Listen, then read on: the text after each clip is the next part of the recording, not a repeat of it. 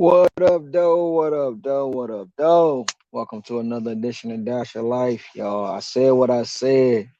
These catering apps are stealing from us. They are stealing. And no matter, it's gonna be people coming in here defending them. They're gonna say it's the merchant. They're gonna say it's the customer. The catering apps has found a way to steal from us. And as long as we keep promoting these apps, keep being on these apps, they're gonna keep doing it.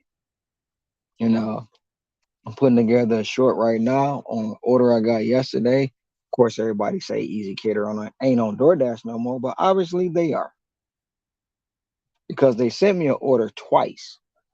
One for $12 and some change, and then raised it up $1 to $13 and some change. That's just not the only time this happened. But these catering apps, Easy Cater, Deliver, and DeliverThat, are the ones I'm talking about. They are stealing from the drivers. They're hedging on the funds. We need to go after these catering apps for tip transparency because they taking the money from us. For me personally, I ain't fucking with no catering app. Only catering I'm gonna do is when it come through DoorDash and say catering bag required. That's it. They wanted me to go 18 miles for $12 yesterday with a $3 setup fee. Would have gave me $15. Yeah, I declined it. I got a $6 offer, $6 plus offer on DoorDash, catering bag required, that paid me $65. Now the easy cater would have took me 2 hours. The DoorDash order took me 20 minutes. I'm telling you, the catering apps is robbing us. And a lot of people gonna defend them. A lot of people gonna say, I had this order, they paid out good, $30 is this. No, that's some bullshit. There's no way we should even have a tip pool doing catering. So I got to go ahead and get this order. I'm sorry I started late. I thought I was gonna start at 11, but I set a timer for 10 o'clock. I do apologize for everybody that may have been waiting 30 minutes, but I shout out to the 18 in the box, and this is how we getting our Saturday started off, y'all. Let's get it. I'll be right back.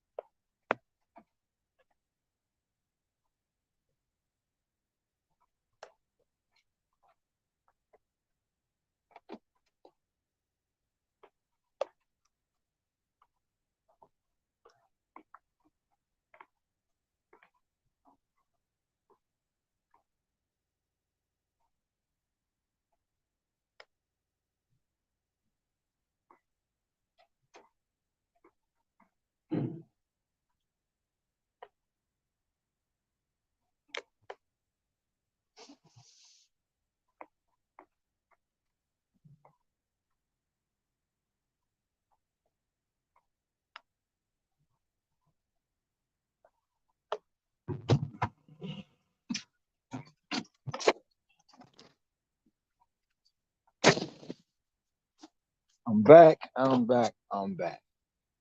So other than let me catch up on this chat. Shout out to the 15 that's still in the box. I'm about to catch up on there. Oh, I see somebody that shouldn't be here. Gotta go. See ya.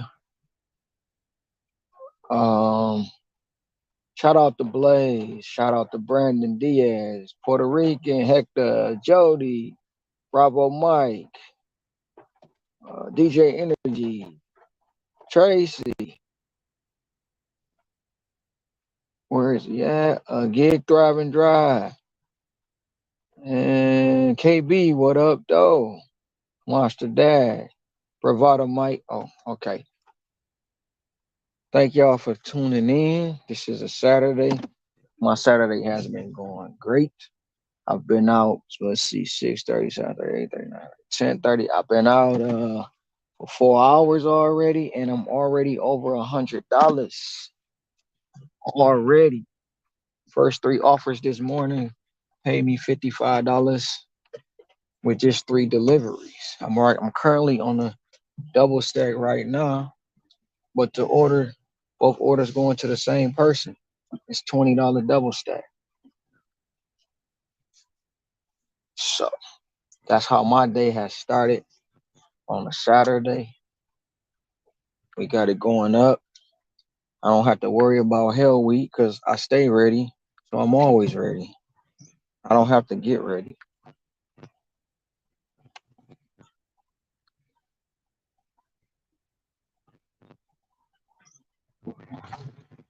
I need to go grab my stuff real quick because we got weather that's off and on, raining.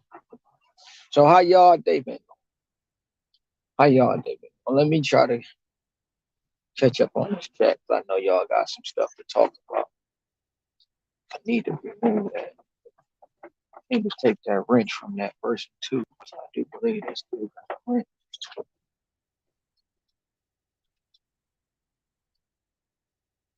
Who is this? Great brother Ricky Knight. Can you hear me? Mm. Angel stopped by yesterday. What's up, brother Ron? How you doing? What's up? What's up, brother Ricky? Angel stopped by yesterday. She told me you told me great things about me. Thank you. I appreciate the kind words, sir. Oh yeah, definitely, man. Yeah. Shout out to Angel. Yeah, shout out to the 21 in the box. Let me go ahead and catch up on this chat, Ricky, right quick. Go ahead. Go ahead. Wrench check. Love the thumbnail. Matt, is this going to be? It's both. You're still watching both. Yep. Brandon, Matt, and Matt. Yo, but if Ron's three, I don't know. I'm always so confused. DJ Energy, what up, though? It's going great, Mike. It's going great, Bravo, Mike. I know this chat is late, but I'm late. So, Tracy, hey, hello, what up, though, Tracy? Yes, yes. Easy Cater is still on DoorDash. Yep, I'm doing the delivery routes to 3 week, 13 deliveries, 100. It's about 15. I mean, that's good, Kevin. They still stealing. That don't mean they ain't stealing, but they are. I'm glad you making it work for you, though. Money ruins everything. Yes, it does. Brings out the worst in humanity. Oh, well, yeah, it does. It don't ruin it unless we let it ruin it. But when people see the things that I do believe them catering companies. These are just my opinions, my thoughts. The catering companies found out how much we was getting from the customer because the customer pays everything, and they got mad and they figured a way out to get the money from us. They throw us bones and little tidbits and this and that to deliver all this shit, and we bite on it. And then we have those that's gonna defend them, and those like me that's gonna say they stealing, and it's gonna be a agreement to disagree, or I'm full of shit and I'm just talking shit. Either way it go, that's how it's gonna wind up. But in my opinion, fuck them catering apps. And I said it, and I stand on that. And it's the words of me. And I'm not doing them. Y'all can do what y'all want, but me, hell no. So, brother Ron, you just happened to just be asleep, right? And then you woke up and you look both ways and you be like, I'm choosing violence today. I woke up and looked at my wrist. I got time today. Yeah. No, man, it started yesterday, Ricky. Like, but it ain't. It's not even that it started yesterday. Hold on. What up, though? Aunt? What up, though, my brother? Long time, but appreciate it. Monster, what up? Let me get back in here. Um, Great, Scrabble. It's up to the chat. I don't think they can tip on those. Kevin, they can tip on the deliveries. You know what? It is what it is. Are we allowed to say You can say Pedro in the chat. Diaz, you full of and they. But no, over the 3 years that I've been doing DoorDash, the catering apps were start funneling or using DoorDash as a third party to get their orders delivered. And of course, over the 3 years, I've watched the decline in those apps. I watch how the little slick things they do. For one, item count. If you get an easy cater order or deliver that order through DoorDash, 9 times out of 10, the item count is not going to be accurate. That's number one. And I say that because it'll have one item, but it's supposed to be a catering order, right? And of course, everybody's going to say anything over $100 is a catering order. But when it comes from a catering company, it's one item. You show up, you have 20, 30 items. So you got to load all this shit in your car, thinking you picking up one item, but you got to load all this stuff in your car, right? So it can be like, for example, like Instacart, it'll be one item, 24 cases of water. I mean, not 24 cases of water, but a 25-pack case of water, and it's like fucking. It says one item, but it's like about 7 of them bitches you got to put in your car. But the Instacart, I do believe, show you the units, right? Yeah. Mm-hmm. Okay, they don't show you the units on the catering apps. Oh, they Not don't? not through DoorDash. No, they don't. They say one item, and you get there, and it's more than one item. See, we don't have no catering apps here in East Texas. So The only so thing we I'm do catering through is DoorDash. Yeah. I'm gonna give you an example. I picked up a order at Subway, right, last year. Get there, the item count said one. Why would I? And I got the screenshot, I got the proof, I got the pictures. So I got the receipts for the people gonna say I don't know what I'm talking about. But I get there. Why is it 2 catering bags full of sandwiches and 20 sodas, 20 pops? So that's more than one item, right? Yeah, Now, that's okay, the catering app can come back and say, well, the case of 20 sodas equals one item. They can come back and say that. And a person not knowing units, no, those are every unit. If I go to McDonald's, no, if I'm gonna say it like this, if I go to Taco Bell and it say 19 items, 9 times out of 10, 20 of them items or 18 of them items gonna be sauce packs. But they yeah. gonna count when I look at my DoorDash app, DoorDash gonna count every one of them sauce packs. Them sauce packs. It's gonna say mild sauce packs 18 times. So that's where I got my 19 items from. So Easy Cater learned how to say, well, I got one item. You get there, you got a ton of shit. You got boxes on top of boxes, trays on top of trays, this and that, right? So that's just one particular thing. Then they took the customer name away. Now it may be different in other markets. I know everybody gonna come with my market this, my market that. I got this, I got that. I know that. I'm going off like I tell everybody, my opinion, my point of view, my experience.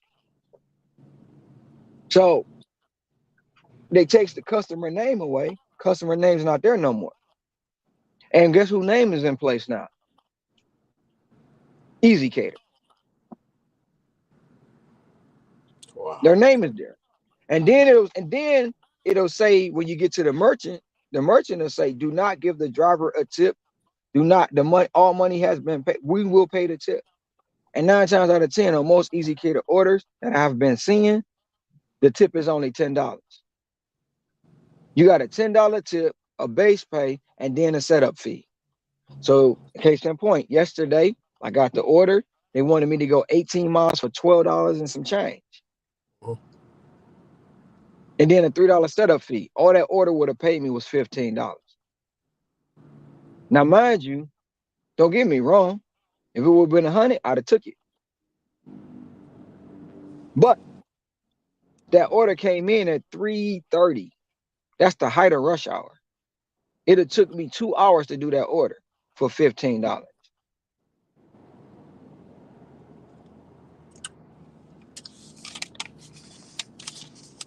Oh, and then at the end, because they said it, and then it says it's on the offer. Tips can be added after delivery. Yeah, they gotta say that. Yeah. Tips can be added. post delivery. So it's all different kind of ways, and it's all different kind of orders. It's all different transactions that I have personally for myself, that these catering apps are hedging on the funds. And I know I'm gonna offend some people, but hey, it is what it is. If And you a lot of willing to people, take, if you willing to take what they offering you, not knowing, look, for one, Ricky, we are mobile people, right? We mobile drivers. We are not brick and mortar. The model they're going by is a brick and mortar model. There's no way in the world we should have a tip pool. And people agreeing with a tip pool. For one, how much money is in the pool? Are we going from state to state, county to county, zone to zone, market to market? How can we determine how much money's in the pool? They ain't telling us. How can we determine how many drivers are in the pool? They ain't telling us. see How Uber, can how can we determine what is the whole tip? yeah, Lyft used to They do that. They used to, they they not yeah. telling us. Well, Lyft used to do. I don't know if any Lyft drivers in here, but I remember back in the day, Lyft used to show how many drivers were out there on the road with you, like your competition.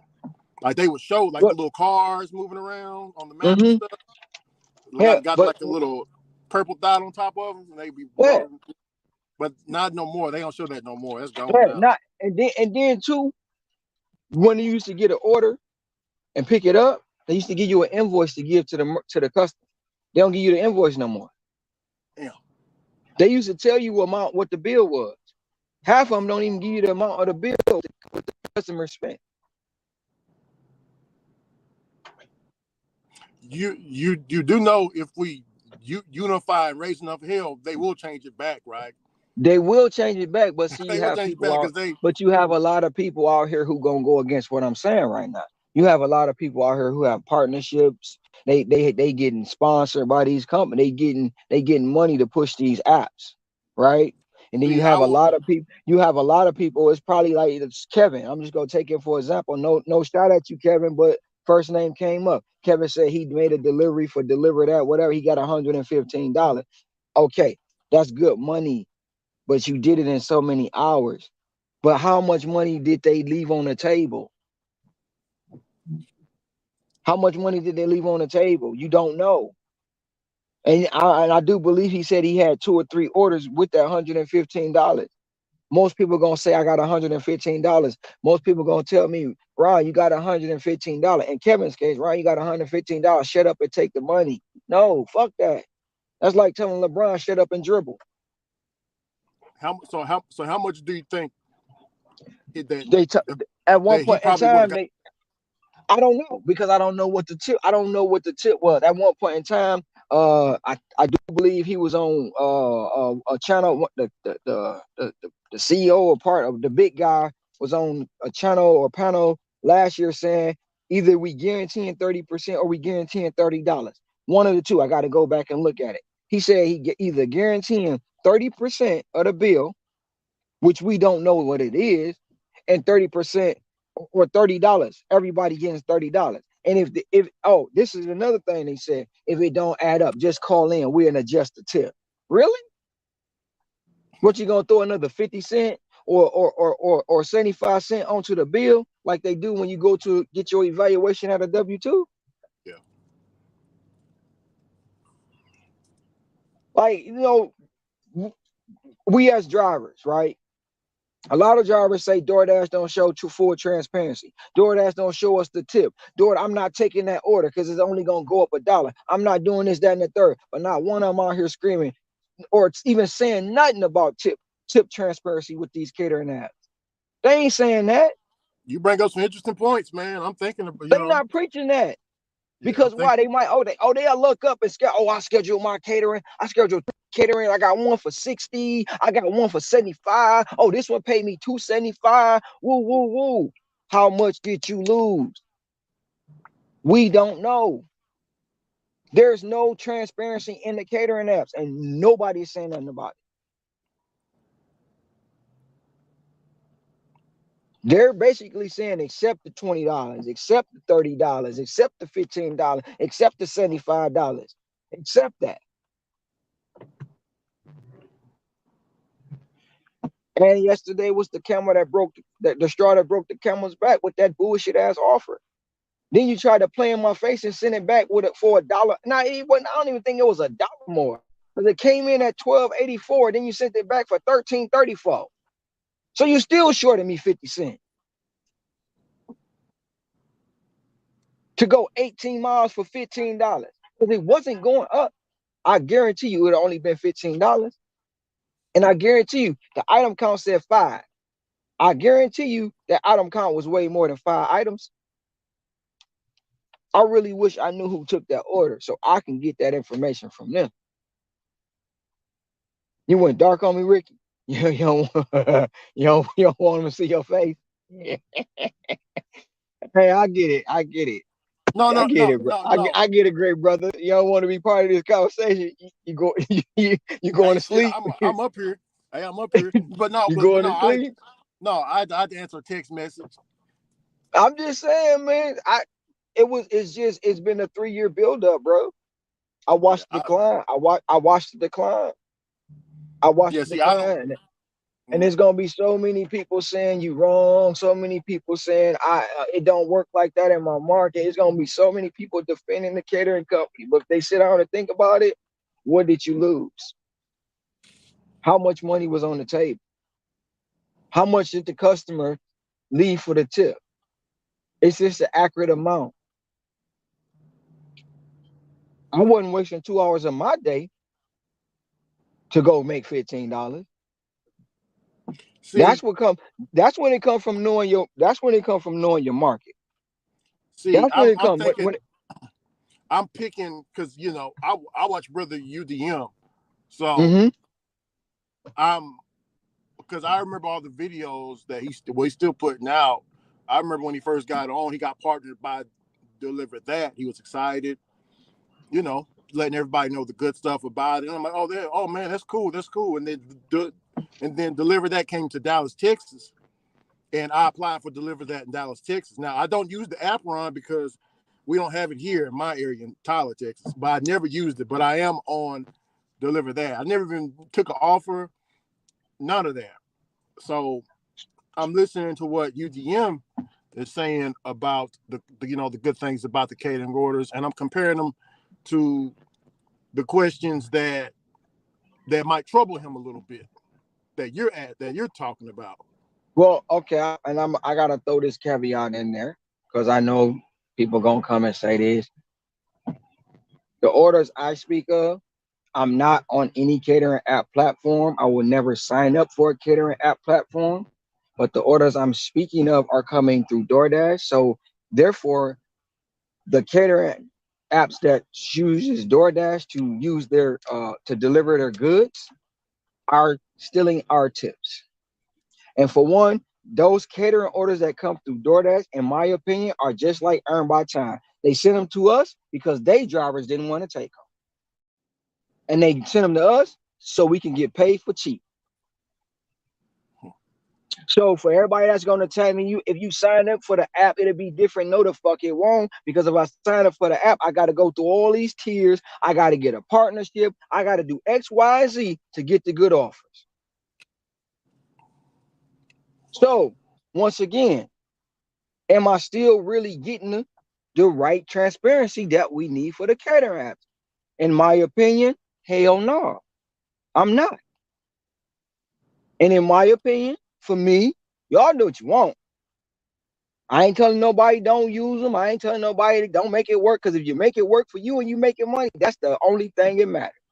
But if you, for me, that's your life Hawaii, aka Boots, Ronald Coleman, ain't doing that shit.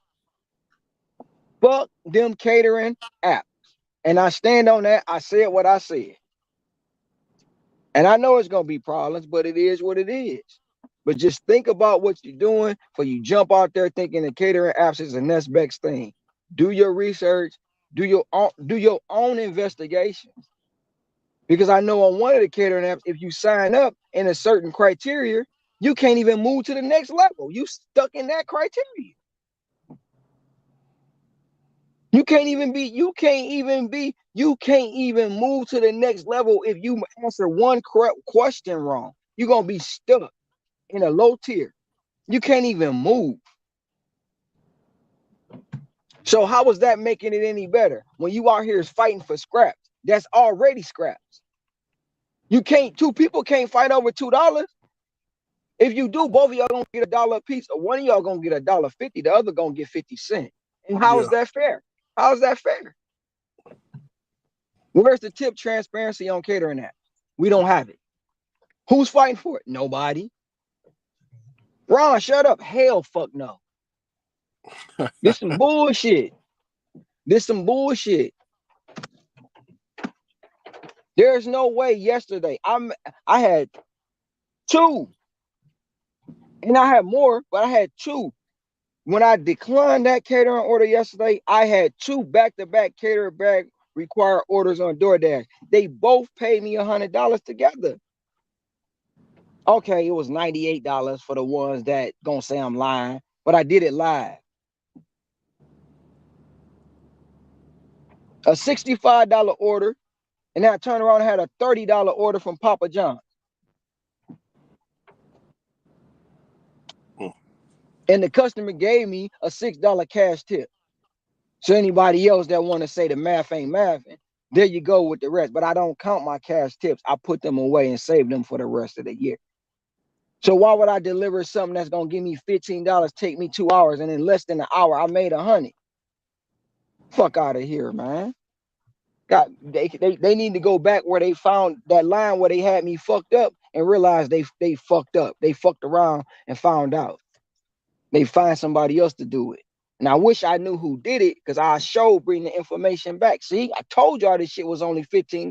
Why? Because I know my zone. I know my market. I know I've been doing this shit. This ain't overnight.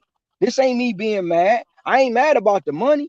I'm mad about them playing in our face and people letting that shit happen.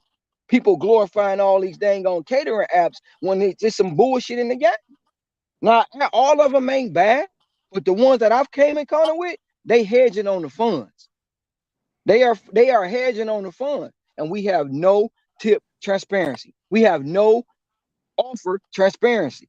And I don't care how many people say, "Oh yeah, it shows this, it shows that. You can do this, you can do that." There's no way you should have to take a piece of paper into a merchant, have them sign it to get a tip. There's no way you should be able to have to do that on a catering app.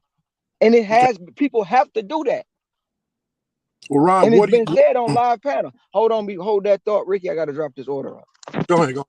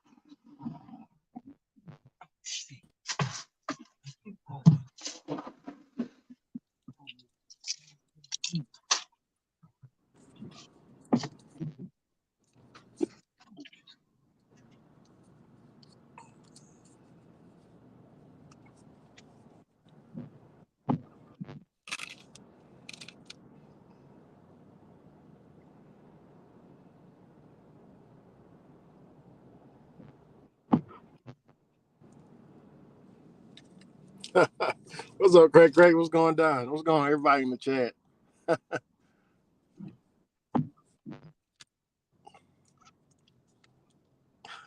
So Scrabble. Kenny, what's going down? What's going on, Terry? Anthony Winston. Go ahead, Ricky. Craig. Yeah. Oh, what's up, Giggy?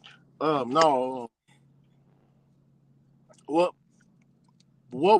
okay, how would you answer this? Because there's gonna be people that gonna go back to UDM because he's the only one that pushes the catering gaps heavy. So he got videos. Well, he's not the only one. He's not the only one. Well, he's up there. You know what I'm saying? Compared to everybody else. Everybody knows him for pushing the catering gaps. And he was on Pedro pushing it. Well, anyway, he puts these clip nails, make 400. I made 400, 500, 700 in a short amount of time. So they're going to look at that and come at you like, but UDM, he's making so much money on the catering gaps.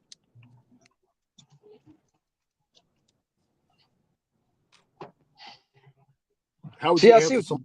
I see what you're doing, Ricky. you try, but here we go. Right? Oh yeah, Okay. It's just like, it's just like I'm gonna go off of myself and maybe Bentley. Right? Everyone comes at Bentley says he's a corporate shield. They don't want to listen to him because he works for DoorDash. DoorDash feeds him all the good orders. DoorDash makes sure he's okay. Wow, wow, wow, wow. And probably people think the same of me, right? I'm not a corporate shield. I don't work for DoorDash. I don't get good offers. I don't do none of that. But when I put an order up, when I put up a screenshot of my earnings and say I made $660 in one day, I made 500 in one day, I always show my hours, right? So then when they can't attack me about the money, they attack me about my hours, right? So basically, I give you, I am in my through my way. Like even when I tell you when I'm riding around in my car, with the camera is facing the road because that's what I see. You see my vision. You see what I go through every single day. You see what I'm out here doing. You see, the reason I do that is because when I said on my very first short, I'm gonna give it to you through my way, my vision. yeah, You looking at the camera, you looking through my eyes. So you watching what I do. You riding with me, and we are one. I try to be full transparent in everything I do. mm-hmm.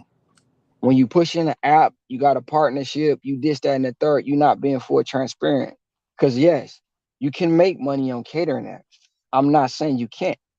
But when you put it out there and you get people to jump out there and bite, bite, bite, bite, bite, bite, bite, and they not doing what you're doing, you gotta get a whole thing. The UDM is one to say, yes, he has a partnership. Yes, he has this, he has that. But there are tiers. And with all that being said, too, that still don't stop the catering apps from stealing.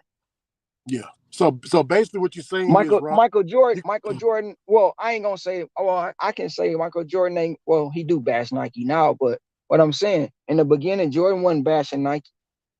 When things came along to where they tried to put LeBron in the trick bag, LeBron didn't bash the NBA. If LeBron would have came out, LeBron, Steph Curry, all these other people would have came out and said, "No, we're not taking that jab." They wouldn't have been. They wouldn't have been taking that jab.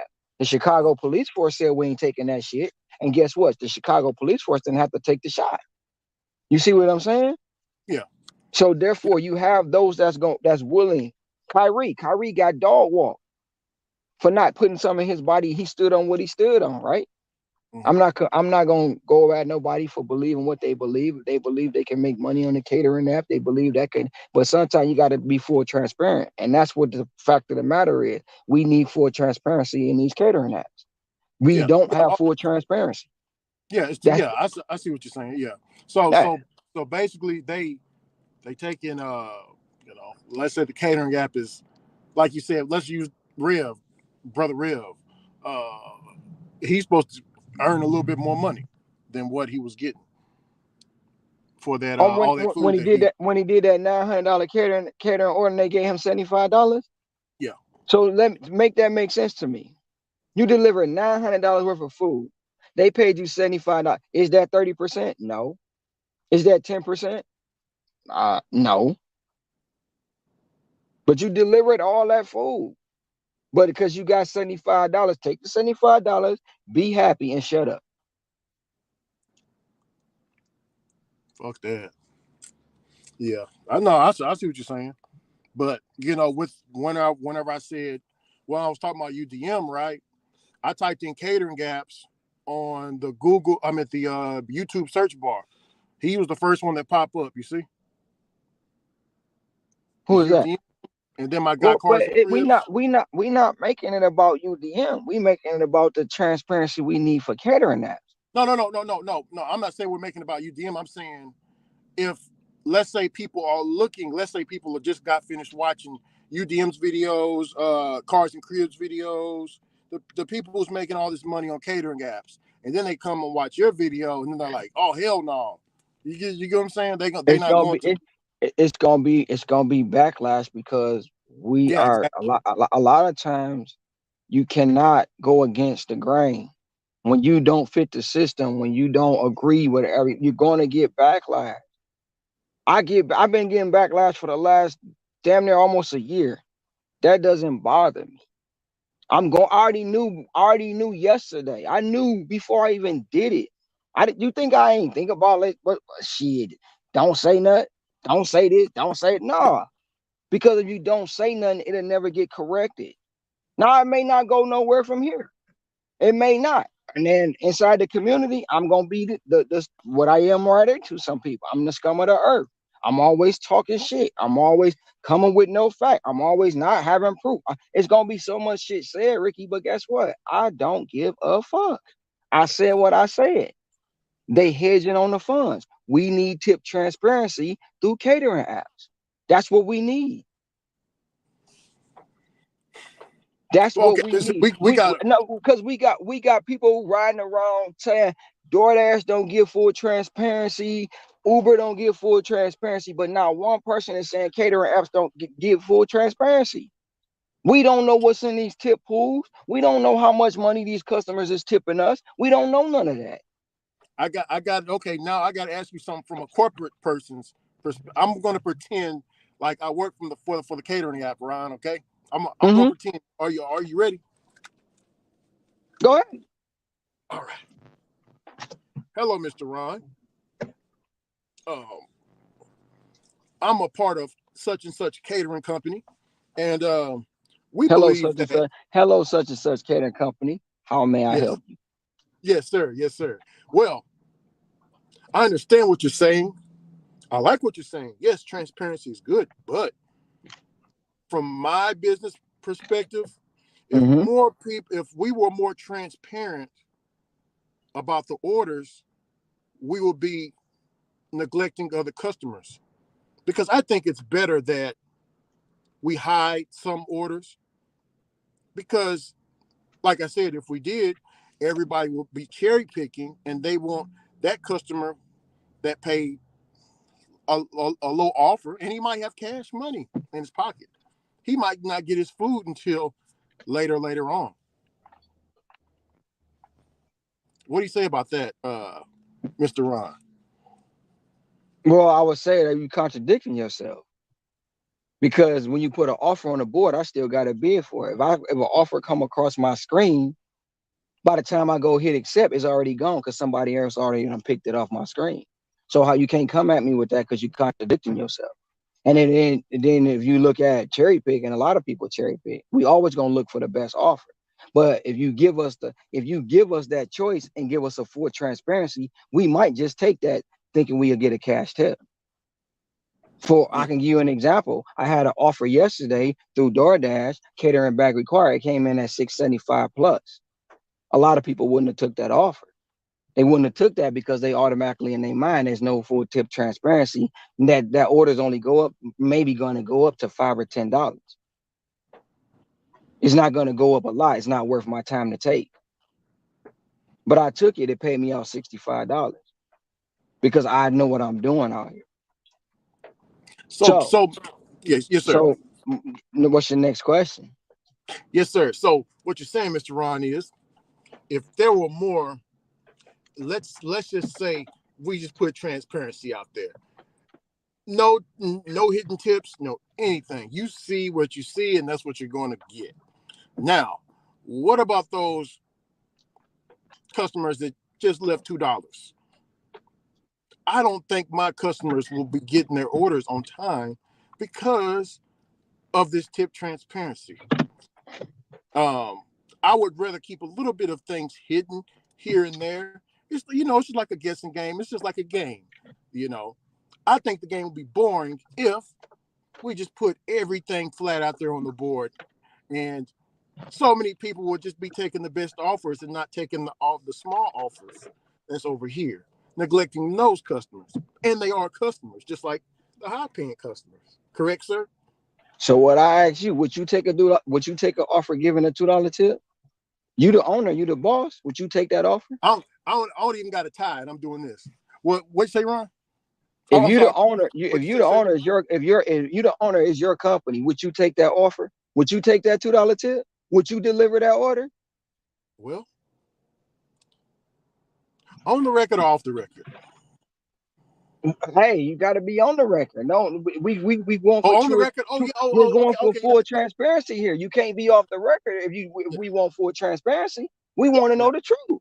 If I hook a now, lie detector up to you and I ask you, are you gonna take a $2 tip offer? Are you gonna take it? okay. My corporate side says yes because that's a customer, but if it was just me by myself, I wouldn't take the $2 offer. Okay, you wouldn't. Why? Because you got gas, right? You got mileage on your car, right? You got all these repairs you got to do on your car, right? You got all this stuff you got to worry Hey, about. But you want yes, yes, us yes. as drivers, to take a $2 off, take a $2 tip. You want that? Come on now, quit playing in our face. That's what it is. You I'm playing in back on our the corporate face. side. Well, Mr. Ron, I know a lot of people watching. But yes, my It is corporate only side, it's only both. 23. It's only 23 in the box. Shout out to the 23 in the box. Shout out to everybody in the chat. Well, those 23 know it's from 23. One individual knows 23. You know how things go on this internet, sir. So, um, yes, I would take that $2 order because that is my customer. So I'm going to take care of that most definitely. And the exact thing you just said, right? It's your company. That's your customer. So why would you put yourself in our shoes and say what we'll do? What about our families? What about my kids? What about my girl? What about what I gotta feed? What about the gas I gotta put in my? What about all the things and the questions that you ain't worried about? But you want me to deliver all these hundreds of dollars, thousands of dollars of product in a safe manner, get it there to represent you, but you can't even represent me in a way.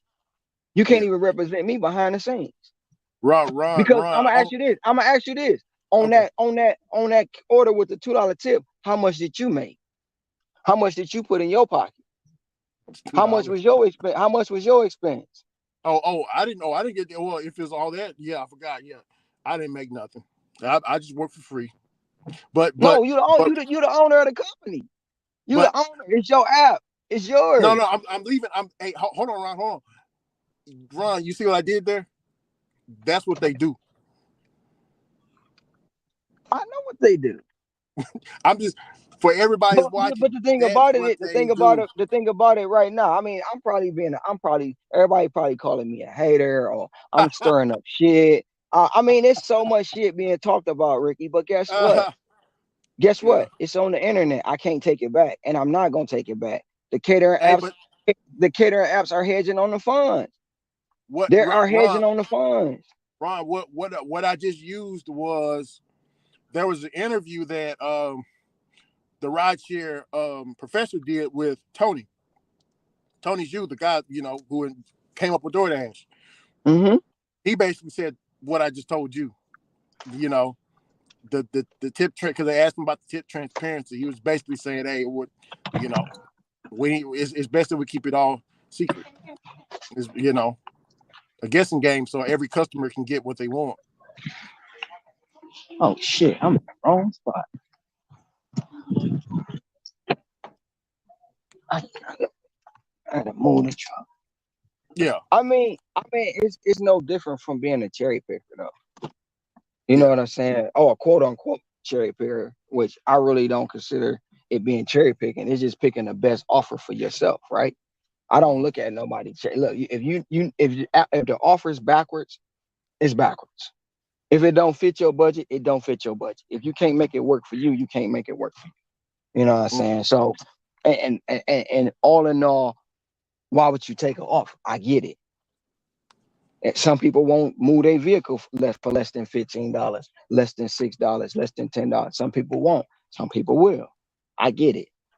But to be out here blatantly playing in our face, to be out here blatantly stealing, and then you gonna have those that say they not. You gonna have those that say, "Oh, just get with the program." But see, just like I get on DoorDash every morning, and I got a choice to log in, and I got a choice to log in, and a choice to not take an order or to take an order. I got the same choice of not signing up for a catering app. Mm-hmm. But I also have the same choice of saying, "Look, the shit they doing is wrong." Whether somebody want to believe it or not, it's wrong. It's Yeah. wrong. And now, just like anything else, catering apps are the hottest thing out. But it's gonna be the same thing that's happening now. The same thing that's happening now with all the other apps. When the catering apps get oversaturated, and this, that, and the third, it's gonna decline. Even it's the same decline with the LOP. The LOP on DoorDash ain't the same when I first got into it. It's not. No, it ain't the same. Yeah. Yeah. You still good. You still get good offers, but it's not the same. Yeah. And Mine got. cater, yeah, all this. What's up, Scrabble? How you doing Can I have today? can I have another tray? Hello, gentlemen. I want to Thank take a you. shot at Corporate Ricky. Hold on. Yes, Miss Scrabble, I'm ready. Um, I actually have a question to follow up with the You conversation, too. Great Brother Ron. Do I you feel that it keep breaking up. is unfair?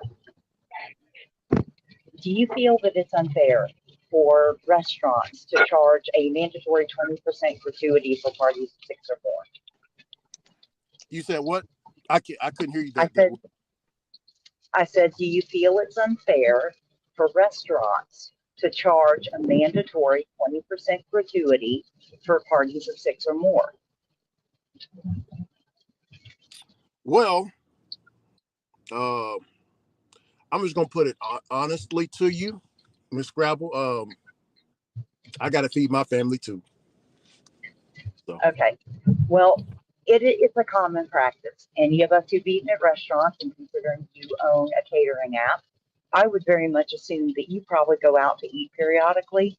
And if you've ever taken your coworkers out to eat that work in the office, then you know that there's always a mandatory gratuity for a large party. I think we can agree on that. yes, we can. Okay. So your argument about being unfair to your customers that don't tip properly, wouldn't the best solution simply be to institute a mandatory gratuity, something that we're all very comfortable with and is basically embedded in service industry society? Well, so you force the customers. Oh, oof. That word force. Ah, we live in the Well, land. We live in the land of freedom. My blood is red, but my flag is red, white, and blue. it is, and you still eat at restaurants that have a 20% mandatory gratuity for I'm sorry. parties of six or more, because you know that the staff has to work extra hard and that they are entitled to at least a certain gratuity for the work that they put in. Oh, no, that word entitled. Oh, I know, we hate it, but if oh, you, because basically you have a choice. that hurts my greedy heart. Either, That hurts my greedy heart. You know. here's, here's the choice that you give drivers, because everyone is extremely clear that we are independent contractors. We have the right to decline anything we want if it does not make sense for us. So if you are trying to subsidize those orders, which none of us would take because they make no business sense, then how is that different? Taking tips away from other drivers by force. How is that any different than simply instituting a mandatory gratuity? hey, is yeah, oh, she's not okay. Everybody went to lunch. Okay, okay, good. Okay, now, hey, I can come out the office real quick. Hey, just don't tell nobody, Scrabble. I do agree with you, but you know, when my people come back around, hey, you know, I got to put back on the mask again. But yeah, I definitely agree with you. Huh? Oh, nothing.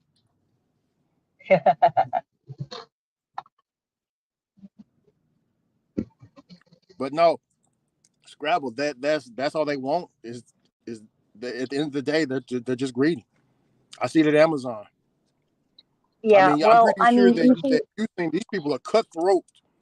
They So, talk so, bad about the people well, out there in the streets. anybody who's paid attention to the way EasyCater works now is very familiar with the fact that in all of their fine print, you know, tips can be distributed however they like. And we all know that they're basically subsidizing between their service fees and their agreements with merchants and with their platform. They're using large tip customers to subsidize low tipping customers, but mainly they're subsidizing their own bottom line. That's what they're doing. Wow. Yeah. so my question to you again, if you want to bring corporate Ricky back, right? Um, We're just going to keep beating up corporate Ricky. yeah.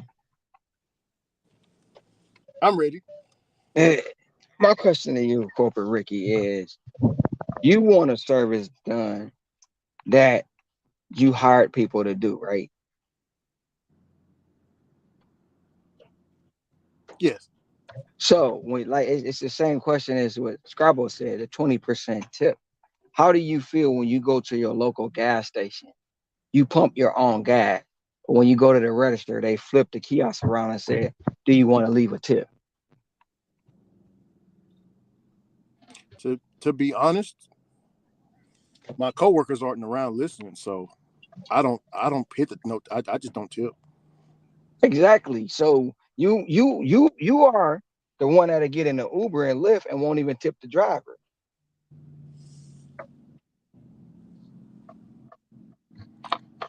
Hey, look here now. I do. I know how it is sometime with the Uber and Lyft, so I will tip. I You do Uber will. and Lyft on the side, So but do don't you tell do the you boss. do Don't you don't tip tell the everywhere you boss. go? Do you tip everywhere you go? Oh yes, sir. Except the only people that I do tip is the waitresses, and I will tip my Uber driver. Now, So if it's a, so why if I so why is it a problem if we want full transparency for you showing us all our tips? That's just the bottom line. Show us full transparency. That's all we asking for.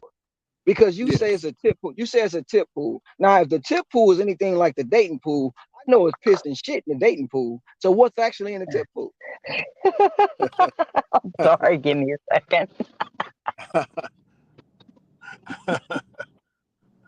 I'm just saying, what's in the tip pool? How much money is in the tip pool? Are you going state to state? Are you going city to city? Are you going county to county? Are you going country worldwide? How are you breaking this tip pool down? How many drivers are actually in this tip pool? How many drivers are in this tip pool? Do we know how much money is in the tip? Those are questions that need to be asked. Those are things we need to think about, not worry well, about, think about. I'll, Because I'll, if a I'll, customer, if you roll up to a, if I roll up to a, I know my merchants. When I first got on EasyCater, corporate Ricky, all my merchants were paying high dollar. They made sure their order was there. They made sure it was on time. They made sure if I had to set it up, some didn't even want me to set it up, right? But if I had to set it up, they gave it to me. Then all of a sudden, the customer name is gone, and it ain't a drag. It wasn't a slow drop. It was a drastic drop. You went from this amount to this amount, and then you're gonna say, "Oh, it's a tip pool," or you're gonna say, "We had to do it this way for this, that, and the third." But where's the invoice? Well, how much was the bill? Why are you hiding all these things? Because no one has questioned you, no one has challenged you, and as drivers, we don't challenge the businesses that everybody wants tip transparency on everything else. We are namaste. We already know that the customer pays for everything anyway. And then on top of that, you guys are charging them extra astronomical amount of fees and telling them that it's going to the drivers when it's really not. So what about the delivery fee? When I see on some of these invoices, that's $30. Where's that going? We ain't getting it because you're giving us the delivery fee of $30. Why are you only paying us 25, 20? Well, well, Mr. Ron, you know, No. we, Okay, go ahead. Bring it on up. I want to see how you're going to weasel your way out of this one. well, Mr. Ron, us at such and such corporate office at, cause my boss just came back. So at such and such office, we take these certain fees from you delivery drivers, and we also take some of the tips away as well. So we can keep the business running because you know, Mr. Ron, it costs money to keep the business running. So you And it can costs run. money for me to keep my car running. Yes, sir, it does. So now we're in a little situation here. Now, I do know that there's other apps that you can use that what they say, they call it multi-apping. Now, you can do that if you want. But if I'm multi-app And on your, if you send me a catering offer, I accept it. Then I'm multi-app and I say fuck the catering offer and go deliver this other app. You're gonna think and penalize me for that. So now well, you're promoting multi-app. So well, Mr. Ron, you want your customers $1,000 worth of food, $400 worth of food to be cold and late. But then you're gonna get me blamed for it because it's cold and late. And they're not gonna look at you, Mr. Corporate such and such. They're gonna look at me, the delivery driver. And then well, you're gonna say, well, you're no longer needed on my app because you're trouble. Mr. We're Ron. going in a different direction. Yes. Well, Mr. Ron, if you could, this is what I would do, and this is what we recommend here at such and such. Make sure, let's say that you're in a little shopping center. You got Wingstop here, you got Subway here, and they're both in the same building. So if you get a catering order from Wingstop from us, and then you get a catering order from the competitor at Subway, make sure that it's going in the same direction. And if you get it there on time, no harm done, no foul play.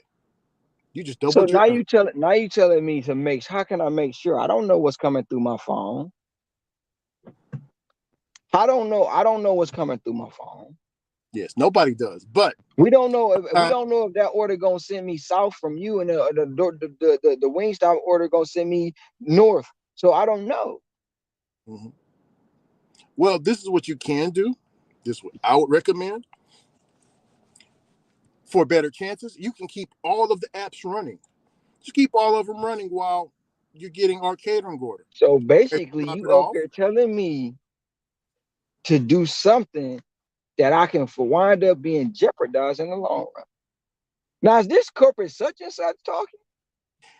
no. You This know is what? this this You is know what? You know what corporate such and such? Let me speak to your supervisor. Let me speak to your boss. yeah. He's the he's not he just all right. I see you. He just left. So Oh, okay. He just left for the day. Oh, yeah, he just left. right, He right. just And left. then well, let me get it. Welcome to your after call survey. Are I you was about confused? to We say, we I was don't we about don't to we don't say, God damn, when did this turn from talking to a corporate catering app to DoorDash support? I mean, God damn. Welcome. Welcome to your after call survey. apparently, Did we resolve your apparently they issue? apparently they outsourced to the same company. Okay, good to know. Um, Oh, now, oh wow. No, to be fair, and this is coming from somebody that I do use DeliverThat and Delivered. So I actually use both of them. Um, because on Delivered, to be fair, Ron, I will say this: I still get my invoices on Delivered, um, on every delivered order I do. Now, mind you, I do the same customers every week. You know how I roll. I have the same customers. They're repeats for me. And on DeliverThat, I get invoices for the 2 that I do, the only 2 that I still do for them, because the company, quote unquote, requires it. And I'm not part of a tip pool in either one of them. But for Delivered, at least, I do get invoices. So I do see what I get paid, what the tip is, and what they offer me, and what I get as a tip match, because they don't have a tip pool. So I will give that to Delivered as a catering app. But Easy Cater itself is becoming increasingly bad and notorious for shading anything they possibly can, and shaving as much as they can with as little information as they can. And they know it's because they're competing with they're competing with DoorDash drivers and Uber Eats drivers and people who are used to taking, $8 for 2, 3, 4 miles. And I've told you this before. It's a comparison thing. They know that a person who looks at an offer, no matter how much food it is, they're looking at, I'm going to get, $50 for 30 minutes of work, or I'm going to get $60 for an hour. And in that case, when people see that, they're thinking, they're not thinking, hey, this is $1,000 of food. I should at least be getting $100, because Easy Cater is also notorious for, and a lot of companies, quite frankly, you should get 30%, but most of them tip anywhere between 10 to 20. And 20 is on the high end these days, a lot of times. But, people aren't looking at what they should be getting for the amount of food. They're looking at, hey, on DoorDash, I average $30 an hour. I can do this catering order and make 60.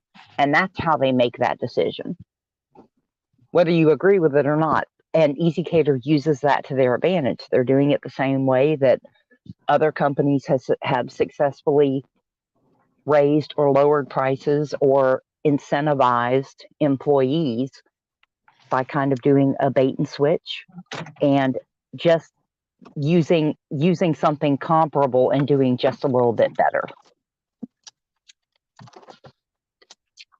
That's my opinion, though. There's a reason why I'm all disclaimers all the time. Just saying. Hi. Have a good day. Thank you. That's part of what brought this. This, like I say, it's not just an overnight thing. This is 3 years coming. So that's the part of what it is. They learned how to scheme right in our face. They learned how to take it right in our face. And yes, I get it. All of them do it. But when you're dealing with a catering company who has blatantly told you, yes, we take money from your tips to give it to other drivers, which we all know. We got that one coworker who spend the whole day in the bathroom scrolling on their phone, or they sit there and wait in a parking lot for 2-3 hours till they get that $30 offer that they want going 1 mile, while you out there putting in the work. And they get, if they splitting 100, they giving you 50, and that person ain't worked a damn hour getting the same 50. That's unfair. That's totally unfair. It's the same. Labor is the same as money. In most situations, somebody's subsidizing somebody else. But here's the funny irony of all of it, because DoorDash has that new DoorDash for Work. I don't know if y'all have seen that version of the app, of the customer side of the app, because I have. I can shit on DoorDash for a lot of things, but on their actual catering side, which is the new DoorDash for Work thing that they're advertising so much, they are the only one. They're the only one, and they're not the only one, but they're the only one that promises 100% of the tips and actually comes through on it. If you get a God's honest DoorDash LOP that wasn't put through Easy Cater, it's that, and that's where you get those big dollar catering orders through DoorDash in a lot of cases that are actual catering orders. That's their new LOP, quote unquote. On the customer side, it's called DoorDash for it's called DoorDash for work. And to their credit, I don't know where they skim money anywhere else, but if they skim money anywhere else, but they do, as promised, give 100% of the tip. I haven't seen that yet. Yeah. It may not be nationwide, but I know we have it in my market. And we have it in my whole state has it for sure. And I'm assuming quite a few others do as well.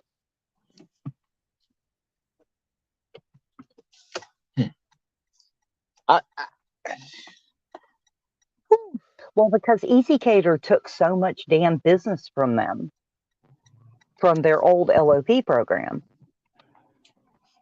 And in a lot of markets, Easy Cater does not go through DoorDash because DoorDash is, to put it kindly, well, the new kind of crew of drivers that have come in over the past few years are, no offense, kind of unreliable compared to like the old Drive program,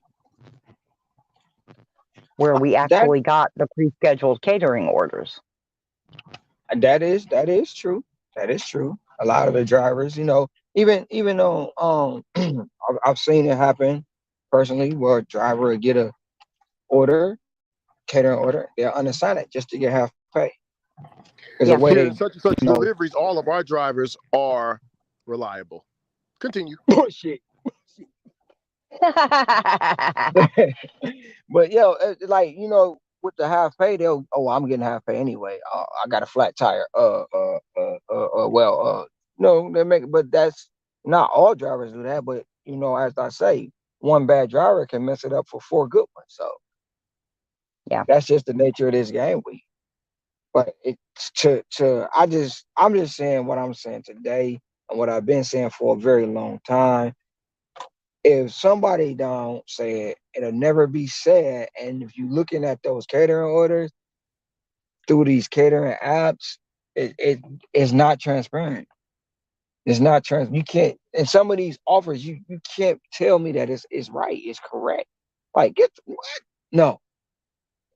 And yesterday they tried it, and this is where we at.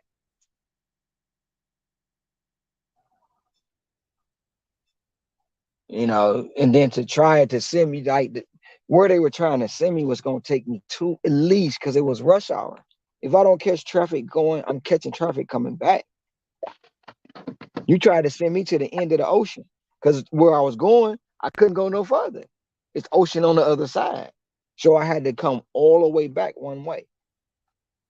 So they playing in our face. And as long as we allow them to play in our face, they're going to continue to do it.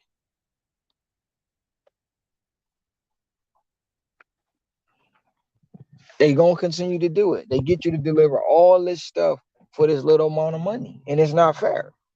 Knowing they got paid way more than that. You can't tell me on a $1,500 order you didn't make no money and you only gave me $20. There's no way. $25 at best.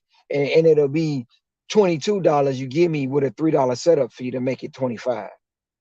Really? Well, anyone who has both DeliverThat and Delivered in their markets, where they have a really strong catering presence, can probably tell you stories, not of the pre-scheduled deliveries, but of the ones that come up last minute, those more immediate orders where if you see the offer on Delivered and DeliverThat at the same time, the offer prices are different. Because with DeliverThat, it's going to be in the tip pool, and with Delivered, it's going to be their fee plus sometimes an expedited fee, plus they're going to have the actual tip on there. I don't know if that's like that everywhere, but I know several people who have had that experience where you can actually see the difference. Now, in a lot of cases, to be fair, it's a customer that's only tipped like 5% or 10% of the total bill. And it's not the most desirable offer, but it looks a hell of a lot better on Delivered than it did on DeliverThat by, $20-$30 in some cases.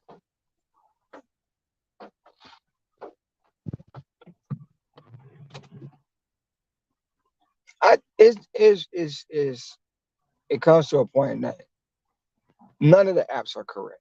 None of them. They all got their own flaws. They all got their own issues. They all go through and scheme off the top here and there. In my opinion, when it comes to these catering apps, they doing it the most, and they're the ones not being called out. DoorDash is being called out. Uber Eats is being called out. Grubhub is being called. All the other apps are being called out for tip transparency, but no one is calling out these catering apps for tip transparency. And it's been people who've had wagons and wagons and wagons full of food, full of that even drinks. You got to transport drinks without spilling, food without spilling, getting it to a certain point to make $25-$30. That don't sit well with me. So, like I say, these are my views and my opinions. People not gonna like it, but I said what I said. Craig, okay. Oh my God, Ron. Where is all of that animosity when it comes to DoorDash? Hey, DoorDash got animosity too. Skillionaire got animosity. But we know, at least if we don't know where DoorDash being, we know where they coming from. They giving you the same stuff. But when it comes to the catering apps, there's nothing there. There's nothing there. And I know if I do a catering bag required through DoorDash, 9 times out of 10, I'm getting my full payout. And it ain't gonna take me no 18 miles to go for $12-$15. On Easy Cater, you can't see nothing. They give you nothing to even go off of. All they give you is an invoice, 5 items, go pick it up with an order number. On DoorDash, you can scheme, and cherry pick your orders. So catering apps is still hedging on the funds. They still whipping us off. If people can make it work for them, do it. But just know you ain't getting all your money.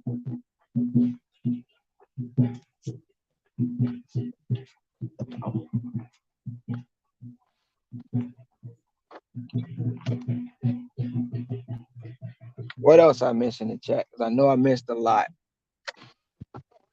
Okay, I see it.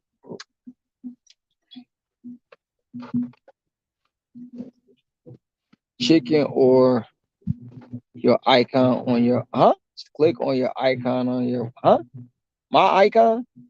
I don't know. Oh, they're talking about checking out like what sub count number you are. Oh, my sub count. Oh, like what their actual, like what number sub they were, like if they were your 20th sub or they were your 200th sub or. Screw Easy Cater, never been to Ted's. Next time I'm up there, I'll have. I'm so far behind in that. Apologize to the chat for being so far behind.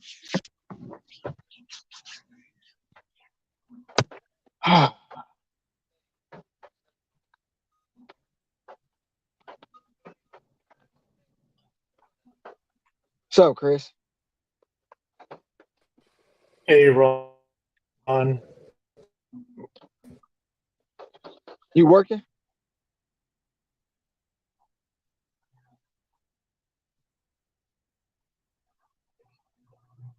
Chris, you working?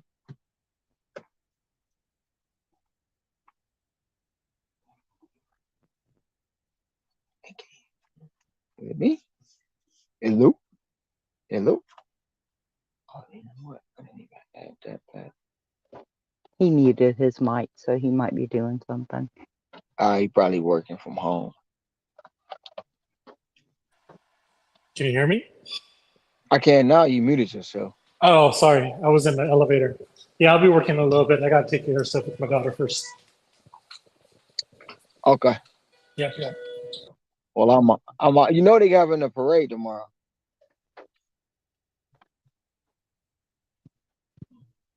On Calico. They're shutting it down for the Solidarity Parade. What time does it end? It starts at noon, so I don't know what time it ends. Oh, okay. As long as you don't mess with that dinner rush. Yeah. Then you know next week they'll have a block party. Uh-oh. Here we go. What's up, my ninjas? What's going Can on? you hear What? What's good, Roy? What's Hello, good? there. What's up? Yeah. Can you hear me up? okay? I can hear you. Hello, Okay, Mr. cool. Roy. What's up? I can't hear you guys, man. Something's with my phone. My phone's been acting fucking retarded lately. Hold on. Let me see if I can fix my shit. Goddamn, wrong button, motherfucker. Goddamn. Hold on. All right, I said fix my audio. I don't know why it keeps. What the hell is that?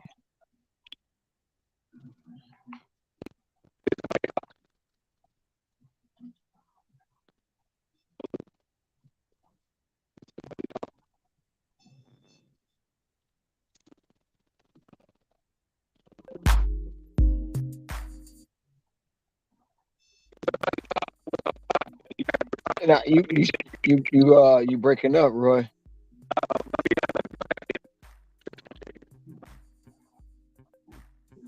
Am I breaking up? No, you good, Ricky. Roy breaking up.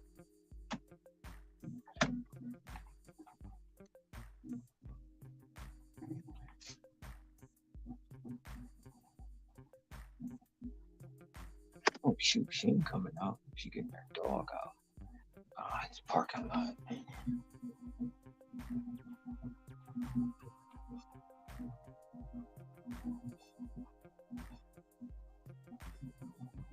I'm back, my ninjas. What's up? What's going on, Roy? Not much, man. Had to do a little car repair action today. I gotta fix my car. What was going on with it? I had a misfire in one of my cylinders there. So I had a misfire, so I had to replace one of the spark plugs. And then come to find out, I have oil in the fucking spark plug well, so I got to change my valve cover and the gaskets that go around the spark plug tubes. So got to fix those. But for now, it's running fine. No more cars running good. No more engine light. No more acting stupid when it drives. So. Okay. Well, I thought it was the ignition coil at first, but I was like, what the fuck? So I changed the spark plug. Spark plug was pretty funky, but I'm assuming it could have been the oil that was in there that was causing the misfire. So I sucked out all the oil, got all the oil out, replaced the spark plug, cleaned off the ignition coil, stuck the ignition coil back on, and it's working excellent now. Okay. So it'll give me a month or so to get the fucking parts and shit to do the valve cover gasket. It's easy as fuck. It's right there on top, so it's not even difficult to do. So for us mechanically inclined people, these non-mechanically inclined people got to go take it to the shop. Yep. Yeah, And so, what's you up? know, Mr. Ron, Mr. Roy, at my boss wanted me to say this at delivery such and such. Yes, we get people. The reason why we don't like tip transparency and all that stuff is because we want everyone to accept the low paying offers as well. And every customer gets their order delivered in a timely and cool fashion manner. Well, if I'm gonna accept a low paying offer, I'm gonna do it on EBT on DoorDash. But think about it, I Ricky. was just about to say that. I'm gonna do that on EBT on DoorDash, and I never do EBT. But even when you think about it, Ricky, all these people talking about tip transparency, how many orders have you taken off value? Let's say it was a 2 mile, $8, and it turned out to be 2 miles for $8. How many times would you say that happens, out of percentage wise? A lot. A lot. Probably what, 95% of the time you actually see what you're getting, right? Mm-hmm. So really, is tip transparency that important? Are you mad because you didn't get to see the extra 25 cents? No. Would it have made a difference if you saw that extra 25 cents, whether or not you took the order? No. So at the end of the day, they are pretty much showing you everything, except on some of those big fatties where you got the LOPs and stuff like that. But other than that, any 2 mile for $8, 2 mile for $9, you're showing you what you're getting. So, No, we talking about the catering apps. Oh, the catering apps. Oh yeah, well, yeah, okay. The catering app. So since for like over the past 3 years, I've seen a decline in catering apps, right? Well, far as the tips money go, and then they come out with the tip pool. We put we put drivers in the tip pool. We got so many drivers on the app doing this, that, and the third. But how much money is in the tip pool? We don't know. How many drivers are in the tip pool? We don't know. I see that. And how can you justify to me that $900 worth of food is only supposed to pay me $75, or $900 worth of food? We just gonna say $500 worth of food is only supposed to pay me $20. Yeah, I know where I think tip pooling is bullshit, and it shouldn't be allowed. Because that's like me going out at my W-2 delivering, and then the driver that only did 2 deliveries gets half my tips when I did 12 deliveries. That to me is bullshit. Yeah, I was about to say, I there was no way that Roy was going to come out and say, "Oh yeah, the tip pool's great." I was about to say there was no way that was about to happen. No. Tip pooling to me is like what Ron is saying. Okay, if Ron does if there's a $300 on the order, Ron delivers, and the guy next to him delivers a $100 order, and it only has a $5 tip, but that guy gets half of Ron's $300 tip. That's garbage. That's garbage. Yeah. No, I was about to say it's the same. We were talking about it earlier. It's the same thing with a W-2 when you got that asshole who spends their whole time in the bathroom playing, playing something on their phone. And whether it's money or labor, it's subsidizing somebody. Yeah, exactly. But unfortunately, when you sign up for the apps, you sign that terms of service, you get fucked. So that's when you guys see, and that's the kind of legislation people really need to fight for. You get all these legislation to all the other stuff, but they don't pick the really important stuff. They always and it just shows you that it's all about themselves. They're not looking at the greater good. Like getting rid of the tip pool would be for the greater good, but it wouldn't be good for the individuals, like you said, that want to sit on their ass and play with themselves in the bathroom. So of course they're not going to fight it because they don't want to actually have to do the things everybody else do to make the money. So. But tip pool, that's garbage to me. That's garbage. That's just straight garbage. And that's what if I was fighting for something, I'd be fighting to get rid of that shit.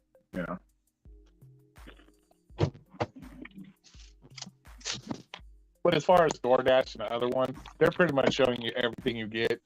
Just because you didn't get to see the extra 25 cents don't mean dick at the end of the day, really. And that's what I was saying, like when it comes to DoorDash, I pretty much look like I know what it's gonna be. I got a choice to say, well, I'm gonna take this offer, and it might go up $1, go up $2, or if I know the merchant that I'm picking up from, like yesterday, I got one for $6.75 plus. Going basically it was 1 mile. Now in my mind, I know a lot of people wouldn't have took it because they say it's only gonna go up 50 cents, 25 cents, like you're saying, right? But when I look at the offer and seeing where it was going, it was a sushi place. So okay, we got sushi trays. So some people might say sushi dishes. It ain't gonna go up. It might go up to $15. Still, will not worth their time. But when I got to the actual location, it was 6 trays, like the 6 party trays of sushi. And instantly, I'm like, it's going up to $40. I already knew because that's where I delivered it from there before. Yeah. So I know it. And they wound up paying me $65. So it went Yeah. from $675 plus to $65. Yeah. Now it's catering bag required. So how can I get a catering bag required, not a catering order, because there's a difference. Catering bag required offer that pay me 65, but I got an actual catering company that want to pay me 15 to go 18 miles. That Well, you're doesn't part make of any the sense. well, you're part of the LOP program, right? Though. Yeah, I'm part of the LOP, but when Okay. it comes, Yeah. So. yeah, but Easy Cater sent me an offer yesterday, which is it's happened over 3 years. It's not just from yesterday, but yesterday was, like I said, was the straw that broke the camel back. You sent me an offer for $12.84 to go 18 miles. Oh, then you're gonna give me a $3 setup fee. I know from the last 3 years that offer is only going up to 15 at best because of the setup fee. And then I'm gonna break it down and say the offer probably was only $2, and Easy Cater was giving me a $10 tip. Yeah. Plus the setup fee. Yeah. So not only did you send me a bullshit offer for the last time or whatever, you sent me an offer in the middle of rush hour, which I know for a fact where you sending me is going to take me 2 hours to complete this whole thing. Meaning going to the location, picking it up, taking it to the customer, and getting back to this side of town. It's going to take me about 2 hours. So basically now I'm wasting 2 hours for $15. Yeah. Well, not And only then- that, I wonder and when then- it comes to those catering apps, if this would be something that goes back to the transparency part. Are these, whether you, let's say the sushi place, are they able to dip into your tip that would No. technically go to the driver? No, sushi place can't. Well, that you know of, right? That I know of. Yeah, see, that would be something that would be very important too, because let's say either they order through Easy Cater, this is going to be the customer tip this much. Is the restaurant able to dip into that tip? That's what I would like to know. You know what I'm saying? The sushi came, it was a merchant order through DoorDash. It wasn't Easy Cater. Easy Cater was Old Spaghetti Factory. So I know that when I go to Old Spaghetti Factory, the last order I had on Easy Cater from Old Spaghetti Factory, the invoice said 3 items. When I get there, it's 14 bags. 14 bags. But on the invoice, it's 3 items. So wait a minute. Yeah. Now the bags alone, and then it was 5 trays. Yeah. Two was salads. The other one was chicken and other stuff like that. So Yeah. how is this only 3 items?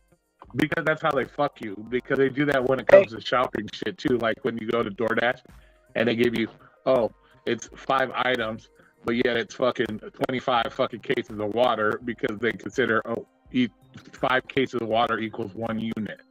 So it's 1 unit of water, or 2 units of water. Well, each unit of water has 5 fucking cases in it. That's how they fuck you.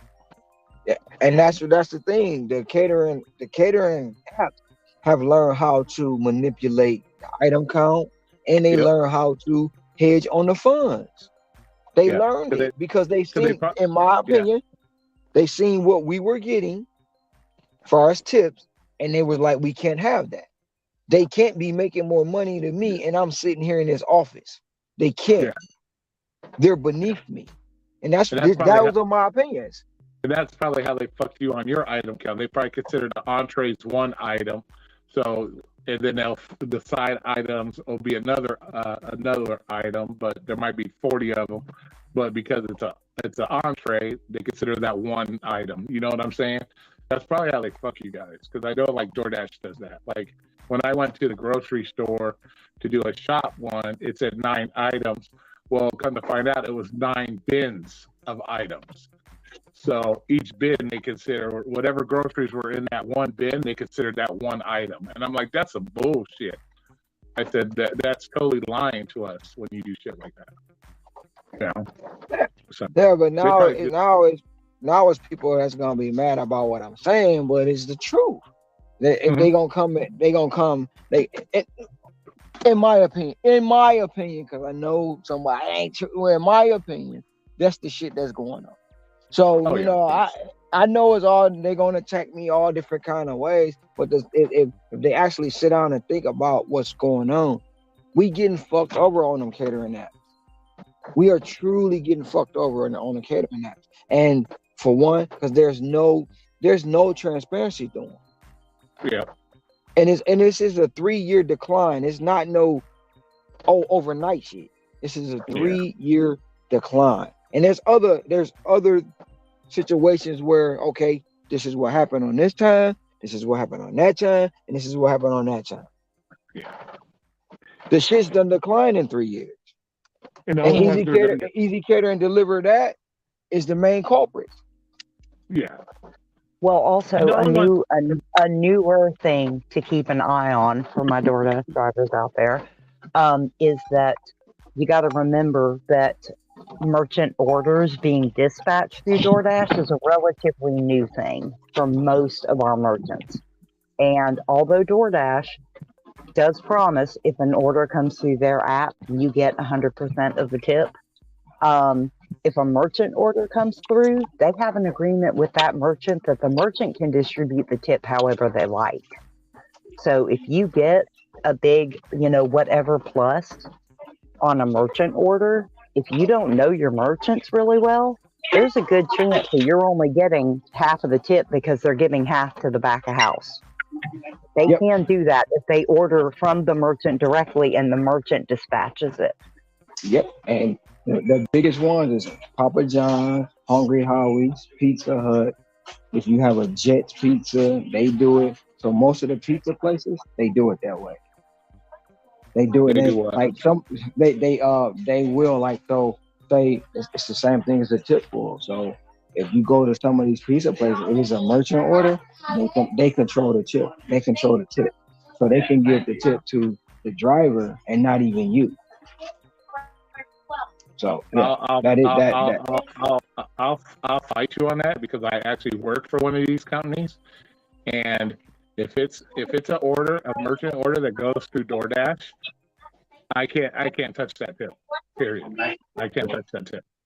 Second of all, the only way I can look like, let's say the customer orders from us and then we decide to send it DoorDash, then I can see if the customer tipped or not. But as far as the orders that go directly through DoorDash and then come to us, we can't touch the tips on there. but So no, yeah, not the only, not the ones that go through door. Say the customer order through the pizza place, right? And then uh-huh, the pizza place gets busy, and yep, they themselves dispatches is out to DoorDash. They yes. control the tip. That way. No, we don't control the tip, but what we do control is if there is a good tip, we'll give it to one of our we'll give it to one of our drivers, and we'll send the shitty non-tippers through DoorDash. Yes, to be honest with you. Yeah, I So was if I about to get say, so if we I get a know. call, so we get a call and the order, let's say a $60 order, and we were busy and we're like, okay, well, let's look at the receipt. Okay, the customer tips, let's say $12. We're gonna say, okay, we'll save that for our driver, and then we'll look for the one that's, let's say, it's $60 order with no tip. Then we'll dispatch that through DoorDash. So yeah, so I guess you could say those type of companies, they're kind of fucking you because they're giving you the doo-doo orders that they don't want to take. So Well, I was about to say, I know for a fact that a pizza chain in my market, because I know Matt had it actually while he was on doing a dash with Papa John's in his area.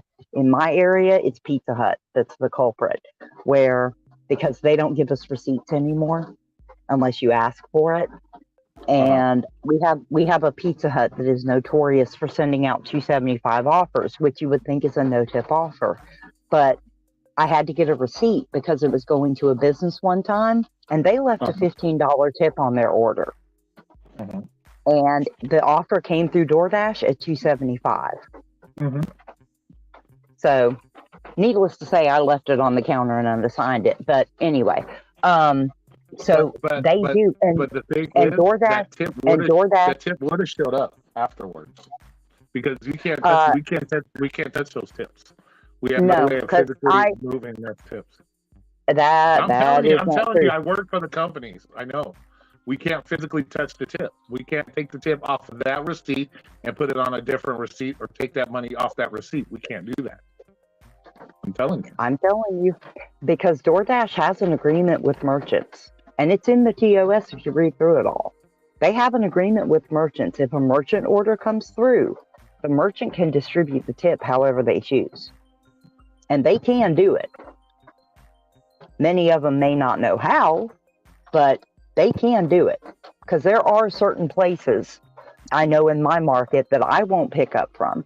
And like I said, I'm a top dasher now. I get diamond orders. I get the plus signs now. If I was still in my 20s and 30s AR, I would say that that's possible because they never show you a plus sign even if the amount's going to go up. But they will show a 270. Well, they never show a 275 plus, but they'll show $6 Yeah, right. plus on a See, $15, $20 order. Yeah, Brandon's telling you the same thing. You can't touch the tip. The tip is automatically on if the actual pizza order is, let's say, $25 and they tip $10, so it's going to be $35 total.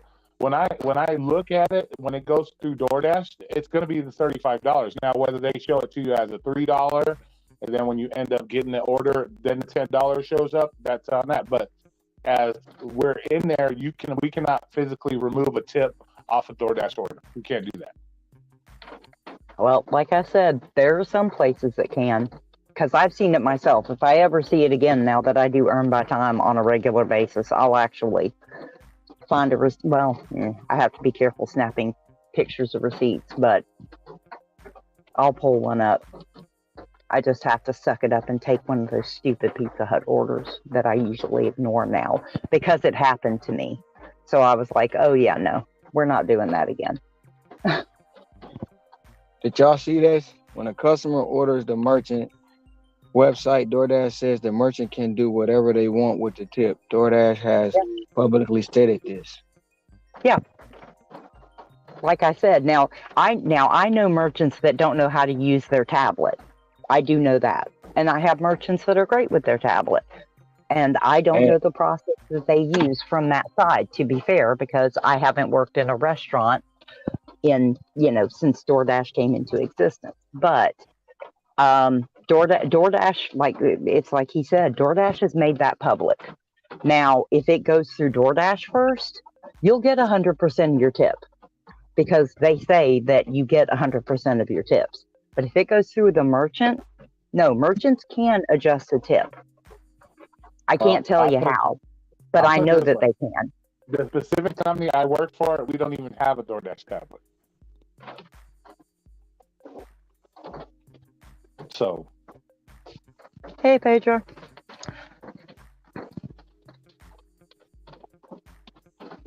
All right, I need to get in my house before this thunderstorm comes raining hell on my head. I'll be back in a second. We don't even have a tablet, so. Well, that's probably why you can't adjust the tip. Because my Papa John's and my Pizza Hut both have DoorDash tablets. They have DoorDash and Uber Eats tablets, as a matter of fact. Yeah, any order that comes through from DoorDash, let's say they order it strictly on DoorDash. Yeah, we don't even see any of that shit. We just send it out.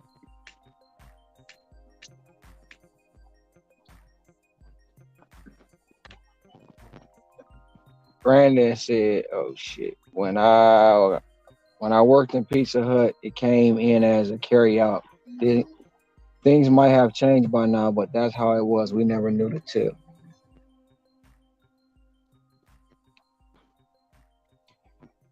Some franchises groups operate different. It would show up as prepaid, but with the customer's name.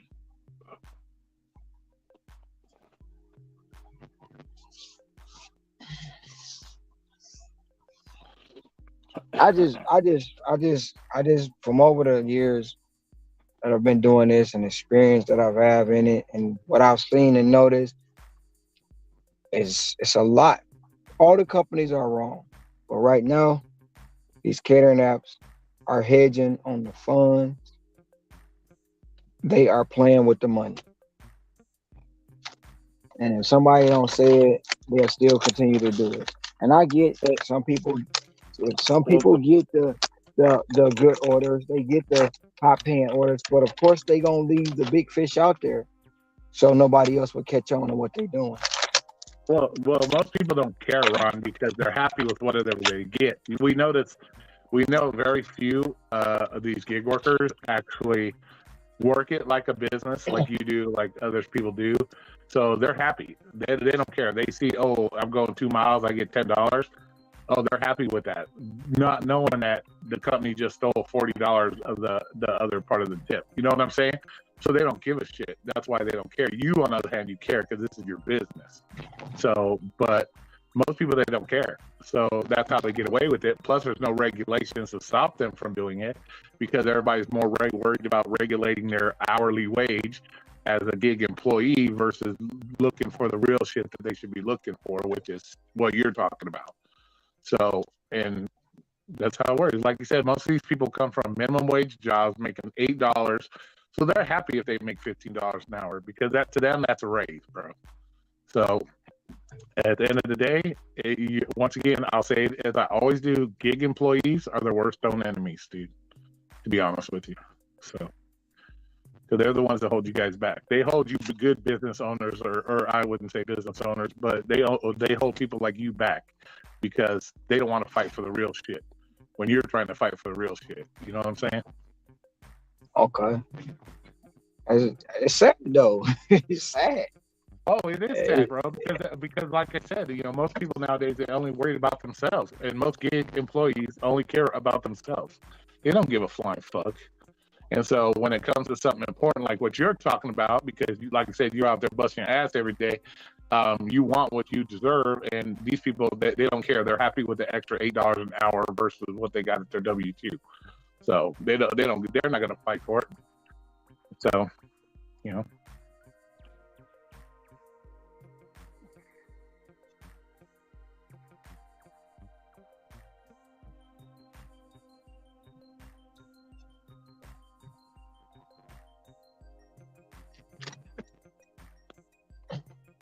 So it is what it is. I would, but Pedro though, like if Panera, the customer left you $100 tip, and I understand where you coming from with the 50-50, but if a customer left you $100 tip as a driver, and they give 50 of that to their staff already making an hourly wage. They're not on commission. They're making an hourly wage. They got a set wage. So why do they deserve $50 of your $100? That doesn't that right there. I would have to question that. Yeah, because if the customer is putting the $100 tips for the delivery, it should go 100% to the delivery. Not anything should go to the merchant at all. Because the staff, go ahead. They tip the $100 with the knowledge that it's going to their delivery, not to fucking the staff at the fucking restaurant. So, because Panera, they get paid hourly. I still would question that at a high-end restaurant too, because I'm quite sure at the high-end restaurants they have a separate fee for staff. Now, should they get some of the money? I think there should be a spot to where if you want to tip the staff and the driver separately, you should be able to do that.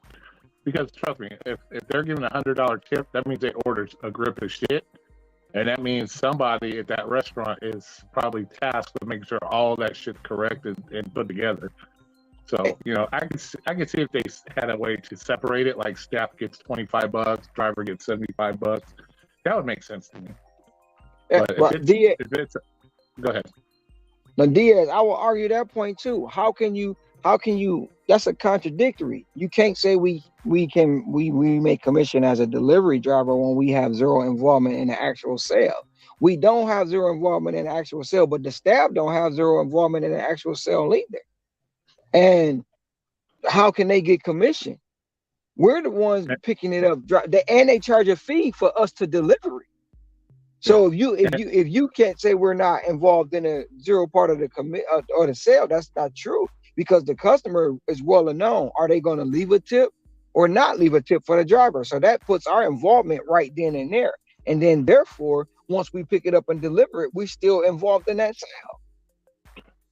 Yeah, and also, Brandon, I'll disagree with you on that too, being the fact that they are placing that tip for the delivery driver based on the fact that the driver is delivering their food. Like I said, if they had a separate area where they could, okay, they want to give the staff some money because let's say it's a large order, blah blah blah, then yes, I could see that. But when they place the order, they're placing that tip based on that's what they want to give the delivery person to do that order as a tip. So yeah, it should never go to the merchant. That's like saying at my job that, okay, when so-and-so orders and he tips $25 to the driver to deliver it, that's like me saying, okay, well, I got to give my staff, other parts of my staff, $10 of my $25 tip because they helped put the order together. That's not how it would work. Sorry, it ain't happen that way. I use my car, my gas, my life. I normally have to pack the order properly so it gets to, it gets there hot and done right. So yeah, so I don't get none of my, indoor people any of my tips. I will every once in a while. If I get a big fatty, I might give them $5 or something. But that's another thing you got to remember as somebody who works for one of these and that does the deliveries. Nine times out of 10, I have to cut my stuff. I have to pack my own stuff. So I'm earning my fucking tip. It's not like I just stand around in my car and wait for an order to come through. Then I go in and grab it and take off. No, I'm an integral part of my delivery. So that's where I work.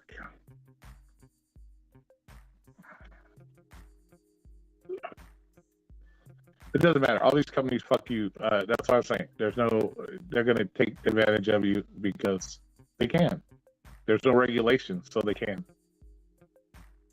But the only regulations people are worried about is their pockets. They're not worried about getting fucked over by the company as long as their pockets are being kept fat. You know what I'm saying? And that's ignorance. So. They're more worried about, do I get overtime pay? Do I get lunchtime pay? Do I get, like, come on, that's, you gave that shit away when you signed up for the apps in the first place. So. It is what it is, man. It's how it works.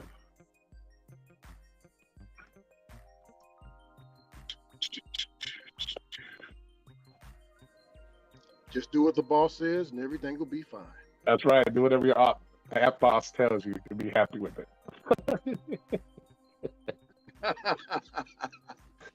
or they will fire you. God damn it. You don't want to take my oh shit. Hey, if Pedro's still in here, Pedro, if you're still in here, oh, I see you are. Hey, do me a favor, make like a goofy video, like if you could do like a parody video, and make DoorDash the employer. And so, like when you say like mass deactivations, call it like mass layoff of employees, or do something corny like that, bro. I think that'd be funny as fuck. I think that'd be funny as fuck, bro. I think that'd be hella funny. It pissed off a lot of people though.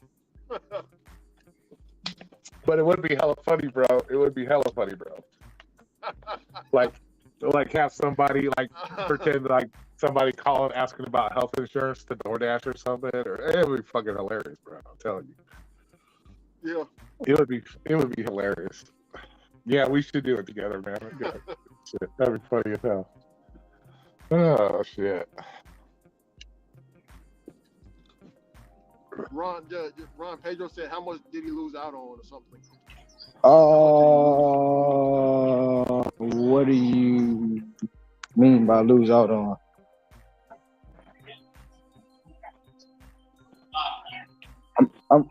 Let's do it together. What did you lose out on? I mean, what I missed? Let me go back. I used to pay the pizza maker every night at the end of the night because without her making the pizza quickly, I wouldn't have made it. Okay. What I missed, Pedro?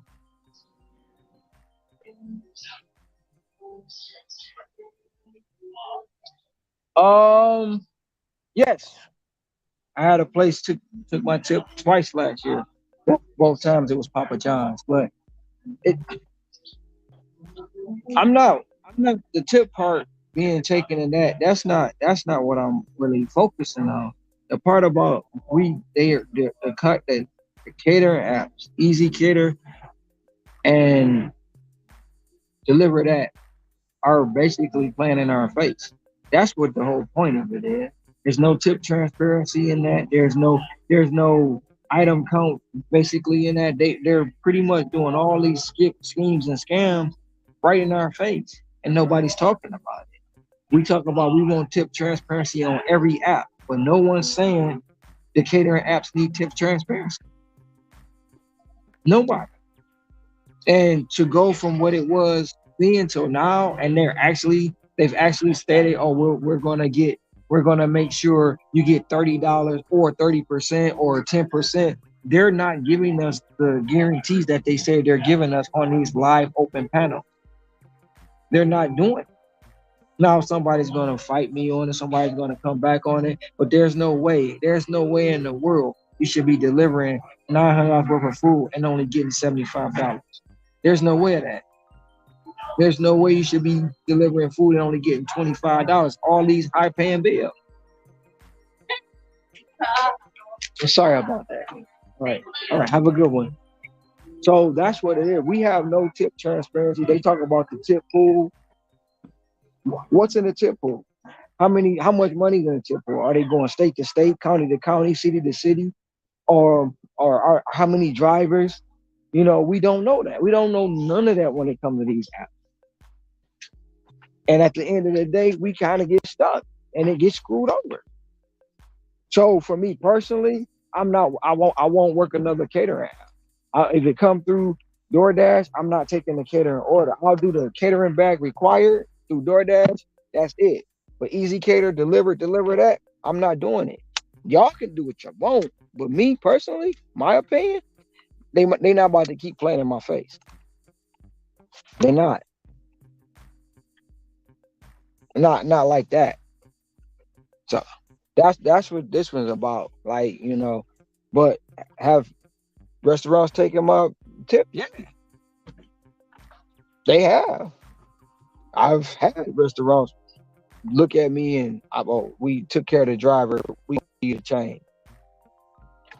Some of the general managers I've talked to at Papa John's that try to hire me tell me the same thing. They like, we sometimes make sure our drivers are okay before we make sure y'all are okay.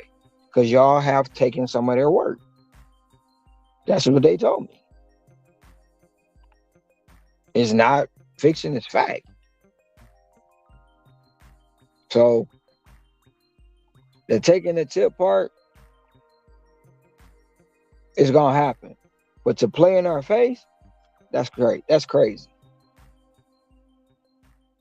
I'm gonna when I finish putting this short together tomorrow, and then I'm gonna go through all my footage and all my screenshots and everything I got on the decline of how Easy Cater has been doing and what they started doing and all the tactics that they've been playing. I'm gonna put the video out. So, and it's just gonna go from there. I know I'm gonna take some backlash on this topic. I know I'm gonna take some backlash on it. But if nobody's saying nothing about it, nobody's mentioning it, it's going to continue to happen. And I'm not telling nobody don't work them at all. If you can make the catering apps work for you, make it work for you. But me, I'm straight. Fuck them catering apps. And that's how I feel.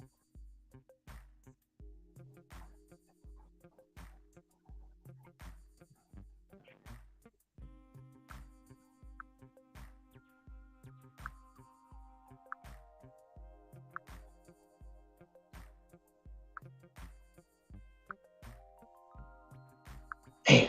Running my mouth. I'm behind schedule now.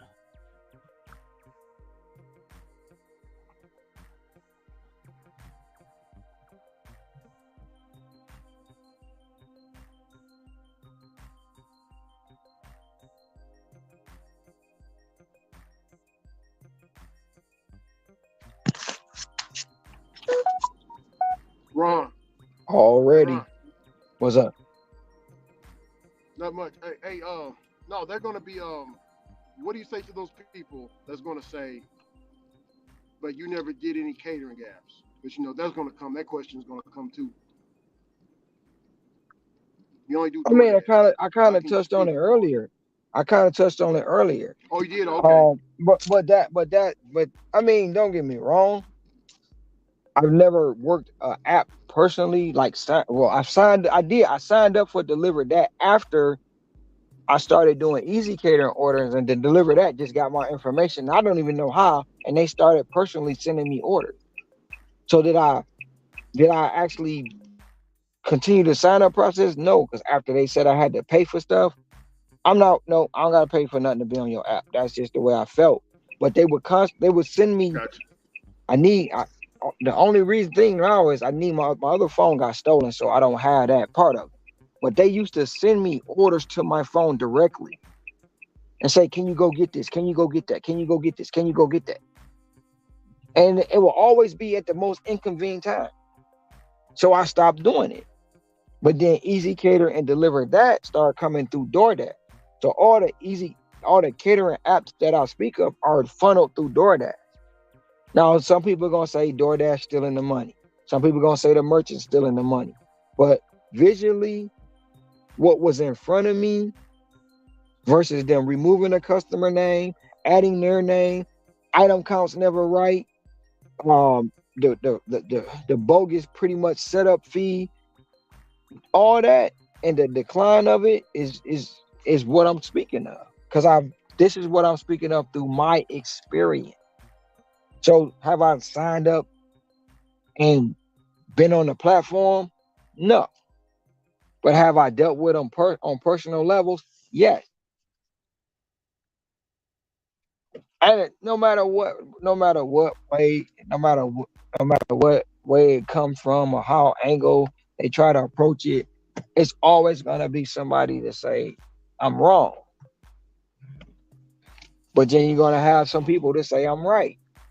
So we can agree to disagree. And at the end of the day is what I feel, you don't have to agree with it. Because if you making it work for you, make it work for you. Just know you may be losing money now. They may not be giving you all the money you need. And they probably take it. If you got a $500 tip, they probably only gonna give you $25. But we'll never know why, because there's no transparency in it. And like I said, it's piss and shit in the dating pool. So what's in this tip pool y'all talk about?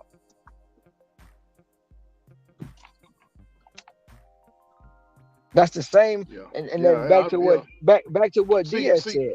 Back to what Diaz said. He said we don't work with commission.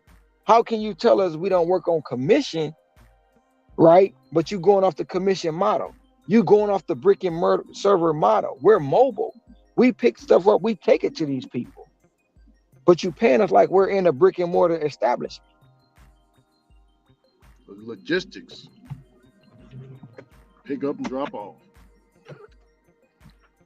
And in my opinion, and I'm gonna Yeah, stand on my opinion, and I'm not backing down from it. They seen what we was making, they seen the tips we was getting, and they was like, "No, we can't have that. We cannot have that. Let's figure this out. What loopholes can we go yeah, through? What loopholes yeah, can we go through? we gonna Can we put it in their face and they yeah. don't know it? Can we shine a light right in their eyeballs and they overlook it? Oh, this how we gonna do it. We gonna offer them 75 for this order. We gonna give them 150 for that order. Yeah, we gonna have the people putting it out there because that's what they do free publicity for. They do free publicity for us. So we gonna let these people get the money while these other people don't pay attention because they so mesmerized by the other people getting the money, they ain't gonna know we fucking them over. And that's just my opinion. and what the Now, chips gonna fall where they may. do you do you believe that the people that work with these these companies, Ron, do you believe these people that work with these companies, do you believe that they have, do you believe that they know what's going on the inside of, but they're not telling us what's actually going on, but they know because they work, they're they're partnered with them. Do you think they might have some idea of what's going on? I don't believe they don't. I don't believe they have idea of what's going on, because in any company, in any partnership, they don't really show you the true transparency of what's going on behind the scenes. They y'all for whatever deal Okay, I y'all got you. make, I got for you. whatever deal y'all make, whatever sponsorship y'all make, whatever contract y'all come up with, they don't tell you the whole inner workings of the company. They might lead you to a point and then stop, because just like the government, that's G14 classified, and that's above your pay grade. Yeah, it's above your pay grade, man. You can't come up in here, dog. So I'm not gonna I know sit you up cool here. with I this. will I will I will be wrong. I will be wrong to say that they know, because I don't know. But I'm not gonna put it on nobody, because in my heart of hearts, if they really knew what was going on in a partnership, if they're willing to sell their soul, that's a messed up thing. That's a messed up thing to do, to sell your soul, knowing people out here really using this to feed their families, and hope on the hope that they're gonna make X, Y, and Z, and they never can. So I hope nobody will be out here doing that. I hope, and I got faith in people that they not doing that, because they don't know themselves. But Yeah. these are, like I say, these are my opinion, and hey, I ain't backing down from it. I mean, whether you like me, or you do like me for it, or you hate me for it, whether it's good, bad, or indifferent, from what I see, from my experience, from the time, and it ain't just no overnight thing. They hedging on the fun, and now the cover up is the tip pool. They cover up is X, Y, and Z. They got all excuses in the world, Mm-hmm. all excuses in the world. See, And I'm gonna and give Ron, you it's it, going to it's be, just like the NBA with the Supermax, right? You get the Supermax contract. They dangle the money in your face. They dangle all the endorsements in front of you. You ain't gonna mess up your money. You ain't messing up your money. see, and and with the people, yeah, of course, and with the people that's going to come at you sideways, because I'm getting inside of their shoes right now. People that's going to come at you sideways. Let's say, Ron, that I'm, like I said, I'm making all this money on catering orders. Catering orders is saving me. Let's What's up say now, y'all? Right? I'm done with DoorDash. Yeah, Can you hear me, brother Ron? I hear. You can hear me? Yeah, I can hear you. Go ahead. Okay. Let's say a lot of people, because a lot of people, and Ron, a lot of people, DoorDash has put a bad taste in a lot of people's mouths. So they left DoorDash to do the catering apps and the other apps that's around DoorDash. Now we have you that only does DoorDash and makes good money.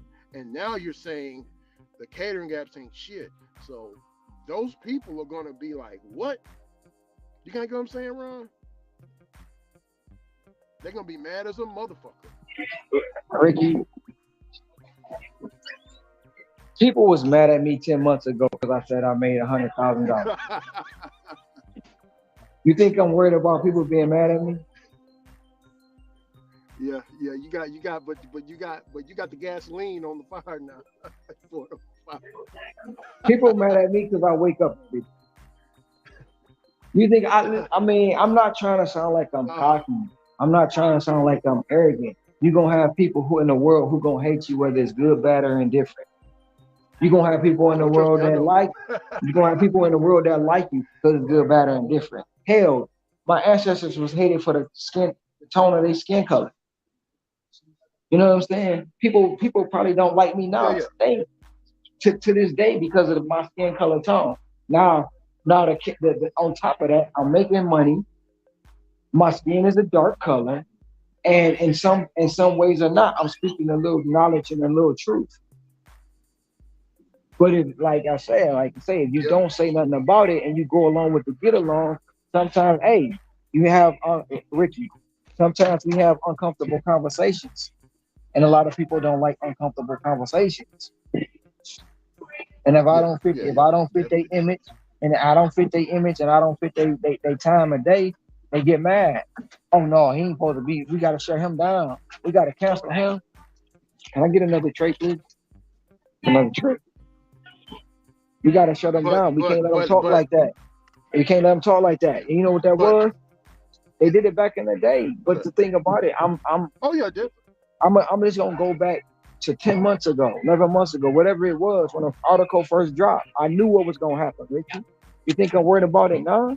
I ain't like I just sat down at home and said I'm gonna do this and ain't everybody gonna be happy and they gonna say, come on, Ron, right? No.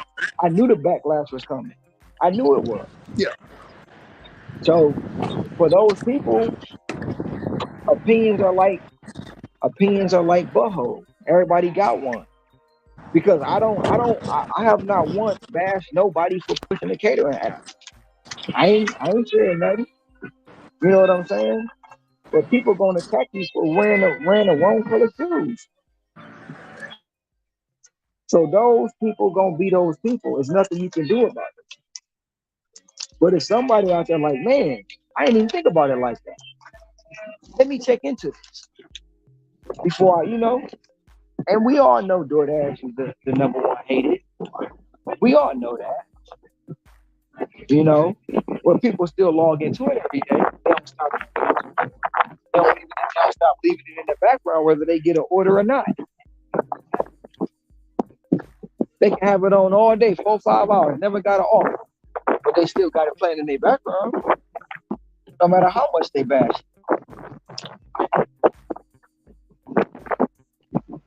And you still there?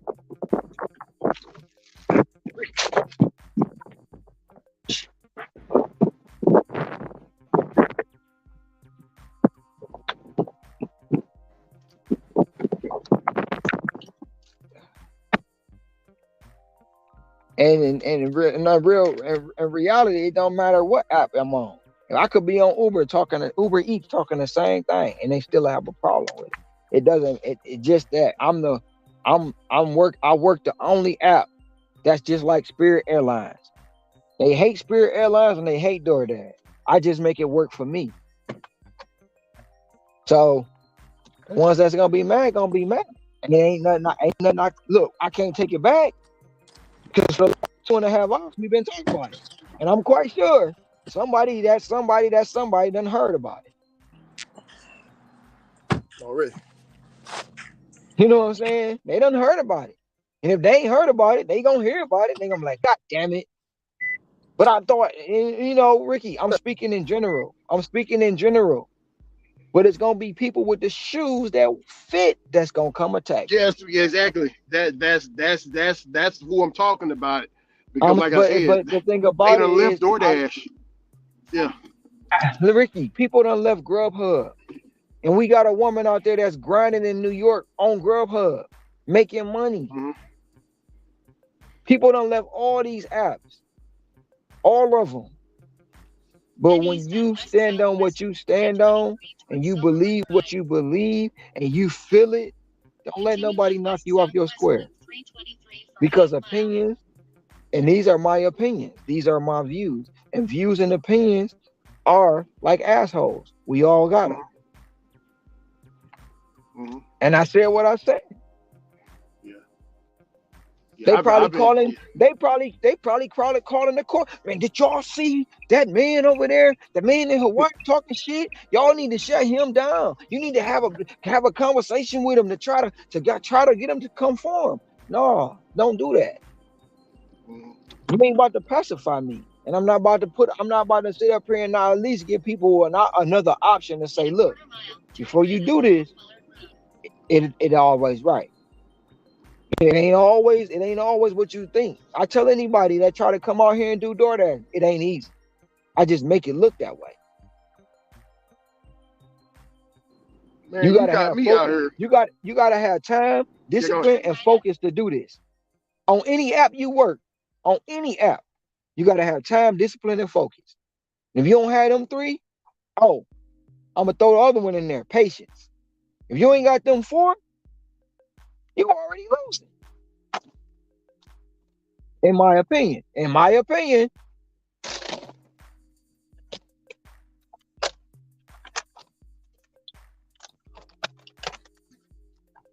And a lot of people in this space, and they're not about to like what I'm saying. A lot of people in this space, their attention span is zero because they so easily distracted by the next greatest thing. When that greatest thing don't work out for them, they talking shit about that one. You got a lot of people who jump. You got a lot of people who left and jumped on Spark. That's they loving Spark in the first few weeks, and then when the honeymoon over, they dogging Spark, making video, doing all this See, and I that and the never. third. See, I never got, bro. Hey, bro, Look, and they on videos and they're on video documenting it like from when they were loving the shit and then Spark ain't shit. I'm like, bro, we see you. I mean, keep that same. I don't know, man. but they got Yeah. they got a short memory. They got a short memory. But back to your original question, do you think I care if somebody come at me sideways? Nope. Because you got your opinion, I got mine. We can agree to disagree. Mm-hmm. Yeah. See, They've been I coming. just don't like when the name calling comes because you already lost But now. listen, You listen, listen, know. listen. The name, look, and I'm gonna give an example. Somebody called me a homeless, ashy elbow mookie moo. For one, I ain't homeless. Two, I ain't a mookie moo. But guess what? I did have ashy elbows. So what? Why would I even get mad? Mhm. Why would Yeah. I get mad? People don't call. Look, you know, if you go on Ricky, you've been on Reddit. You've been on Reddit. You've been on Yeah. these apps. You've been look, my girlfriend tell me don't go down the rabbit hole. So I try my best not to. Some shit it just happens, right? But she told me stay off the look, don't do it. I'm the scum of the earth on Reddit. Okay. We back. When the article first dropped, when the news coverage came on the Uber platform, I'm only black and athletic. That's the only way I can do what I do. But in the front of that, but only black and athletic, I'm a bunch of NIGGERs,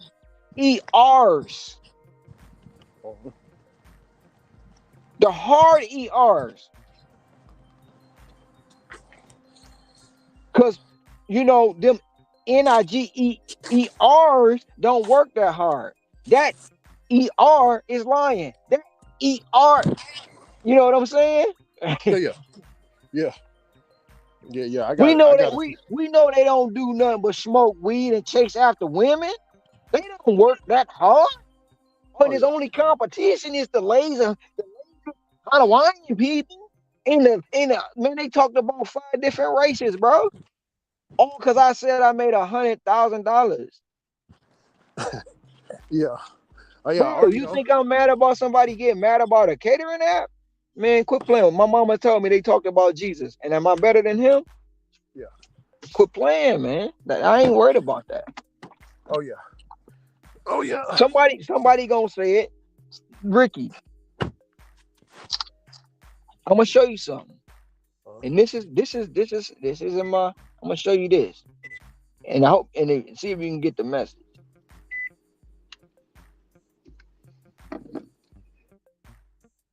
Read that.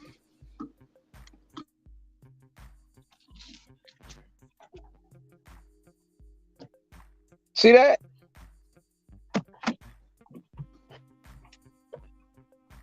So Talk, that's man. just like that's just how I feel, man. That's your And talk. then you got this one. You That's your got this talk, one dog. too. Look, you got this one too.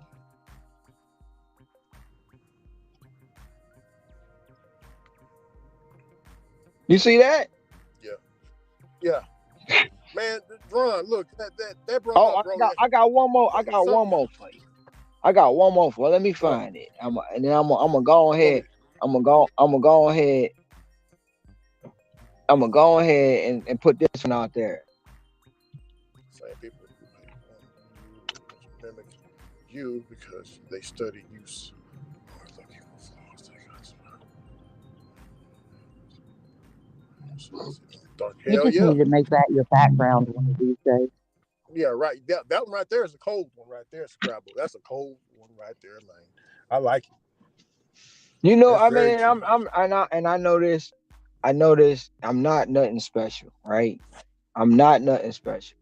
I'm just the average guy who works hard, who understands business the best way he can understand it, and he see things. And when he see people getting screwed over, he say something about it. But the people that he see getting screwed over and he care about, he want them to do better. He the villain, he the bully, he the bad guy, he the arrogant one. He the one we got to take out because he don't fit our system. And I know some people ain't gonna like this, and it is what it is. If you look at what they doing to Donald Trump right now, he don't fit their system. So they trying to Oh, demonize that man. They put that man in front of the camera, and knowing he ain't supposed to be in front of the camera. Because don't get me wrong, in front of the camera, he ain't all the way there. But they put that man in front of the camera, right? And then they get mad when Donald Trump did the same thing Obama did. Obama brought out a whole race of people that wouldn't vote. Everybody cheered it, right? yeah. Everybody cheered it on. Oh, he did this and that. Ooh, he's the greatest. Ooh, we can do it. Whatever the slogans he had, they cheered it. They backed it. But then Trump did it. Oh, it was wrong.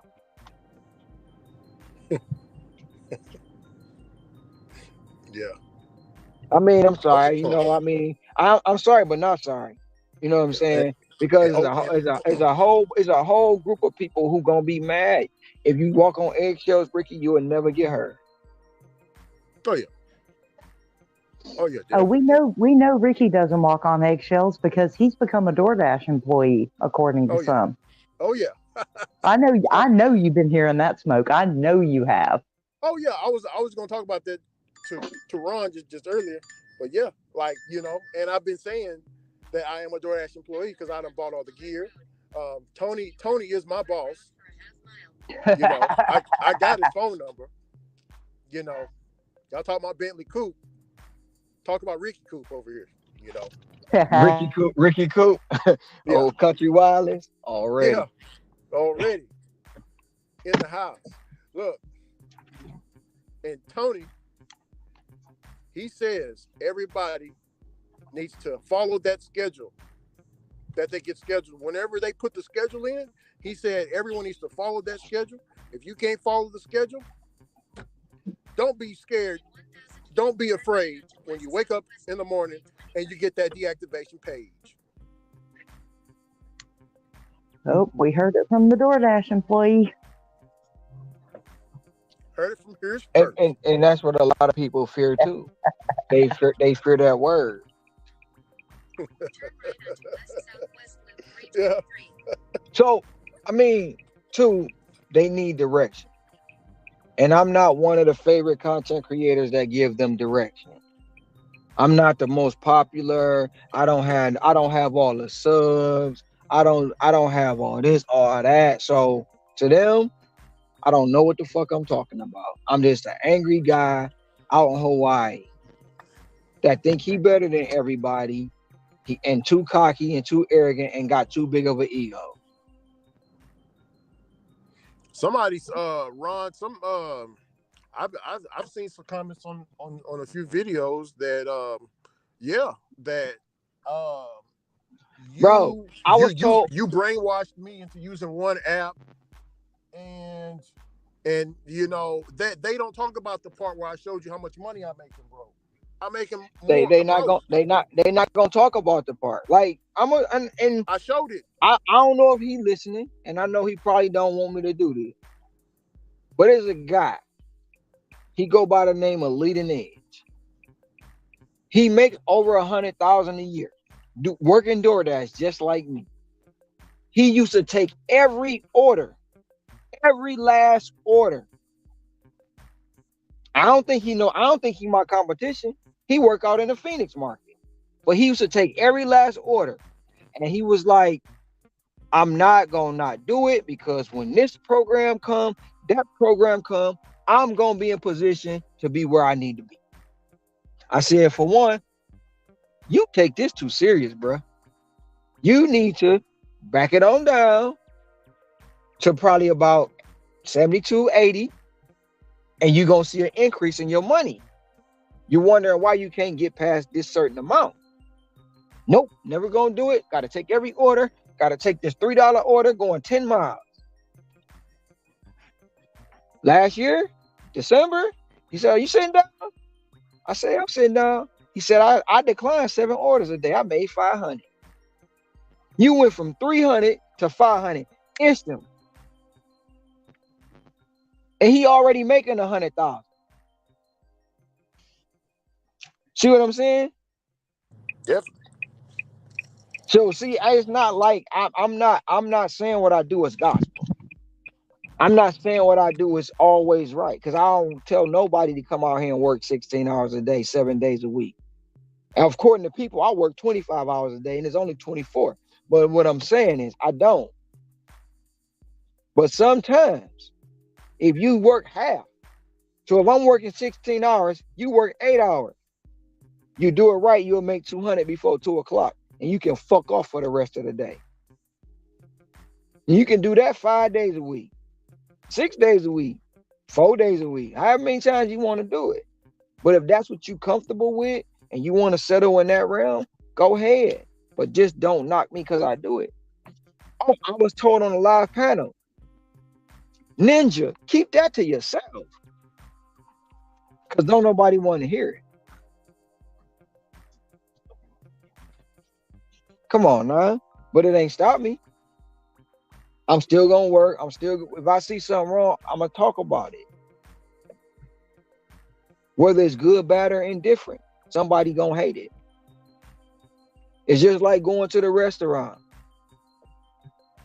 The waiters, the server can give you the most best experience of your life.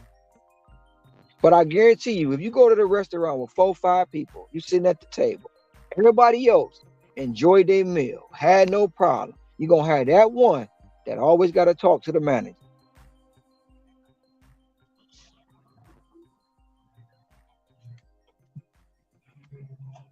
I hope that didn't go over people's head.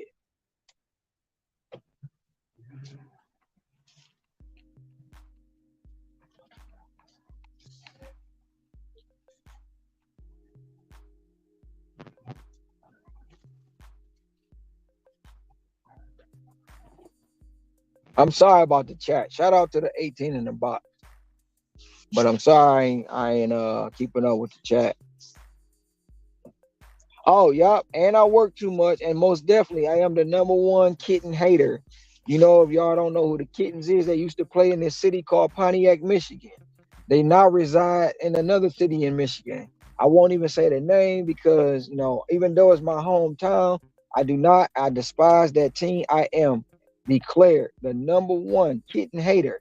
And this week, I hope Brock Purdy put up 700 yards on this team and go on to the Super Bowl. And that's all I got to say about that right there.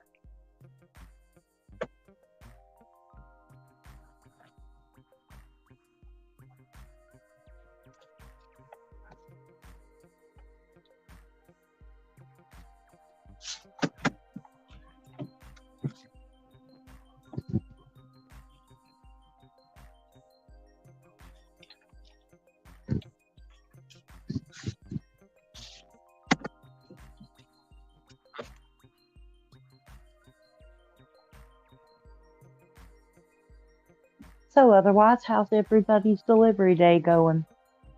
While I've been sitting here on my ass all day. Literally.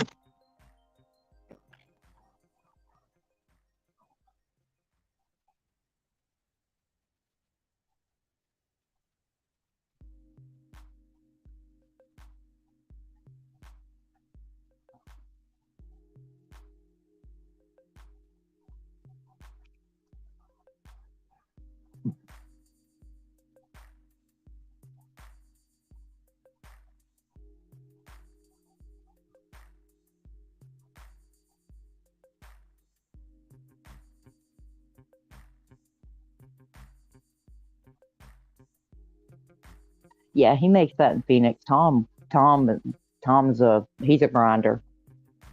He's a hustler for real.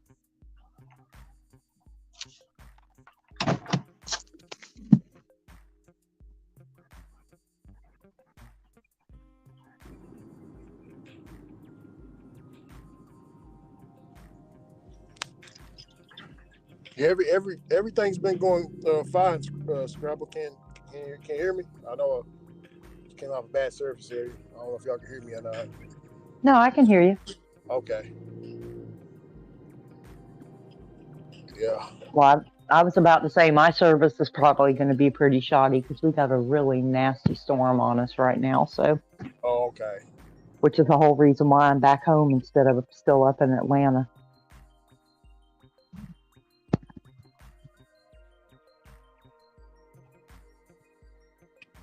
Scrabble, I work in the storms. That's when the good money comes. Well, change that. No, not anymore. I was in some terrible weather. And I wasn't getting my DoorDash wasn't going off at all. All I could think about was, do the customers actually care for my safety? Yeah.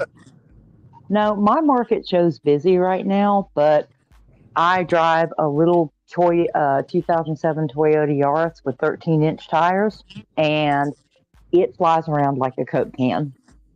Okay, I And got you. I don't need the money, so I'm not doing it. Oh yeah, I feel it. I feel that.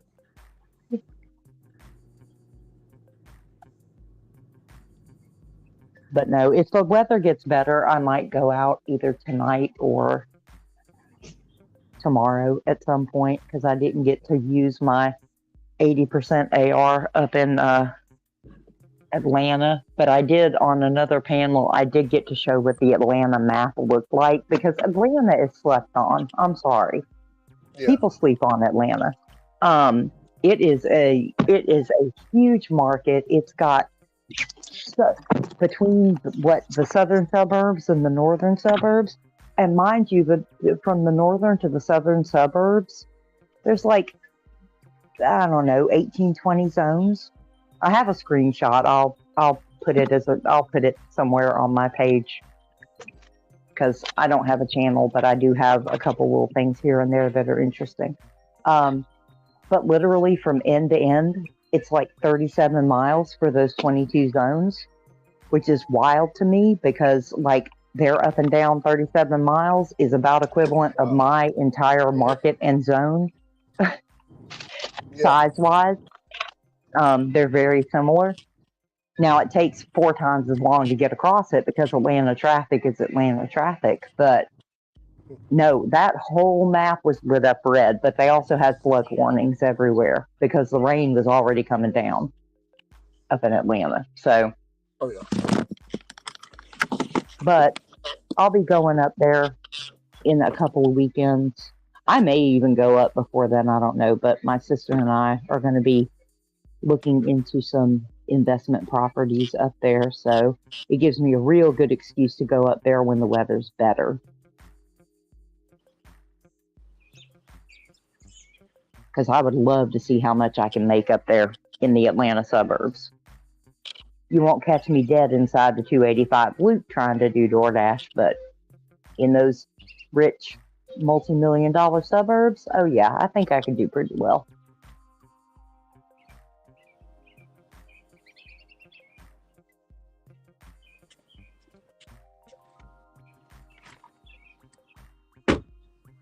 The little zone where I went to get gas, I was like, man, now mind you, none of them have promos or anything.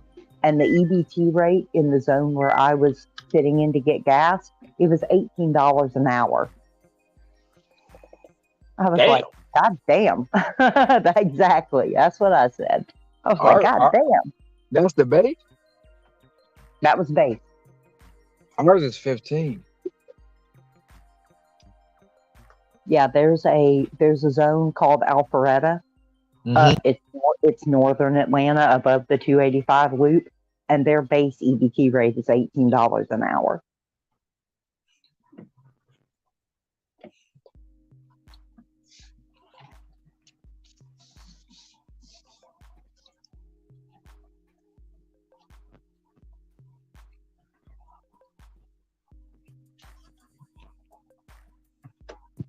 I was like, God damn, I need to look into moving.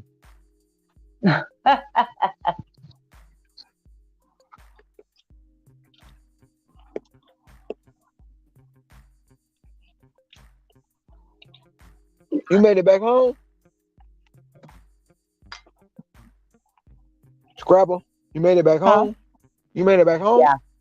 Yeah, I came back home. Like I said, there's a huge weather system, and I had a choice of either beating it and getting here or being stuck up there until probably midday tomorrow and not being able to work at the same time because my car does not do high wind and it does not do rain very well because, again, it's like a Coke can because it's very small and it has very small tires. So I was like, let me go ahead and head back home.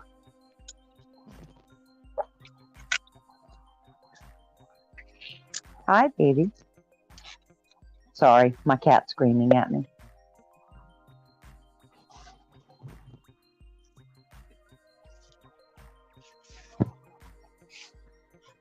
Oh, Ricky left, brother Ricky now. Yeah, he said I his service area was a little crappy. got kind of sidetracked. I got to get back on track. My day started out fire. It's going good. I heard that earlier. That's yesterday too. After Thursday, I don't know whatever was going on Thursday. That was worldwide.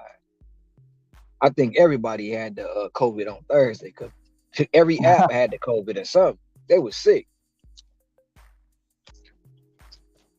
Well, every once in a while, you'll have that day where it just seems like everybody in a town was just like, yeah, we're going out today. We're not ordering. Yeah, it happened Thursday. Like, man. Yeah. We all took a beating.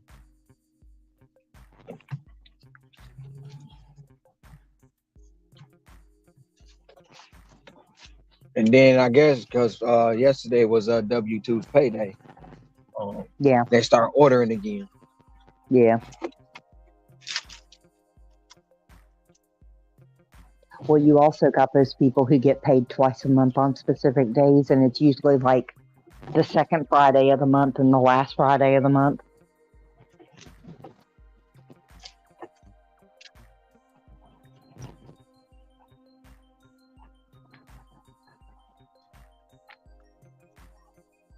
Now, tomorrow might be good because, tomorrow gonna be good anyway. Sundays are always good.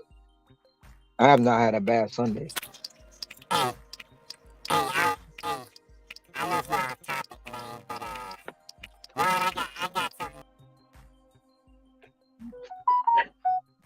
We had Robot Ricky for a minute there. All right, Robot Ricky.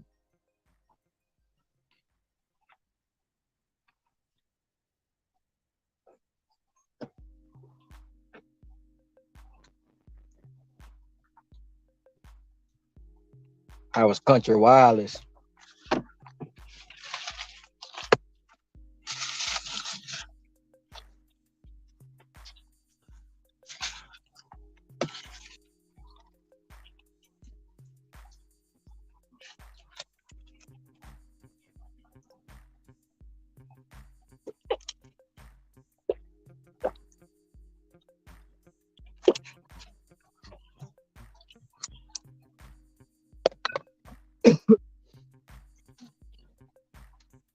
You not going out today and work, or you got stuff to do at the house?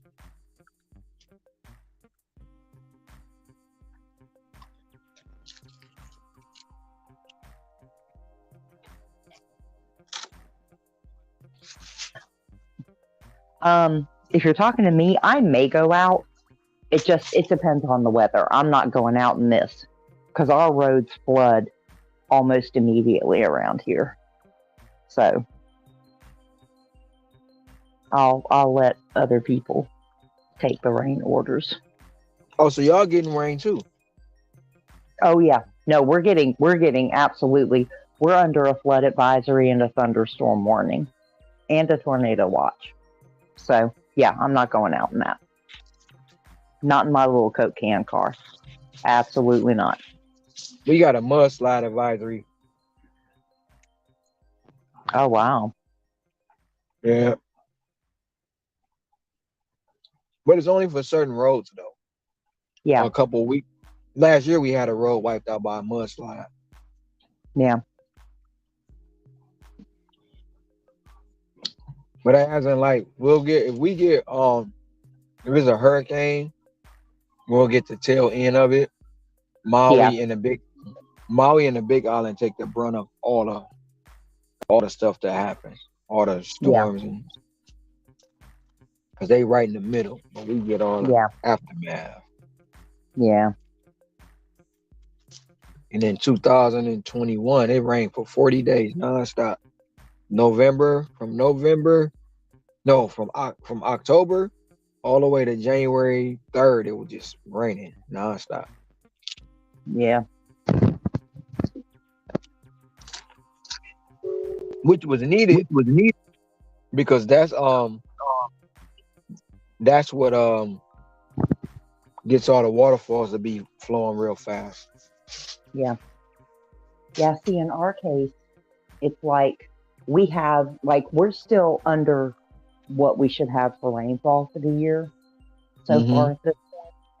But around here, the ground gets so dry that it takes a long time when we do get rain, especially when it comes real heavy and real fast. It takes a while before the ground really starts absorbing it.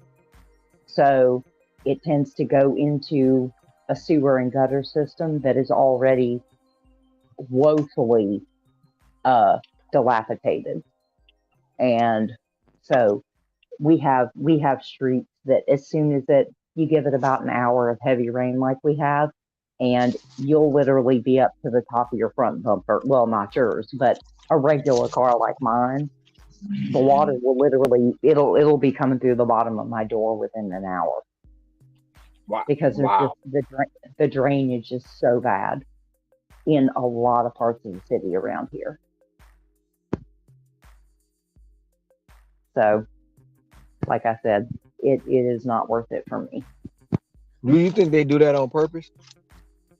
Um, uh, I, yes, that's the short answer. Yes. Because they have really good drainage in the few rich neighborhoods we have left. They don't seem to have this problem.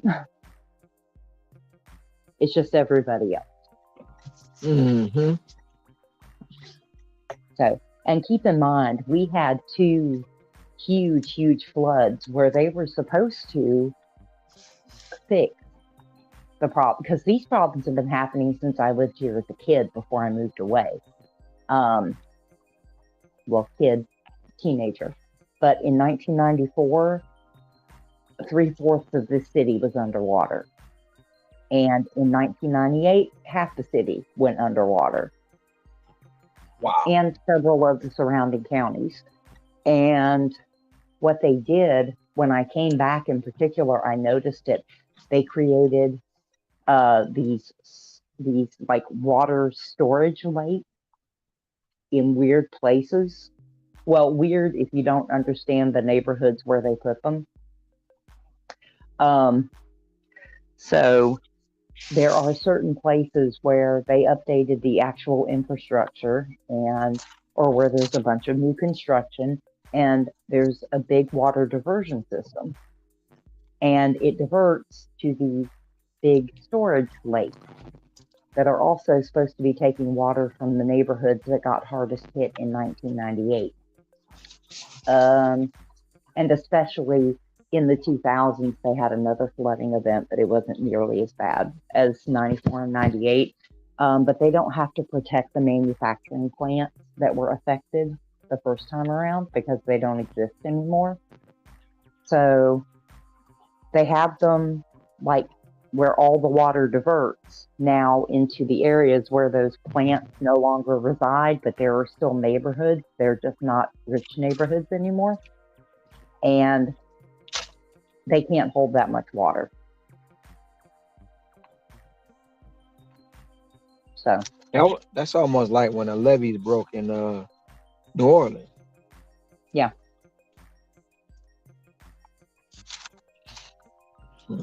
Oh yeah. Well, that we actually had that happen in 1994. That's what caused the worst of the flooding in 1994. It was less about the infrastructure and more about that we have a dam on Lake Blackshear that feeds from a river literally all the way up Georgia and northern Georgia flooded. We were getting rain, but we were handling it, but water flows downstream, and so it just got our own rain basically combined with flooding from North Georgia, and it just absolutely just covered us down here. Now in 98, that one wasn't as much like a compound thing like that. We happened to be at the very tip top of a weather system from a hurricane that hit Florida. And that was when the infrastructure problem became glaringly obvious, because the city had just not updated infrastructure in a long time. And we had had a big flight from the cities to the suburbs as the manufacturing plants started slowly moving to contract work and to offshoring, a combination of the two. But when I came back and someone explained to me how they had rerouted our main highway to create these big drainage ditches, I'm looking at them and my logistics brain is going, so they're basically putting all the water into these very specific places when these neighborhoods haven't been updated in the first place. Okay, that's going to work well. And it does every single time. You can, after about an hour, the roads become completely impassable. People will have water up to their porches just from a heavy storm. So that's something to worry about at night when you're sleeping. Yeah. I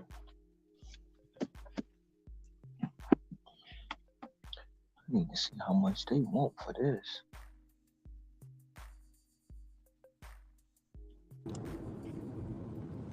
Uh-oh. Do I sound like a robot still? Or do I?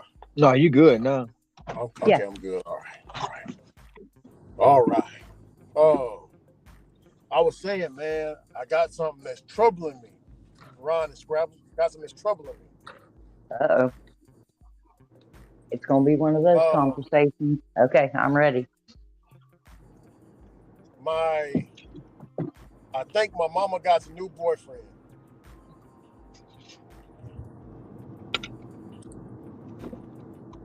Okay.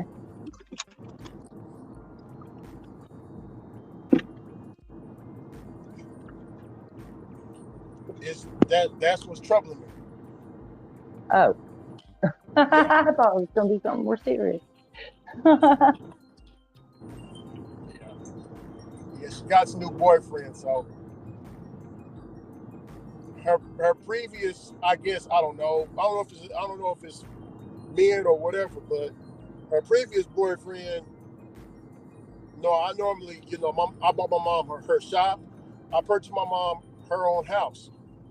Yeah. I did a lot for my mom, but whenever she gets a boyfriend, like her previous one, he talked real bad about me. Tell your MF and son to help you, and shit like that. So I know she got I got a feeling she got a new boyfriend, so I might have to, cut down on the helping her out. I'm gonna talk to her today to see what's really going on. What I missed? No, I was saying my mom got some new boyfriend. You hating on your mom? No, I'm just playing. No. Okay, so here's the thing. Here's a secret that many single women either do not admit or do not recognize in themselves. Especially people who've been single for a long period of time, when they bring a new man into their life and they have a son, particularly a son who has done providing for them, that man will see that son as competition. And in many cases, it can be for one of two very general reasons. Either number one, the man is insecure and threatened, and he is not enough of a provider and he's not being the man he needs to be. And so they feel threatened and they're just insecure. Or here's the secret that a lot of single mothers with sons either do not recognize or will not admit to, is that if you have allowed your son to take a place as being the man of the house, a lot of times that's a very hard habit to break. So if she speaks about her son to a new man in her life as if her son is the man in her life, not in a weird way, but just as a provider figure, and that man is a provider himself, there's a chance he's going to have a problem with it. Now, the difference usually between those two is how that guy handles it, because either he can either sit down and be like, "Baby, I love you, but your son does not need to provide for you. That's my job now." Or if he's not that guy, he's just going to talk shit and he still ain't going to do what he should do as a man. Sorry, I know that's not very feminist or whatever. I said what I said. Yeah. And Yeah, that's I just my concur. opinion. I concur. Go ahead. I concur. Because most women, not most, but some women will say, well, my son is my king and my son is this, my son is that. And if the man voices his concerns about that, they'll have a problem with it. They will have a problem with it. Like the Well, man see, trying to attack her son, and he not trying to attack your son. He like, look, I'm gonna take care of that now. Let yeah, him be a man. Let me take yep. care of you and do what I'm supposed to do as your man, as your mate. And they like, nope, my son. Like, okay, well, go be with your son. I ain't got time for these games. Well, you can also tell this kind of women, again, this is not going to be a popular opinion for the women who may be watching. I'm sorry if this offends you. I don't mean it directed in general, but there are many women.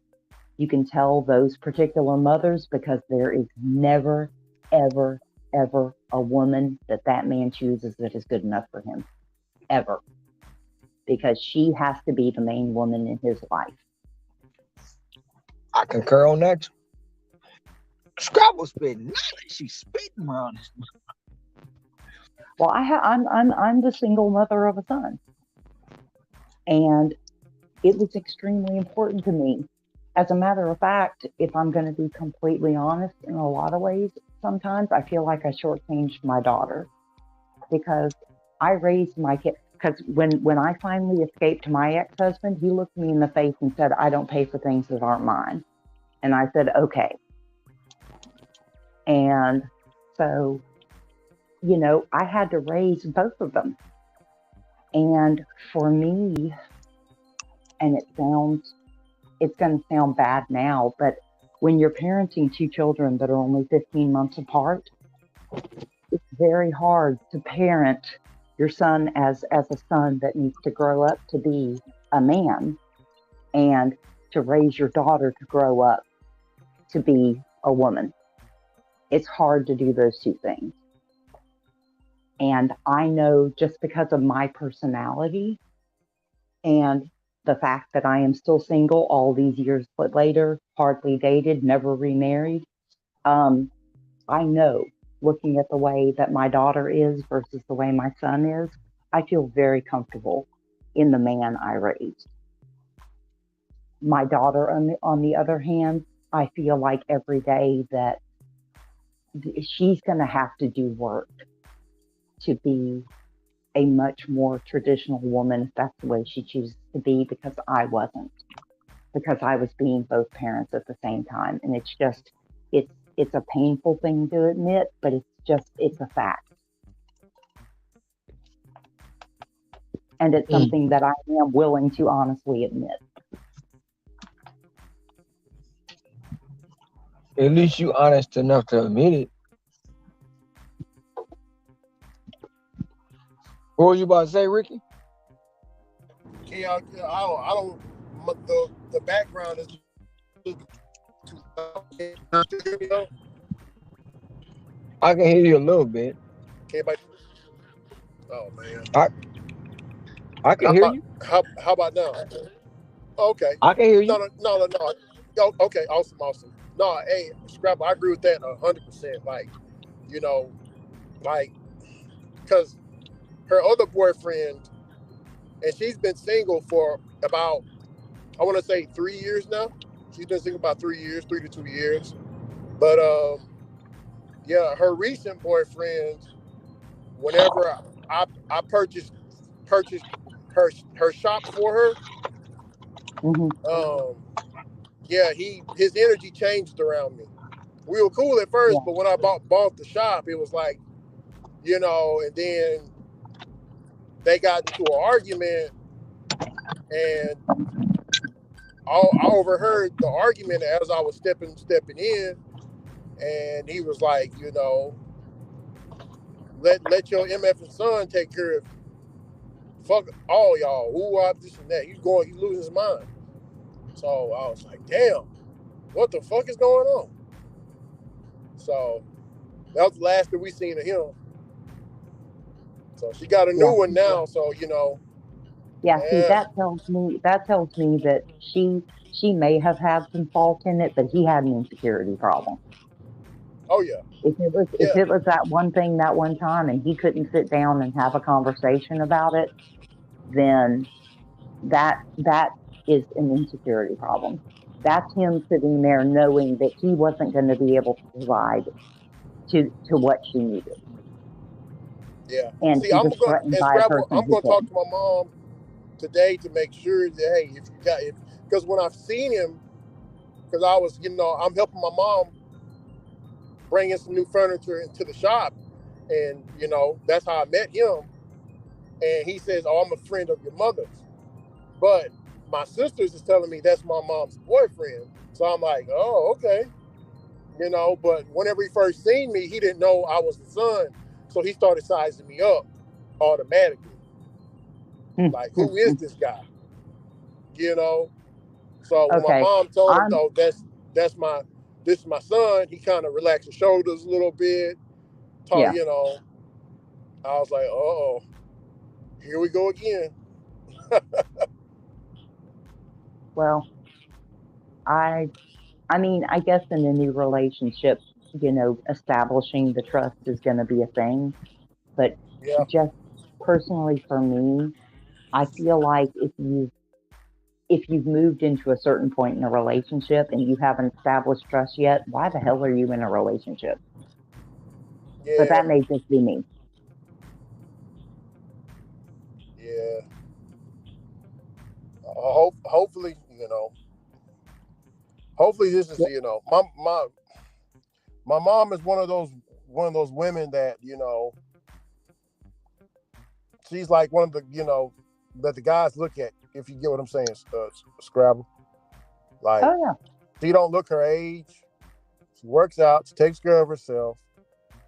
Yeah. She's about Ron's color, and she got green eyes.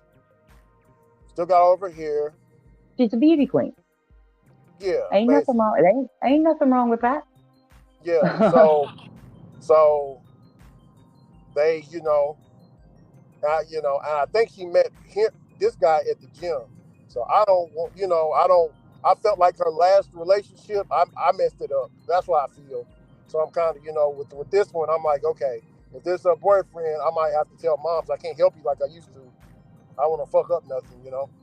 Okay, my first question, and maybe okay, I'm not a relationship expert, honestly, because like I said, I escaped my ex-husband and I realized that I was not going to be a good part of another relationship for a long time. And by the time I probably was healed enough, I just I haven't met anybody who has even remotely, you know, made it so that I'm like, oh yeah, I think I want to try that again. Um, so until I feel like I can be like the true partner in a relationship, that a good man that I would want is there, I'm not going to do that because that would not be on him. That would be on me. Going back to your mom, I guess my first issue, like I said, not being a relationship expert, is why hasn't, if she has a boyfriend, why would she be scared to tell you? I don't know. Maybe I don't know. Maybe she feels as if they're not boyfriend and girlfriend yet. Maybe I don't know. She might not be ready. I don't know. I mean, maybe, because introducing a person as a parent, I could see where that would be a little bit of a thing, except for the fact that, like, my kids are adults and I treat them like adults and I expect them to treat me the same way.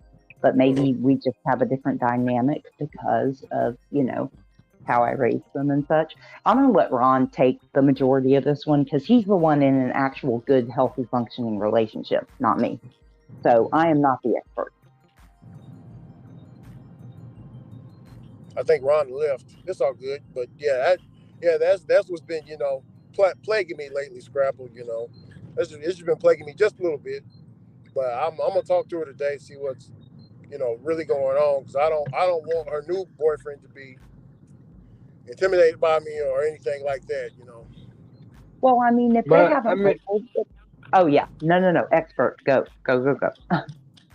No, it's not that they're intimidated. They gonna feel some kind of way, especially if you make sure your mom is straight. But eventually, it plays two parts. Like with my mom and her last boyfriend, I said, I'm like, who is this slick talker? You know what I'm saying? Because one day she was like, I need a cell phone. He like, you don't gotta ask them. Look, I got it. Put it in the bag. Whatever you want. I'll say, Mom, that's a slick talker. He ain't buying you no cell phone. So 3 months go by. I said, Mom, you got a phone? She was like, no. I said, all right. I dropped her phone in the mail. When she opened the box up, he like, I told him I was gonna buy it. That was 3 months ago. My mama wanted a phone. Needless to say, they ain't together no more. Because I knew he was a slick talker. But I stepped away. I waited 3 months. He didn't get the phone. So I got it. You know what I'm saying? If you gonna do it, do it. But I'm gonna make you stand on that too. You said put it in the bag. She's still waiting to put it in that bag. So as it just comes twofold. The man gonna have a problem no matter what. He gonna have an issue. I mean, it's almost like when you dealing with a chick with a kid, and the daddy ain't nowhere to be found. But the minute you come in the picture, he want to pop up. That's the same. It's the same issue.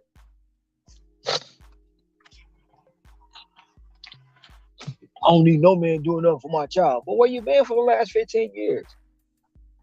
She's gonna be saying.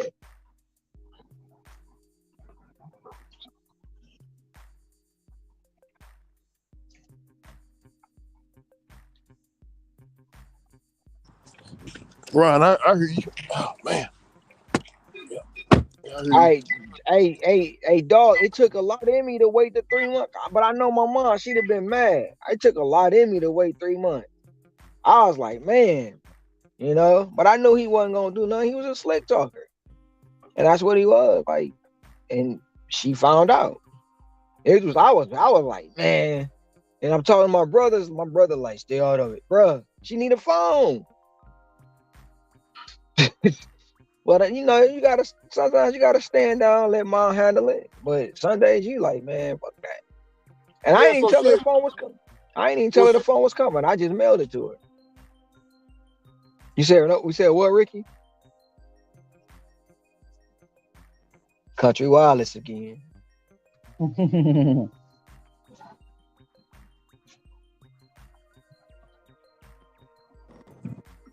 No, I'm with Dog Chapman though. They need to step up or step out. Man. Yeah. But that's the thing about it though. Like with my mom and my dad, I think probably even Dog would say that we the last of a dying breed, because our parents taught us different when it comes to moms and women and children. These guys nowadays, they want to be the woman so bad. Damn, I ain't say that out loud, did I? Fuck. I'm gonna have them mad. They want to be the woman so bad. Women can't have purses now. They can't have leggings now. They can't have the painted nails now. You look around, their boyfriend got the same shit. Like, dude, who wear the pants around here? Never mind. I see, Scrabble. You see, you know, I'll quit. I must.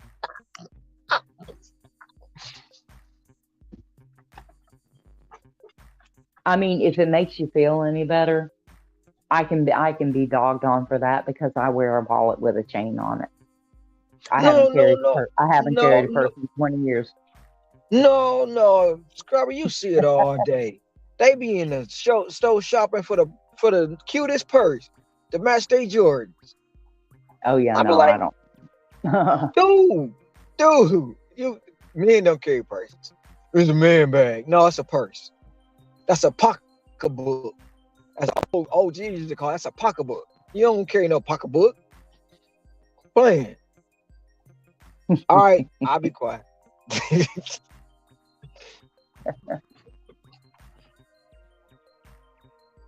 You back, Ricky? Yes, sir. Yes, sir. No, I was saying, Ron, I'm talking to the correct one then, because me and you was in the both same situation, man. Just a little different, but hell, it's the same, Yeah, man. yeah. Because that dude left right after I got the shot, bro. Like, he just exploded. It was crazy. But because it was one or two things that was gonna happen, Ricky. It was one or two things gonna happen. He was gonna stay there and be a pretender, right? And in the background, he envy and hating you. He mad. And then, I mean, I don't know how old he was, but he probably was an older guy. You a 60, younger guy. 65. You have his age. You have his age, bro. And he like, he probably one of the ones sitting around back in the day. I used to do oil, woo, woo, woo. Man, I used to run the block and I this, that, and the third. Now I Yeah, used to, and that's all you hear is used to. yeah, he used But to, if yeah, your all mom that. say, Oh, yeah, all that. eh, Yeah, he said all that. yeah, but if your mom say I need help with my job, like, oh well, let me see, I gotta go shoot moves, spin a couple corners, let me see what I can do. And then you come out and do it. You like, man, this young you know, man. But then now he got animosity. So he's sitting there with animosity. He say slick stuff, you let it go. Say slick stuff, you let it go. Then y'all have a confrontation. And that's how 9 times out of 10, that's how it wound up happening. But him, Mhm. he was like, you know what? And this, I'm just paraphrasing because I wasn't there. But him, he like, you know what? This ain't what I signed up for. I'm out. Yeah, well, no offense. You got a lot of men these days who treat their women like a participation trophy. They don't earn that. They don't earn that gorgeous woman on their arm, and that woman lets them give them the very bare minimum and let everyone else and her handle their business. Just like you got women who, if they have a man in their life that wants to participate, no, he don't tell me nothing. He doesn't help me with nothing. Mine is mine. Now his is supposed to be mine too, but mine is mine. It goes both ways. Mm-hmm. Everybody, you got a bunch of people who basically want a trophy wife or a trophy husband, and they do not want to put in the work to have earned that trophy. My brother, why? I ain't say that out loud, did I? Let me stop. I'm gonna quit today. Look, I gotta stop my watch. I keep looking at my wrist. Stop my watch.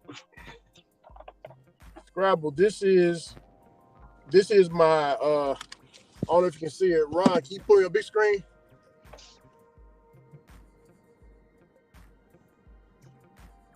Okay. This is Big Mama right here, Ron. Oh, See her? she's beautiful.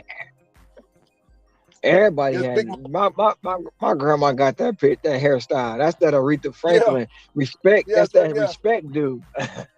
But That's I that don't know if you see respect, her dude. eyes. I don't know if you see her eyes though, Ron. She's mixed with black and white, and her eyes is green, like it's really green, like green, like Mm. piercing green, to where she wears black shades to where she don't want the attention. My mom carried that gene over. She carried the gene over to my mom. My mom is the same skin color as you, Ron, and she got green eyes. And she's what Miss Scrabble's talking about, like a trophy woman or whatever, you know. I got that growing up. Oh, I do this and that to your mom, Ricky. Oh, I do. Like, man, I heard that nasty shit all my fucking life, man. And he said it one day on the phone. He was talking to one of his homeboys, and he was like, and he didn't know I was there in the house. He was like, yeah. I'm finna take my wife out, man. Look, man, you know. And he from Louisiana. He's like, yeah, man, I'm finna take my wife out, man. I got me one of them old Creole woman, man. You know, she got the green eyes, big ass, all that stuff, man. You know, this my lady, man. I'm gonna marry her, what this and that. So I had to walk up on him. I'm like, man, hey, bro, that's my mama you talking about, man. Oh, Rick, I didn't know you was there, dog. I didn't know you was there. My bad, homie. My bad. Like, oh yeah, that makes it better. Yeah.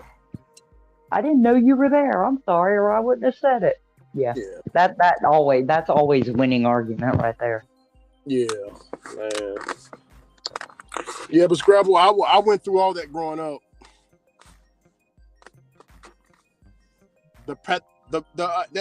Let's not forget the pastor. I remember I was about I want to say about 14. Pastor come by. Hey, her name is Darlene. Hey, Miss Darlene, how you doing? He looking all up and down my mama. All I see is sin in his eyes. You hear me? That's a little boy. He hugged her. He hugged her and he looking down my mama's butt and everything. Yes, Darlene, yes.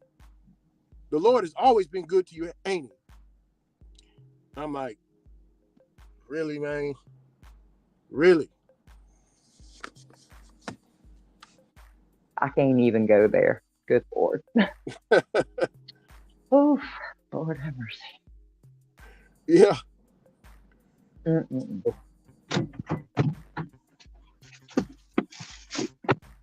And I'm not gonna lie, Scrabble. My mom likes the bad boys, Scrabble. Oh yeah. Why do women do that? So many women do. Why do they do that? Mama likes the bad boys. Why do women like the bad boys? Yeah. Ooh. That's a really good question. In a lot of cases, because a lot of women have a tendency to they like the adrenaline rush.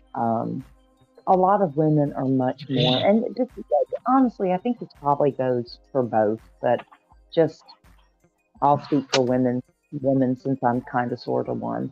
For what it's worth. These days, especially now, but even just as culture has changed, even older women have kind of become this way. A lot of people are more in love with the idea of being in love than actually being in a relationship. A lot of women see a man and they imagine the man that they want instead of seeing who he is. And also, quite frankly, it's a really easy way for a woman to never have to examine herself and her own faults, because you can always blame it on the guy. Again, I am no expert in relationships, but I feel that's just my opinion, but I feel pretty confident saying that.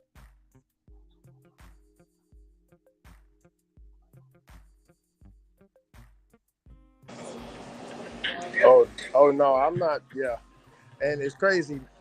Mama and Big Mama, that they raised me to be, basically good guy. Yeah, that's what I am.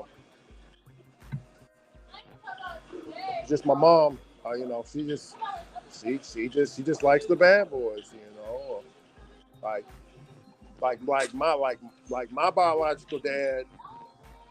He left my mom he was doing a little bit of, how can I say it? He had 4 women in rotation, including my mom, while she was pregnant with me and my sister. Yeah. And my mom found it out, and right after she found out, he already, he was like, okay, pack my stuff up and going, and he's been doing it ever since. Yeah. Like I haven't heard from my biological father in whenever 2 years ago he heard how good I was doing. Yeah. Oh yeah. He heard how good I was doing, and then he, And suddenly he's so proud of you. Yeah. So funny story about my dad, aside from the fact that he was in the military, is that he was a raging alcoholic and a bit of a psychopath.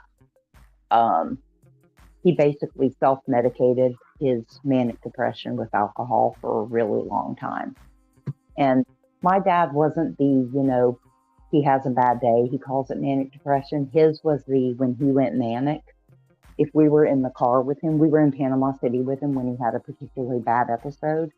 And you know how people like rock, where they move a little bit when they talk, or they talk a lot with their hands, things like that. My dad was rocking so fast, he was practically honking the steering wheel with my stepmother sitting next to him and me and my sister in the back seat. And he gets to a stoplight, a busy intersection, at I believe it was International Boulevard. We were really close to Universal Studios. And he's doing his rocking thing, he's talking really fast, and all of a sudden he goes, if I run this red light, I'll kill every motherfucker here, and laughed. He was that kind of crazy. Yeah. Now, my stepmother is from Kenya, and she does not fuck around to find out either. Yeah. And she literally turned to us and she said, I'm going to unlock the door and you guys get out of the car. And he didn't even hear her because he was laughing like a maniac. But anyway, my dad also had a girlfriend, a very long-term girlfriend that my mom knew about while she was pregnant with me, while she was pregnant with my sister. He had a whole other family in Virginia while we were, either staying with my grandmother in Memphis and they were deployed, or when they finally came home, when they realized that, my mother didn't realize that she should leave my dad because she just didn't feel like it. Divorce was not an option in her mind, being the devout Catholic that she was. And it took my dad's mom going to her and looking at her and going, you're going to leave my son and you're going to live with me. And we're not going to speak to him until he sobers up and stops either trying to kill himself or everyone that's in his periphery. And that was the only reason why she left, was because my grandmother basically said, if you don't, I'm going to take your kids from you. Because we were living with her half the time anyway.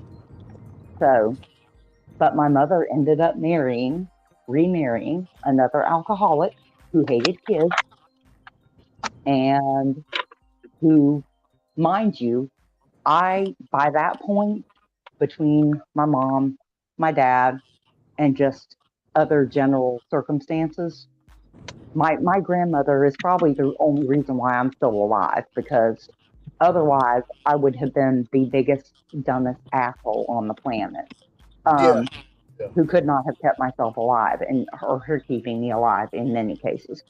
But Miss Scrapple, that's very traumatizing, though. That's like, well, I mean, it is what it is, and I have worked through, because my dad and I became great friends after he sobered up and got the help he actually needed.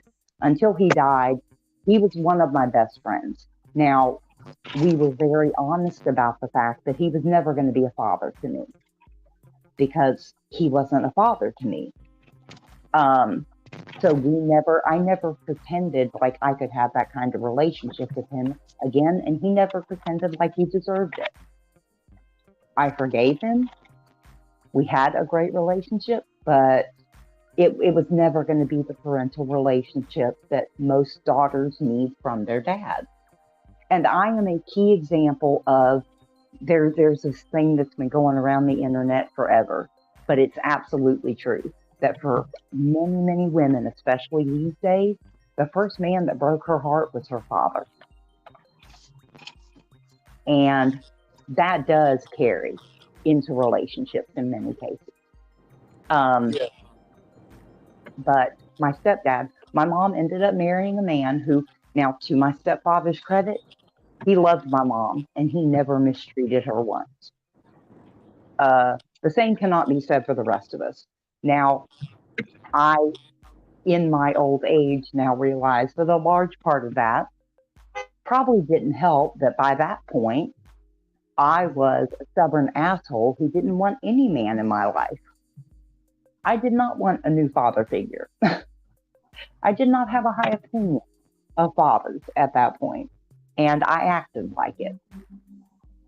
So, you know, our relationship was difficult until I became a very independent adult. And as a matter of fact, when I got pregnant with my kids, and he recognized at the same time the man that I had married and what he was doing to me, and the fear that I would not allow my mother to have a relationship with my kids because of what he had done. But women tend to follow patterns. If they have had one or two bad boyfriends, until they work on themselves, because too many women are saying that, like I said, they use bad men as an excuse for their own bad behavior, because you don't have to self-reflect when there's someone very obvious to blame, especially when you kind of intentionally put them there, because it justifies your bad behavior. And you don't have to look at yourself and go, you know what? I'm the problem. So, and again, if there's any women in the chat, I'm sorry if I'm offending anybody. I hope I'm not. I'm not speaking for everybody generally. But in that case, from my experience, women tend to follow patterns, and too often women who have been in really bad relationships, they can get into a relationship with a good man, with a really good man who wants to do right by them, and she has to do the work on herself before she can even let him, because she's already at a place where she's never going to trust any good thing to last, and she's going to end up sabotaging that good thing because that good thing forces her to reflect on where she is falling short and the work she needs to do on herself. And men may be the same way. I'm not a man, I can't speak to that. But from a woman's perspective, just that I feel like that is a major problem when it comes to women who have these like patterns of relationships that are bad over and over and over again. Because at some point, you can pick one bad guy by accident. You can pick two bad guys by bad luck, maybe.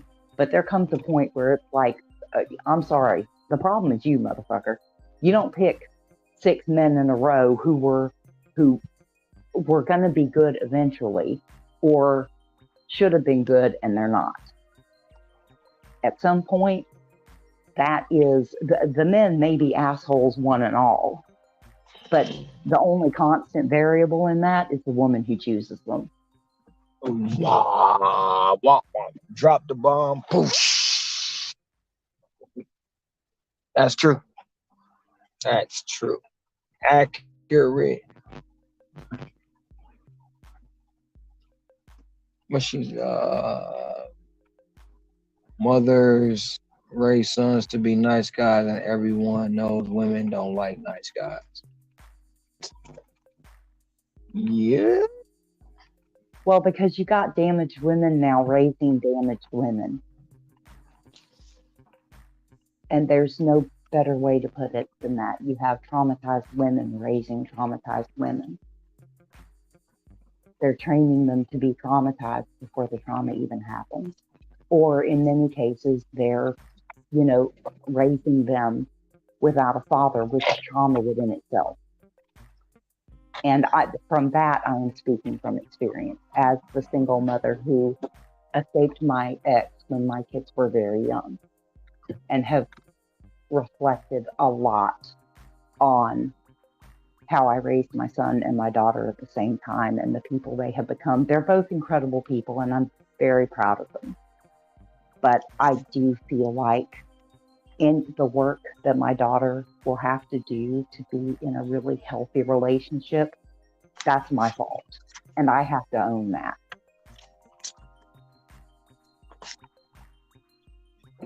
That's where you take the accountability. Man, most you today.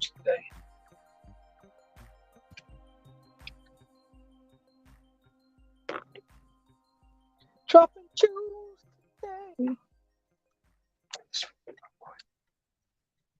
Dropping again, like I said, Jews today. that's the opinion of a, you know, of a person who has not had a relationship in a really long time. So what the fuck do I know? Well, no, I mean, I look at it like I have two aunties, right? One of my aunts, I don't even. I've never seen her with anybody. She a minister. She do her thing at church, and that's it. As far as my cousin's father, that's the last man I know that I know and she stand on that. Then I have an auntie who has, who's with my uncle who ain't right, and it's like, you know what, you know, relationships. If you believe in what you believe in and you stand on it, can nobody get mad or judge you off your views? And like you were saying earlier, most people go off patterns. So most women look for men in the image of their father or what they think their father should be. So they look for a father figure, and some or most men look for a mother figure. Like, look, my mama do this, this, that, and the third. So if you ain't living up to them standards, I don't know what to tell you. But nowadays it's so hard to be either or, because nowadays you gotta have this, that, and the third for a woman to even say something to you. And when they do, it ain't about what y'all can do together. It's what can you do for me? Like, same thing I was doing before I got here. Nothing. Then you have some men who go in and just wreck a woman's life. They wrecked it. They wreck her life. So she don't have nothing but anger towards the next person. Yeah. It's not all, but the 30 and a 40-year-old and 50-year-old marriages, that's pretty much obsolete. I really think sometimes relationships are obsolete now. I don't think relationships will last as long as they did back then. That's just my opinion. My opinion. You're gonna find some shit. You gotta find people who want to be married 30 minutes. So after the wedding, which is the show, they want to go to the divorce court.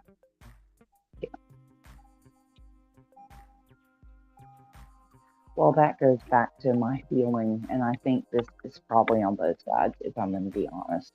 I think people these days are much less a part of a relationship. They're in love with being in love. And that's why when that initial feeling begins to fade, it's so easy to think that you're not in love with the person. You've changed as people, one of my favorite ones right there.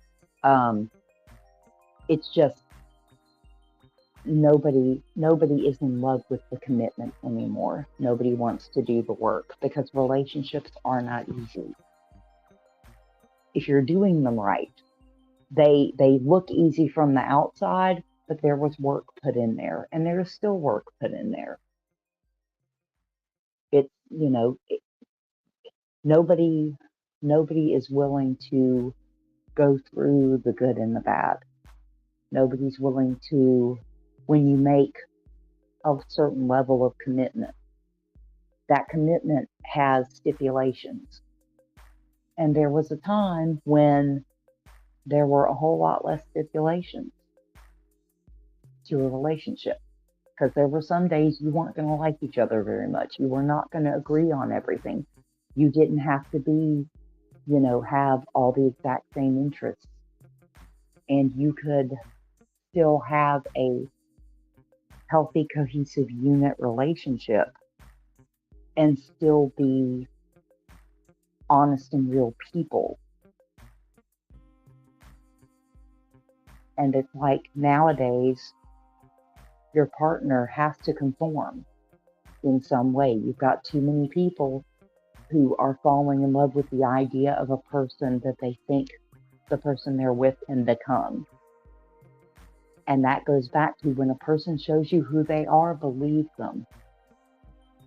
Because people can grow, they can get wiser. But if they don't do work, then they don't change. And it's silly to have an expectation that someone is going to become the person you want them to be. But that's what people go into relationships. Oh, I can change them. Oh, I can fix that. Oh, I can do this. Or I can no. Yep. A person is not gonna change unless they want to. And it comes back to me and my honey. We both was like, look, when the shoe gonna drop? We both waiting for the other person to flip out and not be who they say they're gonna be. Here 2 years later, ain't shit changed. We are who we say we are, and now it's to the point of we're figuring out, okay, how we gonna coexist in the same space. So this is gonna be the biggest test, the same space, because even though you're not supposed to do it, but you don't know someone till you live with them. Yeah. And once you live with that person, you might not like what you wake up to every day. Yeah. So. Well, and that which is fine though. Which is fine. Yeah. You might not like that person you wake up to every day, which is fine. But if you guys are willing to figure out y'all without any outsider interference, it'll be good. But once you start telling your homegirl, I start telling my homeboys and all this and all that about what's going on inside this unit or this home, then it's no point in even because somebody.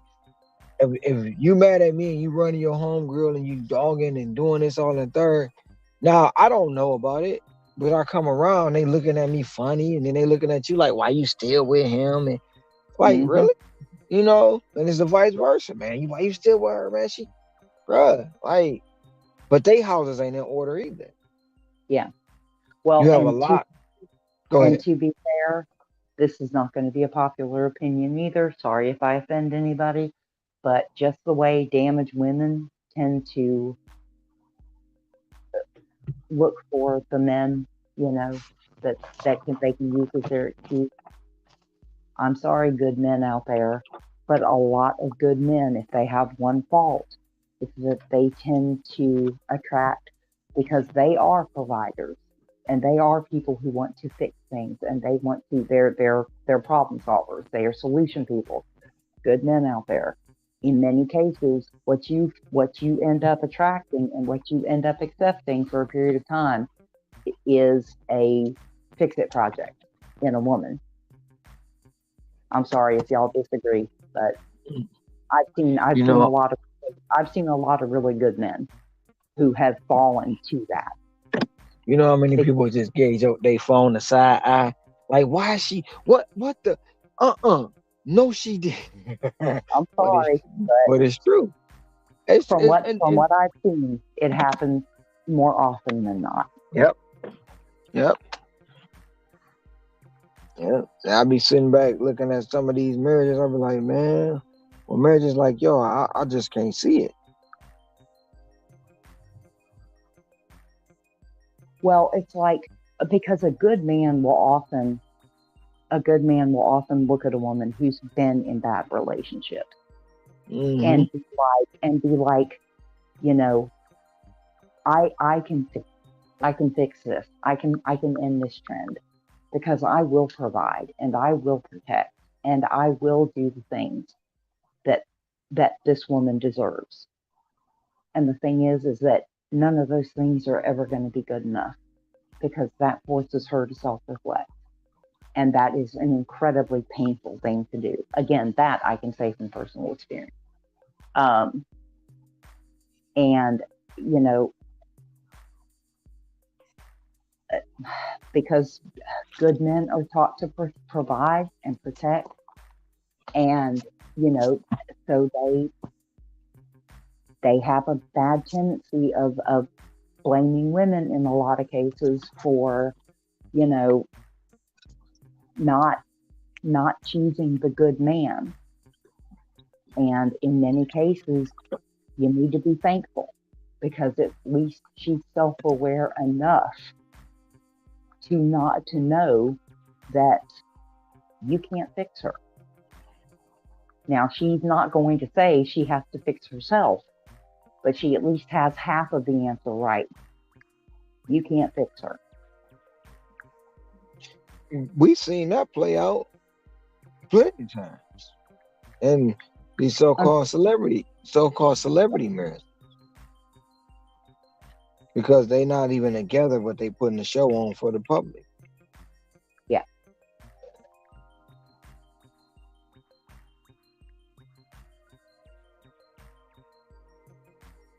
Yeah, sorry, hot take. It is a bit of a hot take. It probably makes some people mad. I'm really sorry. I did not mean to offend anybody. It's just from my experience and from my observations. Because I've had several good men try to come into my life in a time when I knew that they couldn't fix me. And I wasn't going to put them in a position where they more than held their end of the bargain when I knew I wasn't going to be able to.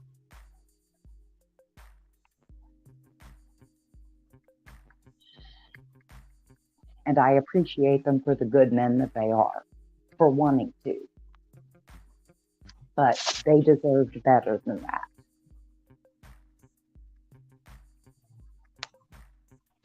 Yeah.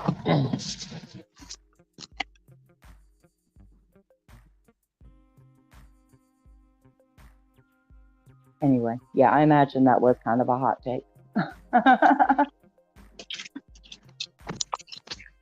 But a person don't know how much you can make them feel lesser than. You know what I'm saying? Like yeah. a person don't realize, and they don't understand it per se, but they don't know how much they can make a person feel like they not wanted, nobody wants them or nothing like that. When all in all, it is not true. And then they go into that next relationship, thinking the same thing. You know, I'm not worthy. I'm not this, and I'm not that. You know, and like with words, like now, and I'll be the first to admit, my last relationship, I was broken. I can't. You know, I know for a fact you can't make nobody happy, because happiness comes from within. Now you can compliment their happiness, but at one point in time, I'm like, man, this. I can't. I don't want to go home. We gonna argue about something. I just don't want to be around. I just don't. But I was broken. Like I said, after this is it. It's a wrap. Nobody. Fuck that. One of the hardest things I would admit, and again, I'm not a man, but I would imagine that one of the hardest things for a good man is to be a good man and still not be enough. And when you choose a woman that you were trying to fix, that's the inevitable outcome until she is willing to fix herself first. That is the most difficult thing in the world. Like, and it's not like, okay, every day wasn't peaches and cream, but it's like I just got done working 8, 9, 10 hours. And then some days back then I was working, I was still being a mechanic. So I was in the garage. I'm in the garage of the house. I'm pulling the engine out of a car. I got music playing very low, because if I play it too loud, you gonna say I'm disturbing the neighbors, which I'm not. And you come out there and you look at me and you say, why did such and such husband something do this? I'm like, so what does that have to do with me? Motherfuckers, I know all men. I said, that ain't got nothing to do with me. Why you putting that shit into our relationship? I'm out here working. No, you out here on the phone with your bitches. Wow. Like, really? Good Lord. Really? Really? I'm out here on the phone with my bitches. Wow. So that was, and it just, from the toxic shit they see on TV, they come bring it into the relationship. Like, I'm working, literally. Well, you need to wrap this shit up and come in the house. No, you know what? Go on back in the house. I'll be in there whenever. And then I just sit in the garage and just try to figure shit out. Like, this shit ain't worth it. It ain't worth the stress that it causes. And stress will kill you more than anything in the world. Yeah. It will kill you. So I'm just saying things or something like that from experience. Like, some of these women, they don't know. Like, a woman can say something to a man and it'll put him somewhere that he like, damn, for real. Like, in a state of mind, like he just a baby and don't know how to, which he really don't know how to recover from. Yeah. They will cut you so deep and not even realize.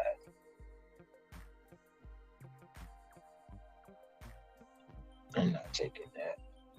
Now, see, usually we don't get into the deep shit like this until it's like dark in your time. We started damn early tonight. Well, because I came out the gate a little spicy. Hey, Yeah, you hey. did. Yeah, you did. Oh yeah. Hey, Scrabble. Yes, sir. Scrabble. One of my female cousins is listening. She just texted me on this phone right here. She said the reason why women like the bad boys because they give better penis than a nice guy. To see, that's okay. Look, I'm from personal experience. That's bullshit. No, because here's the thing. Okay, the bad boy may initially seem like he's better at it, but your good man, if you're willing to tell him, he's going to provide in that way too. You just have to be willing to communicate. And women too often expect a man to come in and read your fucking mind and read your body like they know it, even though they don't yet. They're just taking guesses based on past experience. And I mean, if they get lucky, they get lucky. But no, not most of the time. If a woman gets out of her own head and out of her own shit and stops putting all of her sexual gratification, I'm sorry, that is not fully the man's responsibility. It's true. I'm sorry, it's true. Women own that shit. I'm sorry. If you have a good man and he is not pleasing you in bed, I guarantee you don't have to make him feel like he's not good enough.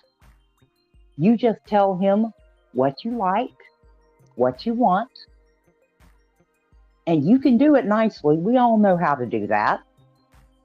And trust me, you will get the man that is perfect for you in bed. You just have to fucking tell him. It is not his responsibility to read your mind. And I don't care if that's a hot take or not. I said what I said. Yeah. Most of them want you to read their mind. They want you to read their mind. You be like, what's wrong, honey? Nothing. Well, if you don't fucking know, like, wait a minute, hold on. I just asked you, and you told me it was nothing, but then you come back like, if I don't know. I don't know shit because you ain't told me, god damn it. I can't read your mind. What, you want something to eat? I'll go get you something to eat. I ain't hungry. What the fuck is it? I don't even know what it is. You know what? Fuck out my face. Leave me the fuck alone. No. These women, they want you to read their mind. No, in that case, women need to start owning their responsibility to communicate. Relationships are not supposed to be a guessing game. That is not how that works. And there are too many people that are telling folks that, your man should already know. No. No, because not every person's the same and not every relationship is the same. I'm sorry, again, women in the chat, I'm sorry if I'm offending anybody, but no, we own our part in the relationship, including communication. Now, again, you can take that for what it is, being the woman who has not been in a relationship for a really long time. But they gonna be mad. They gonna be like, we gotta take some accountability. She not trying to hold us accountable, is she? I know she not saying that's what they saying. They don't want to be accountable for shit. Sorry, not sorry. You know, if you, I'll shred my woman card if I got kicked out of the club, whatever. They not accountability. What's that? Shit, they don't know what accountability is. Like some of them don't know what a skillet is. A skillet? What's a skillet? Hey, there's like 50 different genders these days. I'll just pick one of the other 49. It's fine. They got pronouns. I don't know. Let me stop. I ain't gonna even get into that because I'll be done got in trouble for saying something like that. Scrabble. I talked about this a lot of times on other panel, but I had a friend that I worked with. His name is Jeffrey. We're just gonna call him Jeffrey. Jeffrey was been married. Oh no, he's about to get married to his childhood sweetheart. He already has three. He had 3 kids with her already, right? So, how can I say it, Scrabble? He came to us at work one day. Just something didn't seem right about him. So whenever we went on break, he just told us everything. He goes home, Scrabble, right? And he gets home. He sees another car, but you know he's thinking somebody else parked next, whatever. So he opens up the door. Well, as he got ready to open up the door already was like it wasn't locked. Like it was kind of open a little bit. So he just pushed it and it opened.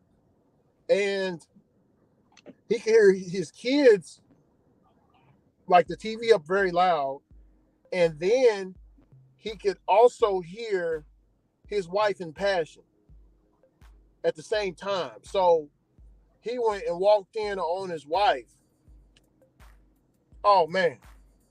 When he told us the story, Ron, he said when he opened up the door, his wife was in missionary style, and the dude's ass was in the air, right, Ron? Penis was still inside, slamming, bro. That laying some, yeah, real murder was the case. I'm sorry. Crime of passion. He probably could have beat it. Yeah, see, he didn't. I like with me. He's I such don't a nice care. guy, though, bro. But no, with me, I don't care what you do. Right? You go out in the street. I'm not chasing up behind you. I'm not checking no phones. I'm not doing none of that. Right? I'm not doing none of that. My only rule, Ricky, is whatever you decide to do, don't bring that shit home. I got you. Yeah. Don't bring that shit home, my girl live in Michigan, and I live here. For right now, she's in Michigan. I can't worry about what she's doing in Michigan. I can't. I wouldn't make no money. You know what I'm saying? Yeah. Now, if I decide to go to Michigan one day and just pop in, and she doing her, I mean, I pull up, somebody there, I can't. In that case, really, I can't be mad. You know what I'm saying? I can't really be mad because everybody got needs, right? Yeah. But if we was living in the same house and we come in here day by day, night by night, I got a DoorDash. DoorDash? Yeah. DoorDash. Cool. All right. Thank you. Uh-huh. That one. New question, yeah? Okay. Got it. So, then we got problems. And 9 times out of 10, it's crime of passion. Hopefully, I get off. If I don't, I got to go sit down. Yeah, yeah, yeah. But goddamn, Ron, you know, bro. Okay, well, I'm gonna continue what happened because that wasn't all the story. So he's watching his wife getting pounded, right? And he told me, no, one of the guys was like, yeah, he said something stupid. He was like, hey man, what kind of face was your wife making? And he was like, dude, my wife looked like the devil, man. Her eyes rolled to the back of her head. She didn't look like my wife anymore. I said, oh my God. So I said, man, what the hell did you do? Because you still here right here with me. So he was like, okay, this is what I did. I closed the door and I had food for my children, for everybody. So I made sure my kids were fine and pretended like nothing happened. And I went and got my car and got a hotel and called her on the phone and let her know I seen what you did. That's how he went about it, Ron. He more man than me. Yeah. Scrabble, did you hear Call, what I call, said earlier about the story? Hustle I said, I well, I Hustle got the said time gist. for a poly relationship. Time for Yeah, that's not how a successful poly relationship works, unfortunately. Because I have a good friend that's in a very successful polygamous relationship. And yeah, that's not how it works. Um, I caught the gist of it, but I'm not gonna. Okay, I'm sorry. I have an issue with this. This is not going to be a popular opinion, but literally half of the relationship's credibility got lost on me when you said they had 3 kids together before they got married. And I know that sounds like I'm being a judgmental asshole, but goddamn, Yeah. why are people willing to be a baby mama or a baby daddy and be in a relationship with a person if they're not willing to marry them? I Yeah. mean, seriously, it's like, Well, it mm, happened. It mm. happened right after he got the engagement ring. Like they were about to get married Hi. when it happened. Yeah, see, that's her self-sabotaging. I'll say, have a good one.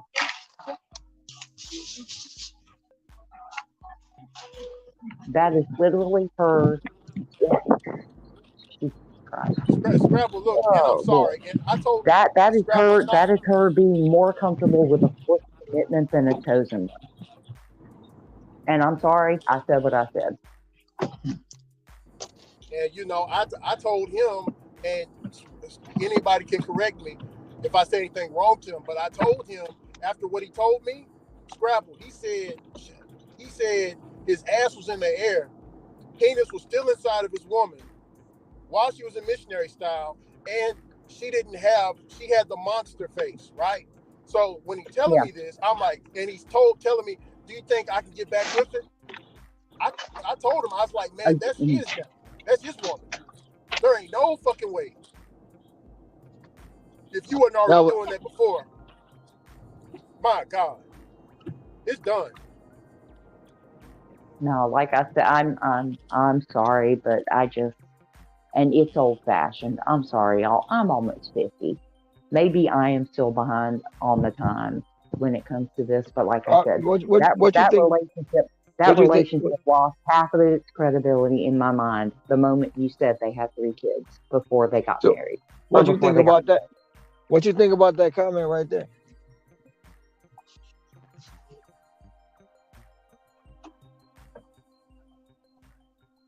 You see it? I can't see Yeah, it I that see it. well. I'm She driving. I said can't see it. she loves him. He was safe, but he don't get her wet anymore. Yeah, no, that's not an excuse. I'm sorry. Just, mm, And then she said, Lord. get back with her, get back with her. Oh, he beta. Yeah, exactly. Well, I mean, okay, so for all you know, Depending on the type of man he is, because you will have those men who the thing he's thinking about most isn't necessarily getting back with her because she's the woman he wants.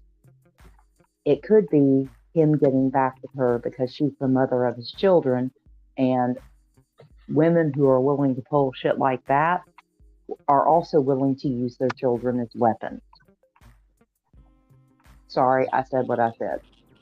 Yeah, I mean, They scrabble use that.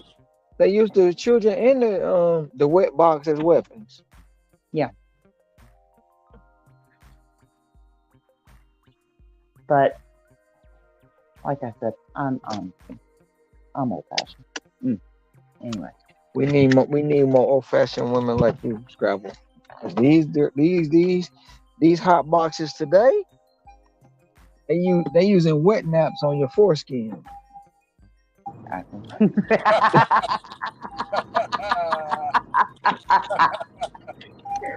Oh, shit. Oh Lord. See, I need to stop today. I need to be stopped. I'm petty. I got the petty bill today. But a particular person who uses wet wipes on the foreskin also openly admits that they don't want a relationship. And you know what? That is one of the more mature decisions a person like that can make. Yeah.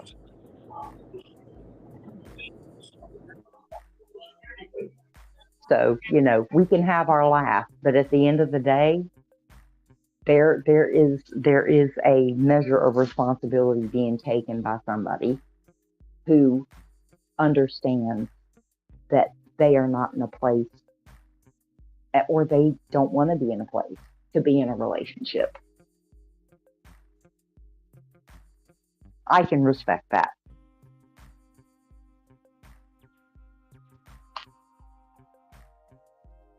May not be able to respect much else, but I can respect that.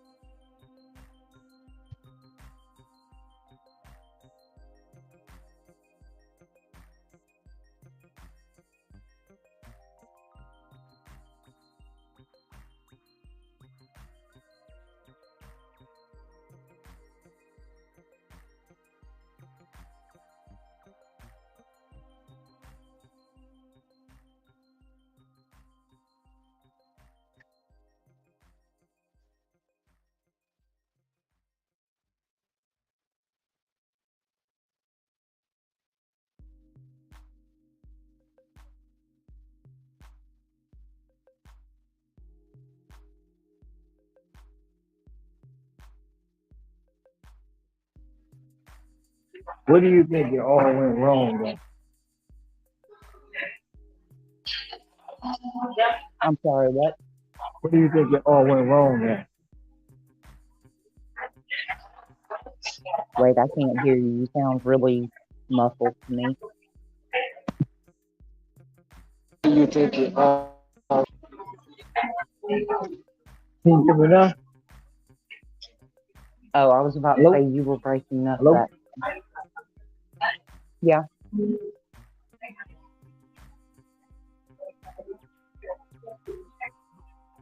Oh shit, that might actually be me. My phone's about to die. Hold on, give me just a second. Did they order yet? Did they?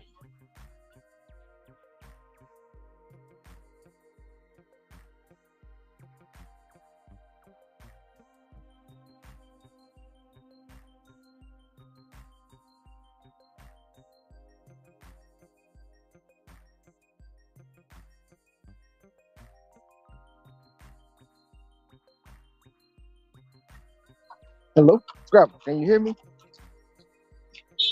Can you hear me? Can you hear me? Can anybody hear me? Give me a thumbs up in the chat.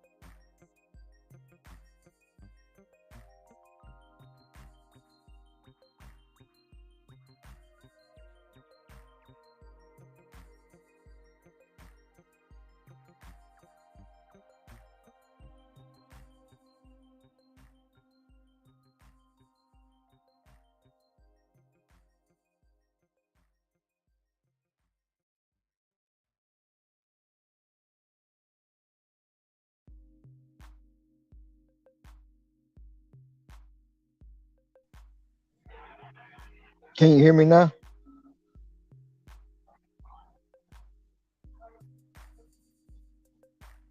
Yeah. Can you mic check? Hello, hello, hello. Can anybody hear me?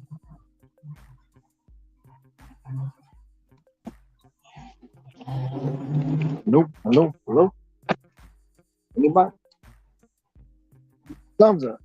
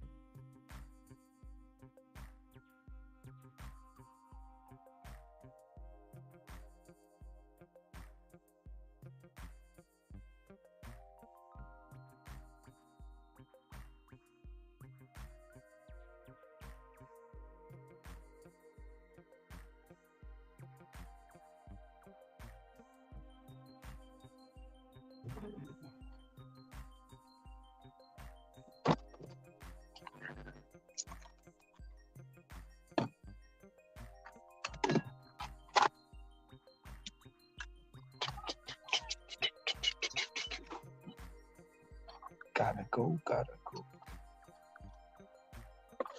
Oh man, what am I doing here? This order, got that order. Got a stack.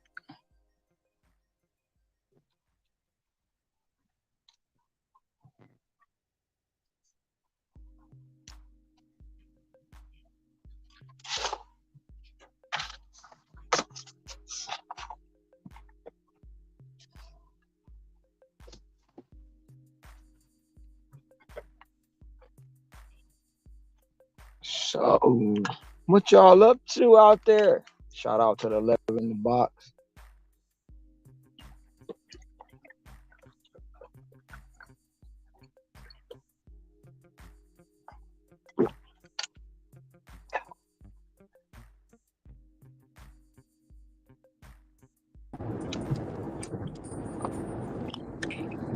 Hey, Ron, I could hear you. Oh no, I didn't know. 'Cause I was had asked trouble. So I'm gonna ask you, what do you think it went wrong, Ricky? Hey, and two. Do you think marriage is dead?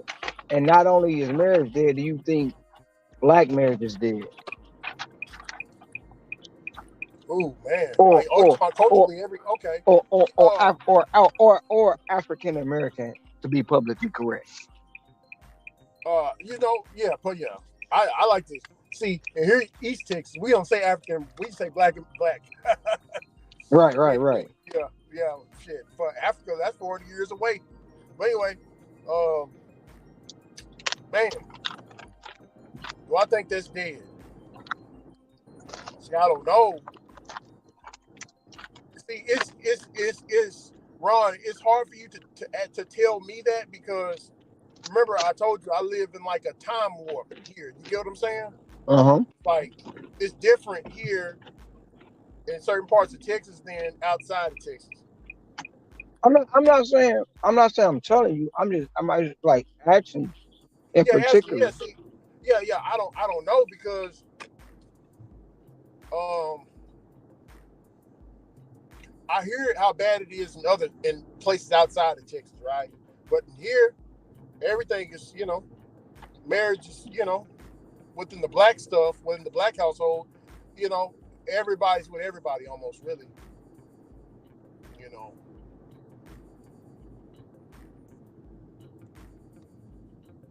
So in society, Yeah, and also it's different because especially here, every black person is related to one another here. So we used to have a saying, you need to watch that, you need to meet that girl's family if you're going to be dating her because you might be dating your cousin. So a lot of the brothers, they would, especially a lot of my family members, they would go white. You get what I'm saying? mm-hmm. Me, I got an Asian. So I really can't speak on it because I'm not with a black woman. You get what I'm saying, Ron? I get you and I hear you. But as societal measures. So Mm-hmm. looking out into society outside of East Texas, you have a lot of women who single by quote unquote quote by choice. They don't need a man. They independent. And if they get too bad, they can go in their closet and get their fix, or their dresser drawer, their nightstand, or under the mattress, or wherever they keep it. You know, they get their fix. Yeah. And then you got a lot of women, not all, but you got a lot who are desensitized, and there's no way a man can actually please them because they so desensitized in that Yeah. area with all the gadgets and gadgets that they use and don't realize that it's doing more harm than good. Yeah. That any man they encounter, he weak and he can't please them because he can't get them to do the same thing that device is doing. Yeah. And Yeah, then man. once I mean, again, then, yeah. then once again, I don't need a man. I'm independent. I'm a boss, bitch. So with all that being said, or you know, you got the other ones that if you ain't paying all their bills coming in, if you ain't paying all their bills on the first date, you ain't a real man. You know what I'm saying? If you ain't coming in the door paying all their bills and taking care of they badass kids from another relationship, Hmm. and they coming with some hot and ready yeast infections, you ain't a real man. Yeah.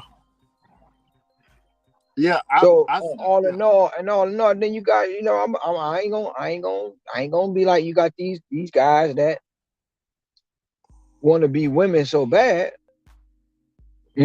They gotta have the tea, they gotta gossip all the time, they gotta keep up with the Joneses.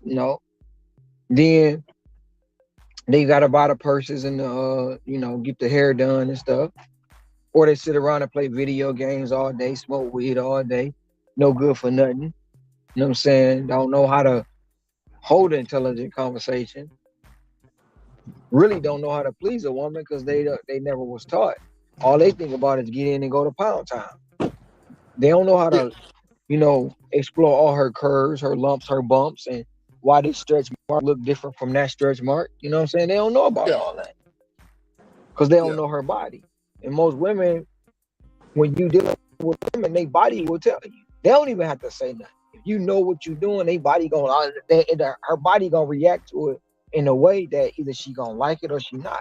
If she don't like it, you will know. If she like it, then okay, maybe it ain't been done before. But they don't know how to do that. So on both sides of the spectrum, where you think it went wrong, and do you think is basically relationships are dead?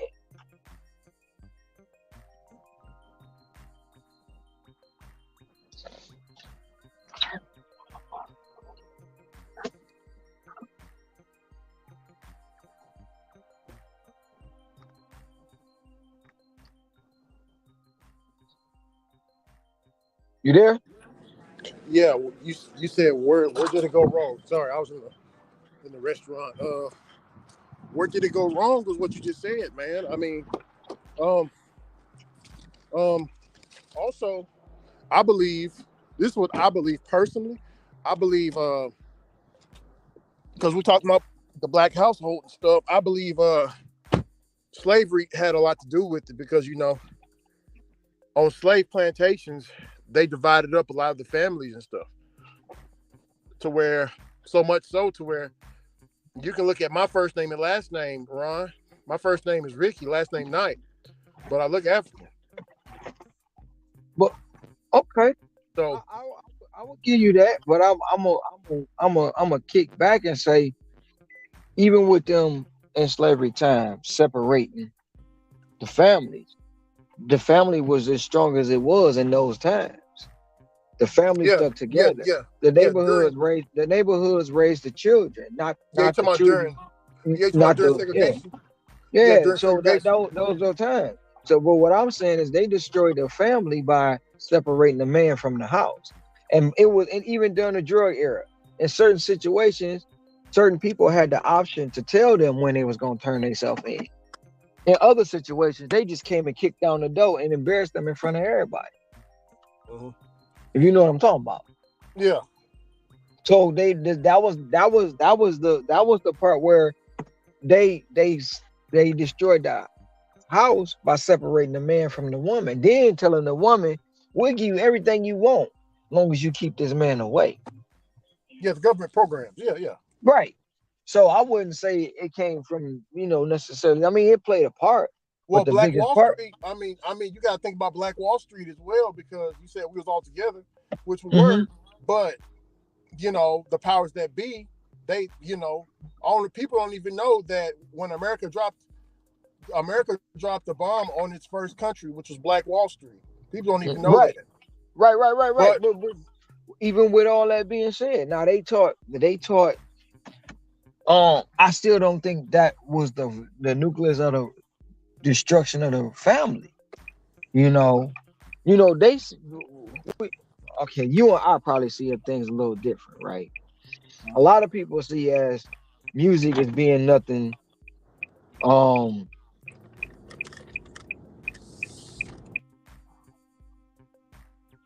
um nothing detrimental, right? But it is because they seen that what music does to a great group of people, and they exploited it. And now it's all about kill, kill, kill. How many women I slept with? How many bottles I popped? And then with the ladies is all this. I don't need a man and woo woo woo and la la la, all that stuff, right? Yeah. So when you destroying people with the music, the mentality of that factor of it, then you going on with all this stuff you seeing on TV, constant drama and the tea and this and that. And we put all that together and all the other things that's going on in society, you don't think that really played a part in relationships and No, it did. values and morals? No, it did. Hey, shit. Yeah, hell yeah, it did. Just like Alien versus Predator. I don't know if you know the metaphysics behind Alien versus Predator, but Oh Predator is yeah, the black. Yeah, Predator is the black man, and Alien is the black woman. They fighting every time. right. Right. And it's just like that movie with Will Smith. I think it was called Bright. It was called Bright. I want to say that. Um, that had a deep message in it that most wouldn't understand.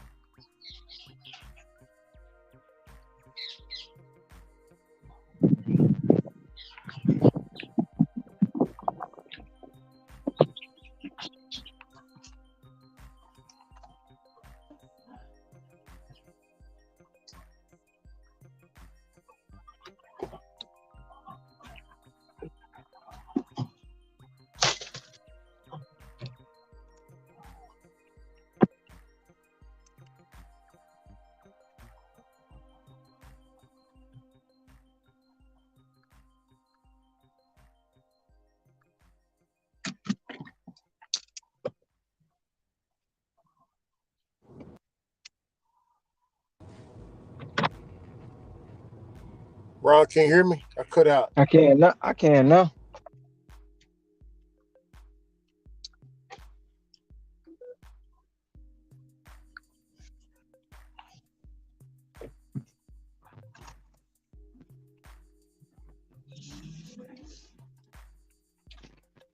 Oh, I think you lost him again. Did you hear my question, Scrabble? What was your question? Sorry, I had to like find my charger. Oh, I was saying, where do you think it went wrong? And not only where do you think it went wrong for our relationships, and do you think marriage is dead? um,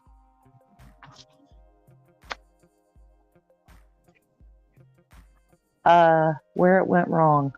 Money.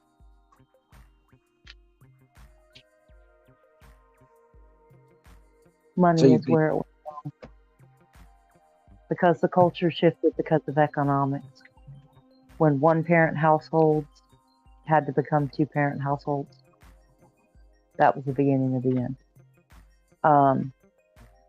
And it's more complicated, but quite frankly, that's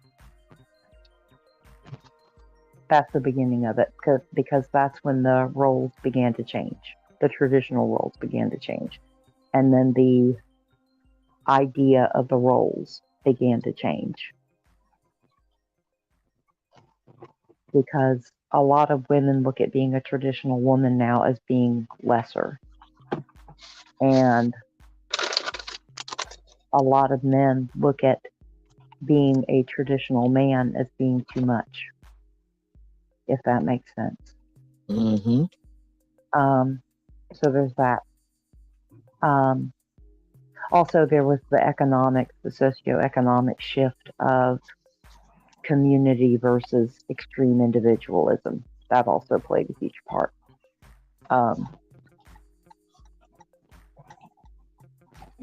Is marriage dead? Um, I don't think it's dead, but I think whether we like it or not, it has been greatly redefined. It's kind of like careers nowadays. People can say they have a career, but it doesn't change the fact that they're going to work at probably 10 to 20 different companies over their lifetime now instead of just one. Mm-hmm. Because they no longer feel or value, and it's both on the company side and on the personal side. No one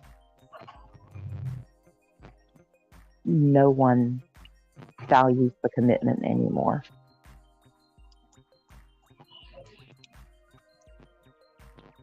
It's easier to, it's easier to sign an employment contract, leave 5 years later for a better job, sign a new employment contract, break with that company, leave, go to another one that offers them what they think is better later on. Marriage has become much the same way.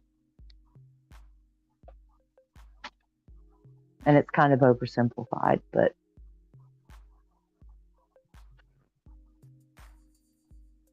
so like I said, I don't necessarily think it's dead per se. I don't know if it will ever be the same for most people. Do you think anybody can be married 40 years now? Oh, I think there are a few that can do it. I still think there are some people who can do it. But generally, as our newest generation grows up, they are going to be growing up probably with the last generation of grandparents who more of them are still together than not. And honestly, actually, they may be too late. My kids' generation may be the last one that has more grandparents where they have only 4 grandparents and not 6 or 8 or 9 or 10 or surrogates that aren't really as convoluted as it can get sometimes. So for them, it's going to be less that they are knowingly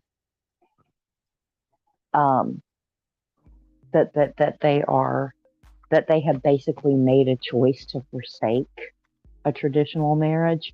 It's just they're going to have never seen one or had never really seen enough to think it's going to be, to them, it's going to be an exception. It's not going to be a norm.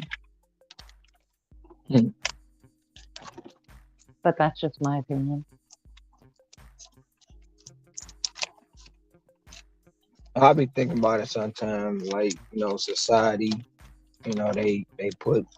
they changed it up, to where, these women, I'm independent, I don't need a man. If I need my fix, I go in the closet, drawer, under the mattress or whatever to get my fix. And they don't realize that makes you desensitized to human interaction, in my opinion. Yeah. Well, you also have a generation of younger people that are coming into an economy where you actually have to think about financially, from a financial standpoint. When are you actually financially in a place to raise a child properly? Because getting to that financial place is harder than it used to be. And it's, especially when you're not taught the skills how to deal with your own financial health. One thing I will give our current generation that is waiting later to get married and later to have kids in many cases, statistically, is that one of their biggest factors in deciding that is finances. It's money. Well, And we see it every day where couples post, fiancés and relationships and engaged, but they got bad spending habits now. So what do you think is gonna happen when they get married? yeah. Well, you've also got people who don't marry in many cases because for them it affects their income in one way or another, especially if they're getting benefits. And I hate to pick on people who, need temporary help versus the people who don't. But you have a lot of people who are in financial situations, either of their own making or just because they don't know better. Because you have a lot of households now where nobody has seen financial stability or good financial practices, where you've got a lot of people who, if they get their money, particularly based on their income, and many of their needs are met based on their income, it will keep them from getting married so that they don't make too much income.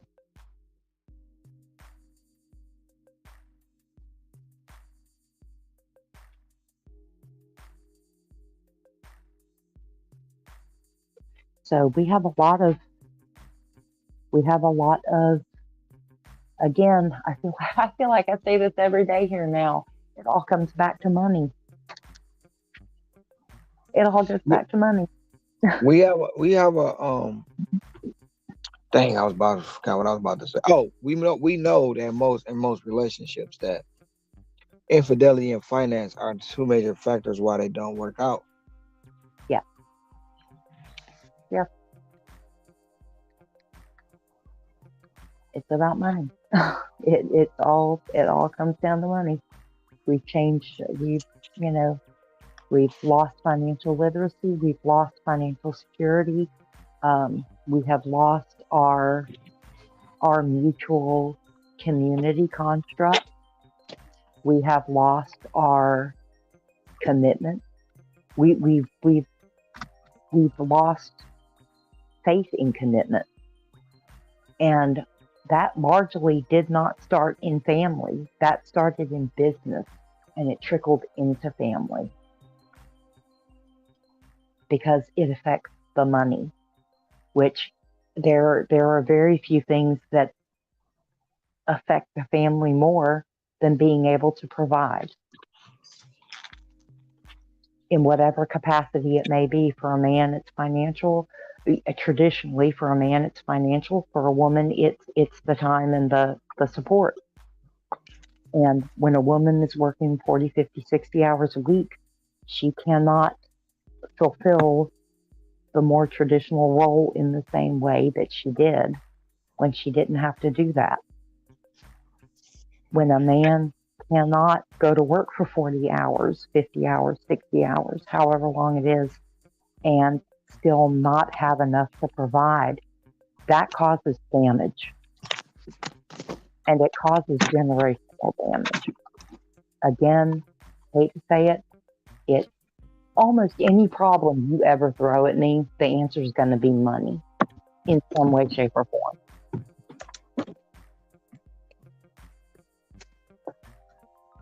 That is true, because with me, when the finances ain't right, look, I got to figure this out. I got to figure it out. But you have a lot of people, when the finances is right, they keep, let's do this. No, we got to hold off on that, Yeah. and they don't understand it to this day. And also, I don't look at traditional roles in a relationship, because look, you ain't gonna have to cook all the time. I cook. You ain't gonna have to go to the grocery store, put the gas in the car, take the trash out. Shit, if we gotta cut the grass, all that's gonna be, certain things that I'm gonna do. Wash the dishes, wash the clothes. Now, if I wash, you gotta fold though. Nah, I No, will. no, no. That may be true, but traditional or not traditional, however you want to consider those roles, um, it's still as a mother myself, I had at the time when I needed to be available to school my child, I was able to do it. Most women do not have that luxury. Mm-hmm. And I'm going to tell you now, giving your children to someone else to take care of them, because they're not supposed to be raising them, even though if mom is having to take on a second job to help pay the bills,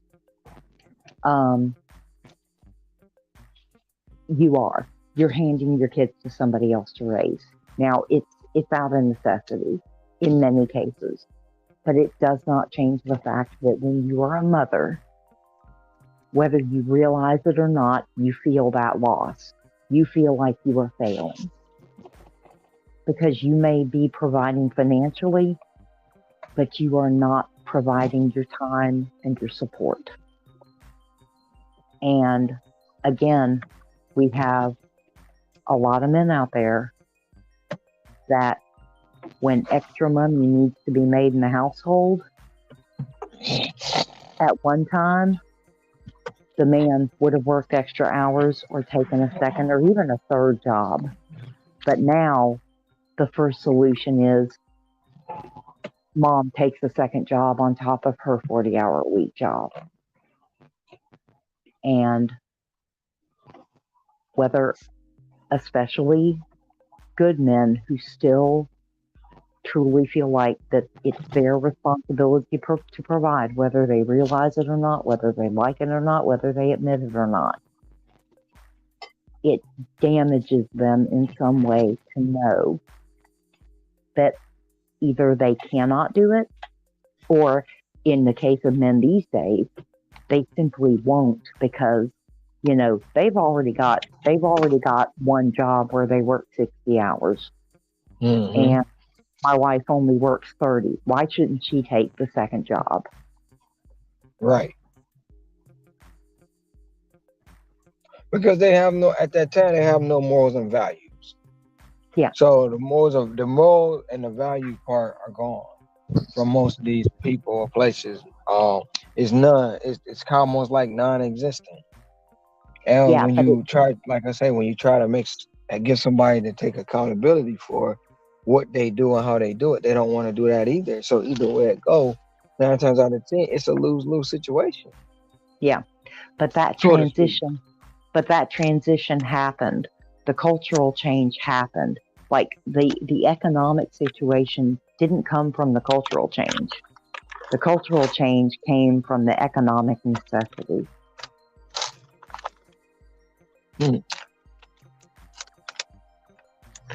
Economic necessity.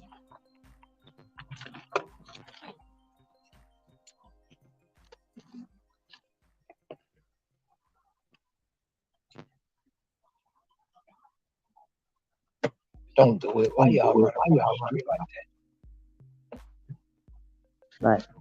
And a lot of people, both men and women, don't want to hear that these days because they grew up seeing both parents working. So that's not that's what you're supposed to do now.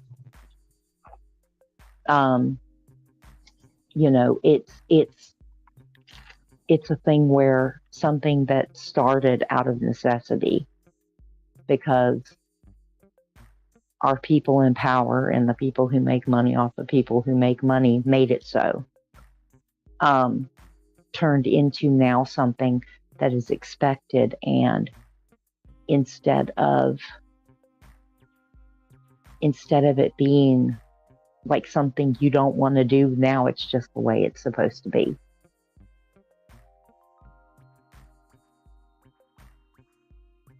So, and it's actually frowned upon not to feel that way, to not,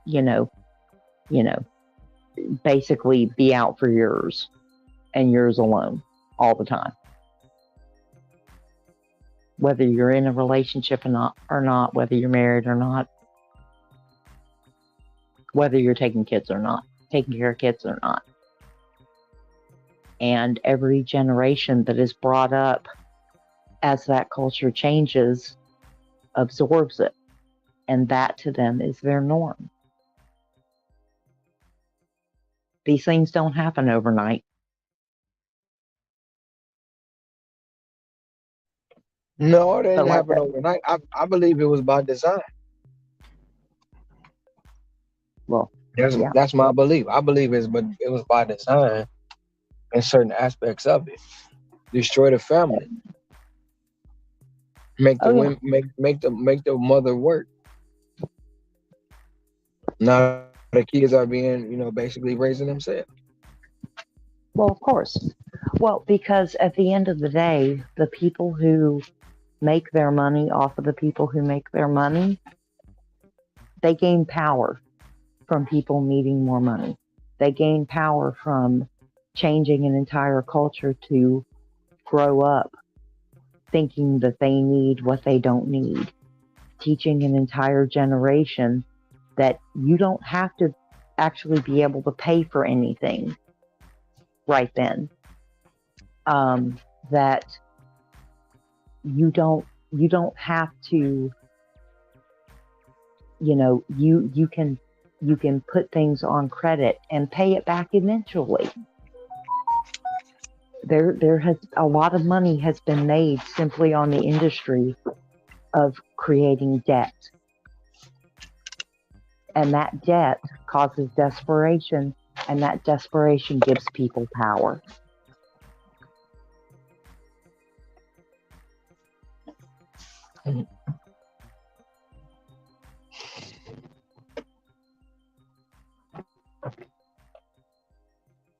Because then you get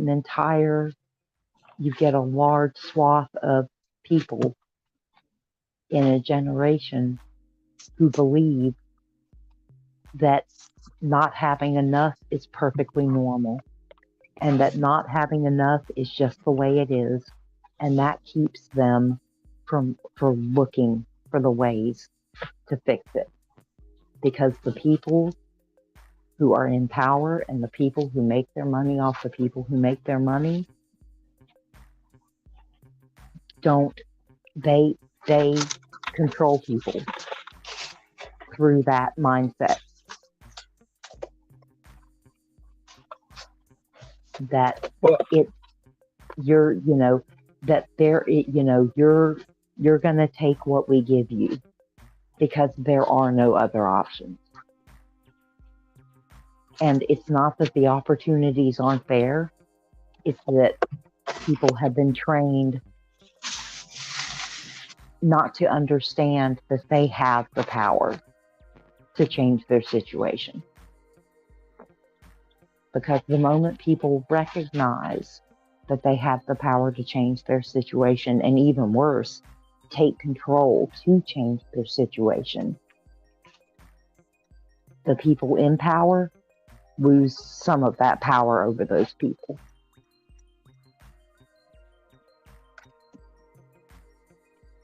But that's just my opinion. And they can't have that. Well, no. Of course not.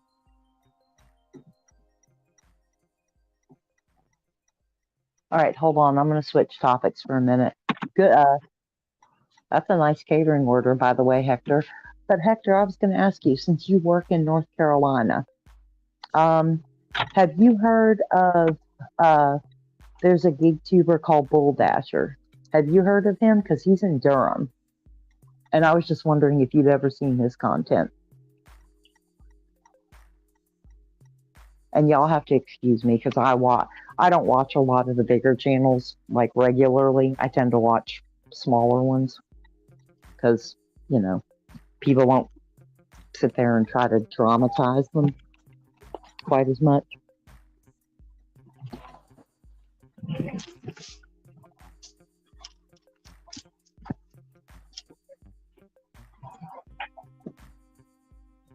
And if you yet suddenly hear like a yow loud, yeah, Bull City Dasher.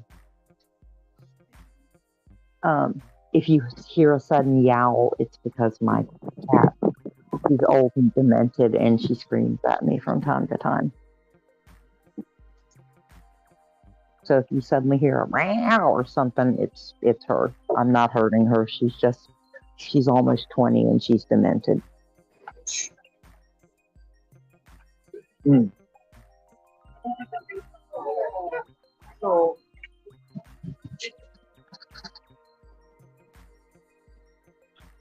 Okay. I was wondering because, like I said, with him being in Durham, and he seems like, for some reason, I feel like he would kind of be in your lane because he's really positive and he's just really get it. He's like, we gonna get it.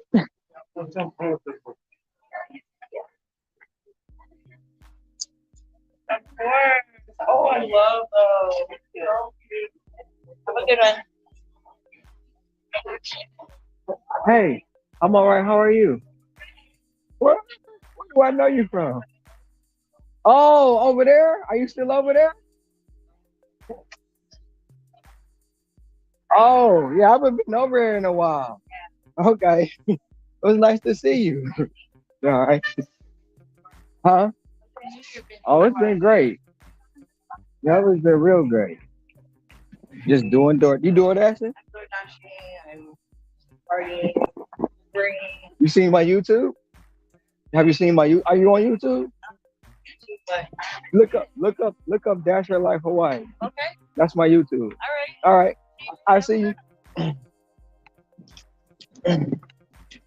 Now, like I said, for some reason, when I watched this last video, I thought of you because I was like, see, he reminds me a little of Hector because he's so positive and he's so like on the grind. Oh yeah. What time does he work? Who, Bull Dasher in North Carolina? Mm-hmm. Just whenever. He doesn't do like live. He hasn't done any live streams that I've seen. He just does like ride along videos. And he's a very, very small channel. It's not as small as when I started watching him, but he's a fairly small channel. But I always liked him because he has such a positive attitude. Whether he's having a good day or a bad day, he generally has a pretty good attitude. Almost And like Chuck. I just like it's like him. It's like Brass Dasher, who was the first gig tuber I actually ever followed. You know, it's just good day, bad day. It's generally good vibe. So Being out here, we can't control what we have. And that's sometimes I used to try to explain at the time. Like some days we gotta take what we get. And I understand you got goals and I understand you got things you want to do, but if you don't make what you want to make that day, come back the next day and do a little bit extra. You know?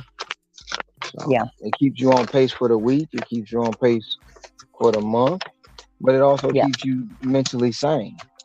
Where you're not pulling your hair out or having a temper tantrum or just letting the app consume you. You know? Yeah. See, that's I'm like I said, I don't follow a lot of the bigger names in GigTube for obvious reasons. Because I like the good vibes. I like the people who just they make it happen, and they're good. You know, they're not, you know, complaining and, you know, all this. They just go out there, they do what they want to do, they get theirs done, and, you know.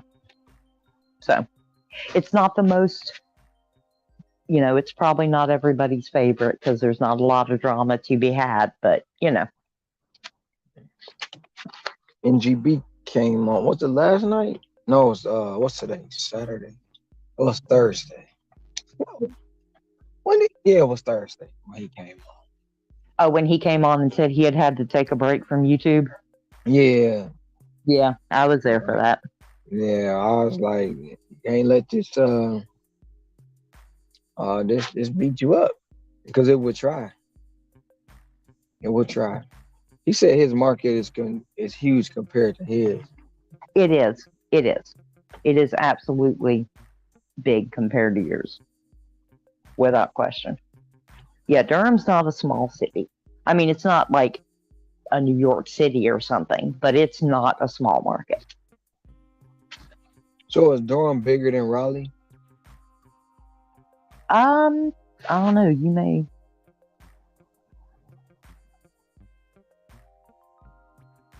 Oh, yeah. I was about to say he's the only one I had seen in North Carolina too. I don't really know. I mean, I've been through North Carolina, but I've never really spent a lot of time in either of those cities. So I don't really know how Durham compares to Raleigh.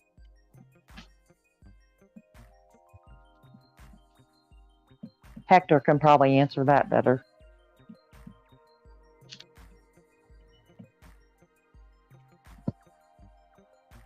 I've been to Myrtle Beach. I've been to Bike Week.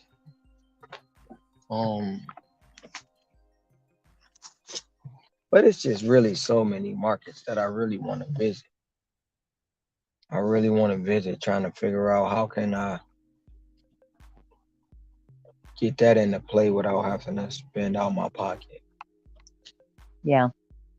No, I was about to say the only length of time I've spent in North Carolina, my dad lived in North Wilkesboro for several years before he passed, because he worked for Lowe's corporate up there.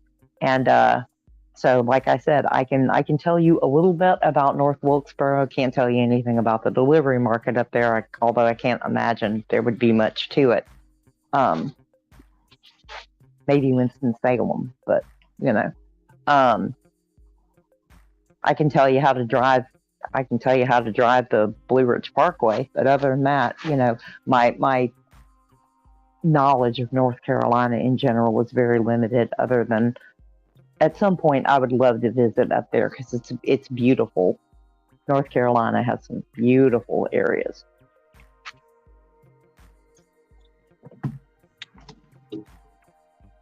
But that what I think about, what I'm thinking about is on a whole different scale. And it's take a lot of people to get it done.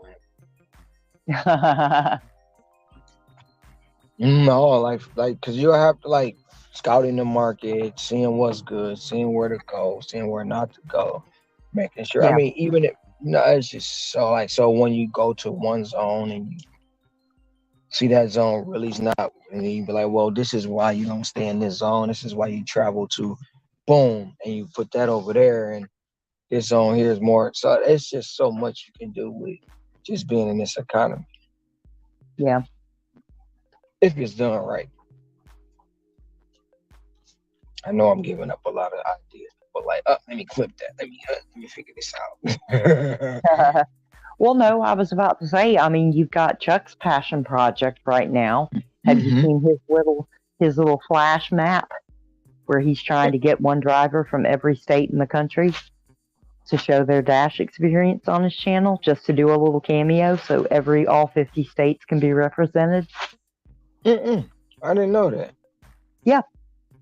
Yeah, if you watch his newest videos, at the end of them, he has a little flash map that lights up for every state that's been represented so far. And he's trying to get all 50. Well, why he didn't say nothing? I gotta go with Chuck's. Yeah. No, he would flip out if you sent him a cameo video of a ride along for Hawaii. He wouldn't know what to do with himself. He'd be so happy. Yeah, we can do one together live if he wants to. Oh, trust me, he would want to. He's trying to encourage every person that's on his live streams these days. He tries to encourage them. He's like, you know, you don't want to make a channel, but he's one of those people. He's like, anyone who wants to make a channel should make a channel. But he's also like, hey, if you want to do a ride along, I have a Dropbox link. You put the video together, I'll put it up on my page. And then he'll light up the state that's represented. Let me get something together. For my buddy Chuck. Mm-hmm. Oh, like I said, he would love it. He would love it if he got one. And of course, if you have a channel, he'll shout it out. because he always does.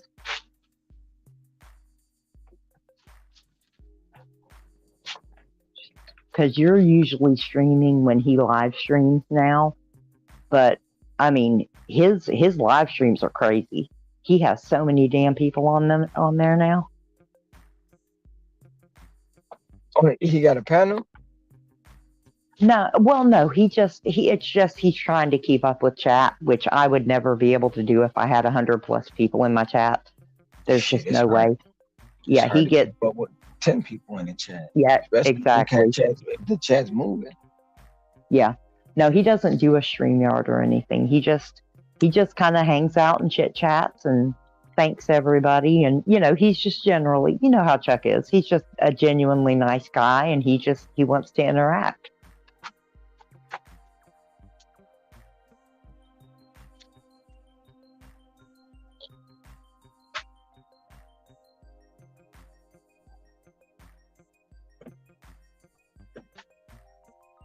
I might get back my GoPro to film one of my days, just call it 2 before 2, and then send it to him some way, somehow, so he can put it up there. He's got, hold on, I'll double check, but if I'm not mistaken, he's got a Dropbox link on his page. Hold on. This phone's got barely enough charge, but I should be able to find it. There he is. Oh, he uploaded an hour ago. Okay. Let me go to his channel. Questionnaire. They don't want to talk to you. Go away. Go away. Let's see here. Yeah, here it is. Yeah, literally in his description is want to be a guest star on Dashing Across America, record yourself doing DoorDash, Uber, Grubhub, Instacart, etc., and upload the files to the link below.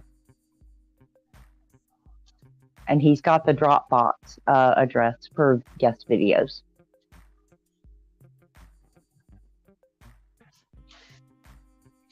Let's go check out my buddy Chuck.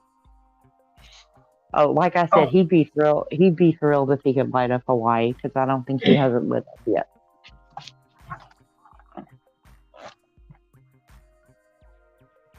Because he's got quite a few states lit up already. Let me see here.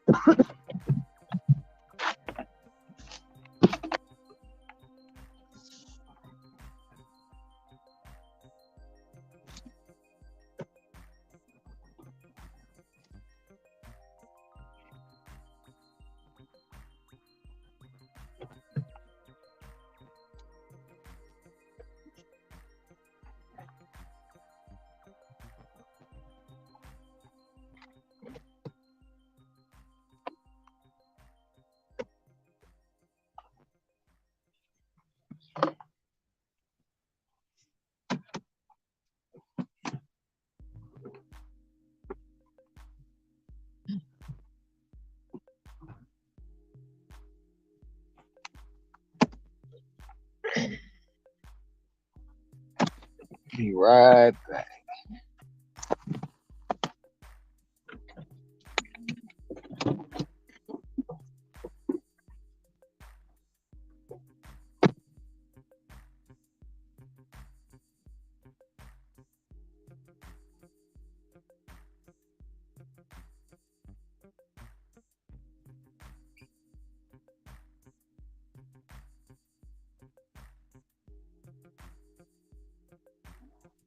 Oh, I didn't see it on his last guest video, but his last guest video was from Georgia, so obviously he has that one already.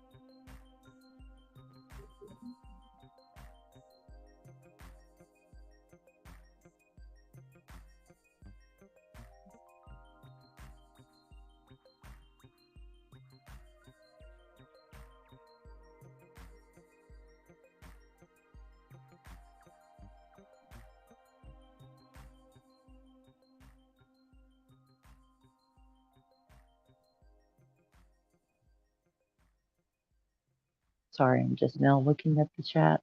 That's good though, Hector. How far are you gonna blow past your goal? You just gonna keep going till the money runs dry?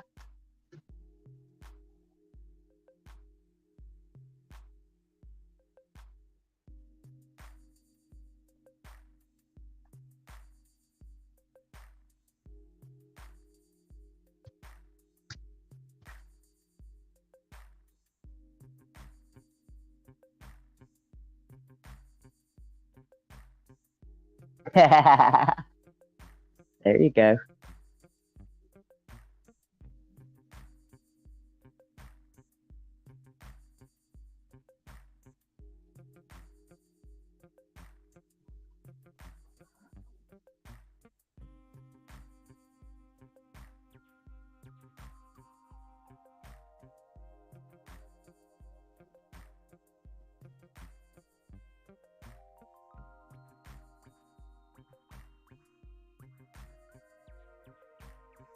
That's all right though. That's another one. We take our blessings when we get them.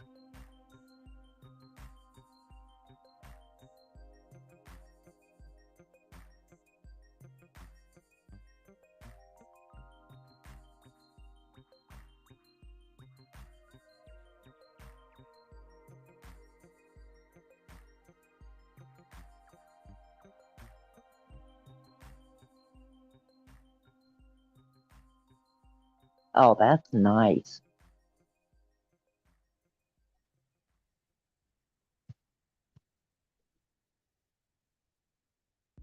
That's real nice. That's a good day right there.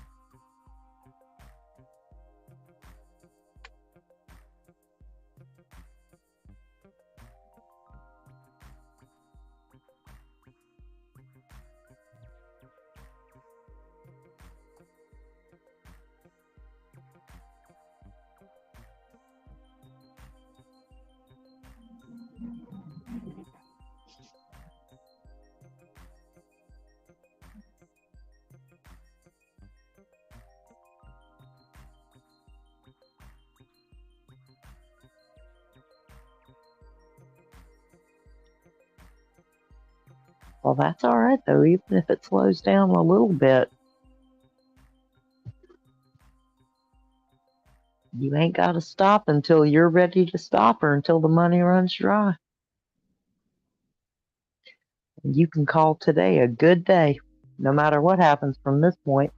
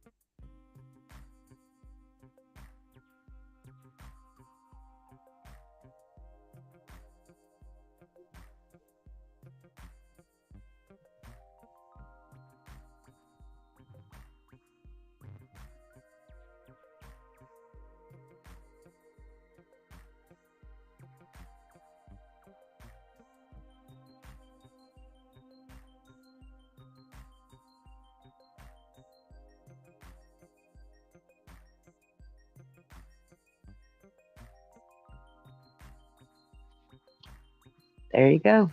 Like I said, you can literally go until you're ready to go home or go until the money runs dry. And either way it shakes out, it's been a good day.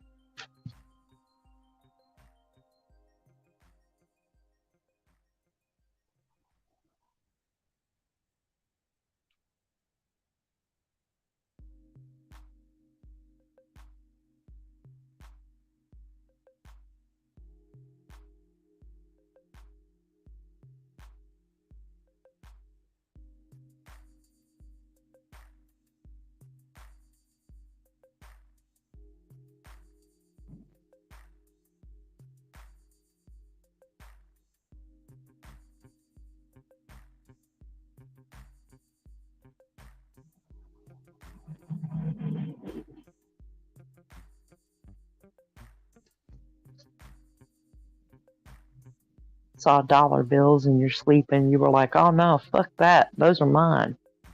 I'm gonna go get those.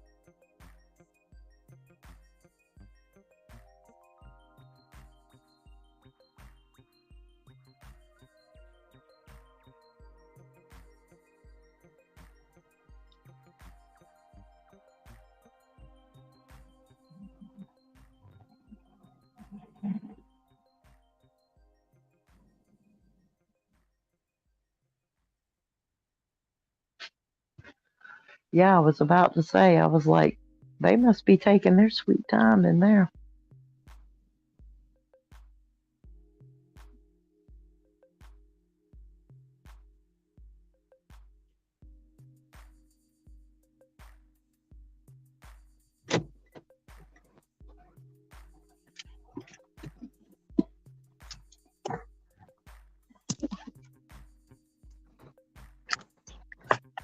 And I'm back. And they took forever. Yeah, I noticed. It was one of those jerk places. So it's like a Jamaican restaurant. They ordered, and I guess they don't make it till you get here. Oh, nice.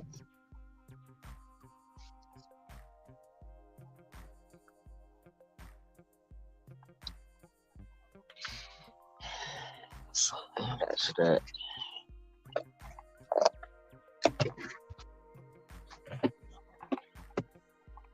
I saw something when I was working yesterday, and it clicked in my head on what I needed to do for the day. What you see? What you see? Let us know.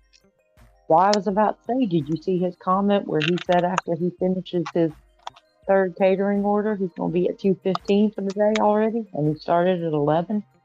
2:15. Yeah, $215. And he's only been out for 9.5 hours. That's what's up. Mm-hmm. What'd you change up though?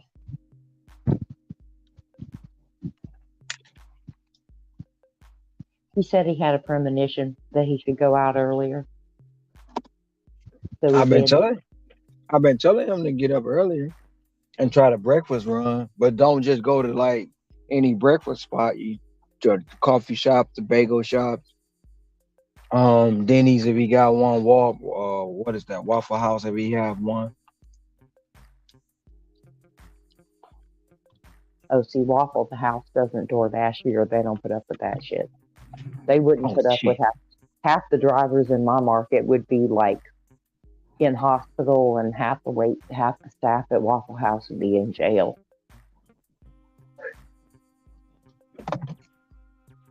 They don't do They DoorDash at all in your a Waffle House in your market. they don't do any delivery apps. No, not in my market. You can order online in some markets, but not down here.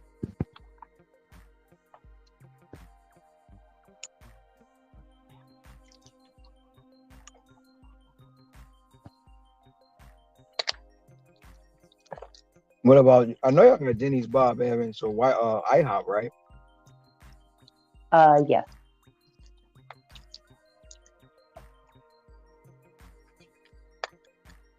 And that's what I was telling him, especially if he got a Bob Evans, because most people who loyal to Bob Evans still loyal to Bob Evans to this day.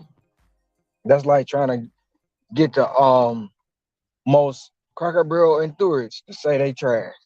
Cracker Barrel is horrible in my book. In my book, in my opinion, for all the Cracker Barrel lovers, it's overrated. Yeah. Highly overrated. Yeah. But if you get that one, they gonna cut you for talking about Cracker Barrel. That's true.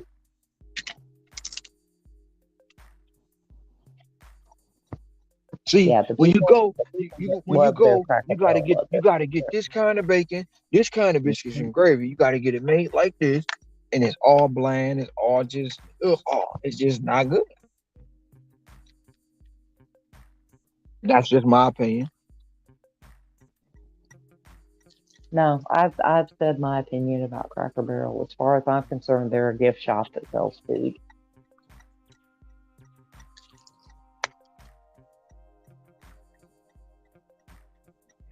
And they need to update some of them items in the gift shop.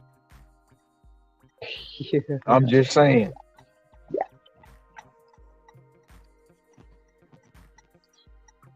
What? No, Mr. Bus Driver, I don't want to play tag.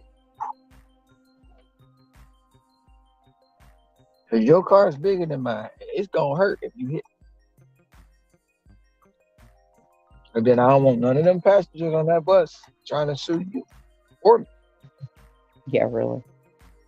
Because the minute that bus get in an accident, everybody hurt. Yeah. Oh, do you need to get down, baby? Okay. There you go. Oh my goodness. Oh, of course you knocked over my coffee. Thank you, darling. Pardon me as I talk to my decrepit cat. Ooh, have mercy. Getting my AR up and getting up early, looking at merchants and distance of orders. But most of it is luck today, and a lot of orders have been low miles.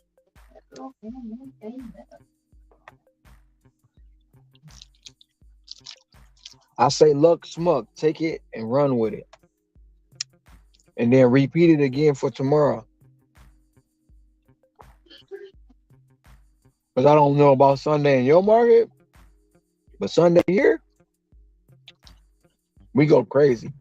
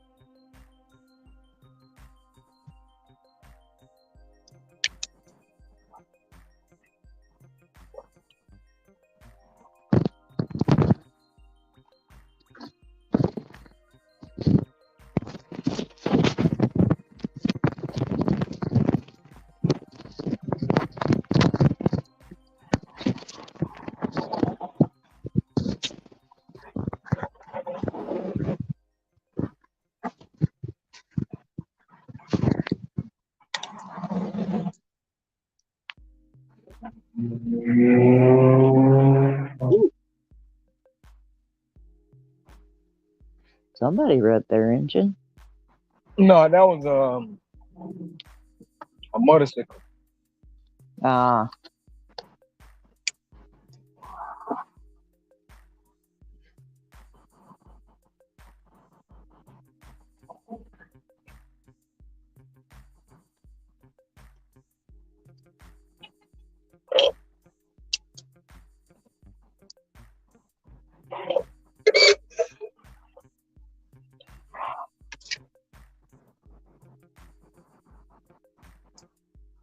Rain came and it went away.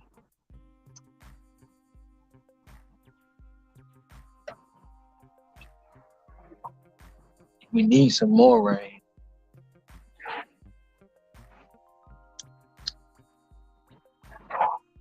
Well, if I could give you some of what we're getting here, I would share, but unfortunately. I just like seeing the waterfalls.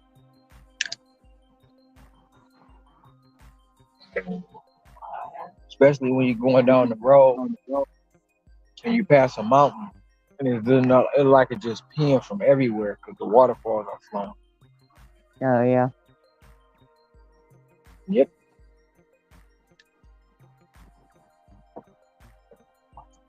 One of these days, I'm going to take a hike. I haven't been on a hike in a while.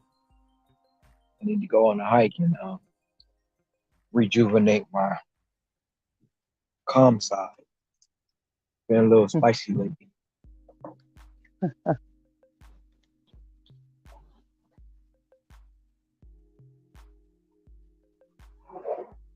Got to get back in tune, back in line.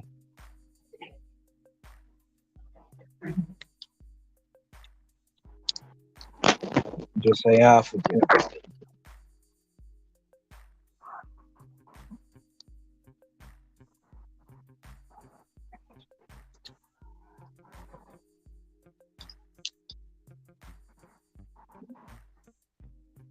I wonder where Tom at. Probably mad at me. Why would he be mad at you?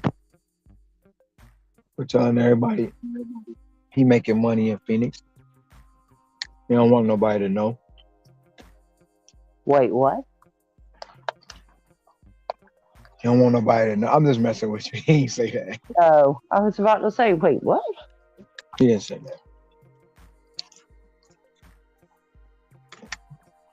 I feel like he usually comes on later, though, doesn't he? At least up on here. He come on later, but he listened. Yeah.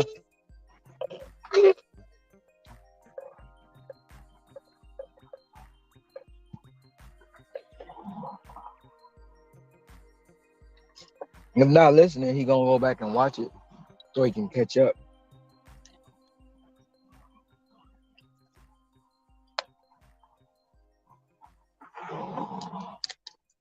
Well, more than likely. Well, did he get his brake issue fixed? I'm not for sure we got it fixed. I know he said he wasn't gonna ride around like that when it's raining, so it stopped raining. Yeah. But I do know he was out last night because he came on the panel last night. Oh, okay. And Thursday he worked, but he only worked half a day maybe. Made $150 and he stopped.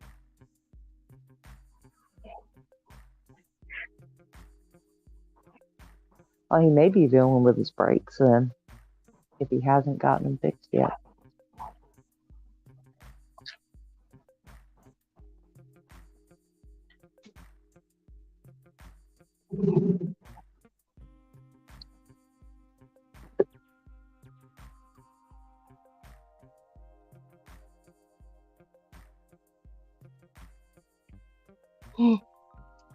But see Hector make some changes.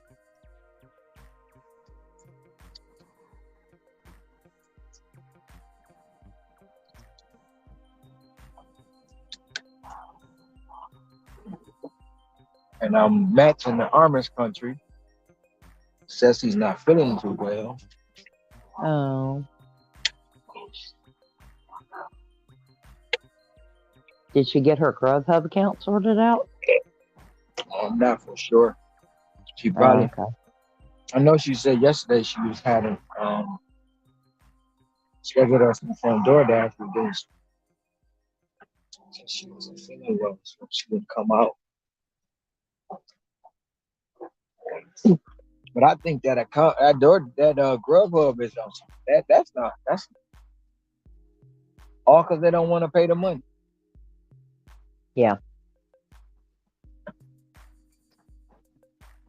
And they realized after the first week how many people they actually were going to have to pay. It was like, oh no.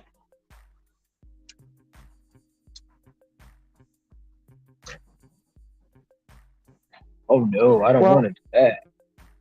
well, I mean, they've always had that timing issue, or at least from what Ceci says, they've always had that. Because I don't remember having that issue in Baltimore, but that was a really long time ago, and Grubhub was like a whole different beast back then. But it seems like they've had this problem with their system just in general for a while. It's just now they're hyper enforcing it, even though it's their own problem, not the drivers. But wouldn't that fall into the AI category? It's all AI generated now instead of the driver. Well, I mean, it was always AI generated, but it's the way that their system processes pickup and delivery times. Something is not calculating properly. And that is not a driver problem. That's their system problem. And it's a problem they've always had, or that they've had, for quite some time. And it's just now it's a problem that, like, their AI they've probably increased their, they didn't fix the problem. They just told their AI now that basically you start flagging and deactivating when you start seeing a big enough, like, time difference or deviation, even though it's their system that's causing that problem in most cases. Because it's their system that tells you what time you pick up and what time you drop off. Yeah, but the system should know that. Look, this order is supposed to have been picked up 30 minutes ago. If I give it to this driver, it's gonna be late. It should know that. It should, and it doesn't adjust those times. And from what I remember Ceci saying, it hasn't, as she's worked it. It's never done that. It's just now they put something in there where they're like, okay, now AI, instead of, just affecting the metrics, now you just get deactivated for it immediately. It's like they basically, where they used to just let it happen and the drivers wouldn't get deactivated for it as quickly because they knew it was already a problem that they didn't want to have to fix. Now they just put in something in there that's like, now the AI just sees that time and deactivates you. Even though it's always been a problem for them, or it's been a problem for them for apparently a long time. And they just don't want to fix it. Yeah, they just aren't fixing it. So what's gonna happen when they got to need more drivers? I guess we're going to see what happens. Because when they've deactivated enough of their drivers that they don't have enough people to handle their order volume up there, they're going to have to do something.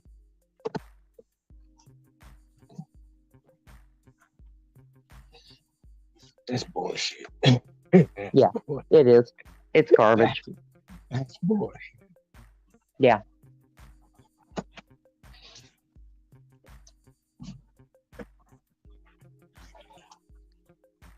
But then Grubhub may also, just as a company overall, be treating themselves like everybody's third choice app, as most people do consider them their third choice app. Because I don't know about you, but I don't know many other people who say that they make most of their money on Grubhub. I've heard people in some markets say they make most of their money off Uber Eats. But I haven't, not that I know of, I haven't heard a lot of people, at least in this space, say that they make all their money on Grubhub. Ceci was the only one I've ever heard. I've seen maybe 6 Grubhub drivers here. Yeah. That's about it. I've not seen more than that, but I know one guy, he's a diehard Grubhubber, but he rides a moped. Yeah. Yeah, like I said, now, to be fair, I don't watch a lot of the OG channels just because of what they've become. But as far as I know, I haven't really heard anybody in this space other than Ceci say that they make most of their food delivery income from Grubhub.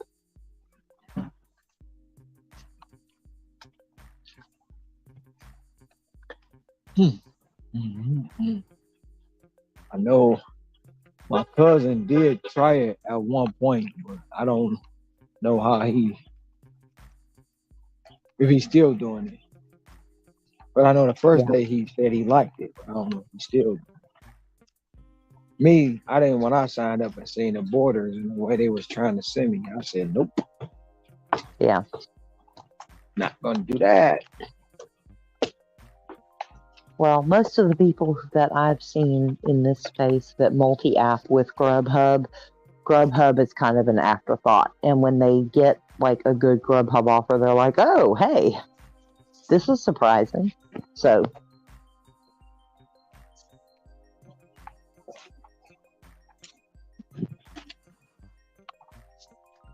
maybe Grubhub has they decided not to fix the problem and let their AI do what it's doing because they're assuming that the people who are showing up late are probably multi-apping anyway. All right, have a good one.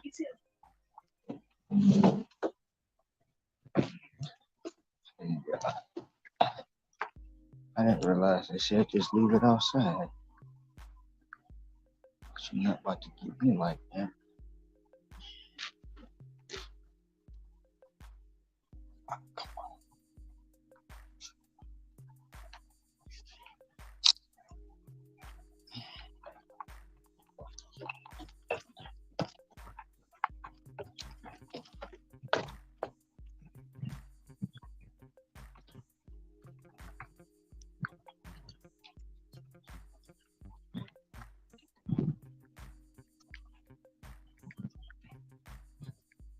But at this point, even if they deactivated all their old drivers and activated a whole slew of new drivers, they're going to still have the same problem. So, because that's a system problem, that is not a driver problem.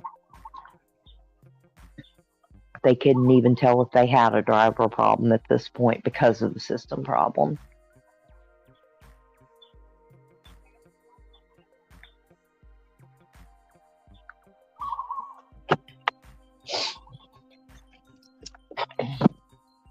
I would think too, would that be a way for them to get rid of a lot of the older drivers to bring in new ones?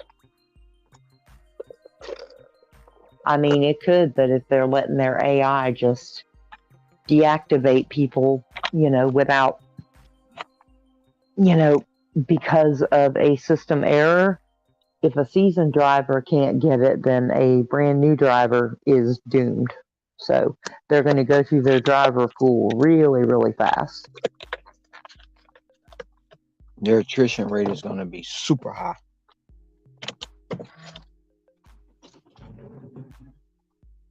So.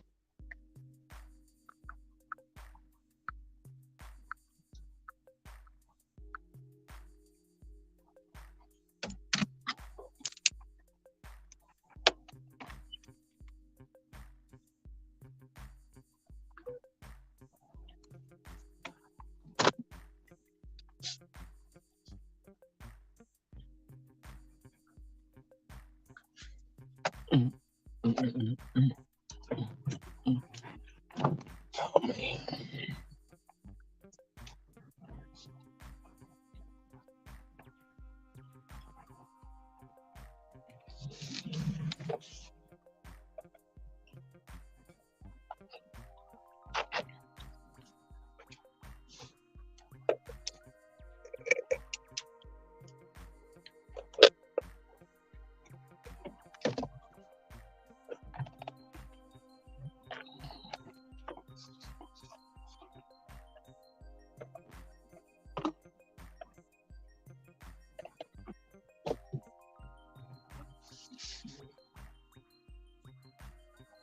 I seen somebody. What was that? Somebody was saying yesterday Biden passed a law last week or something about healthcare mandatory. About what now? Mandatory healthcare for gig workers.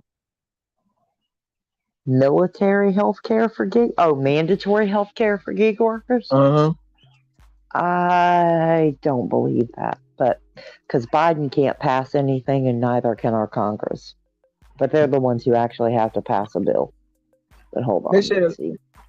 they said it was supposed to take effect March 11th. Oh, they're probably talking about that Department of Labor rule again.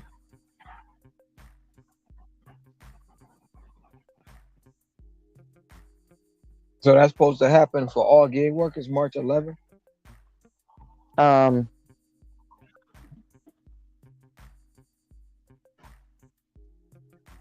supposedly. Because I know, but for the last 3 years, DoorDash has been offering healthcare. So I don't know if they call it getting out ahead of the curve or what, but they've been offering healthcare for the last 3 years.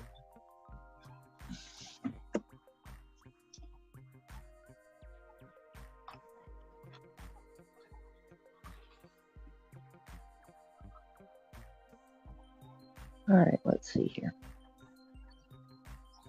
I don't want videos. Oh.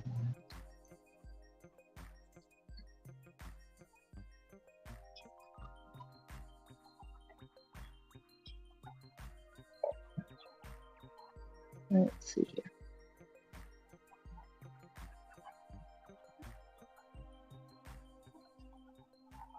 All right, let's see here. Do.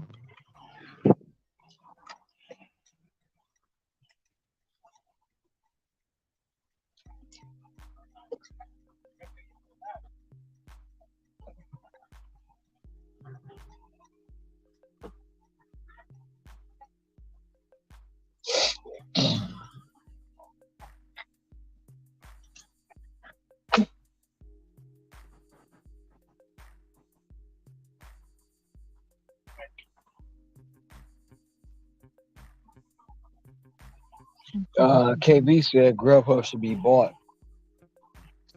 Yeah, a lot of people feel that way.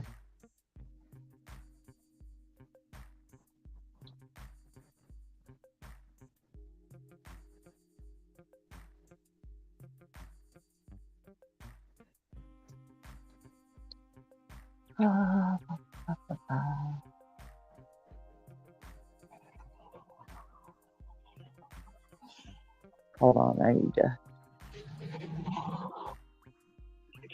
If the rule, okay, so basically, if the rule goes into effect, and let's say just in the absolute, not even improbable, but impossible chance, this is the hair on fire part that I'm not a big fan of.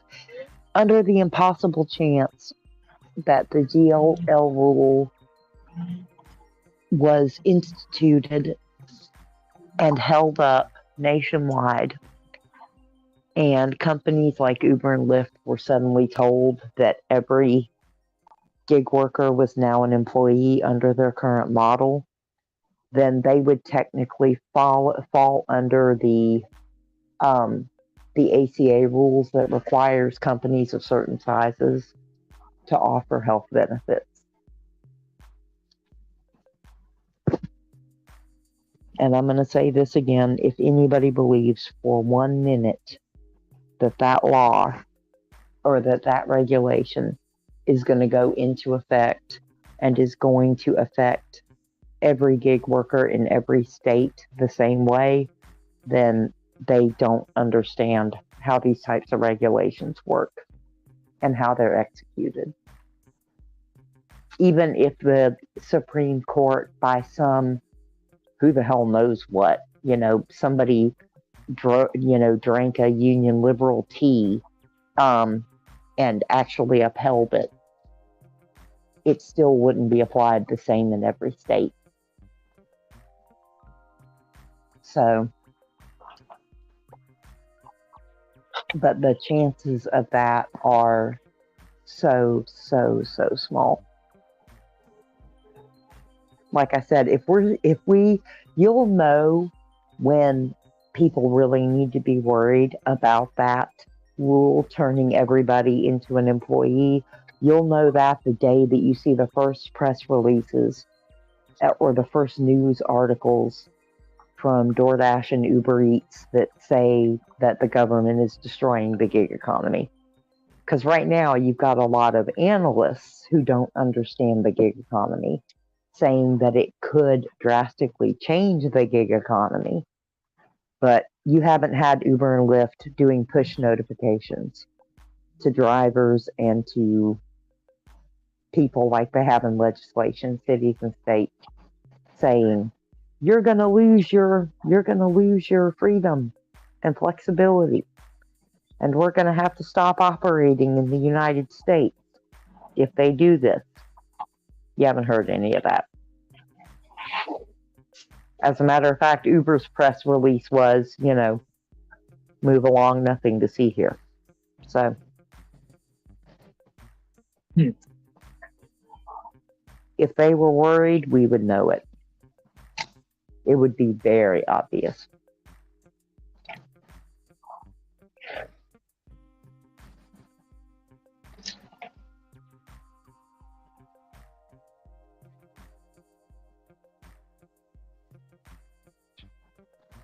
I don't think they were trying to tell us though.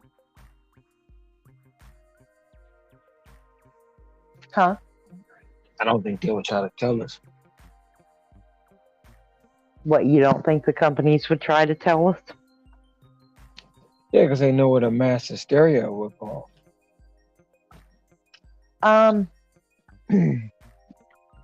They would, understanding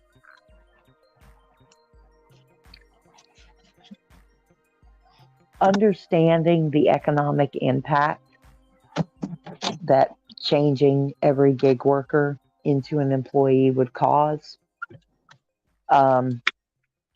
they would not hesitate to put out a bunch of releases and have a fleet of lawyers. Like Kim Cavan wouldn't be having to sue the Department of Labor. DoorDash, Uber Eats, Grubhub, and every other gig delivery company would have already been doing it. Yes. And I'm pretty sure that they can afford better lawyers. Yeah, who? Than like Kim Cavan and the independent groups that are suing. I'm pretty sure Uber Lyft, the people that are currently suing the Department of Labor to get that rule either at least stayed, if not revoked. Right. They wouldn't be having this. They wouldn't be having to sue the Department of Labor. DoorDash, Uber Eats, and every delivery app would have already been doing it, along with a bunch of major corporations that also use contract workers. Because they're going to be affected. Because if that rule went just blanket, they would be affected too.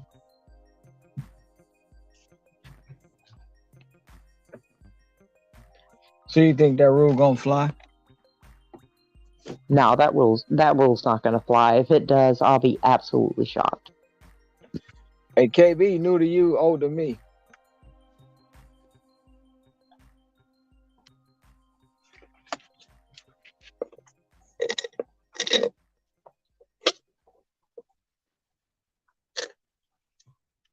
So you think their lawsuit against them gonna fly? I think the lawsuit will make its way through the courts. I think, like I said, honestly, I think it's more likely that the moment that the closer we get to that DOL rule being implemented, even if the independent groups suing don't get their case where they want it to go, the state AGs for the states who want no part in it absolutely will. Not a Chevy, I got a GMC. but I also have several other vehicles that I don't talk about.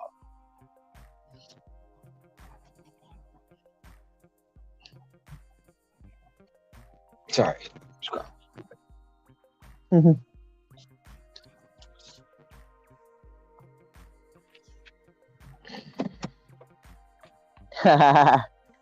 What? You ain't wrong. Oh, all the talk by the politicians is a dog whistle for a raise in bribes. As soon as all the palms get greased, it'll be settled. You ain't wrong. And You're then they not only wrong. do it. They only do it when it's election time. Shit. See, this is the problem here. So I'm picking up at this restaurant right here, and they just said we'll give you 1975 plus for an additional 8.9 miles. Wait, they'll give you how much for what? Additional 1975 plus Oh, for an additional 8.9 miles. So the $10 order I'm picking up turned into basically a $30 order, yeah. And whatever the plus is. and whatever the plus is, I'm gonna take it. Well, yeah, I mean, because wherever it takes you out to, especially if they're stacking you, you know that the likelihood of them getting one bringing you back. Yeah, because where when it's taking me to is gonna take me past Kalapari's, Hana Sushi, Chili's, Yeah. Counterburg. So it's taking me to all past the restaurants. Oh, yeah.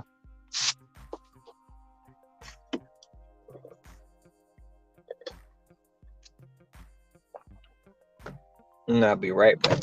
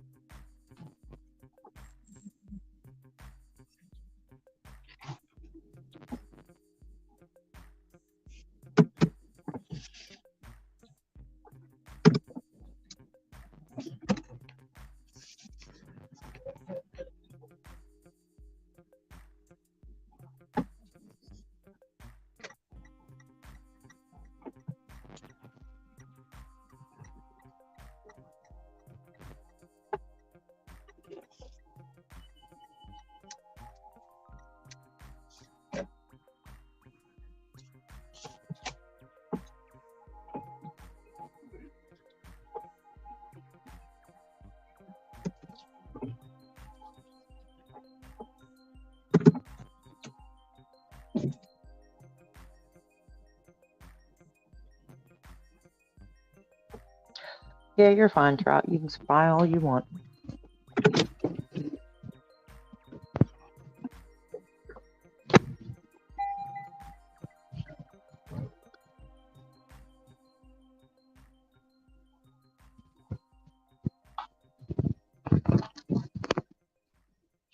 We know you were just checking out the count of women anyway. You were just looking out.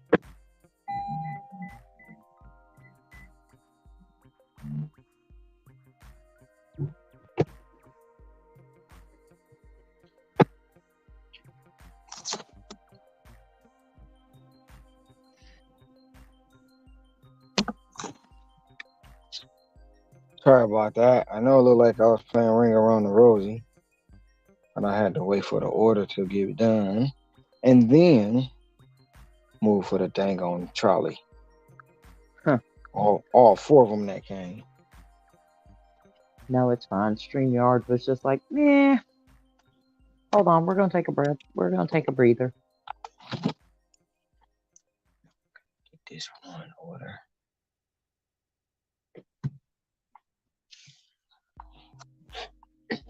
Oh, shit.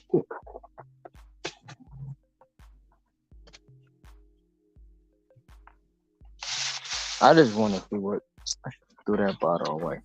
The interesting things that may be coming down the pipeline. As far as the legislation go for the gig economy.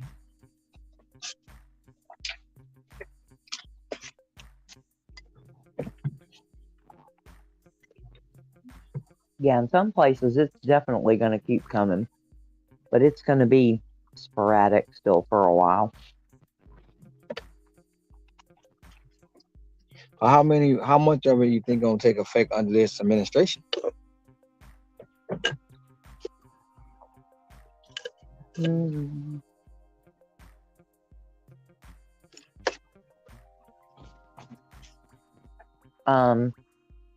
As far as the DOL rule goes, I think it will, if it takes effect at all, it will only take effect.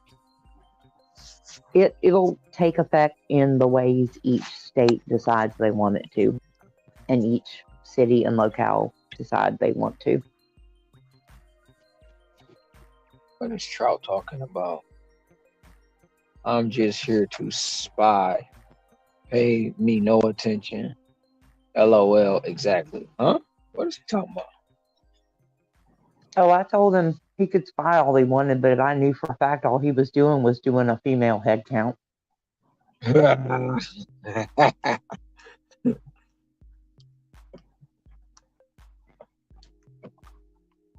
Probably really looking for Sassy. Okay, look, cake.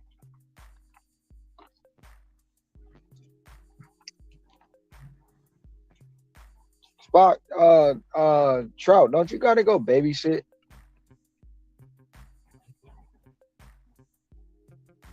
Oh shit. People here can't drive.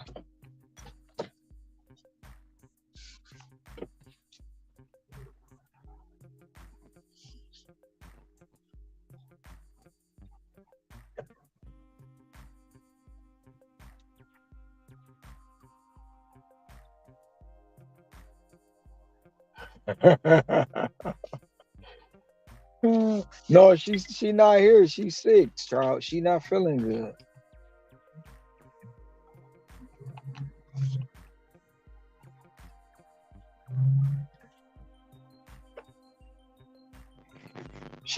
She's at home resting.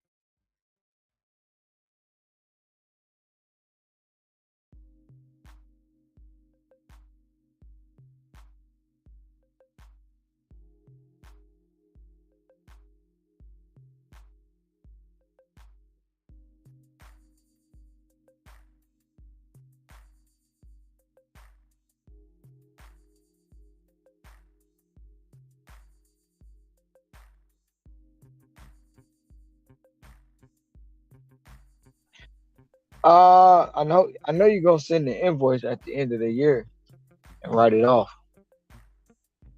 on that babysitting. I'm going to do some DoorDash Spark next Saturday. I think weather permitting. That's what's up.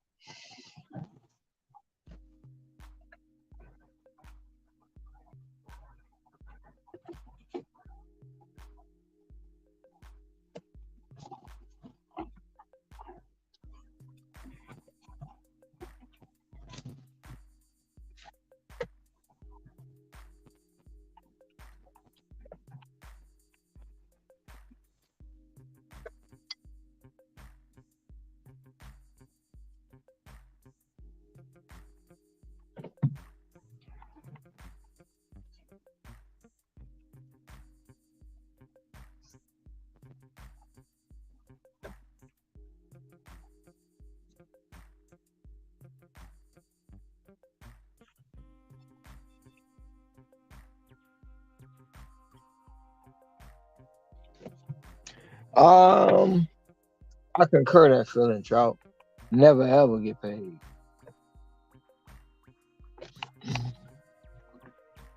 I don't know about that.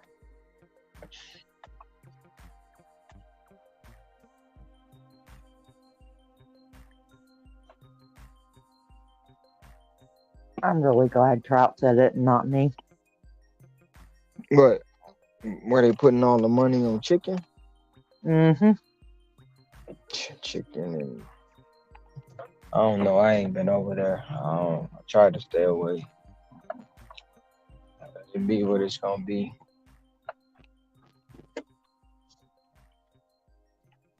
I was Well, hoping they'd stay away from here, but I had to, you know, notice some stuff in the chat.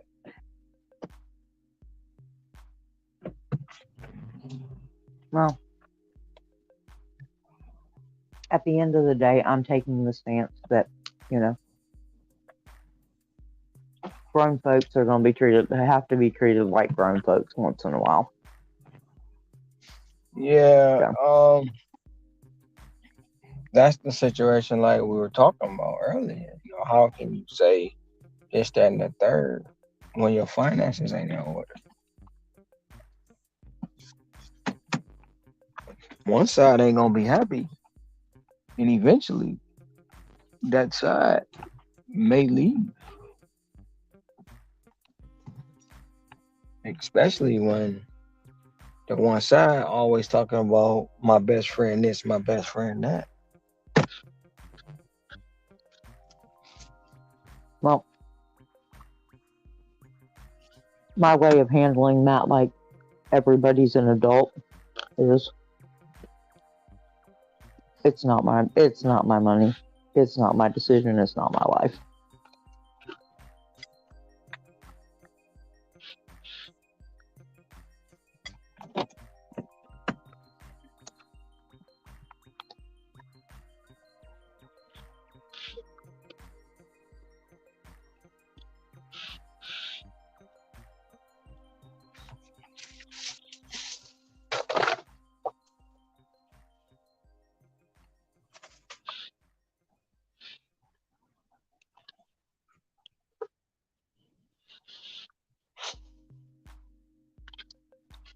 But to be fair, I don't know. I don't like emotionally invest in a lot of people. So I'm generally, usually able to, just let Leave people a do their thing. mm-hmm. Because you can't help people who don't want to be. So, and that's really all there is to it. Now that's one part I have to learn how to do. I don't know. Blaze, I don't know. You know, um, I haven't, well, other than probably what's in the chat that I didn't, I missed a lot because I wasn't keeping up with the chat. But, time will tell, how people feel about it. I don't think it's, I don't think it's gonna change nothing about the way they work it, but it's just, that's on them.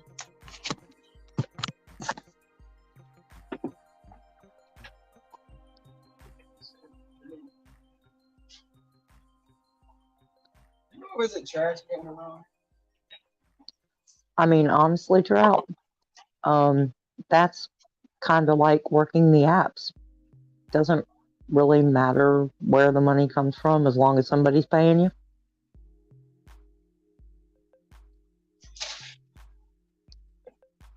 In this case, doesn't matter where the money comes from, or it doesn't matter why the money is coming, as long as it comes.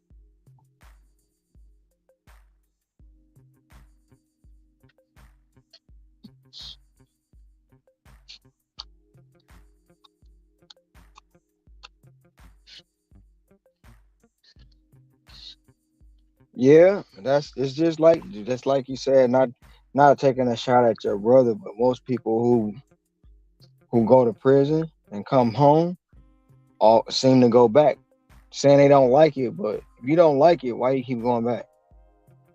You know.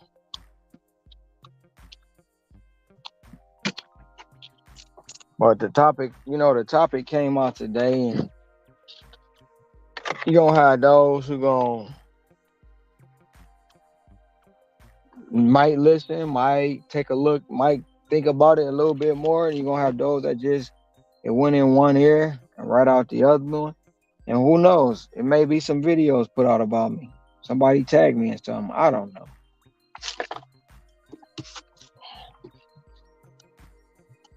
And like Scrabble and who else was there? Somebody else said it doesn't matter where they get it from because sometimes on the cater apps it's more than what they was already making.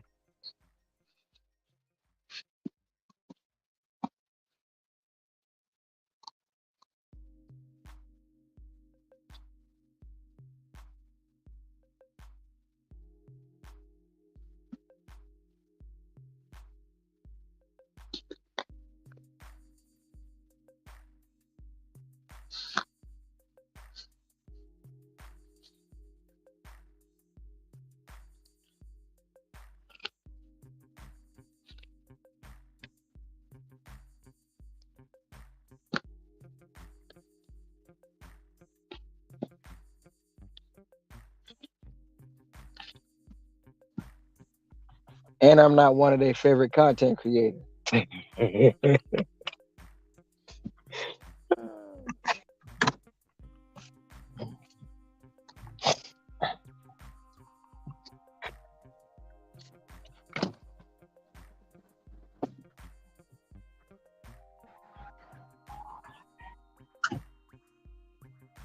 H1, where am I taking this?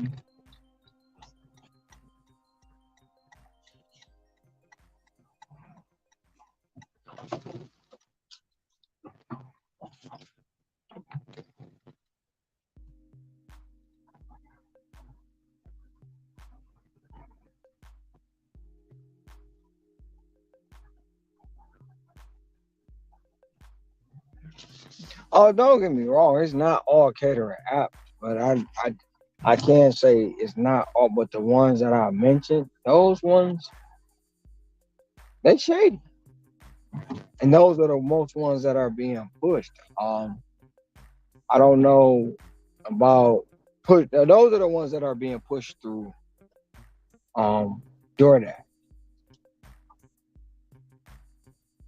So those are the ones that I mentioned. Now the other ones, it's like anything else. All of them not bad, but I'm quite sure they finding a way to do what they need to do themselves too.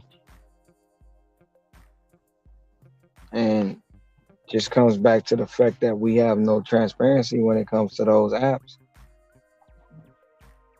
And no one mentions that part of it.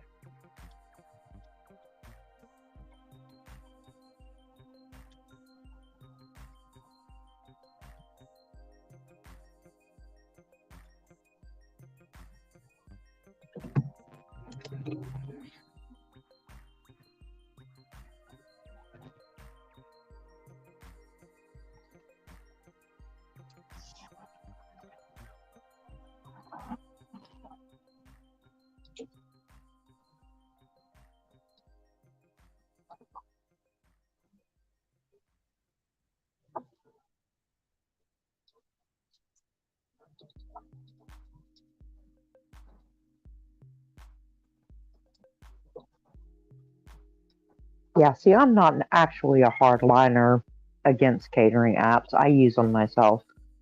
I, you know, at the end of the day, I will say I am not. It's basically it's the it's the value that you see in it.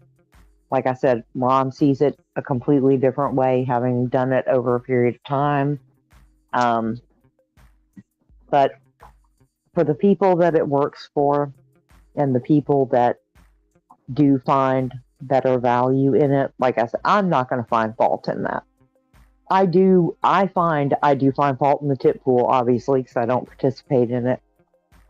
But otherwise, like I said, it's when it comes to the catering apps, like I can see why so many people see it as a better option, because for the amount of miles, if you're looking at it from a purely the way you gauge any offer, or the way most delivery drivers gauge their offers, they're gauging the money they're being offered, the expenses it's going to cost, the time it's going to take, and if it's a valuable order, then you take it.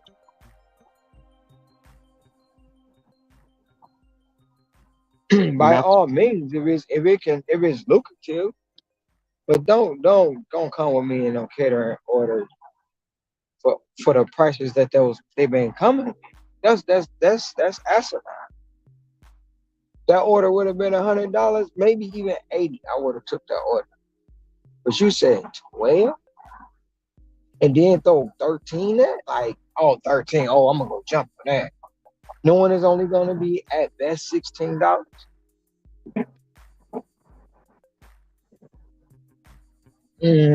Nah.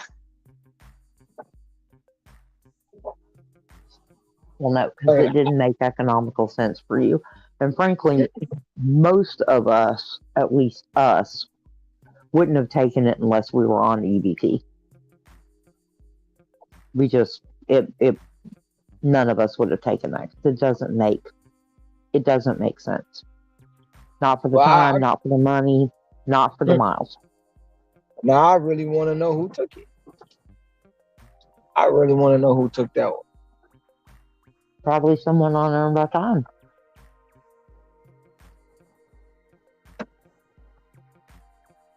I'm sure somebody runs Earn by Time in your market. Or probably a lot of people do. But too, with that offer, would that offer would have even hit their phone on EBT? And if it did, off the rip, because the base pay for EBT over here is $14, $15 actually. So the base pay is $15. So all in all, you already $2 more than what you were trying. Well, not $2 literally. It's you're $1.70 some cent more than what the initial offer was. Yeah. Why do you think I do EBT at certain times of the day? If I'm not doing it specifically for AR, I have a calculated reason. And it's because certain orders, especially if it's going to be offered at a pay that's not lucrative, and it's especially when you're dealing with a low tip and a low base pay and putting those two things together with a lot of time, Earn by Time is one way that you can combat that. And I know it's not for you. It's not good for you because of the type of orders you take and the type of orders that you almost always get. But in some cases, Earn by Time is a way to sit there and go, all right, motherfucker, you're going to send me this garbage. You're going to pay me. So if your EBT is, what'd you say, 14? It's 15. All right, 15. That's better. And you said from what you know, from where it was going and what it would take to set up, it would be about a 2-hour job. Mm-hmm. Yeah, well, you just made DoorDash fight with EasyCater because DoorDash was going to have to pay you $30 off the top, not counting the tip. Oh, wasn't no tip on that. The $3 setup fee would have Then $33 to set up fee. Yeah, plus whatever tip. Suddenly, that's an offer that was actually worth taking. Because bad LOP orders that no one else will take, yeah, it will hit someone on earn by time, especially if they have the LOP stats. But honestly, if there's no one on EBT with LOP stats, they'll send it to anybody. They'll say catering bag required. They ain't gonna make you verify that shit. They just want Nope. that damn order delivered. Yep.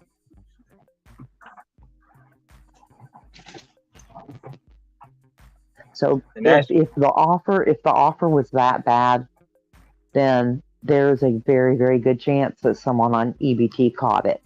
And in the process, they basically gave DoorDash a big ass middle finger doing it, because DoorDash had to pay a hell of a lot more. And if it was dispatched from EasyCater, there's a good chance that DoorDash has an agreement with them to come back and at least get reimbursed some, if not all, of the money they had to put out to get it sent out, because the rest of the value wasn't there. Now, I don't know that for sure, but either DoorDash is paying, EasyCater's paying. If somebody took it on EBT and it played out the way that you expected it would, and I'm assuming with your knowledge of your market, you knew how that was going to play out, somebody had to pay way more than what they would have, what they were initially offering it to you by double and better. Hey Blaze, you know what? For years and years, and that one verse that Mace be saying when he be like, "There you go, girl, with thousands in your palm. Why you can't let bygones be bygones?" I already knew what that was about, and I knew who he was talking about, but most people wouldn't even catch that. But yeah, it was the attention more than the money.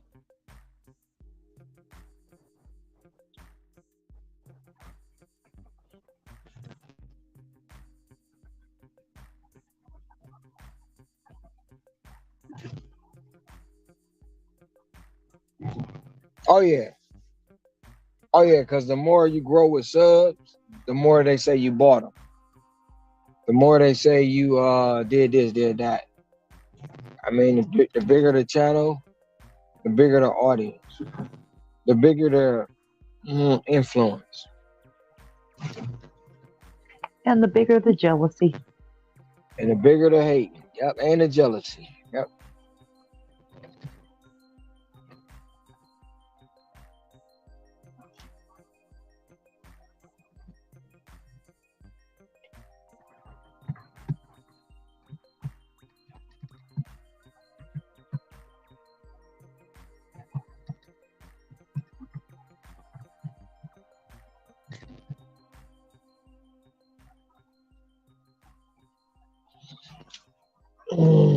Man.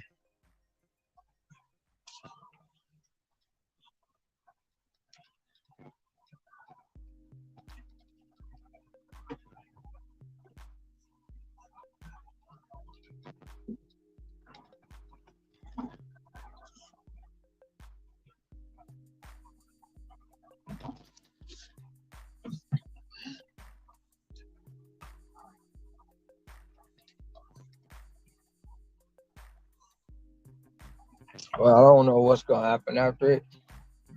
Honestly, it is what it is. They might talk about it. They might. Some may listen. Some may not.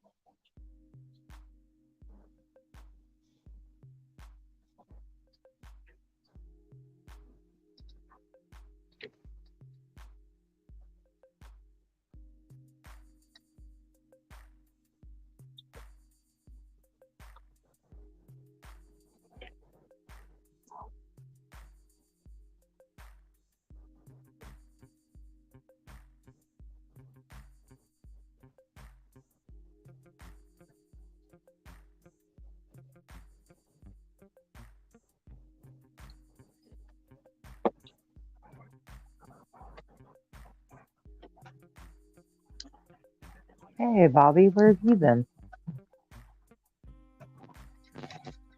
Bobby came up yesterday. Oh, yeah.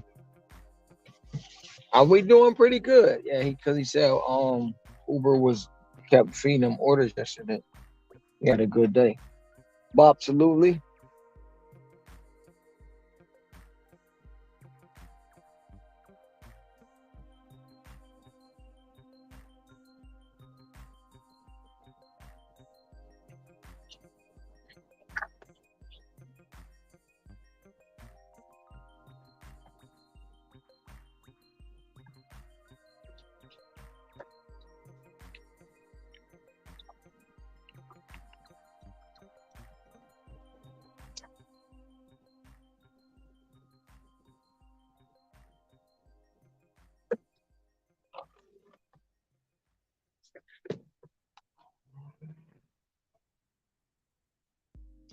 Went a little too far.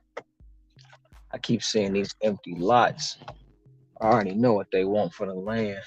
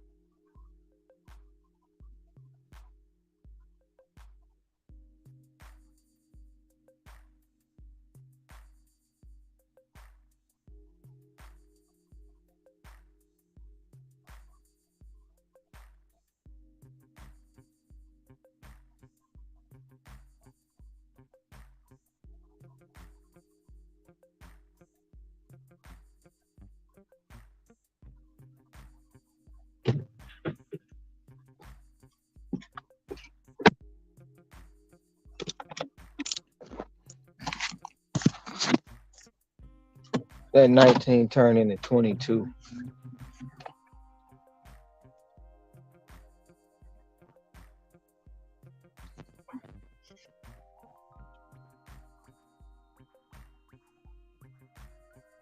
You said it turned into 22?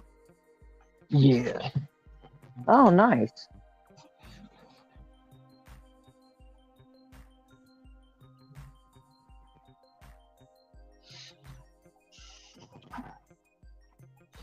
Let's see what I can catch on the way back.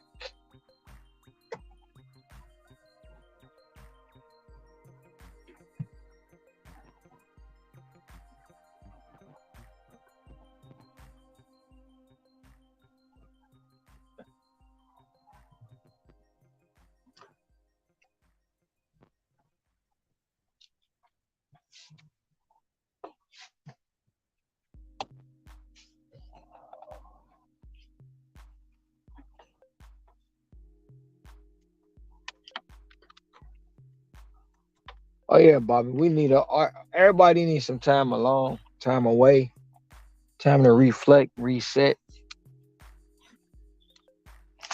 figure it out.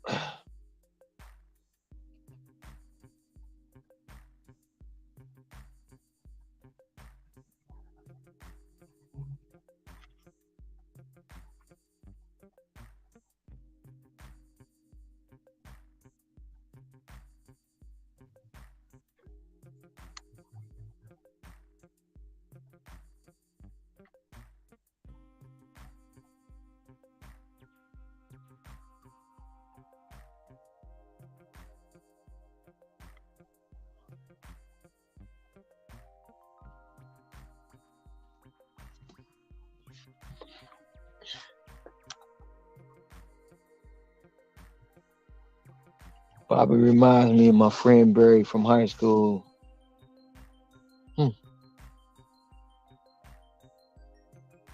It's amazing the people we come across to remind us of others.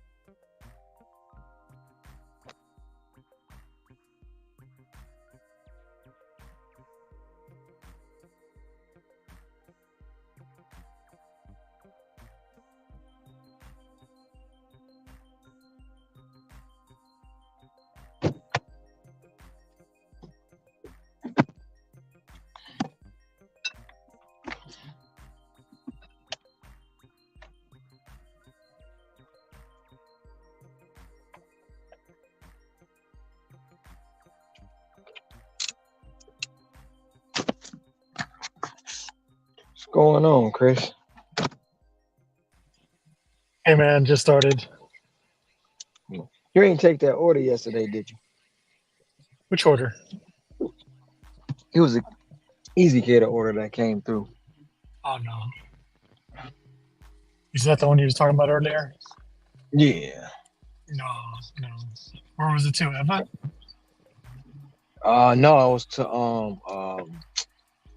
Kahlua, Conneaut Lake. Oh, yeah. Rush hour at that time? at 3:30 in the afternoon. Yeah. They tried to get me, Drink's gonna be all melted. and they sent it back twice. One for 12, and then the other one for 13. Oh my Old gosh. Spaghetti Factory. It was Old Spaghetti Factory. Nah, I didn't work yesterday. Oh yeah, you did say your daughter was coming up, didn't you?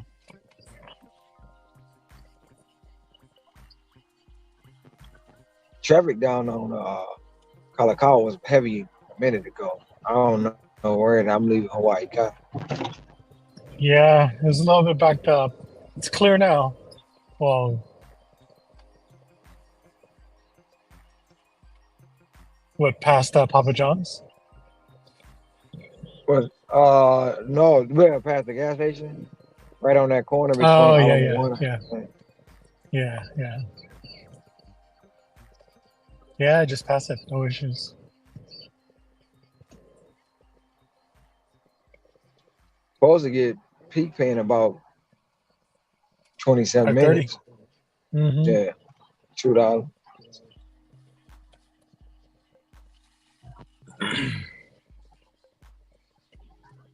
Dang, might just wait.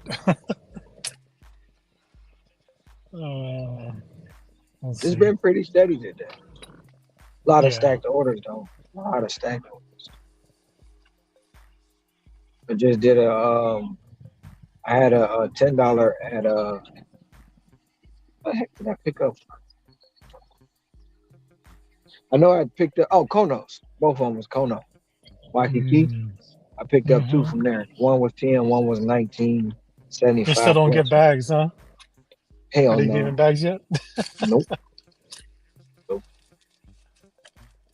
I kept a couple bags I had with no Yeah. with no name on them Mm-hmm.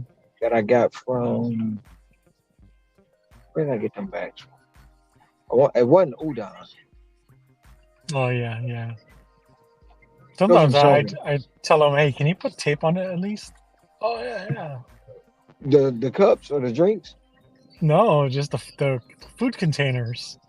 I'm Shoot, like, the girl. come on. I asked the girl earlier at Island Brewery, does she have tape? She gave me some duct tape. She tried to give me some duct tape. I was like, no, thank you. I'm not I'm not giving a customer a drink with duct tape on it. That's hella funny.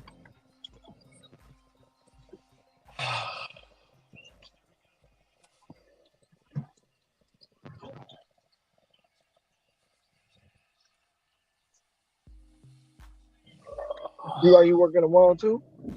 Yeah. Well, not during the Niner game though. I won't stay on watch that. Are you going for the Niners? Yeah. Yeah. Well, unfortunately, I am too. Nice. Because I don't like the kittens. I don't like the kittens. And I want the kitten blue so bad. That's funny. I need Debo and Brock to do not Debo and Christian to do their jobs. Yeah. We ain't worried about Brock Purdy. Just y'all two do your job. We'll be okay. Well, Yeah. they'll be okay. Ravens, Niners, Super Bowl. I know. That'd be interesting.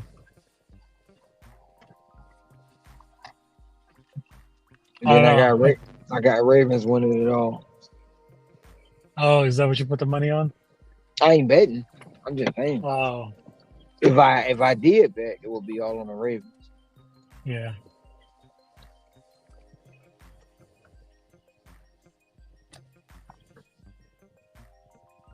I mean, both wanted to be a rematch for the Niners. They lost Super Bowls to both teams. Who? Niners lost to the Chiefs And they lost to the Ravens. Yeah. and they lost to the Ravens. Oh man, damn! I'm gonna wait then. Where is crowded at Cheesecake? Yeah, I'm at Cheesecake already. It's crowded over there. There was construction trucks everywhere earlier. Yeah, no, it's done. Construction's gone. Not that I noticed. It was just came right in.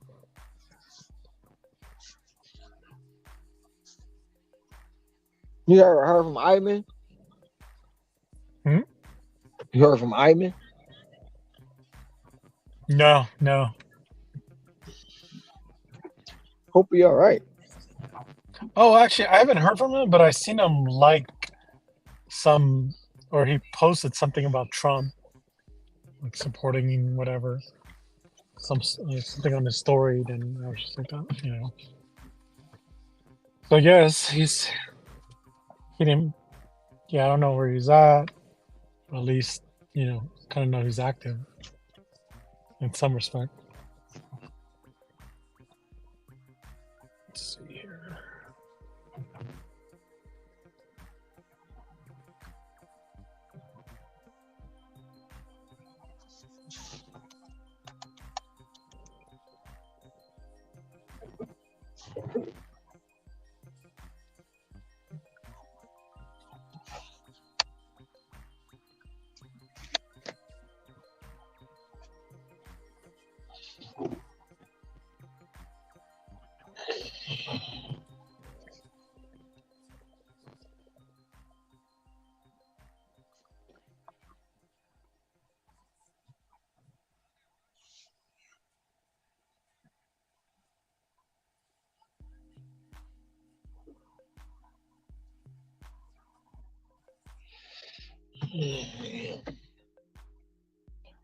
I'm slowly making my way back down that way.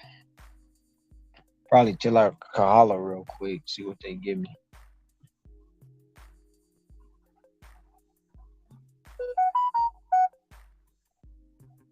He just gave me some at Aloha Salad. Let's see what it is.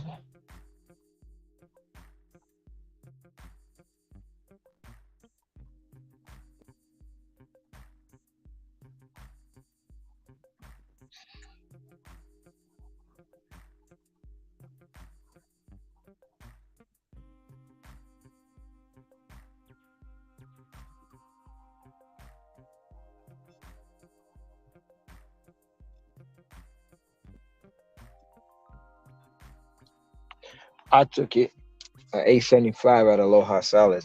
Coming back to Lewis Street.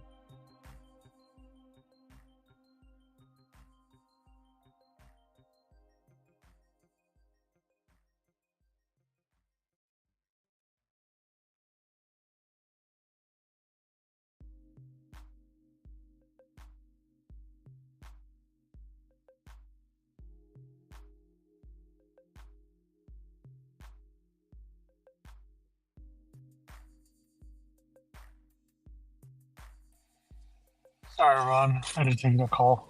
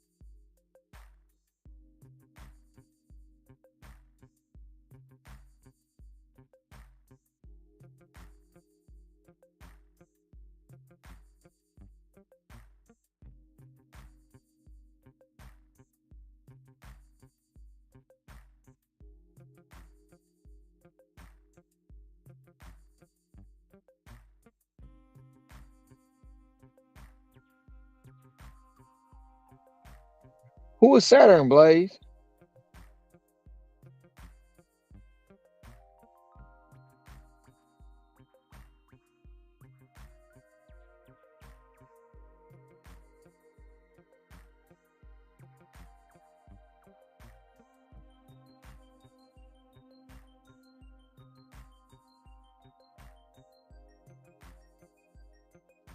Yeah, I was about to say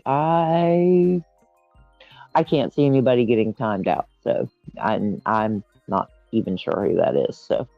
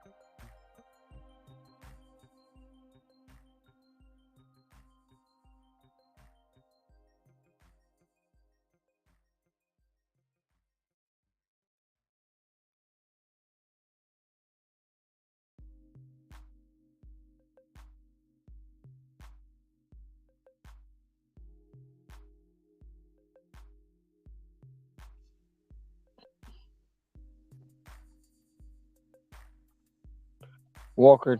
Oh, what's his name? Oh, always saying Momo and timing you out. In response, I wish I could have been there to time him out after talking trash to him. Can't respond back.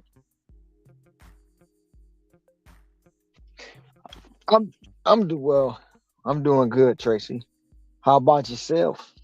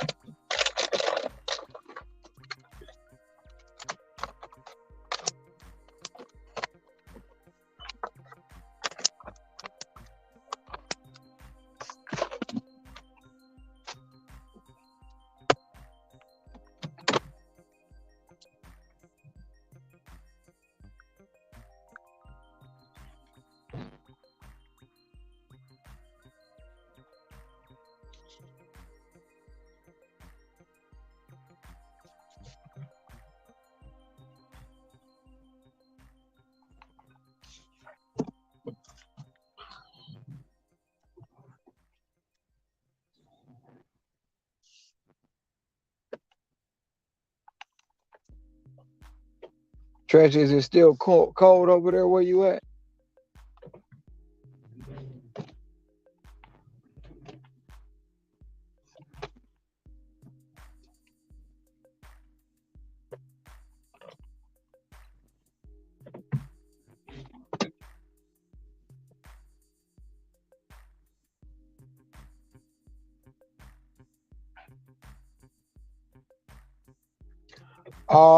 Nope, I didn't.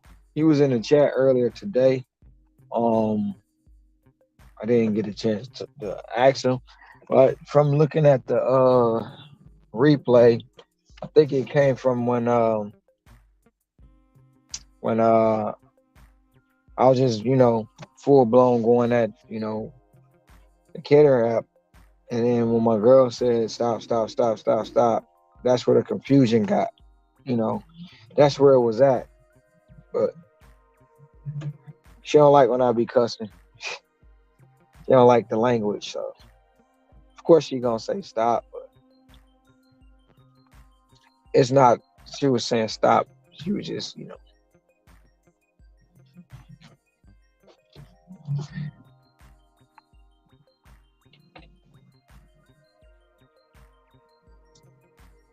But after that, it was so choppy. That was inside the mountains and stuff. I was in the base where I didn't even know what was really happening. I seen some stuff, but I didn't catch up to it until afterward.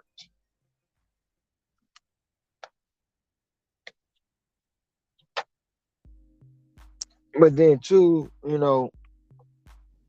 from people being on other panels and stuff like that, they might have been in the chat, so that could have came from that too,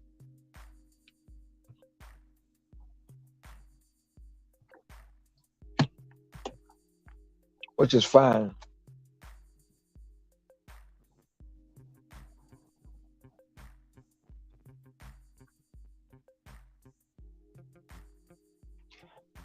I don't even know.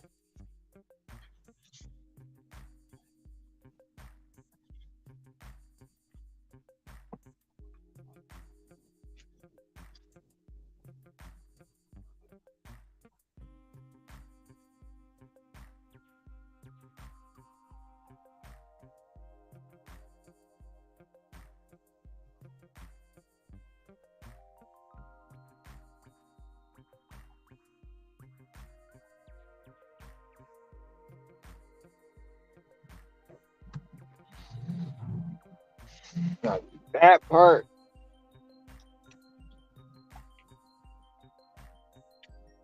couldn't tell you.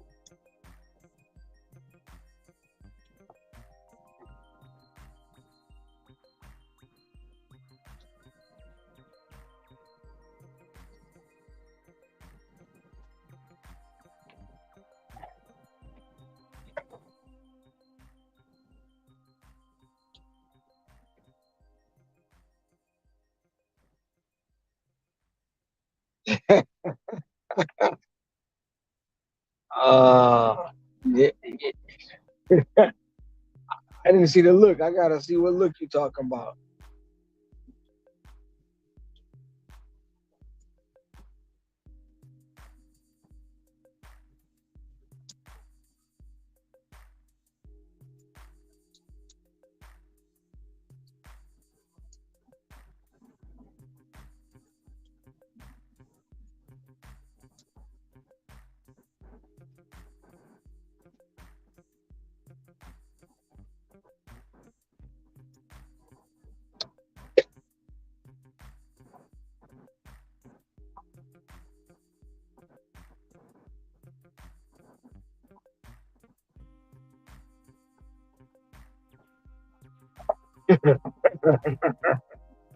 Oh man.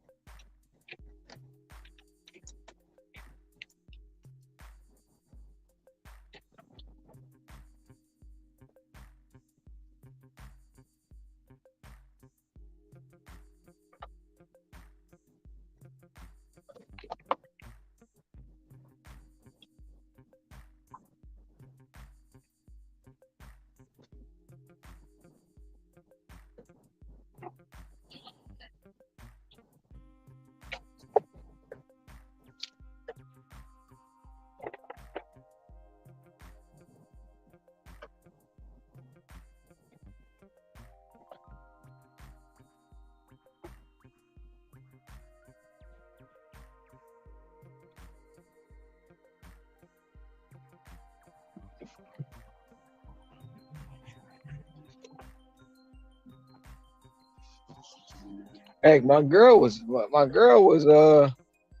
creeped out about it too. She didn't know what was going on. She was like, "Uh oh, I got something for that. 5 minutes."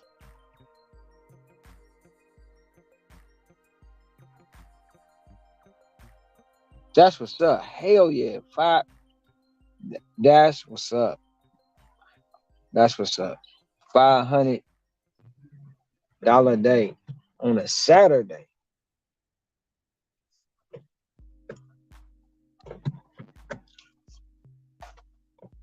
But yet they say they can't make no money out here. I don't get it. That's the part that can sometimes be mind boggling. Multiple people do it multiple different places,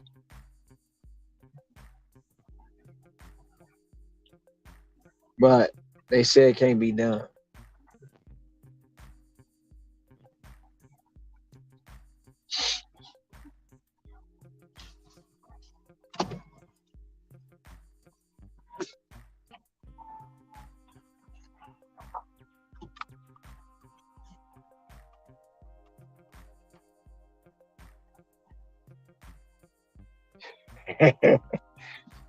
I seen like everybody like what you saying, confused, and like I'm like, I don't know.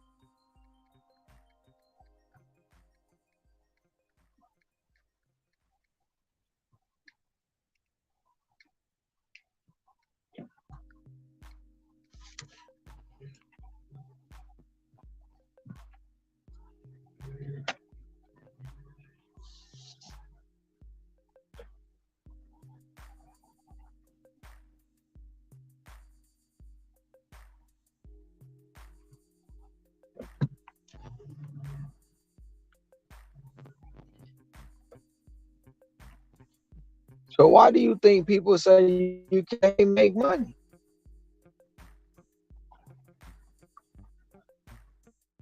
That I woke up at 6 a.m. in the morning and drove right to the hot spots with no excuses or anything to hold me back. All it takes is good planning and focus. Exactly.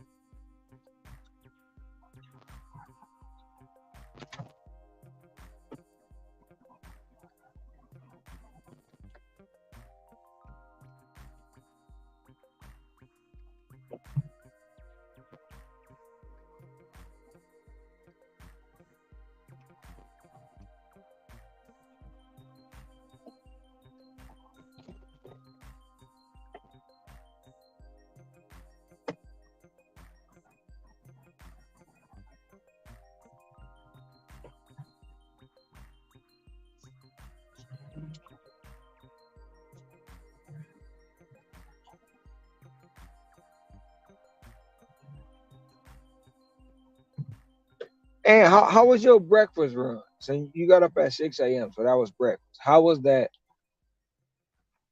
that breakfast run on a Saturday?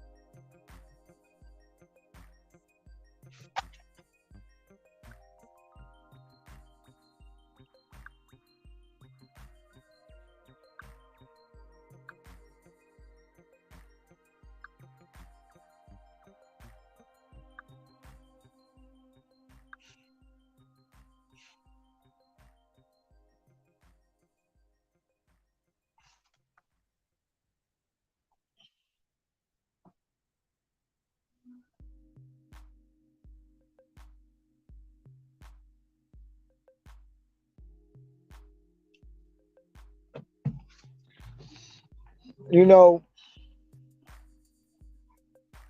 and I understand what he was saying when Rev said that.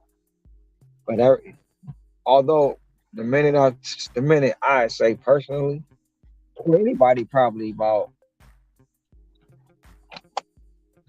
somebody being lazy. Oh man, that's a whole debate, and people get mad when I say that. And it's not everybody. It's not everybody. A lot of people put time, they put focus, and they put dedication into it. But the ones who feel like they've been attacked, when they lazy, they come from everywhere. They come from everywhere.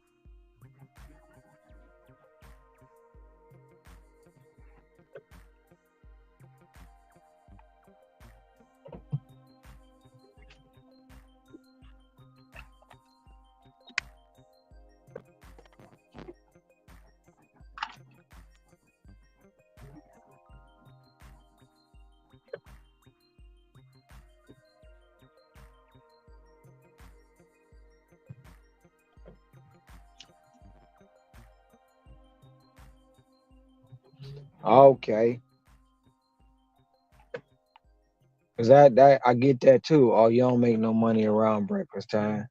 My first three orders this morning was all breakfast, and I got $50 just off three deliveries.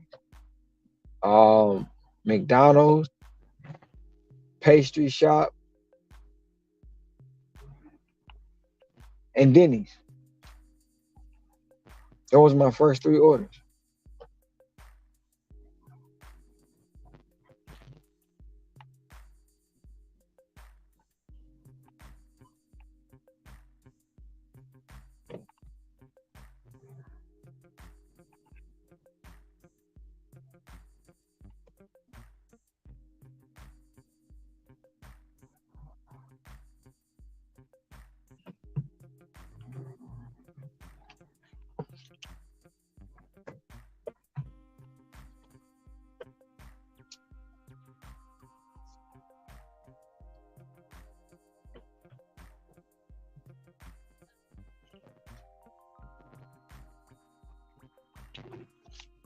I started at 5 this morning. Breakfast was decent. Most people want to watch some TV in the morning and don't want to cook at the time. To order takeout. Starbucks, McDonald's, and Dunkin' Donuts, my first 3. Yep. I got 1 order from Denny's, but I'm really not a fan of them.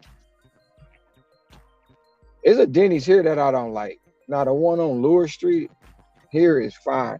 But the one on Copper Hulu, them the ones that be giving me the problem.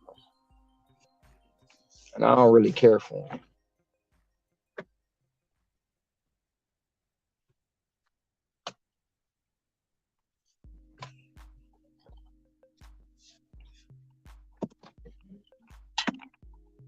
Be right back.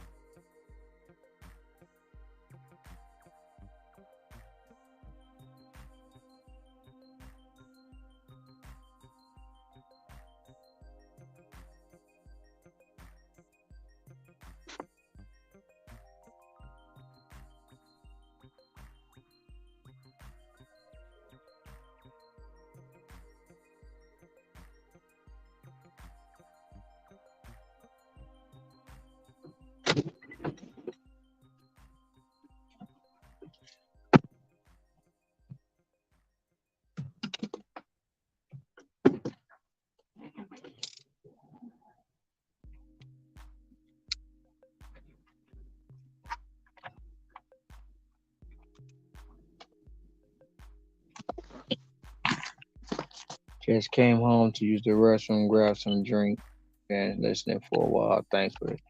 Oh, you welcome. Obese Denny's like to turn the app off and DoorDash and Uber will send it to you. Yeah. Tracy, I just be like, look, the order you gotta make it. They be making it. Now the one on the one I told you about earlier, they be wanting to give you hassle and don't want to make it. Now the other one will make it.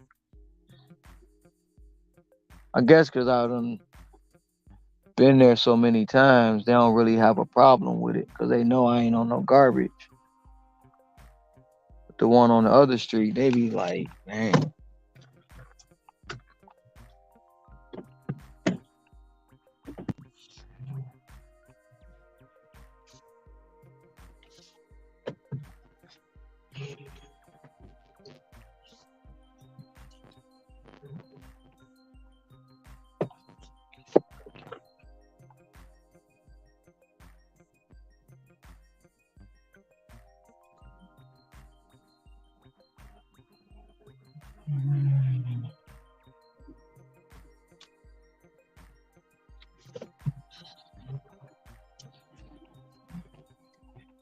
That's what we can think about.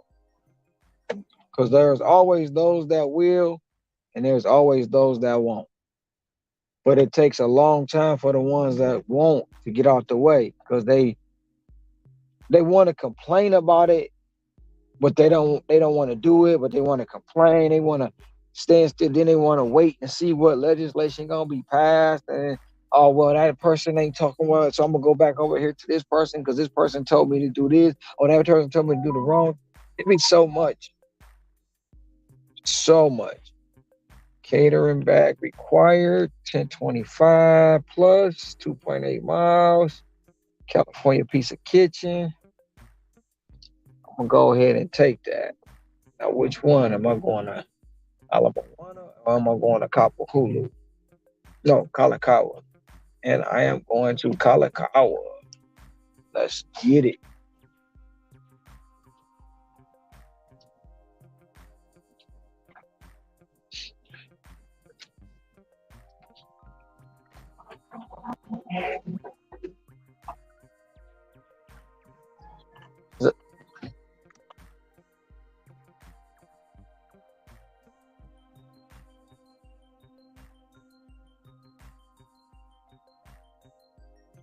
What? That's crazy. Are they open 24 hours?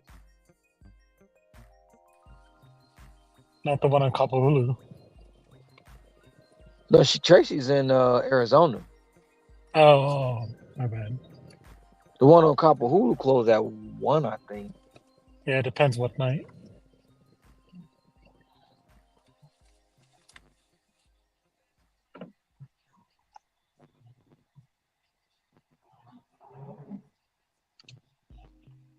Yeah, she down there, Flags. I want to say she's in Flagstaff. I might be wrong. I know she's somewhere out there in Arizona. Sounds like they're short staffed at that Denny's. The one on Kapahulu sucks. I'm just gonna put it out there. They, especially when they got that angry lady in the front. She's just disrespectful. I think something wrong with her, but She's still there? Man, she be there most of the time, either in the morning or at night.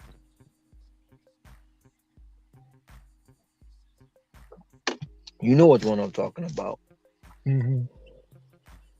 Wow, Tracy, that's crazy. If they're open 24 hours and they stop taking orders till 7 in the morning. Yeah. That's crazy. From 10 p.m.? Yeah, it sounds like they're short staffed.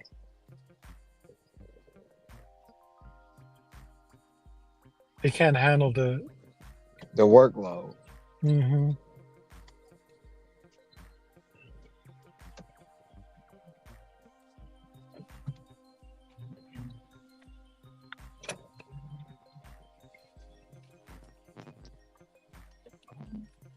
Flagstaff, yeah. Is it still snowing down there, Tracy?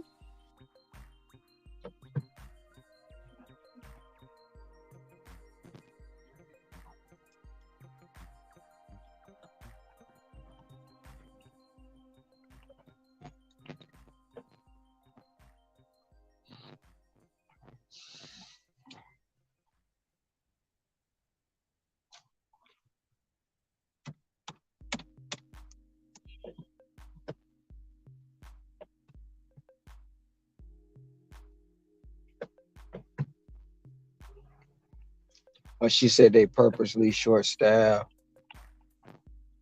late at night. People don't want to work. They be sitting down relaxing.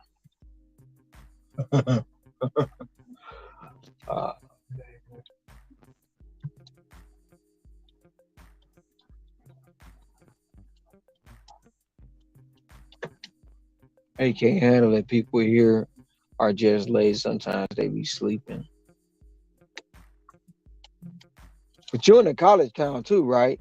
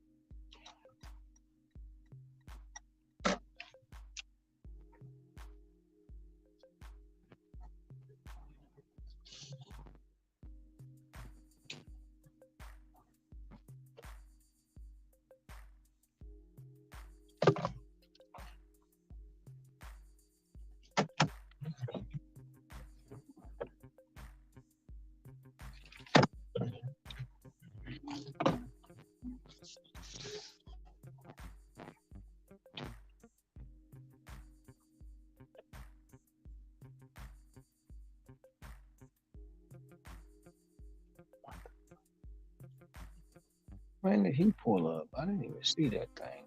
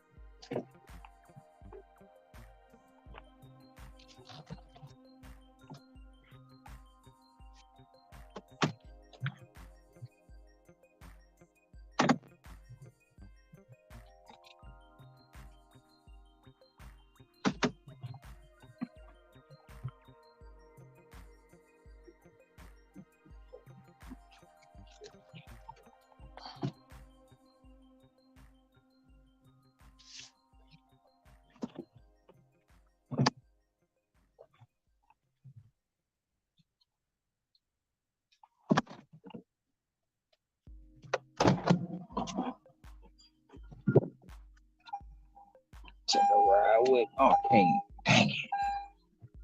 I got 8 minutes on it. Shit. Just gonna have to take y'all with me. Hopefully it don't go dead.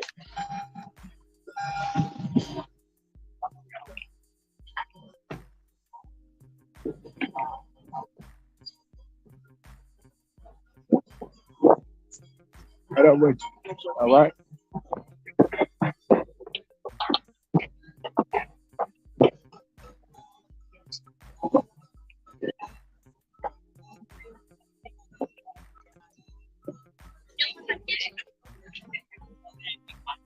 Hopefully y'all don't go dead, but I'm about to.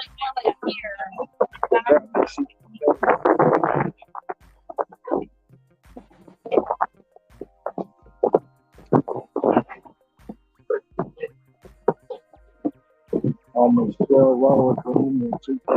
That's what's up.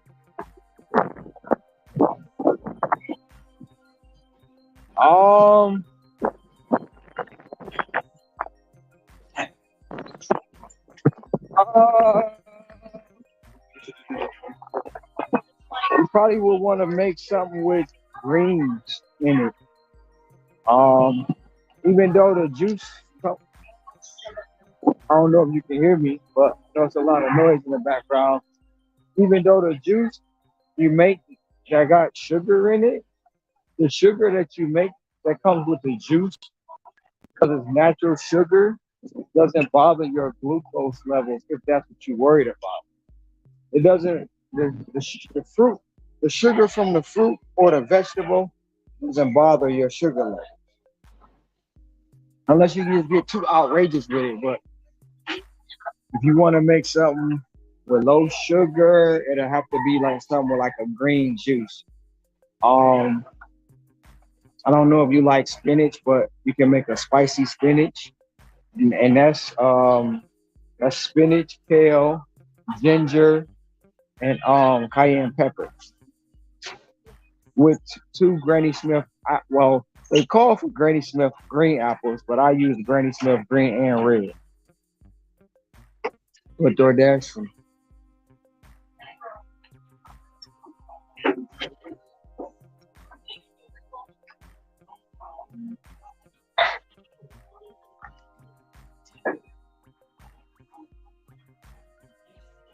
I've never did the collard greens. I usually get the dandelion greens.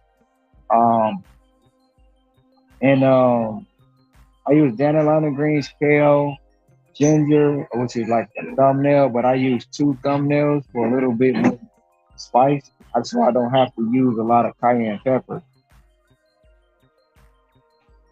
So cayenne pepper, if you want to do that too, the spicy spinach, add some turmeric to it.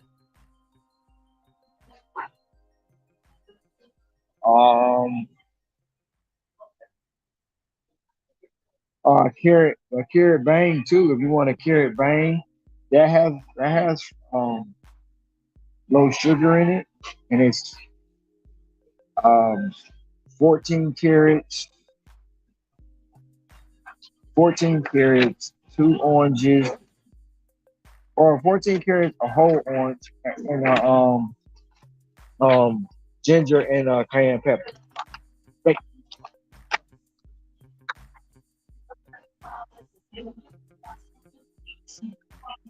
Yep. But instead of using the green,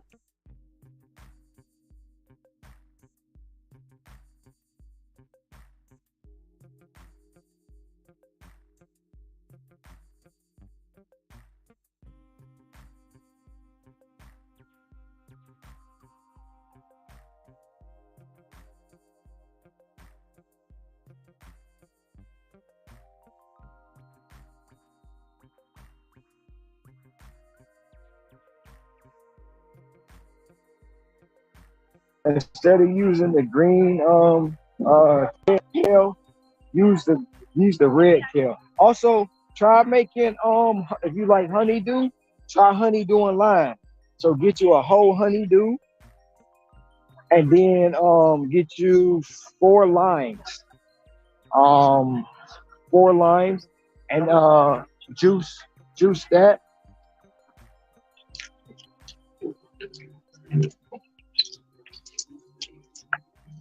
And if you want to add a little extra to it, add you some chia seeds in that one. And then I got another one for you. It's called Purple Passion.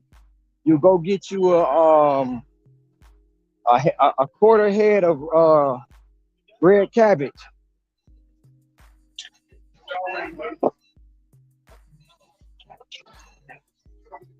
A quarter head of red cabbage. Now it's going to tell you use half of it, but what I did is I used the whole thing, and I got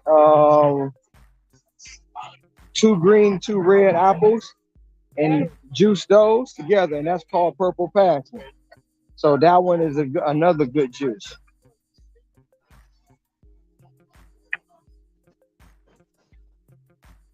Low sugar. I know it might not sound good, but it's actually delicious.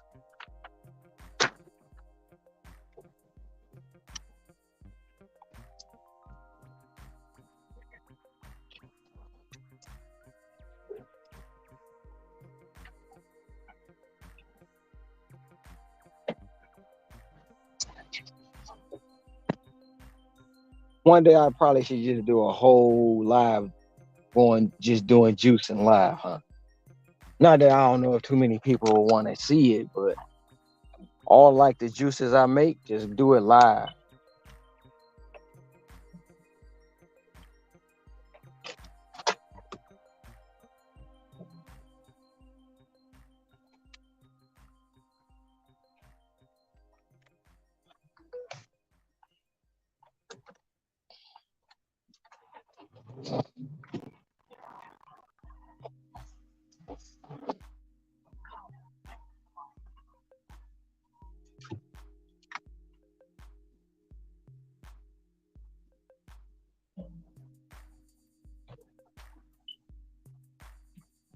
Yep. I ain't even gonna hold you up. The first time I was like, you know what? I'm not about to make this because it just don't sound good, and I couldn't fathom the fact of putting cabbage and apples together to actually get them to taste good. I was like, nah. So the first cabbage I bought, the red one, I just let it go bad, and I was like, damn, that damn cabbage cost me $10. And I can't do that because it was organic. I can't do that. I can't let a $10 cabbage go to waste. So I was like, when I got home, the very next time I bought the cabbage, that was the first juice I made. I was like, I'm gonna make it, and if it don't taste good, it's just something I gotta suck it up. When I drunk it, I was like, oh, this the shit. Yep. So it's been in a rotation um ever since, and it's quick and easy to do. That's because it's not. It's just basically two fruits. So, well, it's one fruit, one vegetable. So that's like the easiest one to do.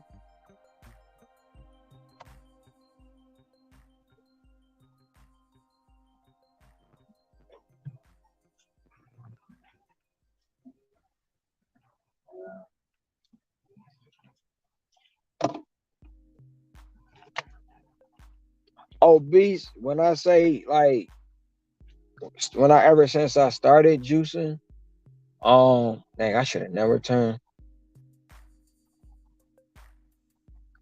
I should have never turned off that street. Now I gotta turn around.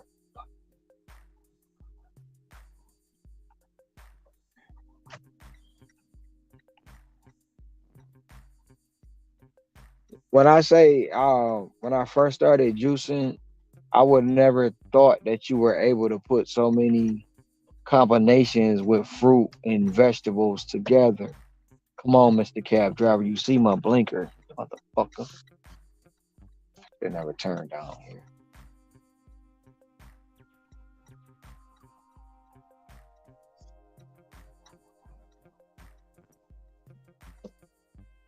Exactly, you can't.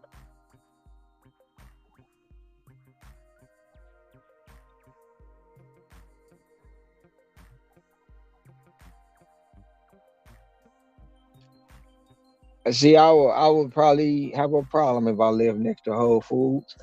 I mean, I gotta drive to it. So once I go in there, I know, look, you need to make this juice, that juice, this juice, that juice, this juice, and you need to buy this, this, and this to go. And so I'm like, I'm gonna get everything at once, go home, and get to work. Yeah, they come in those come in a box of 6. And then I went and I got some mason jars. Um, because some of the juices you make are gonna have, well, some of the juices I make is only one serving. So I'm like, and it doesn't fill the bottle all the way up. So I got the smaller mason jars to get it to go in the mason jar and I can drink it instead of than having it in a bigger jar and it's taking up room.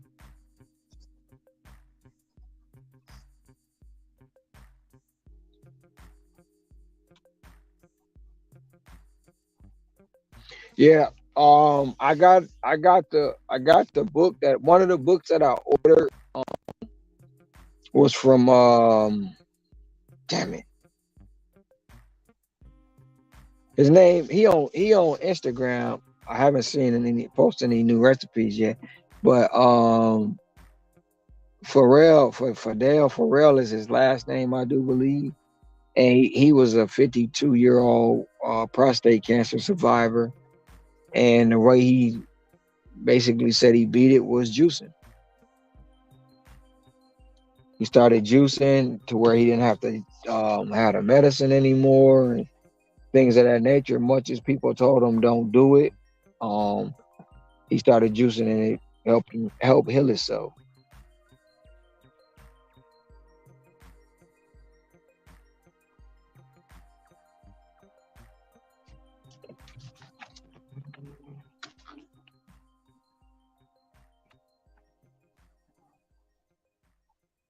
Take the next right onto New Avenue, then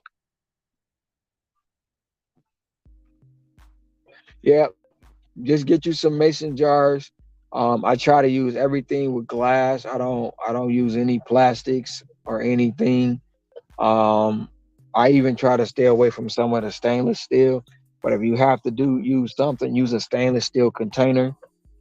Um, that makes it even a little bit more better. The stainless steel container. But I try to use more glass bottles and jars than anything. Like even with my dishes at home, I use cast iron skillets to cook. I stopped using all the Teflon and all the Teflon coated stuff to cook. I get cast iron skillets. Even I got a cast iron pot if I'm gonna boil something. Stop using plastic containers. Period. Like even the silverware I use and stuff like that, the plastic spatulas and stuff. I stopped using those because all that stuff plays a part on the chemicals you put in your body too.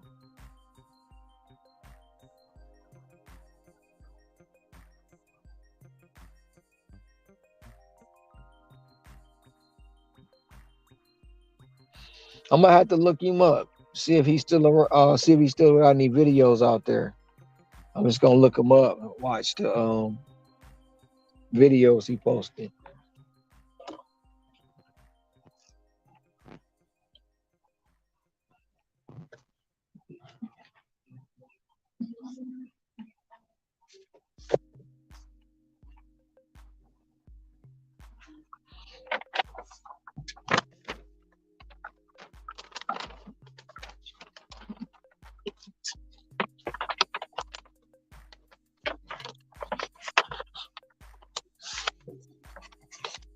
Juicing with Boots.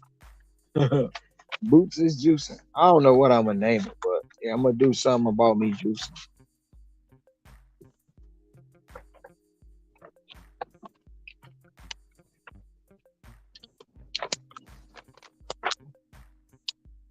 And of course, you know I do the watermelon juice.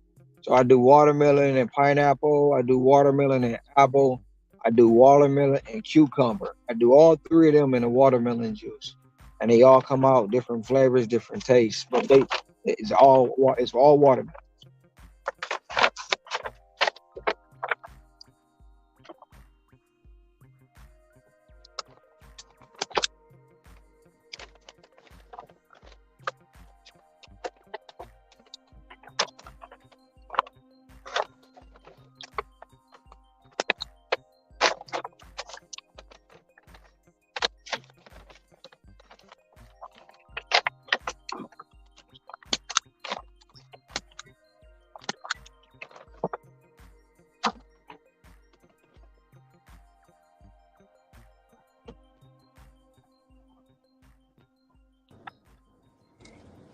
Great brother Ricky, welcome back, great brother Ricky.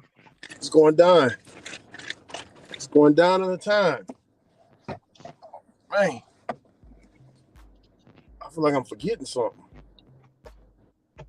But I got. Have you ever had that feeling, Ron? You feel like you're forgetting something, but you got everything. Yeah. My great grandmother too was 103 when she passed. My great grandmother was 103. That's a blessing. Oh, thank you. You're welcome, Tracy. No problem.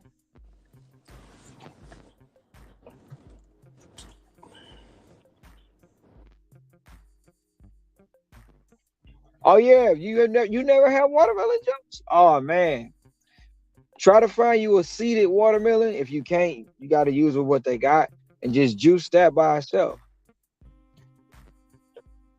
That watermelon juice, like, and then too, when you juice the watermelon, get you a strainer. Get you a strainer. And some of the watermelon that you juice, leave the rind on. Don't cut it off. Don't cut the rind off. Leave the rind on. And when you go to put it in the jar or put it in your pitcher, strain it first to strain all the pulp on. And that by you juicing the rind, it pulls out the nutrients and from the whole rind of the watermelon. Um, yeah, it's got a lot of nutrients to it. Oh yeah, So damn. Hey Ron, make sure you we juice. Go ahead. no, I was saying we used to eat when we was kids, we used to eat the watermelon, and Farmer Joe, Big Mama, everybody would be like, eat the green part too. So like when I be eating watermelon in front of people, they'd be like, "You eating all that?" So yeah, it's for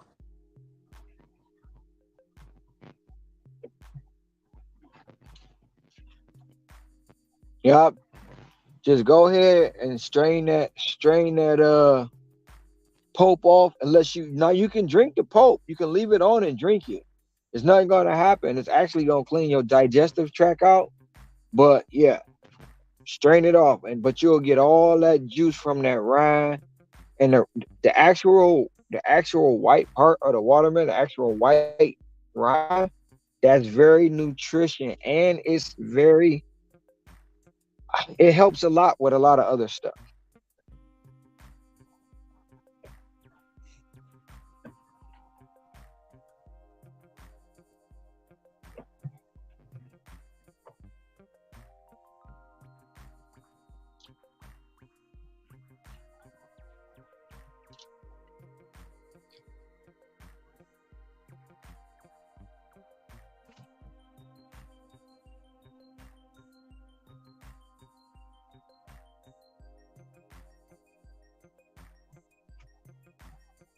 You're 96 years young. That's what's up.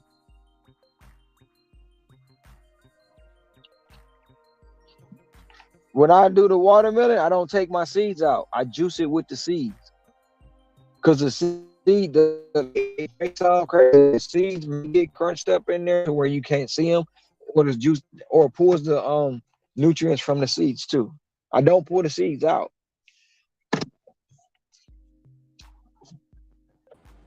Yeah, Or you you're can, supposed to eat the seeds and the rind. yeah.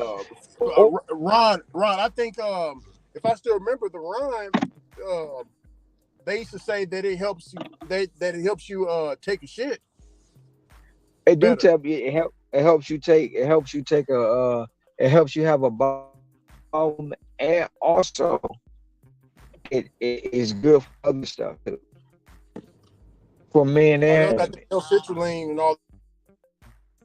Yeah, it takes away the blue pill part.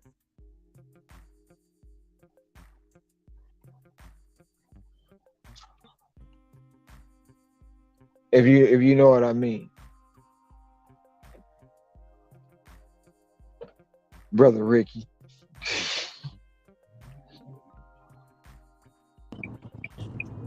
Yeah, the blue pill, but shit, you don't need the blue pill when you got that that SR on your chest. You know, that big capital No, SR no. But what I'm saying, watermelon helps that. with the You talking blood about pressure. super? You talking about super Ricky? I like that.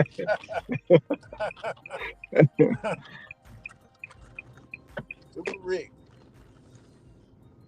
But yeah, man, that yeah, Ron, man, I'm so Ron, you ain't ever went a while without it, man. You ain't never had a period in your life where you was like, man, damn, I ain't knocked something down in almost a week.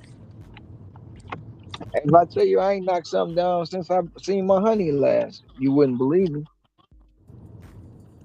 Okay, Because when you get older, as you get older, Ricky, that ain't really a part of your repertoire. But I'm gonna show y'all something more gorgeous right quick. I'm gonna let y'all see this. If y'all can see it. Y'all see that? oh, you talking about the That's the sun? sunset. That's the sunset.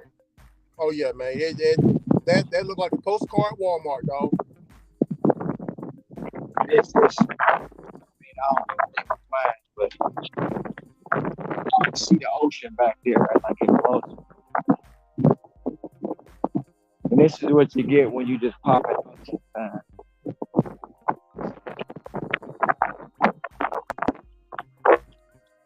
Can't hear you that much. I think the wind, the feedback from the wind cutting through the mic.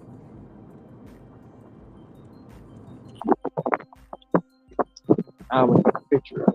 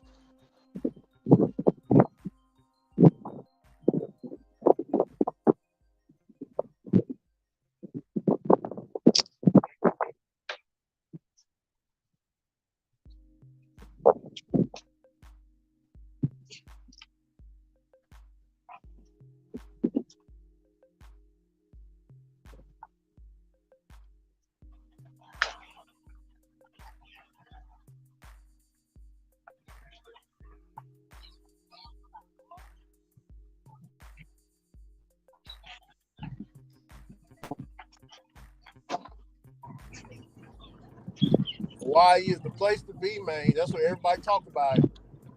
Um, when they at home, they get ready to go on vacation. Girl, I'm going to Hawaii, girl. What? You going to Hawaii? Yeah. I'm jealous of you. I'm mad at you, girl. That Hawaii, man.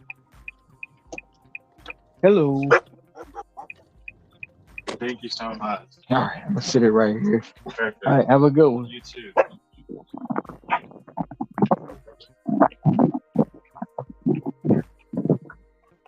$24. Hell yeah.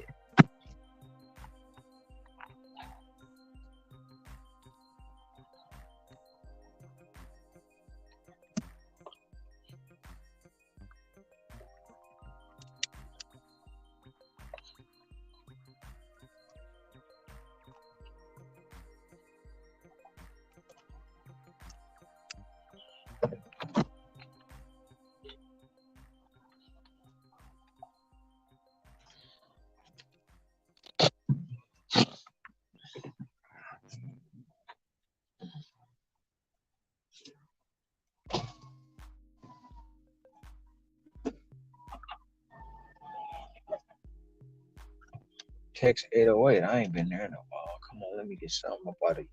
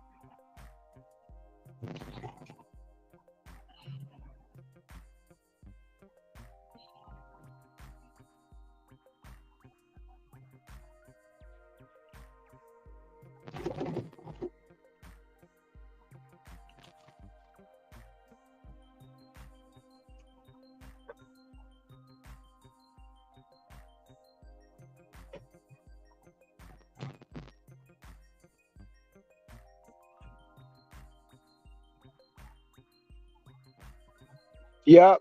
California Pizza Kits, a CPK order. That's what it was.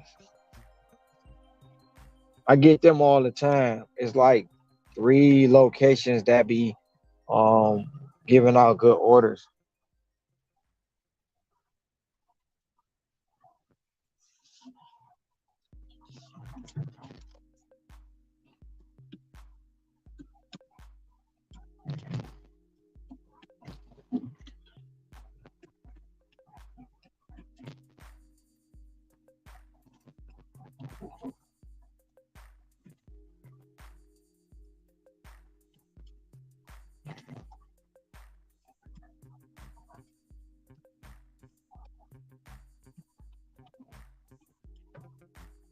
I need that well to come through.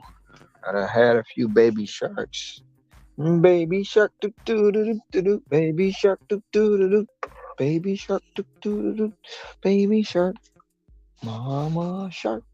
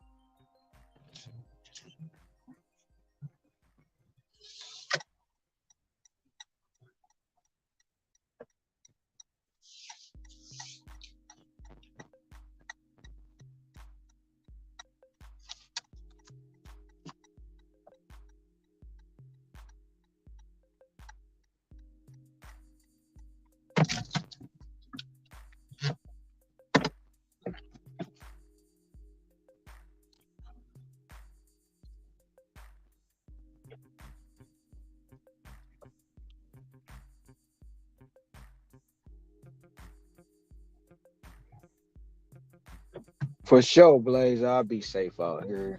Thank you for coming by every day. I appreciate every time you stop through.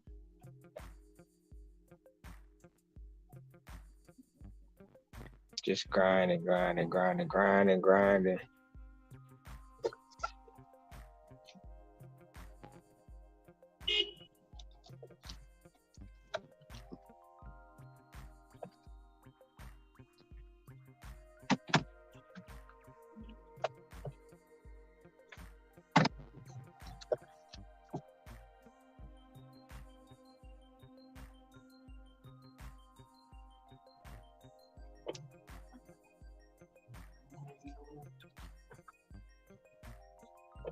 What's up, Monster?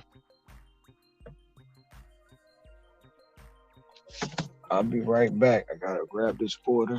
Hopefully it's ready before this next Charlie come.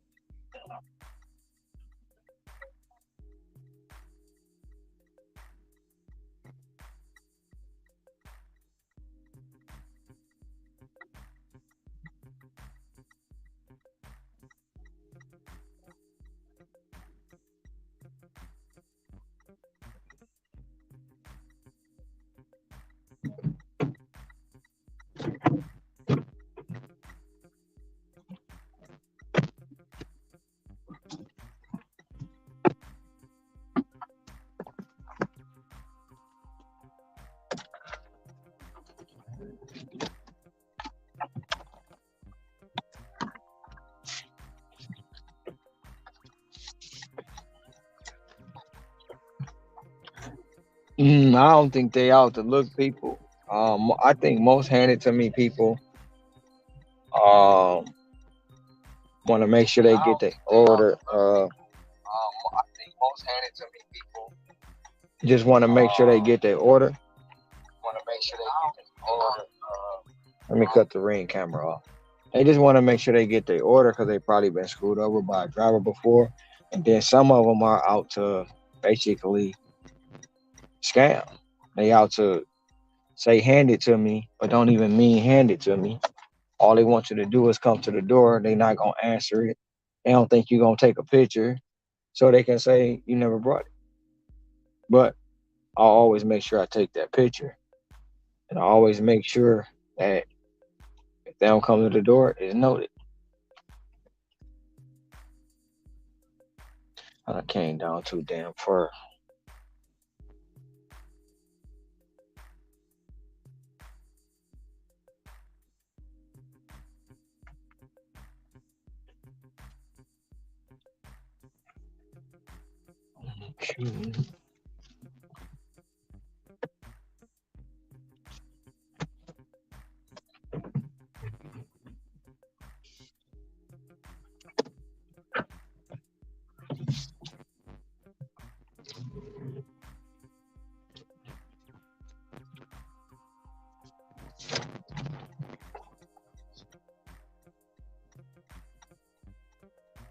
And beware the cute ones.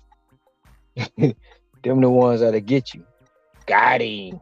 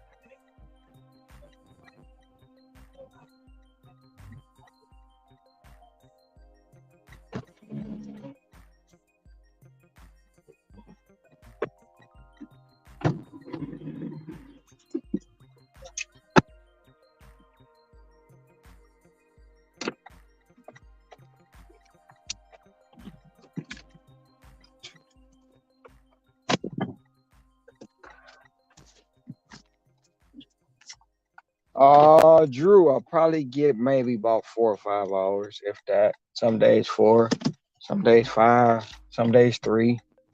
Um, it depends on how hard I'm grinding.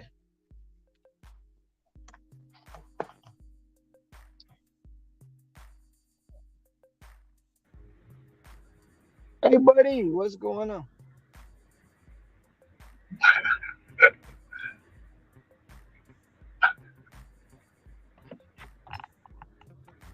Uh-oh, you mad at me, ain't you? No, I'm not.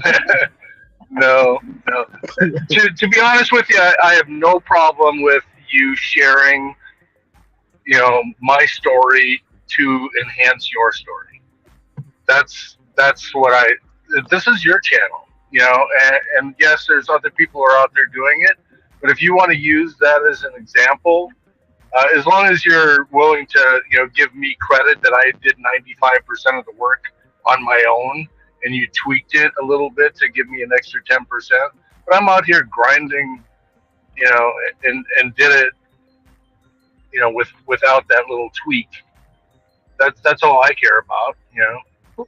I'm an Right. entrepreneur. I want credit for what I did, just like you got credit for what you did. And I do appreciate Scrabble, mentioning that I'm a grinder out here in Phoenix. That was nice. So yeah, use it anytime you want. If my market collapses because everybody's coming to Phoenix, then I'll just move out to I'll just move out to Hawaii and collapse yours. So that's fine. Hey, there's enough money for both of us. There you go. There you go. Go ahead, saturate Phoenix. I'll be out there in Hawaii. That's the goal. No, I I did like your little twist because we did talk about this last night. But when you were talking about the Easy Cater stuff, and you tied it into the same type of thing that Pizza Hut and Papa John's does when their drivers don't want to take those orders, and then they push it off to DoorDash, and Hmm. you use that example that maybe these are the orders, some of the orders that DoorDash is getting from Easy Cater and whatnot is the stuff that their drivers are not willing to do, and so therefore they shove them over onto us. I thought that was an interesting play. Hey, it's kind of an explanation on why you send a lowball because it's basically going from a direct to a third party. So Right, if you directly on the app, and if the drivers directly on your app don't want to take them, why you sending them over here? right. And then I It, also I don't know, it may have been Scrabble that mentioned, that maybe this is also a EBT type of a play. But to get back to the first one is like the one that you did where it's like you couldn't go any further because the ocean was on the other side. right.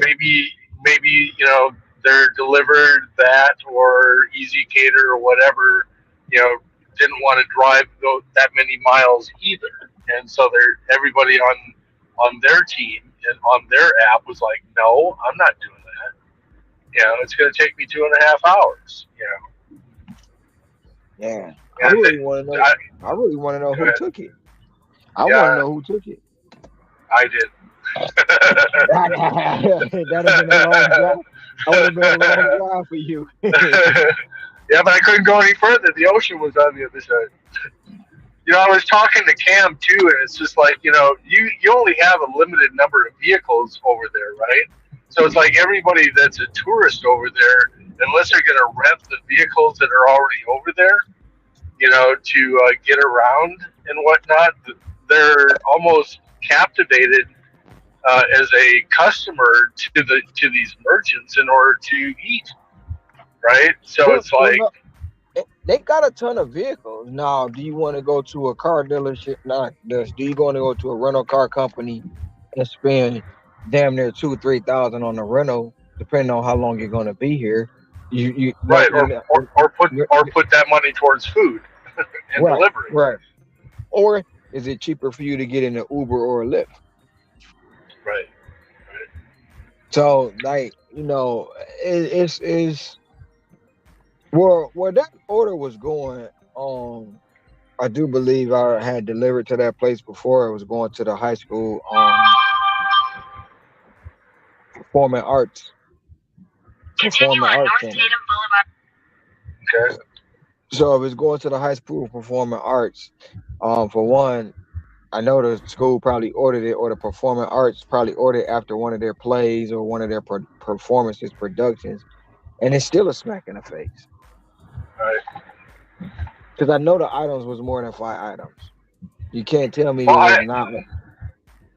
I'm 100%. I'm 100% on your side on this, and Yeah.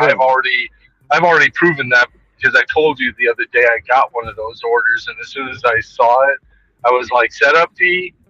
No, I accepted it. I looked, easy cater, unassigned it, and Yep. it's like, no, I'm not doing that.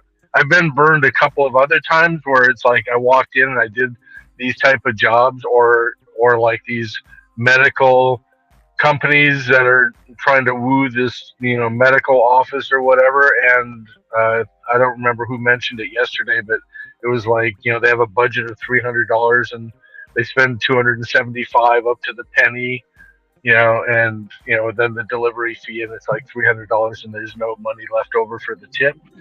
And I've experienced that a couple of times where I've walked in, I'm like, really? I brought 2 bags worth of food up to your office, and there's nothing. And sometimes I even met a lady downstairs, and she's like, "Did you just bring my food up?" And I was like, "Yeah." And I was like, "I don't need a tip. Believe me, I'm making enough money. I'm not. That's not why I'm talking to you right now. But did you know that there is no tip on it?" And she's like, "No, I had no idea." And that was a problem with over here. We noticed at Modern Market over here, they charge. See, they do a play on words also on the bill, and they charge a delivery fee. And the delivery fee, these customers think that delivery fee is going to the driver as a delivery driver, and Right. it's not. It's a delivery fee that the merchants are charging, and they're using that verbiage, to I have no problem paying the driver to do that, but ultimately the merchant's keeping that. And I tested that. I even went out to Modern Market's website and pretended like I was placing a catering order, and there was nowhere to put a gratuity for the driver, but there was a line item for a delivery fee. And so I avoided Modern Market like the plague. If that was a hot spot, I'd go in the opposite direction. I didn't want to deal with it. They found all the loophole. They found the loophole, and we the ones paying for it. Yeah, I agree. But that's human nature, right? Find a loophole and exploit it. That's what companies do. But it's like if you just run the numbers, the sheer numbers, and then you understand how a company like this can succeed and grow at an exponential rate. If it was 100,000 deliveries per day, and they're scraping off $200 and $300 times 100,000 deliveries. It's money. Obviously, it's not going to the drivers, but you can see if that's going to the company, it's like you see how they're succeeding and have the ability to expand at an exponential rate and bring in new technology, et cetera, but off of our backs. Right. I gotta go pick up an order. I'll be right back. Sorry.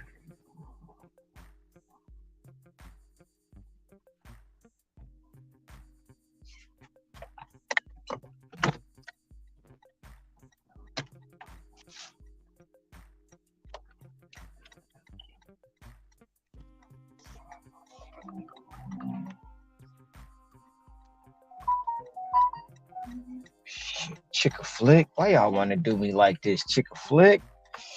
Uh, 19 for 8. 8.5 miles per night. Fuck it. I'll take it. I know it ain't going up, but I'm gonna take this 20.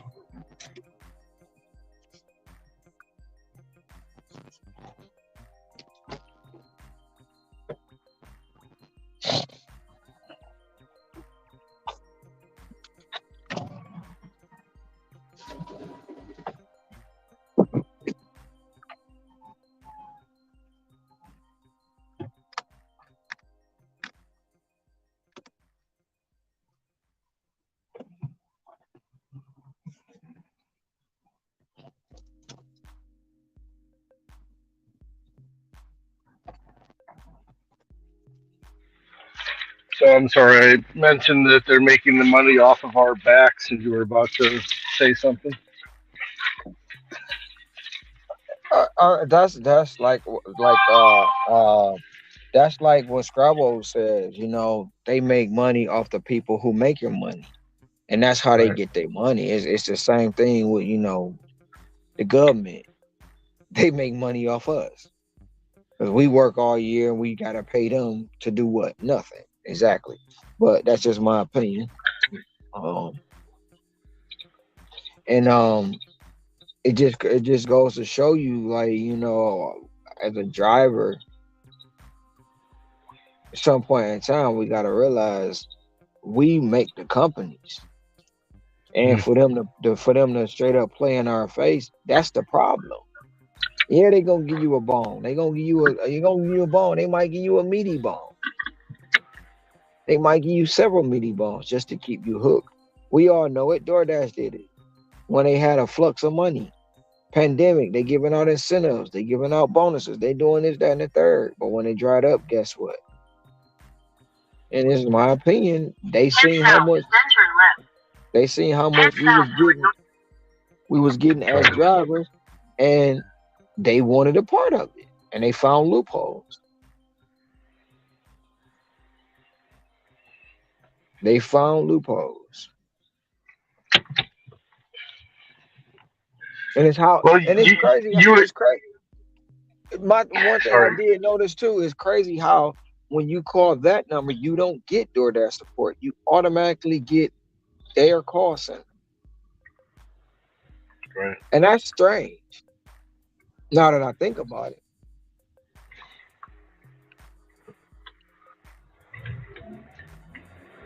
Let me ask you a quick question. Do you think that this is a ultimate move on DoorDash's support, similar to what Walmart did with to expand into what is their program, Spark or something like that? Walmart. well, What is their Walmart bought Spark because they wanted to end their contract with DoorDash because, for one, I heard they were losing a lot of money on merchandise. That was one of the reasons why, and then DoorDash was just charging them so many fees. So right? they just ended the partnership. But what it is I believe, just like any other customer, Easy Cater poses as a regular customer. They don't tell DoorDash that they're an actually catering company. That's just my belief. Or even if Well, they well, do, they might have a partnership. But so it's strange because the reason I say that is because when you call that number, you get their service guy, you get the person, their representative of that order, of that catering job, right? And the only time you get numbers like that is when you call in the actual customer. DoorDash support has, and then they do it that way because they know DoorDash support doesn't have control over um that order. So you're going to get their thing. So anything go wrong with that, you're not even going to be able to cause DoorDash to say, "Well, I went through Easy Cater," because they're going to probably say, "I don't know what you're talking about," yeah, and but it's probably has listen to happened. this. But but but Listen to this for a second. The, could this be a play, just like Walmart did, where they let DoorDash come in, utilize moving the operation of moving their product, where Walmart still benefits from it, but as they're working and collaborating with each other and learning what works and what doesn't work and what can be improved, then Walmart finds another company that's already got the infrastructure, takes all of that knowledge that they gained with the partnership from DoorDash, and then starts their own and severs the relationship with DoorDash. So could DoorDash be bringing in Easy Cater so that they have the ability to work out all the kinks and at the expense of Easy Cater, and Easy Cater is getting an influx of money to do all this, and DoorDash wants them to have that influx of money, because if they can work out the kinks in all this, then there's a play for DoorDash to take them over and expand their market, not only into food and retail, but now also catering, instead of having to outsource that to Easy Cater. Well, I mean, it could be, but Easy Cater is already there, and DoorDash already has its own form of catering. So either way it goes, it could be a play, but how do we know? And then I do believe Scott said something earlier that DoorDash got some program going on right now that I haven't seen. It's noisy in here. I don't know if you can hear me. Yeah, it was something called DoorDash Work or something like that. DoorDash? Yeah. Follow me. Excuse me. Right now.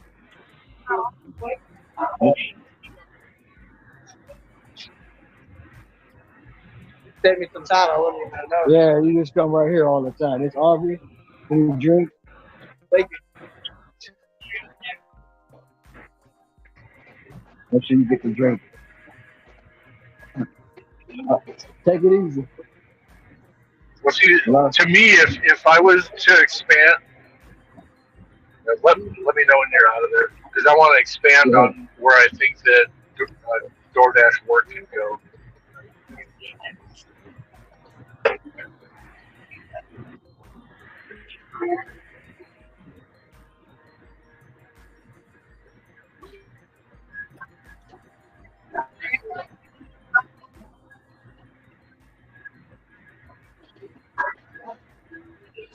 Ran into a new dasher. I know he knew because he don't even know where Chick-fil-A is inside the mall. But I'm out now. Somebody's following me with a radio. I need to get away from her.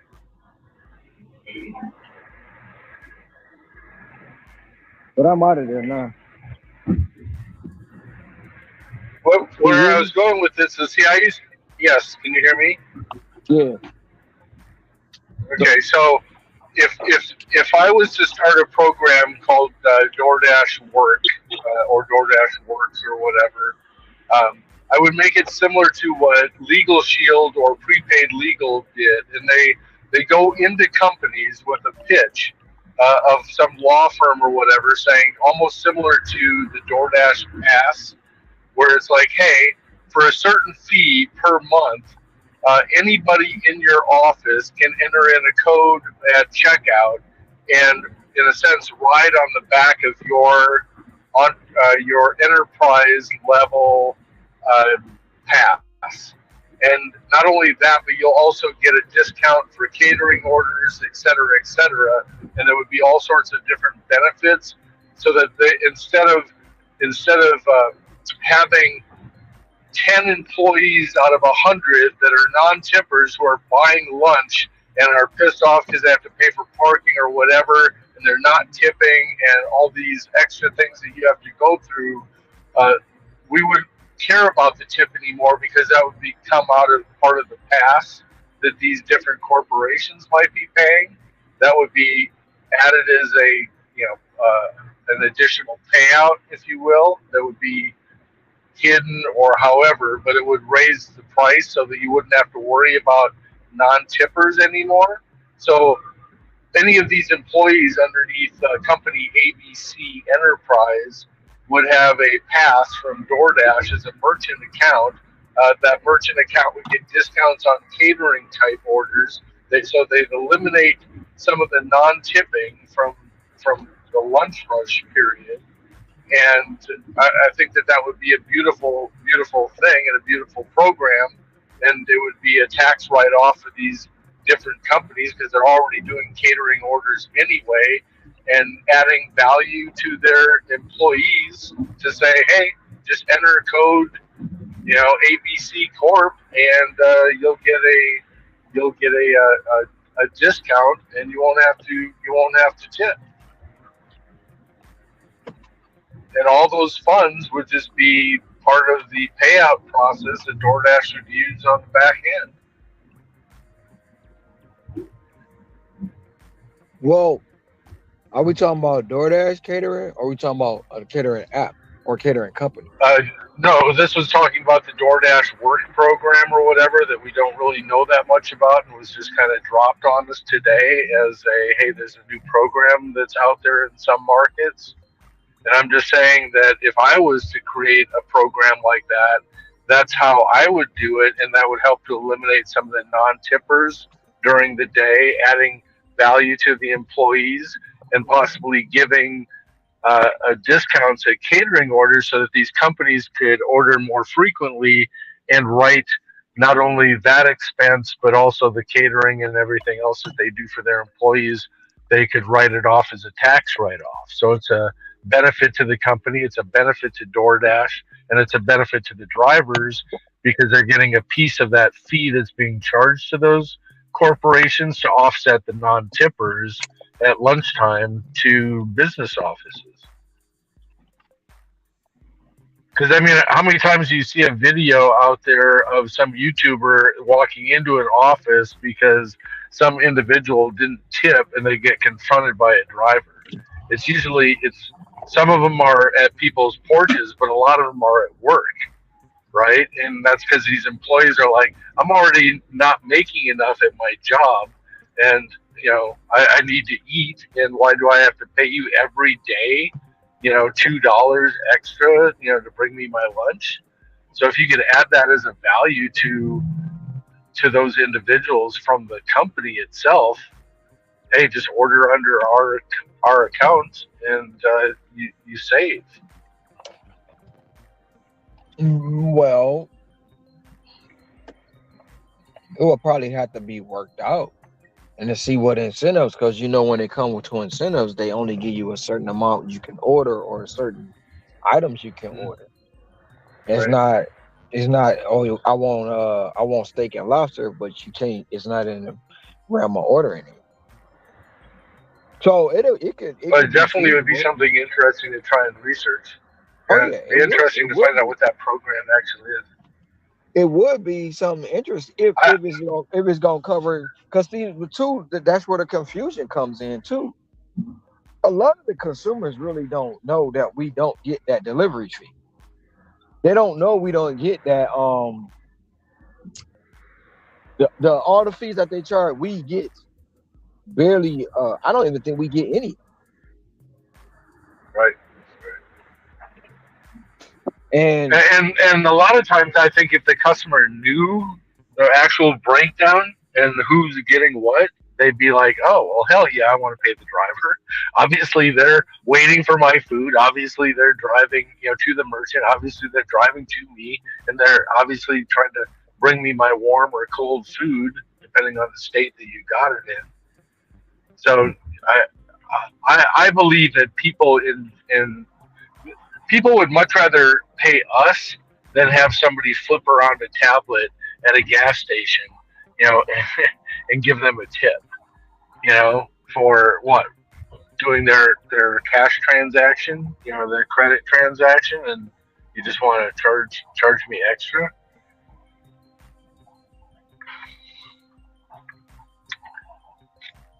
Did you see my subtitle on my name? Blow up my screen.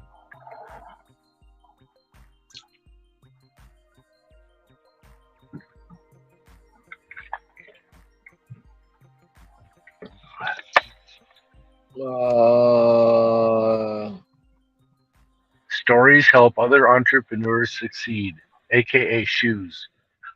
So it's boots and shoes. Stories.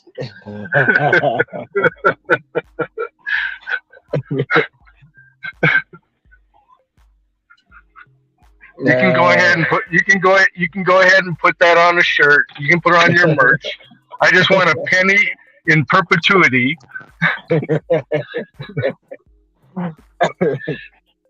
oh man. I know it's gonna be interesting. I know it is. If any, there's gonna be something.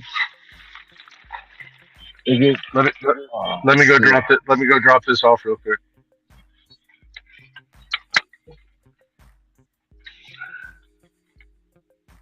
Mute, damn it, mute. I'm not answering. I don't know what they want.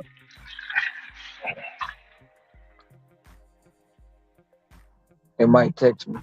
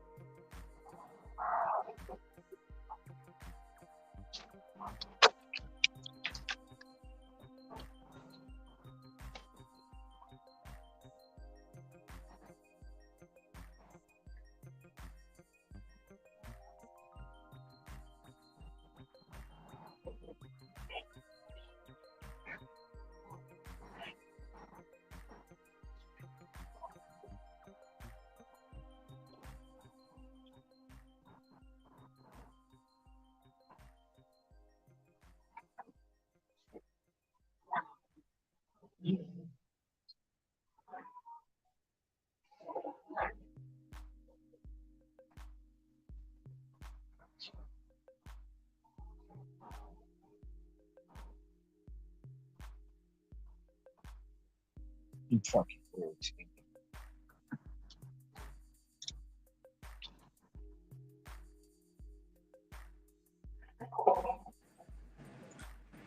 Great brother Ricky. What's going on, man? What's going on? I'm completing my day, man. Brother Ron, we gotta put our expenses in, man. We are gig employees.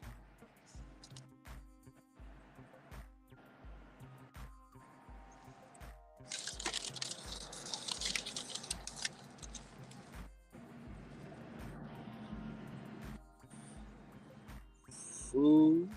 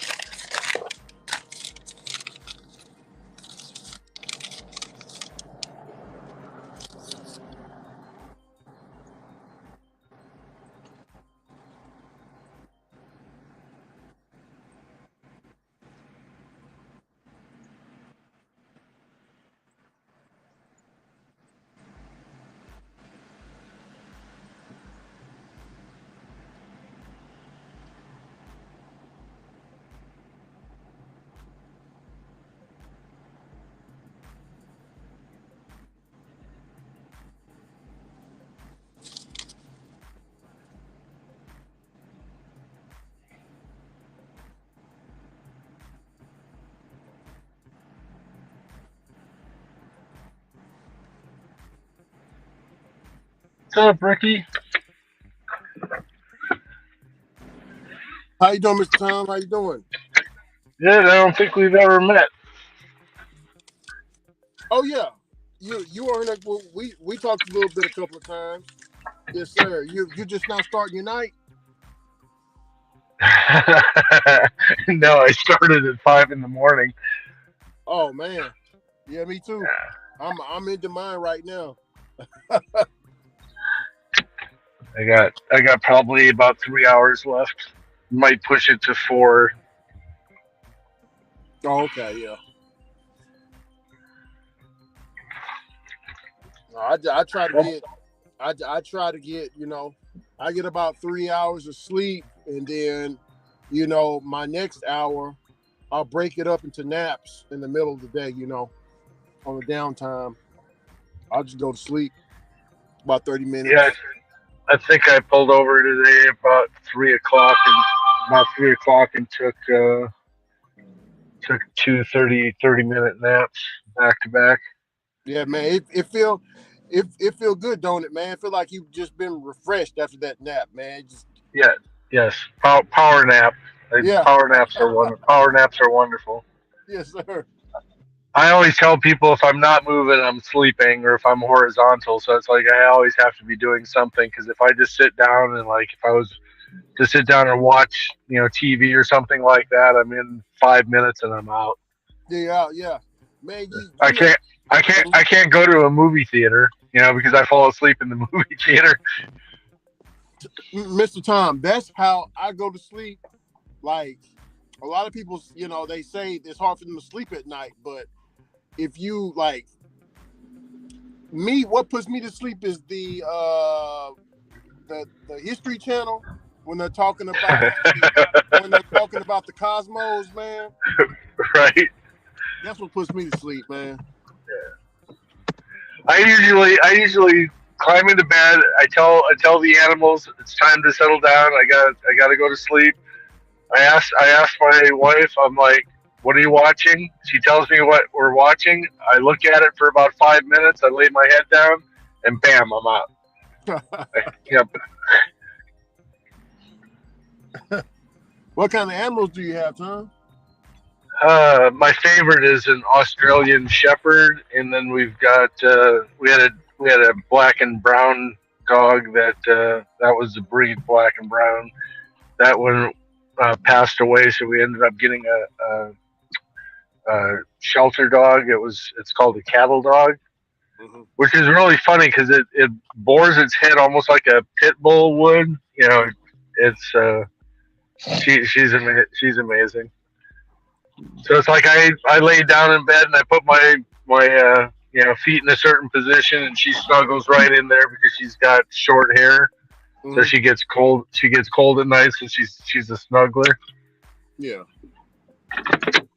Did you hear about the? I got an email from Uber talking about service animals. Yeah.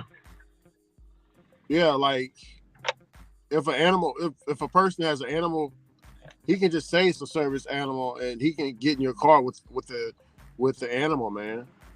I think I did hear something. I think your driver Mike mentioned something like that. I got to run in and go pick up 6 pizzas. I'll be right back. Oh, go ahead. Yeah, yeah. Thanks.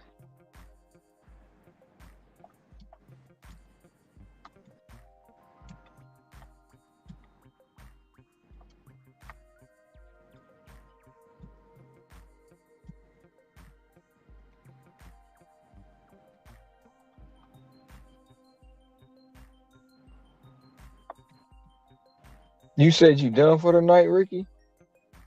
Yeah, yeah. The wife, she wants some. She made some. Oh man, she made some. It's a Vietnamese thing that she made, but she liked to eat the nuggets with it. She liked with the Wendy's nuggets. Mm-hmm. So I'm picking up some nuggets right now. 10-piece nugget. You make your goal for the day? Yeah. Yeah, I made let me see.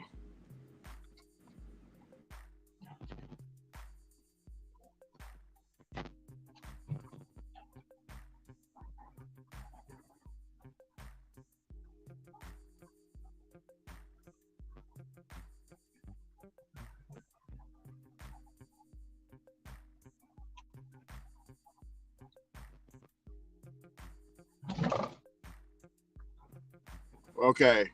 $436.20, Ron.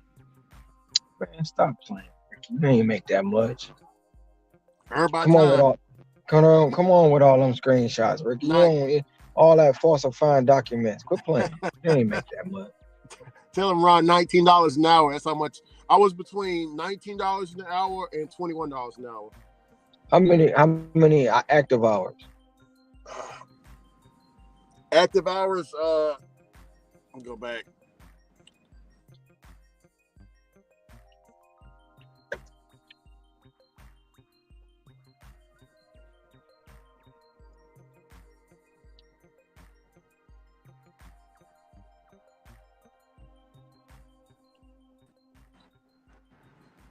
Thir- 13 active hours.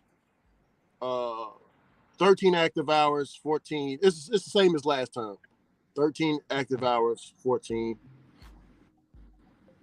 14 dash hours.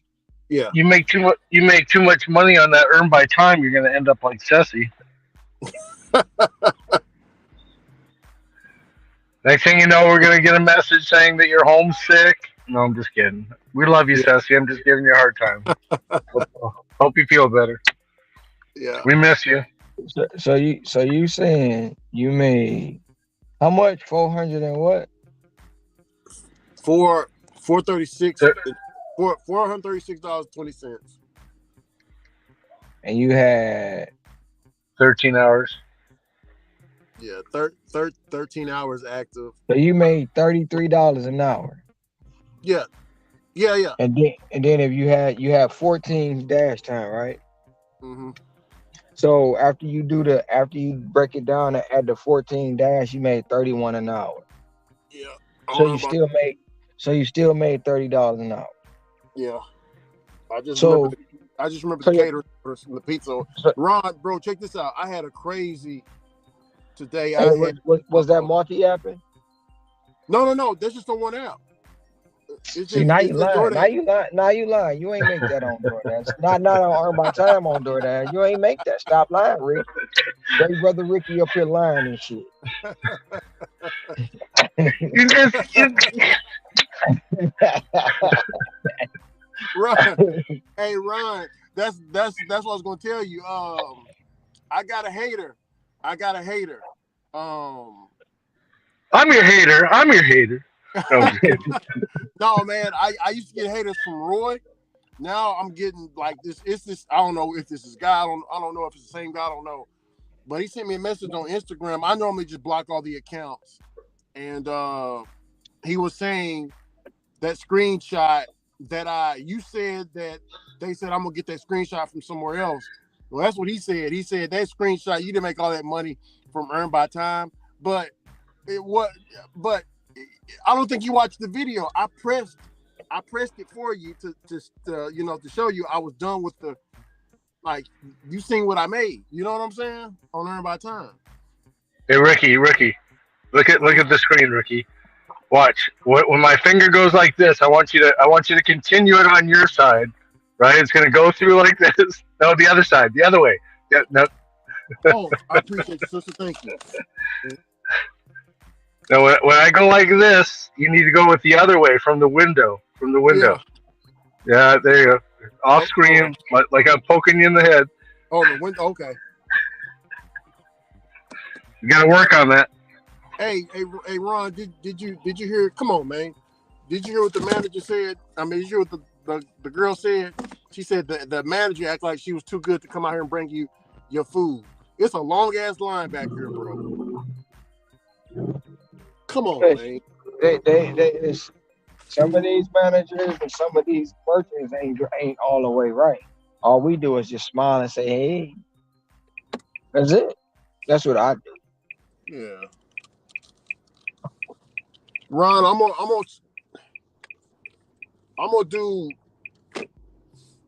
wait for the week is over and I'm gonna show. Should I do that? I don't want to burn them up, man. I don't want to piss nobody off, man. Too late. You already pissed them off. I mean, ain't nothing you can do about it. It's better to be pissed off than pissed on. But man, look, bro, how can they hate me when? I mean, bro, I tried everything, every Pedro strategy. what you call it? CEO drive her strategy. Your driver Mike, his strategy. Richard. Yeah, that's your problem right there for trying Richard's strategy. You should have never. God damn, girl. Oh Yeah. my God. And then you tell me to use one app. See, I heard of the one app thing back then with Get Coach Jake. Way back then. He was talking about it in 2015. Right? So Get Coach Jake, he did like an experiment, bro. He like had the chalkboard. If I can find that video of him doing it, man, that'd be perfect. But like he did the math, bro. Like, and he broke it down, and he was like working. He said working 2 apps is good, but he said working 1 app is better, much better. He said all the other apps, if they don't work, cut them off. Just use that 1 app that's getting you a lot of orders. So you gotta know which app that's bringing. You know what I'm saying, Ron? And here in my market is DoorDash. That DoorDash app ringing all the time, Ron. Here, it's ringing, nonstop. Hold on. Yeah.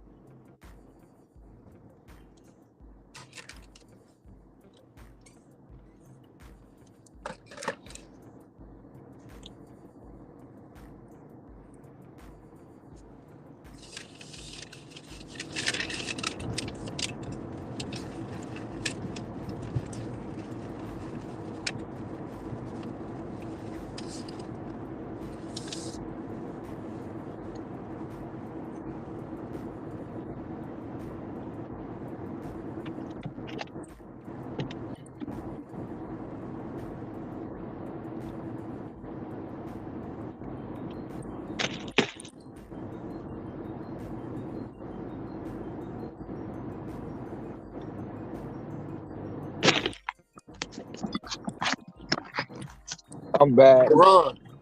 Yeah. Hey, Ron, look. You know I live in a gas town. You know Texas is like an oil, like where I live, East Texas, down the road, Kilgore, Texas, is like an oil town. We got like little oil rigs and stuff out there. The gas is cheaper here, so look how much $17 got me, man. Can you see that? 455 miles. See it? I just filled it up. Yeah. $17. $17 holler, man.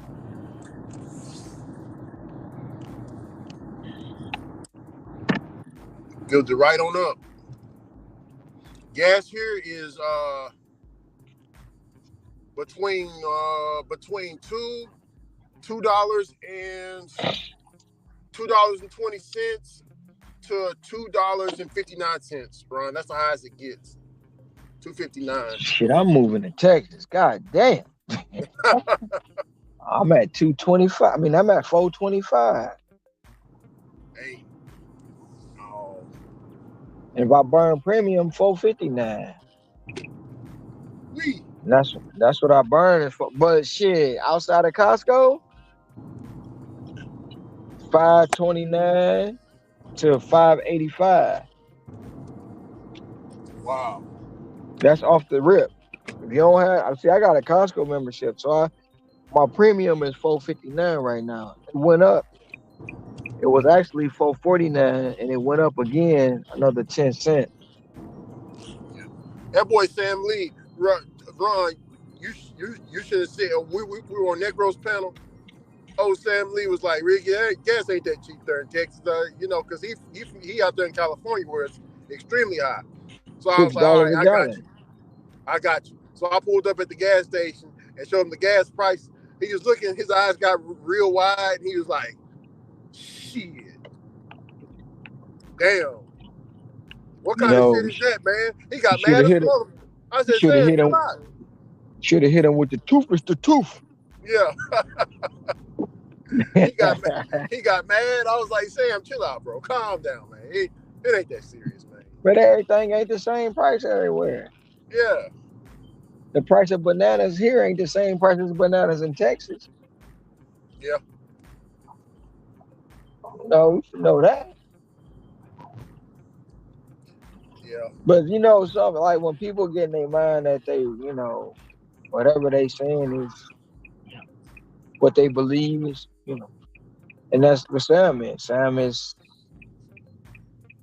Sam. Oh yeah, yeah. No. Yeah. No. He be all right. No, I told him he'd move his ass down here. Come on down here, Sam. Cheap houses too. Come on down. He said, man, I want to move because I want to have the Prop 22. I was like, Sam, it's gonna be all good, dog. You're gonna make some money down here. I don't understand Prop 22 because shit. I mean, even with Prop, nothing. Be quiet. That's not. See, that was the me. You see that right there? That was growth right there. I stopped myself. That's growth. That's growth. I just don't understand the Prop 22 because it's like Sundays they like, man, I made 1,500. Well, I made 1,000 with Prop 22. I made 1,500. Okay. Yeah. And that's what you made for. And that's what you made for the week. Okay. And you was multi-apping. I think Wilson, he's out there in LA. He said that he's quitting.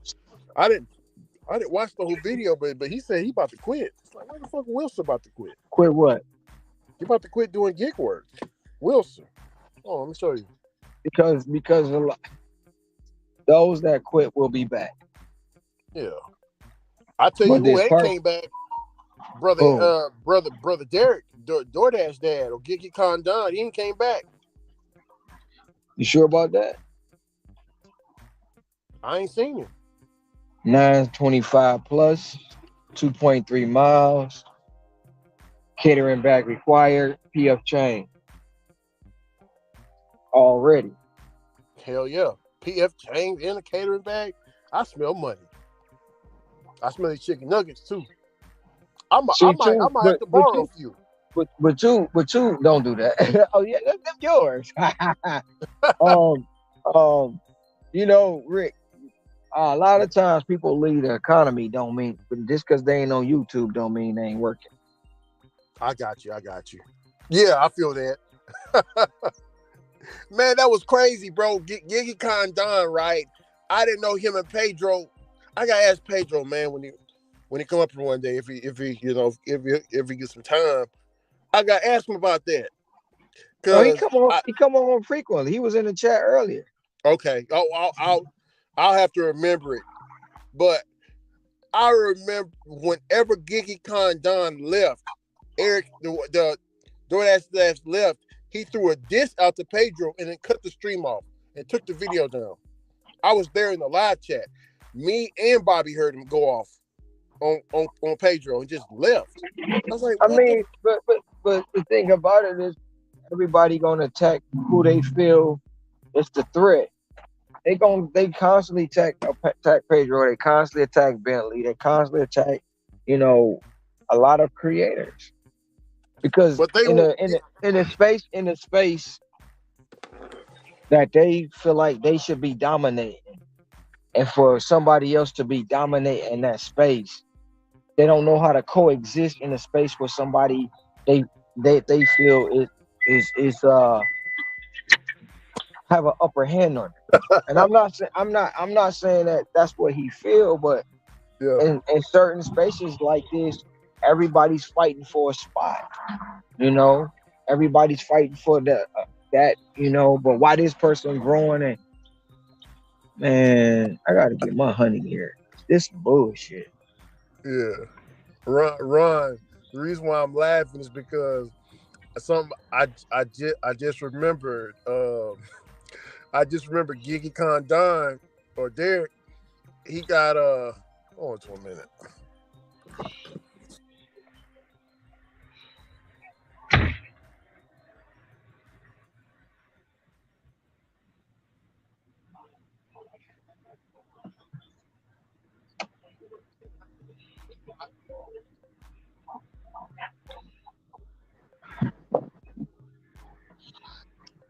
Mm-hmm.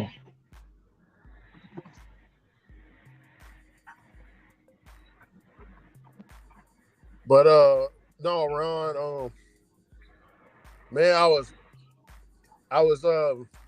get kind of done, Derek. You wouldn't like him, Ron, because the only reason why I liked him because hearing people complain about everything, nitpicking everything, is funny to me. It's just it's just I know certain people it agitates like, damn, this dude complain. Can't keep man. If you don't like the app, leave the fucking app. But the way he complained about it was comical, man. Like it was It, it, yeah, I so get it. It's not like I wouldn't probably like them. It's the same fact I'd have probably avoided them because I know you do nothing but complain. yeah. I But mean, I'm not taking no shots at nobody, right? yeah, But every but day you hear somebody saying that's a backwards order. I'm not taking that order. This is that. This is that. But you sitting there scrolling on your phone. that's all he You talked scrolling. about You was that right scrolling there. on your phone.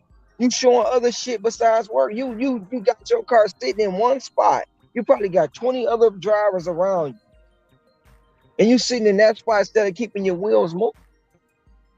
Oh, I'm burning gas. You gonna burn gas no matter what, whether you sit there idle or you start and stop.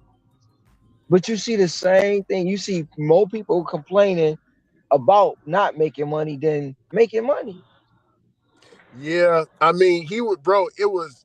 I remember one day he was mad. He was mad that he had to take this order. He was like, I accepted this order on accident, but I don't hurt my completion rate. Oh, this is bullshit. I'm gonna take. I'm gonna go. Man, so he went on ahead and took the order to her. Got in the car, mad, and I'm laughing, right? So he get another order at this restaurant. He go in and he took that aggression and brung it in with him at the restaurant. And the woman looked at him, and then he'd been standing there, so he gets mad and he goes off. Everybody remember that video? He goes off on the staff to where they had to call the police. This was live on video, so he was trying to make it a race thing. Exactly. Because And that's the only thing they resort to. yeah, and it wasn't the right, bro. You was already mad, bro. But I told him that in the comments that he he liked everybody else's shit, but he didn't like mine. Because you tried to hold them accountable. Yeah, it's all good. But You try to when you first of all you created that environment. You know how when you used to be at the W-2 and they say you created a hostile work environment.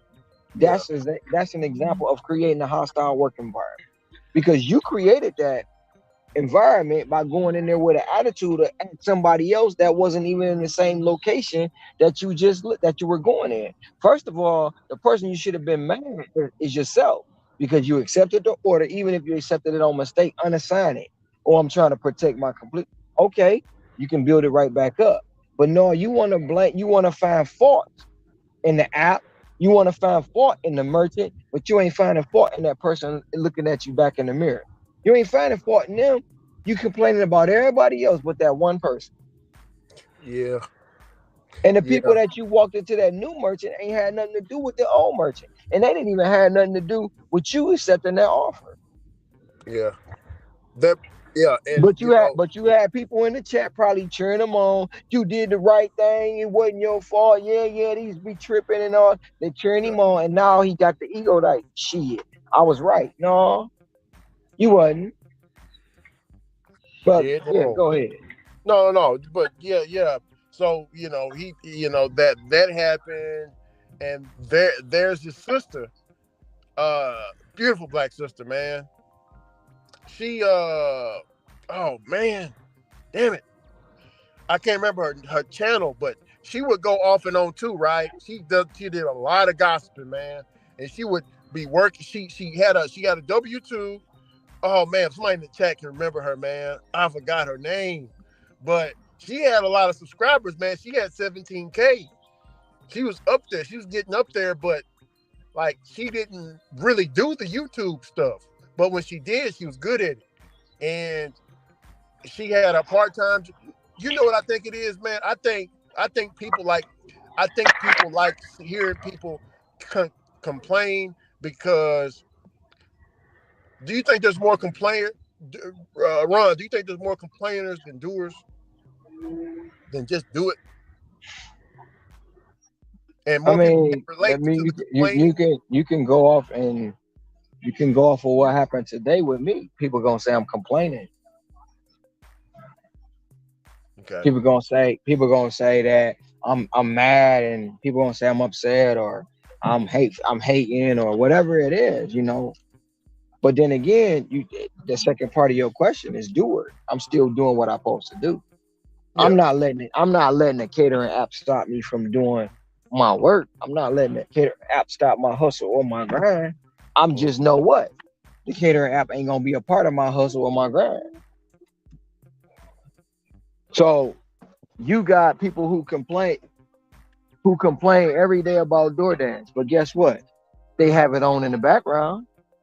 They have it on hoping to get that banging lopper, as they call it. They have it on talking how no matter how trash it is, they still keep it running. But they'll complain about it all day. Same as Spark. Spark is this, Spark is that, but they keep it running. So yeah, to answer your question, there's a lot of more complainers than doers. There's a lot of more people who gonna complain, then go out there and get it. But guess what? That's what they live for every day. They live for complaining, hoping to go viral.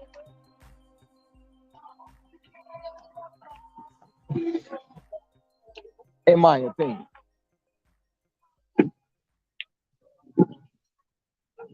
You feel me? Not really. That's it.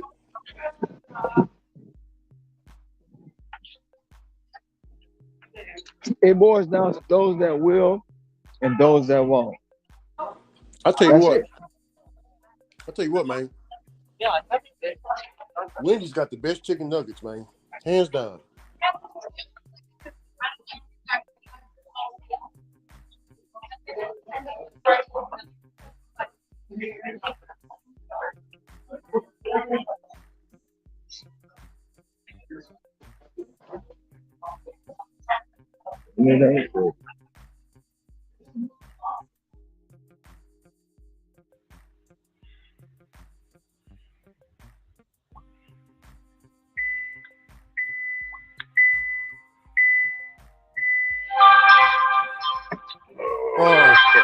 Ron, it's macaroni and cheese egg rolls. Hear me, Ron?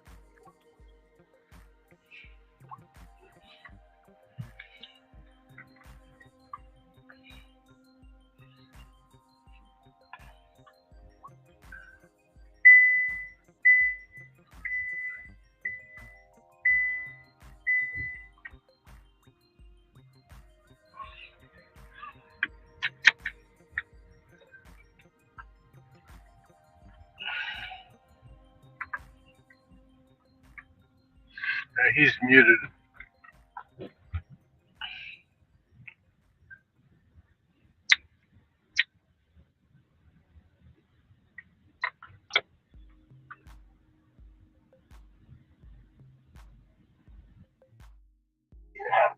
There's a lot of copyrighted music playing. What you say, Brother Rick?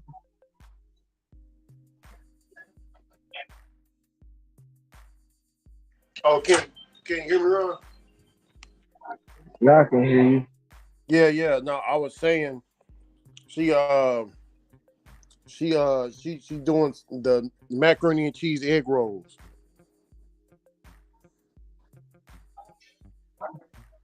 That sounds like some country shit. Well, I mean, they got, in Louisiana, I don't know if you know, Ron, but out there in Louisiana, they got a huge Vietnamese population and a huge, well, you already know, black population. So the cultures over there kind of collided. You know what I'm saying? So Yeah, I hear you. yeah, you know, we love the macaroni, bro, and they got the egg rolls. What part of Texas are you in? Oh, I'm in East Texas. My wife is from Louisiana. Okay, so you're not on the Gulf Coast. No. My wife's people they live out there near the Gulf. Yeah, we had a family member that moved. I can't remember where it was, but all the houses were like built on stilts. It was crazy. What part of Louisiana is that? The houses are on stilts. Talking about in the uptown. She said uptown. That, Yeah, I would think that anywhere that's along the coast that has a chance of flooding, that's why they put all that stuff up on stilts. Okay, yeah. She said the ninth wards and all the wards out there. Yeah. Hey, say Ron, that crime out there is pretty serious, man. What's pretty serious? The crime. I looked it up per capita. New Orleans beaten out. I think no, New Orleans is top for crime. Yeah, they were on top last time I checked, Ron.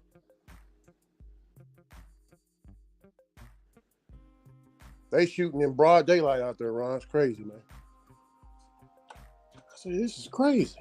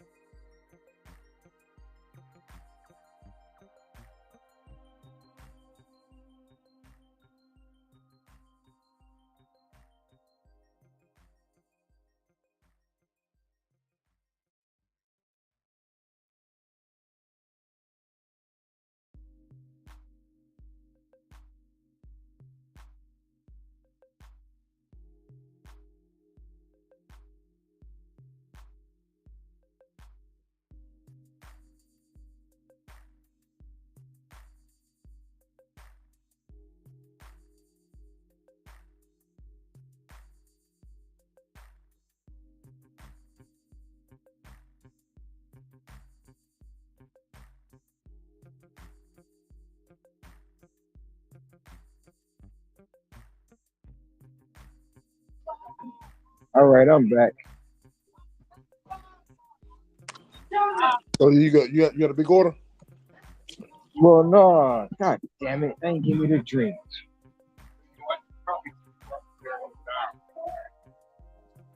But I know what you're talking about. No, I had to wait. It's the PF chain order. I'm glad I looked at the list, but they ain't give me the damn drink.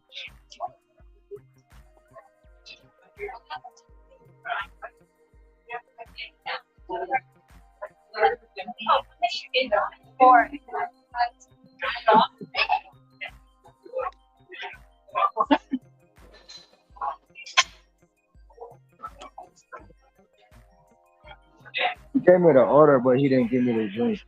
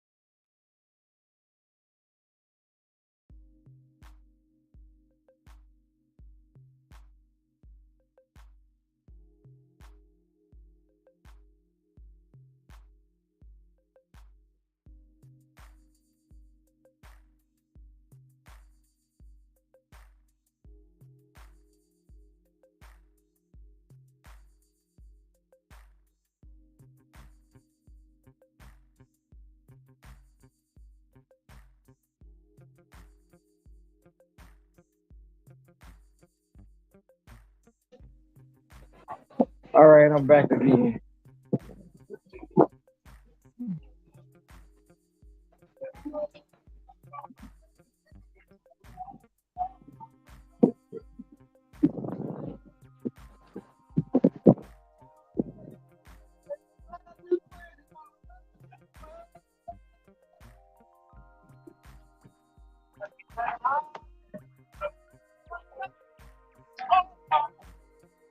Well, you need to stop singing that song because you show butchering it.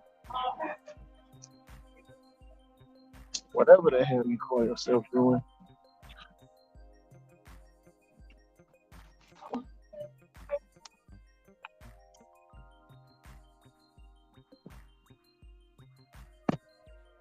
Dum, dum, dum, dum, dum.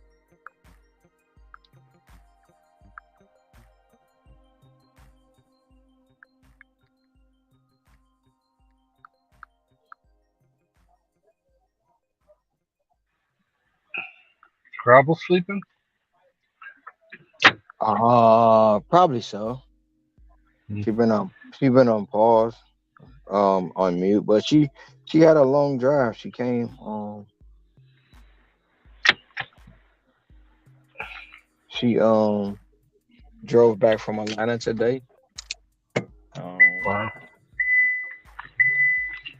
Glad she made it home safe. Yeah.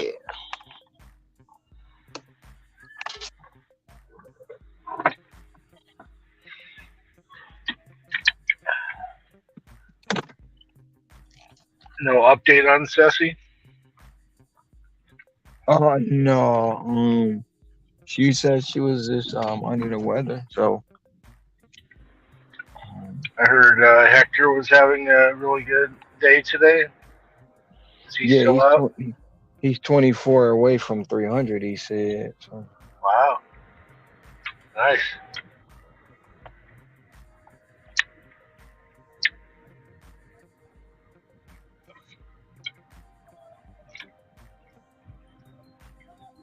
whoever this guy is, he needs to stop trying to sing this song and he's butchering it. I'm sorry. He's distracted. He's butchering. Sounds like you're auditioning for a seat on The Voice. No, I ain't turning my chair around.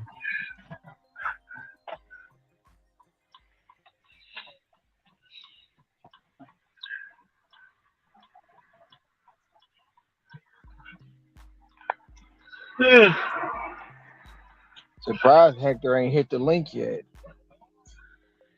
Yeah, I'm surprised as well.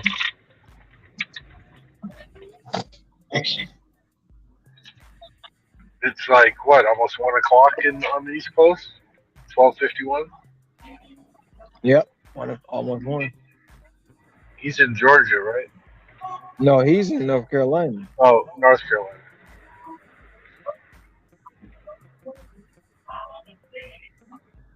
Can't remember who was in Georgia.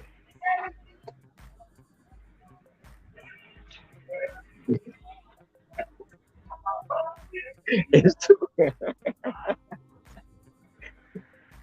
Oh, shit.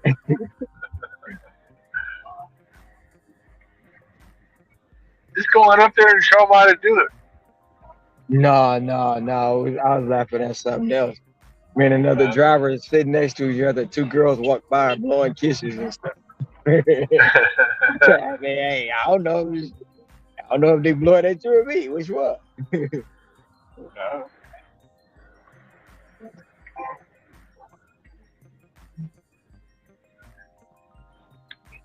I gotta get my honey down here sooner Yes, than you later. do. Yes, you do.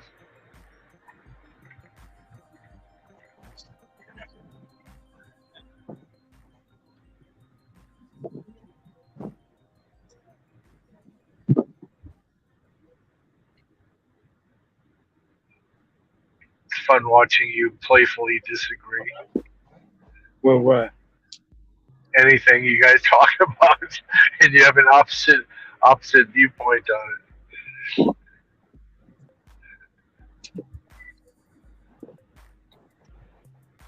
Oh, yeah.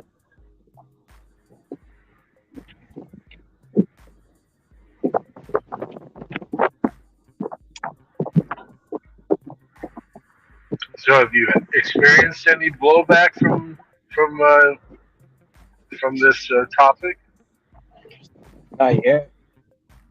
Is it going to show up? Probably. I don't know.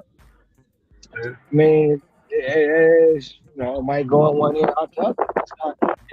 It's not meant to deter anyone from doing what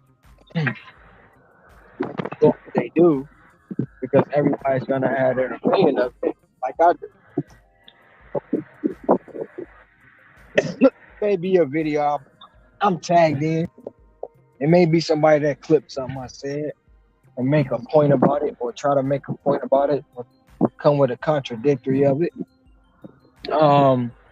Try to create a scenario that doesn't even exist. And just the fact of the matter is, I was I surprised that I was surprised that you tagged Easy Cater delivered why not? deliver Why not? Why wouldn't I do that? Why would I talk about them and not tag them? that is like, What would you entertain if they wanted to like sit down and have a discussion with you on a I, live? I would be more than happy to entertain. They gonna come with all their talking points, and I have mine. Right, So right. the minute they come with the talking points, I'm be like, you know, and then they gonna try to say it's this, that, and the third. No, it's bullshit. No, but it might be really interesting if that was to happen, so that they could help to squash any of the things that we think are happening but aren't But happening. but the thing about it, they can try to squash it, but when you see it in real time, you can't dispel it. You can't sit up there and say it's not some truth to it. They're gonna try to squash it with, oh, we got a tip pool. Bullshit. There's no way we should be in a tip pool. It's just no way. Or at least explain how the tip pool works. Right now, it's just we have a tip pool, and Right, but it's still no, it's no, still nobody knows what that means. it's it's still no full transparency. I know what I mean. Most of us know what it means. It's just like when you go into a brick and mortar establishment, right? When you go in there, the waitresses, the servers, they put all their money in there and they divide it up at the end of the night. How can Right? you But how can you say is it a daily? Is it a daily tip pool? Is it a weekly tip pool? Monthly, quarterly, annual? Is it so that's the point. It's no transparency on it. right? Hold on, I'll be right back.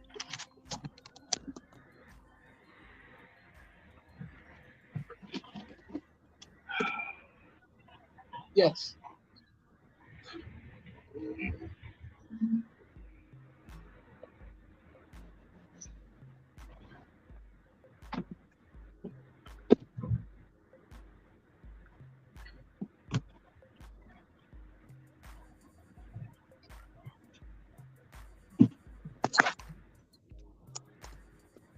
I forgot what it came in at, but it paid 30, so that's a good thing.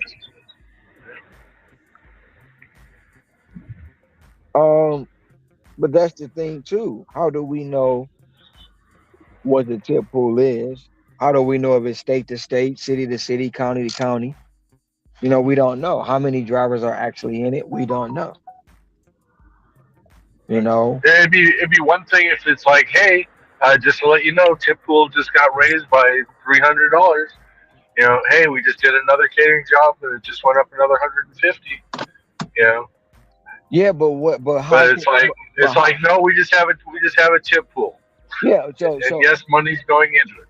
yeah, but so how do you determine what part of the country is getting the funds from the pool? Right. That's what I'm So saying. It's like tell let's us just how say it this. works. Let's just say this. There's $50,000 in a tip pool.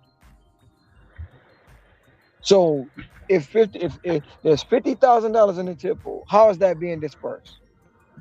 Right. That's what I want to know. How does it work? Tell us how it works. Just don't tell us that there's a tip pool and you're going to get a piece of the action. That doesn't mean anything to me. I can't quantify it. I don't know what its growth is. I don't know how it grows. I don't know how fast it grows. I don't know when it grows. I don't know what percentage of that tip pool I get. I don't know if it's a snapshot in time for the day, for the week. So it's like these companies need to explain rather than just saying we have a tip pool.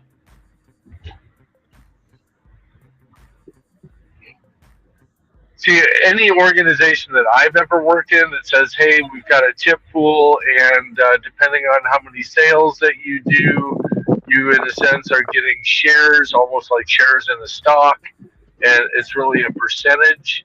So if you have 10 drivers and every driver does, one, then you all have 10%. But another driver does another job, and now he gets another percentage, and everybody else is dropped down fractionally because he was the one that did the work. That's in that tip pool. And so it's like, tell us mathematically how this system actually works. Because you could get excited if it's like, hey, I know exactly, and you'd be cheering everybody on. Hey, not only am I contributing, but when I contribute, I get a bigger percentage than people who didn't do anything. It's just in the pot, and now I get more shares of that pot. So obviously, the more work I do, it's similar to DoorDash saying we're going to have a drawing that's tied to the number of, you get a ticket for every delivery that you put in there. And there's going to be the drivers that do one, and there's the drivers that are going to do 100. And obviously they have a bigger chance, a higher percentage of getting, that pot or a percentage of it. Well, that actually happened, right? I know it happened, and I have no idea who won. I don't know where they're from. Exactly. Nobody came out and said there won that I know of. Right. And all it was a motivation to get everybody out there to move as many deliveries as possible. For 12 days, we were averaging 40 deliveries a day. So that should have been 40 entries for 12 days. So we just gonna do the math. We're gonna do the math, right? We should have 480 deliveries. So 480 tickets in the pot for the drawing, of which we don't know when it was or who won and what they won. We have no idea. No, it was 12 people that was supposed to win. What was it? 5,000 or 8,000, whatever it was. It was like $5,000. 12 people was going to get 5,000. So what out of them 12, who got the 5? Don't know. Don't know. But they got us to move more and run harder to try and move that product for the holidays. Well, not necessarily move more, because we still was doing our daily average. Well, if you were, for us, we couldn't really do more. But for a person who was only doing 5 deliveries, they were like, "Oh, I want to win that 5,000. I'm going to do 5 extra deliveries to get 5 more entries into the drawing." That's 5 more deliveries that they got moved that they wouldn't have gotten moved because this person wanted that $5,000 pot and wanted to have another chance at the drawing. Some people get sucked into that and others don't. I don't. I'm like, I'm just going to do the work, and if I get rewarded for it, fantastic. You weren't expecting to get your $3,000 bonus. No, I wasn't. And I wasn't either. And so when all of a sudden you got that, you're just like, oh, damn, I got rewarded for what I did. Shit, at first I thought it was a scam. I did too. Traffic ticket on my earnings? What the fuck's a traffic ticket? I called support. I'm like, hey, I just want to make sure.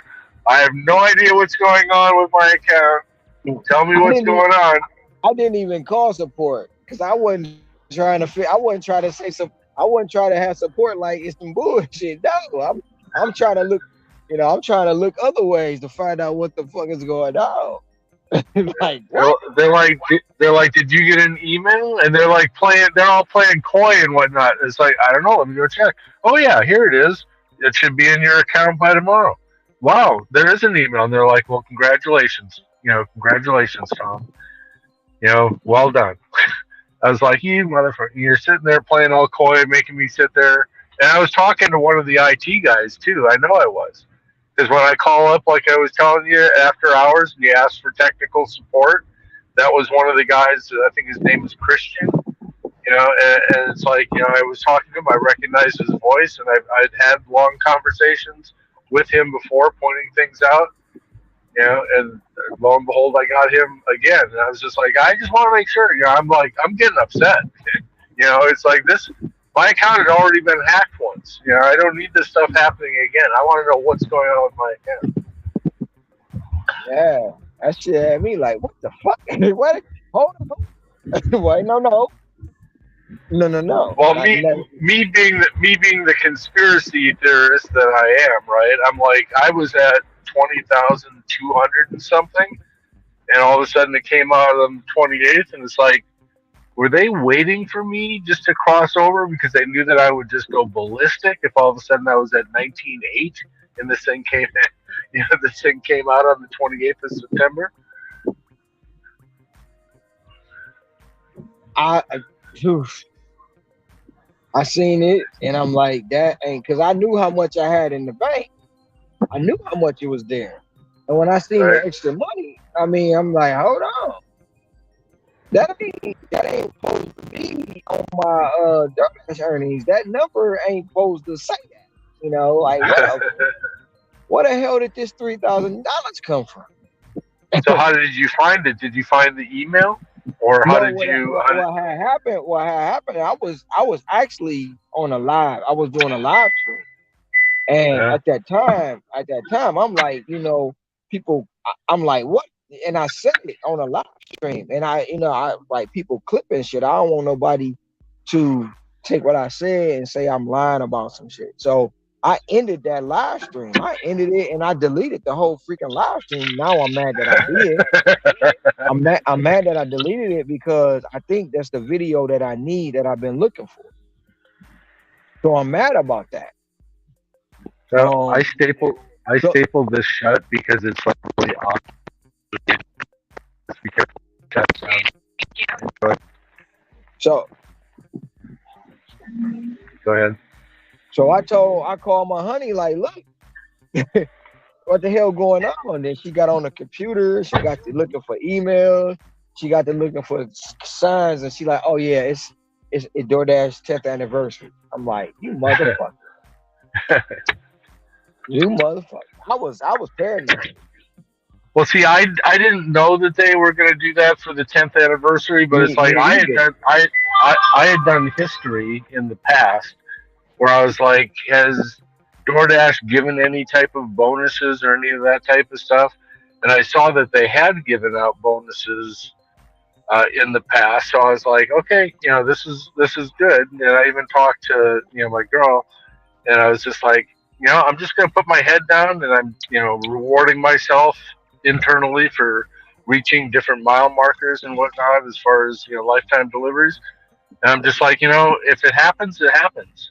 But they have paid out in the past, and so if they do, then we're gonna be set up, and there's gonna be a nice little reward at the end that we're not banking on, but hey. It's like you right now in end of February or beginning of March reaching 30,000. Well, if that was the threshold before for $5,000, are they going to move the goalposts on us? But then again, who cares? Because if we're doing 40 deliveries a day times 30 days, that's 1,200 deliveries a month, right? So even if they push it up to 35, okay, in another 5 months, you're going to be at 35,000. To be honest, right? I'll probably be at 30K next week. No. You're doing 40 deliveries. I'm almost at 2,900 deliveries. 29,000. Right. Well, 40 deliveries times another 1,000 is 25 days. Not gonna be another 1,000. I'm at 29. I'm at 20. I'm at 29. I'll be at 29,000 probably before the end of next week or the week after. So it's not gonna Right. be it's not gonna be March. That's for sure. Divide 1,000 by 40 deliveries, and you come up with 20, or is it 25 days? Well, if I start doing 50 deliveries a day, Well, which I'm 50 thinking, deliveries a day, you do it in 20 days. yeah. So I'm really starting to think about to knock it down as fast as possible, do as many as I can. All right, better start accepting those little 350 orders instead of these That's bangers. that, that, that that's not my that's never gonna that's not gonna happen. You're spending too much time waiting there and having to go back and get drinks from PF Chang's. It's not gonna happen. You could have Three knocked. You dollars. could have knocked out. You could have knocked out two of those little 350 non-tipper, jobs real quick and gotten your 30K sooner. That's not gonna happen. I'm not taking no $2, $3, $4 offers. It's not gonna It's gonna happen. happen when it happens. Are you gonna do anything to celebrate your 30K, or just gonna get on a live and say I did it? Are you gonna go out and celebrate? Oh no, I'm not gonna celebrate. I'm just gonna make a short about oh shit. I'm gonna make a video about it, put it out there on TikTok, put it out on Instagram, put it out on Facebook, put it out on YouTube. So I'm gonna Oh, make a video. you gotta Just like come I up with did. some. You gotta come up Just with like some funny. Gotta come up with nah, some funny parody. Come on. nah, nothing funny. Just I did it. I'm just like when I made 25,000. I put out a video. And that video right now I think got 31,000 or 41,000 views on it, something like that, on my TikTok. Yeah. I haven't put one on my YouTube.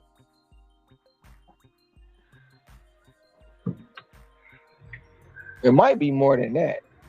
I got to go back and look. My TikTok is more popular than my YouTube. Actually, I just don't be on. I've never been live on TikTok though. That's the funny thing. I've never had a live on TikTok. It's all videos that I put up. Like Weren't I you put out trying a to Weren't you trying to simulcast like Instagram and well, yeah, and YouTube I at was the going. same time? No, I was trying to simulcast. Oh yeah, Instagram and my Facebook and YouTube, but Instagram won't let me do it because they won't give me a code to stream to YouTube. All right, let me run in and get this order real quick.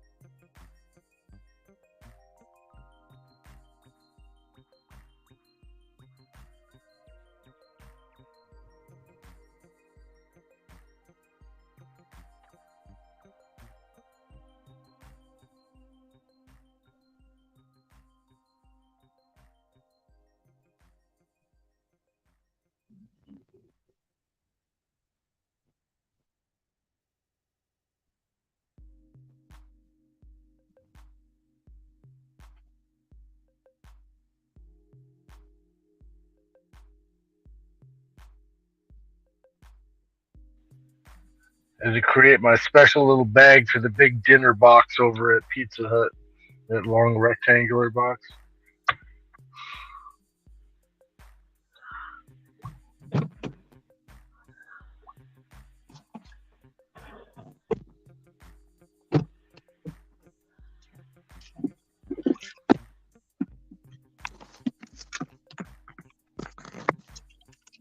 Dun, dun, dun, dun, dun, I have to dun. make a quick phone call.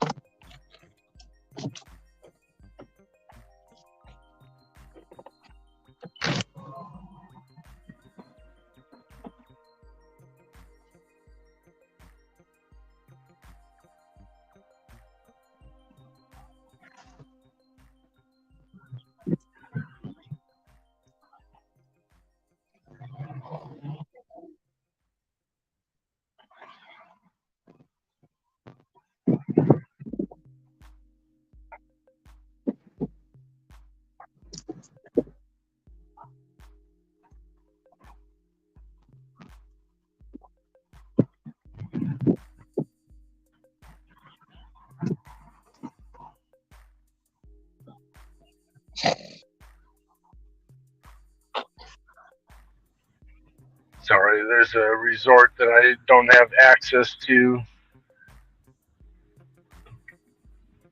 that I needed to make sure that they were going to be there 3 to let stacks? me in. You mean 300? You mean $3? You mean you need $10 to make $3?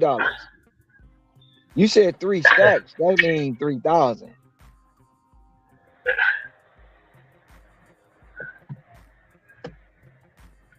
Do we have to push him again? 2 nights in a row? No, he probably gon' um Yeah, do it on his own. yeah, do it on his own. I think you figured out that sometimes that being online can be distracting Yes, it can. and it can throw you off pace.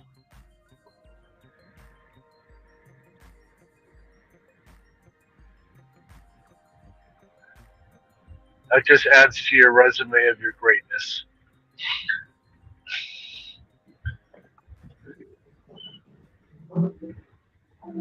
Have you found a social media manager, or is Matt taking over that responsibility? No, that's not taking over that. I already got a social media manager. I just gotta decide if I'm going to pay the money or not. Uh, so you found an individual or a company already. Now it's just a matter of running your numbers and seeing if it's worth it. I did all that. I've been on it last year. Uh, I narrowed it down to who I'm gonna go with, but I just haven't did.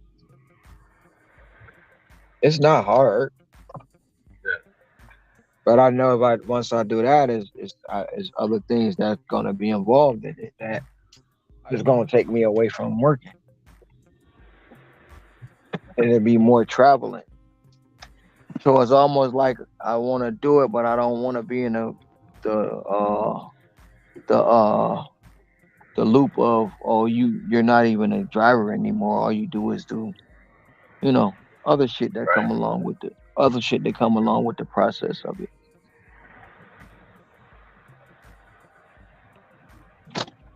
Be right back.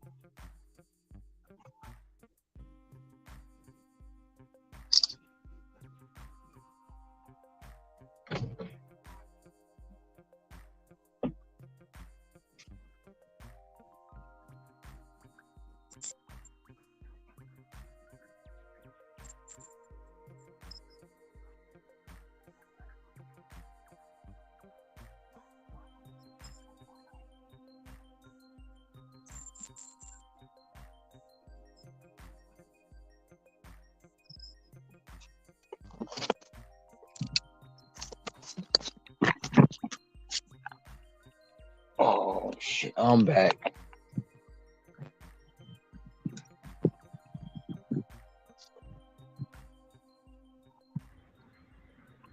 So yesterday we were talking about the dimensions of your zone. So I figured out mine. Mine's 25. My one zone that I'm working in right now is 25 miles wide by 31 miles long. 21 miles. Well, I want to take this order. It's a diamond order. No plus. So that's like 600 square miles.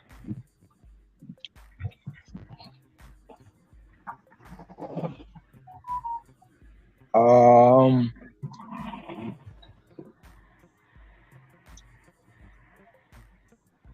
I took a picture of it, but I didn't figure out the dimensions.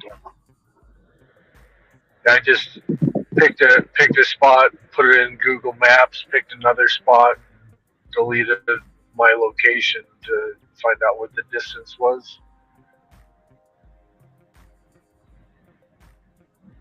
But that's why it's so difficult for me when all of a sudden I get a run and it takes me away from the mega spot where all the top restaurants are. So it's not like that's what these cherry pickers are doing. They're sitting there and they're cherry picking and no. There's a $40 one, and then they'll take that out, and then they'll no all the way back, to sit at that restaurant again and wait for another 30, 40. So they're willing to sit for up to an hour and a half just declining orders until all of a sudden they get one that they think is worth it. So they're looking for pluses, and they'll even accept it, look at the items on it, and then they'll unassign themselves, which eventually with this That's my zone right. That's my zone right there. Where it says very busy, that's my zone. okay. So it go from end to end. So from one end to one end, that's my zone.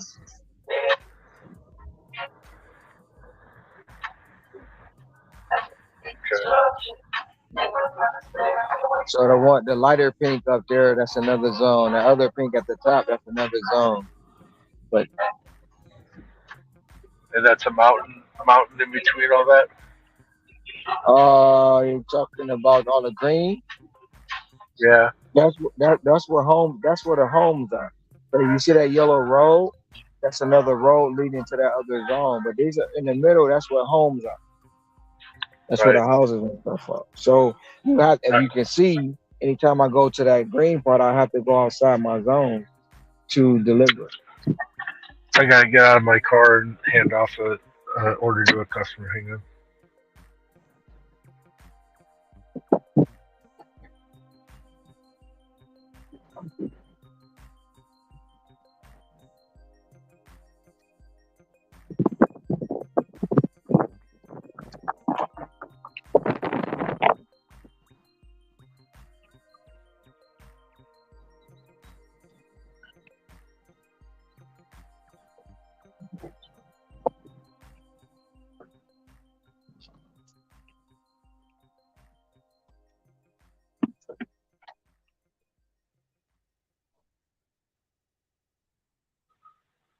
Sorry about that.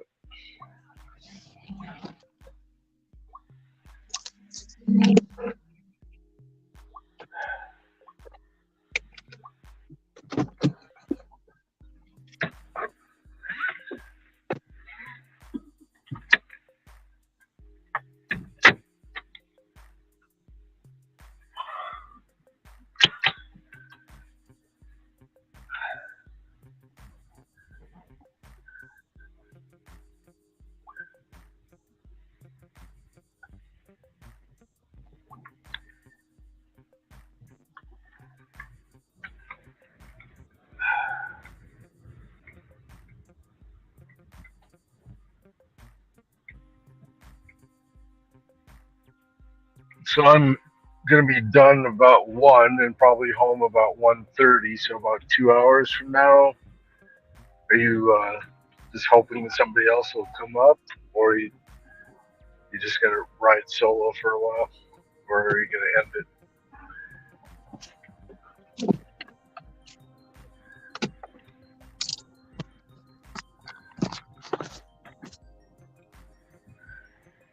I'm back.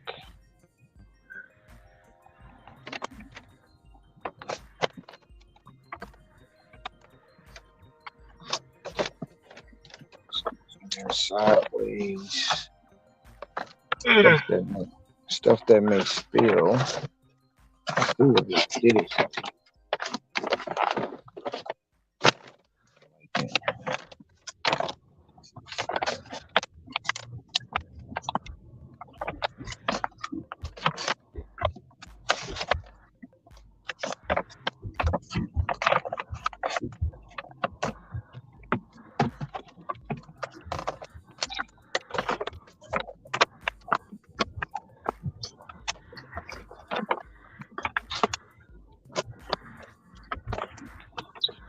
Sounds like you're doing an arts and crafts project. I'm just trying to rearrange this bag so I can actually staple it closed. And it's Indian food, so you know some of the times when it comes out hot. Right. Then you have to be careful if it's in a paper bag because the condensation makes the bag moist. At the bottom fall out once. Luckily, I don't have to go that far with it. Always double bag though. Oh, you have your own bags that you put stuff in? No, I asked for another bag. Yeah. If they say, well, it's gonna cost 15 cents, I give them the 15 cents. Right. I mean, customer doesn't know, but eventually it pays off. You know. And here you got the customer. If they don't buy a bag, you're shit out of luck. So I pay for the bag. Right. Some bags cost 50 cents. I just pay for the bag. But it comes with this designer bag. Oh yeah.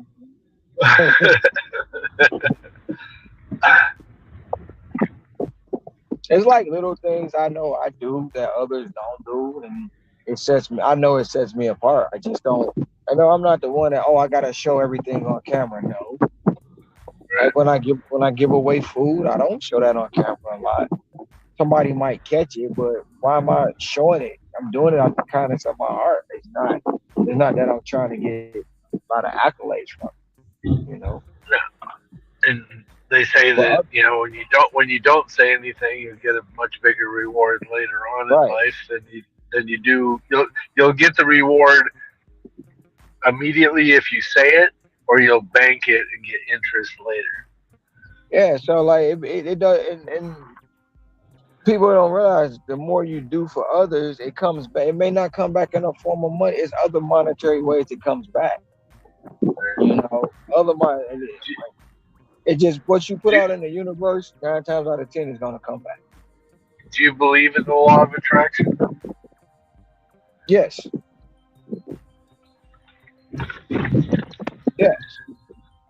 I forget what was the name of that. What was the name of that book? Didn't it start with an S? Yeah. Know what book? But you know, there's universal power. But what you put out is what you get back. Of course, you're gonna have a lot of people that try to come in between the goodness that you do. Gonna try to make a negative out of it, but eventually, I mean, either they're gonna keep complaining about you or move on to the next person.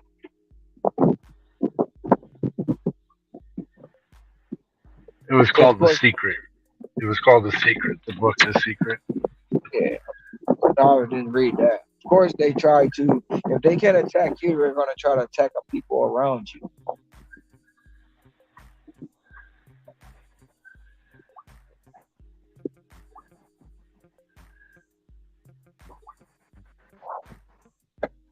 Then if they can't attack you, they make up stuff about you or they call you names to get you to, you know. say, "Oh, you're ugly," and with me, your bald head with a patch in the middle, and all kind of shit that started triggering me. You know what I'm saying? Like, okay, I've been. Shit, I just found out you the first person that told me I was bald head. You're the first person that told me I had a receding hairline. Congratulations. thank, thank you for the information that I didn't know when I look in the mirror every day. I didn't know that. When I look in the mirror.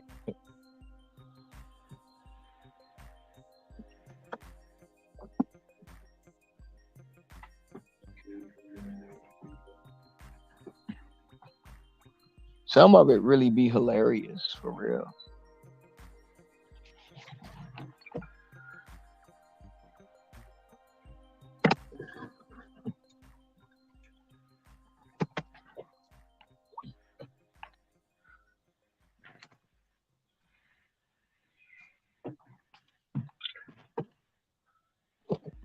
Okay, we're in the middle. I gotta figure this shit out.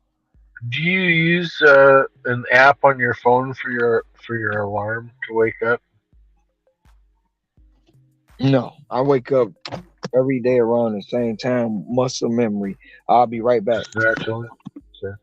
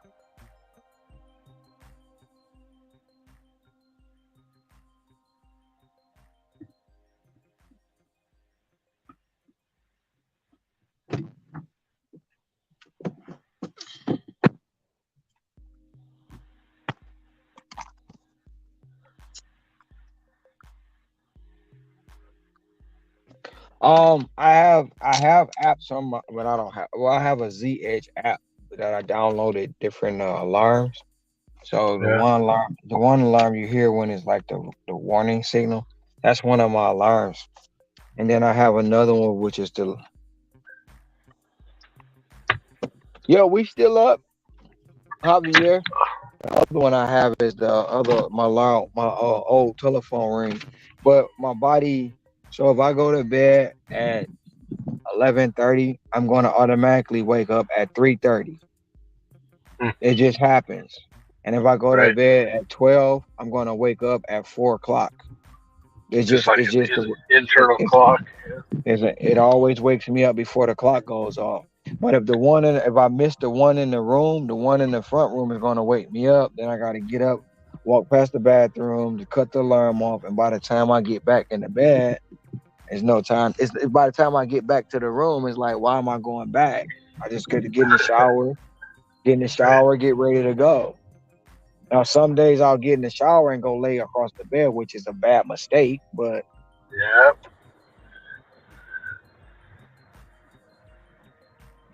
Yeah. See, I use an app called Alarm Extreme Alarm or something like that. I paid for the ad-free version because I just get tired of all the ads that pop up after every alarm. But yeah, it has stuff. It has I stuff use like you have to do math problems or whatever in order to. I don't got time for that. I have a the math problem I have is remembering the code lock on my phone to get into it. Like, damn it, what the fuck? Right? My, Right. yeah. Yeah, I'm sure Nikki will be letting you know about that in the future. It's like, dang it, Ronald, it's 1, 2, 3, 4. Come on, No, she be nudging you. I know the code lock, but then you gotta have this letter, this capital, this letter small. So you gotta do it right. If you don't, you ain't getting any stuff. You don't have like fingerprint where you can just do the fingerprint. I got it, but I don't use it. Why am I using the Yeah. fingerprint to get in my phone? It's my shit. No. And then I'm asleep. Somebody take my fingerprint. And no, hell no. Hell no. It's too much. It is not that it's something in there to hide, but I'm not about to have you take my fingerprint. I'm sleeping and open my phone up. Well, you know, you do have 10 fingers, so you don't have to use your thumb. You can use whatever one you want. Well, I'm just saying. Somebody, Oh, somebody that watches you long enough, somebody that watches you long enough know what finger you use.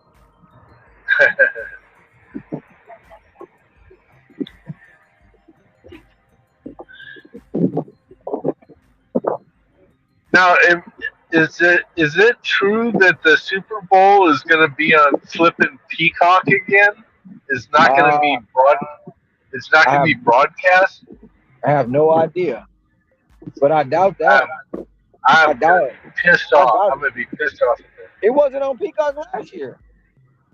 Well, no, it wasn't. But they did one of the playoff games on Peacock this year, and it's Yeah, like we have they did. Peacock, but it's like we bought it through Amazon, and so it's like because we bought it through Amazon or whatever the subscription, it won't let you use that password in the app in order to be able to access your own flipping subscription that you have. Yeah, they don't. They not. They will.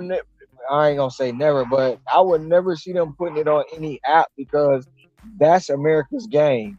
The world is watching the Super Bowl. And have Amen. it on, That's and they'll have it on Peacock. They will lose so much money. So much money. It's not just the United States. It's the world. The world is watching the Super Bowl. but are they making up that money because they're getting a kickback from CBS? Well, CBS got a contract, or is it CBS or Fox? CBS is the one that owns Peacock. No. Is it CBS or Fox that's going to have the Super Bowl? I haven't watched it in a Uh, year. it, I it, haven't watched the Super Bowl. So, I believe it's CBS. so if it's CBS, then CBS got the rights to it. But they're making money on the TV deal. They got to put it on CBS. Well, I haven't watched the Super Bowl in a few years. I just turned it on in the car while I'm driving. Nope, I don't. I didn't watch it last year. I did. I most definitely didn't watch it when the Rams won. I didn't See, I watch think it. I think it's so funny when I'm like an hour and a half behind. It's like all of a sudden I hear, I wonder where Tom's at. It's like I'm an hour and a half behind. Damn it! I'm trying to catch up. You know, I'm listening to you at 2 times the speed.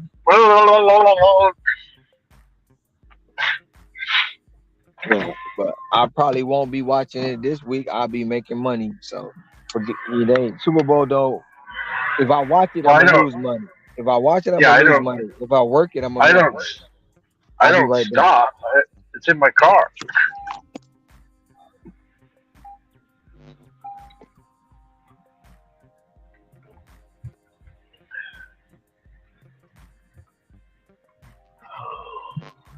Could be the one.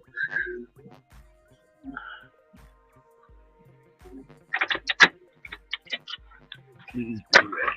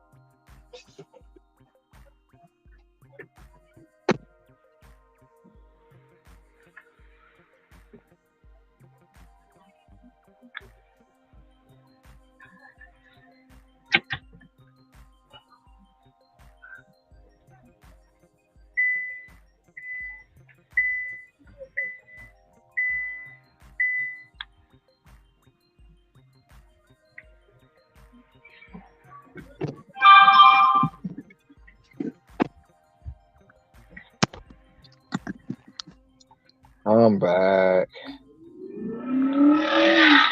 I Is used there to anybody? have. I used Go to ahead. have. I used to have. What is that? Not Tubi. What the fuck was that? Dofu. I used to have Dofu Sports, and Yeah, I've got that app on my phone. yeah, but they used to be free. Now they done changed it, and it's horrible. Yeah.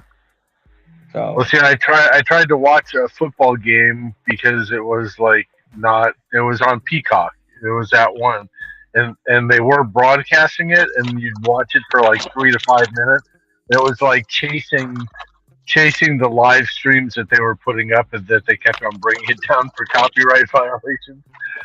So it's hmm like they kept on taking all their dummy accounts and streaming it. So you have to like go out, relaunch it, open up the browser, blah blah blah. See, a lot of the apps like Fox and CBS and NBC, we can log in with our cable subscription with our cable provider.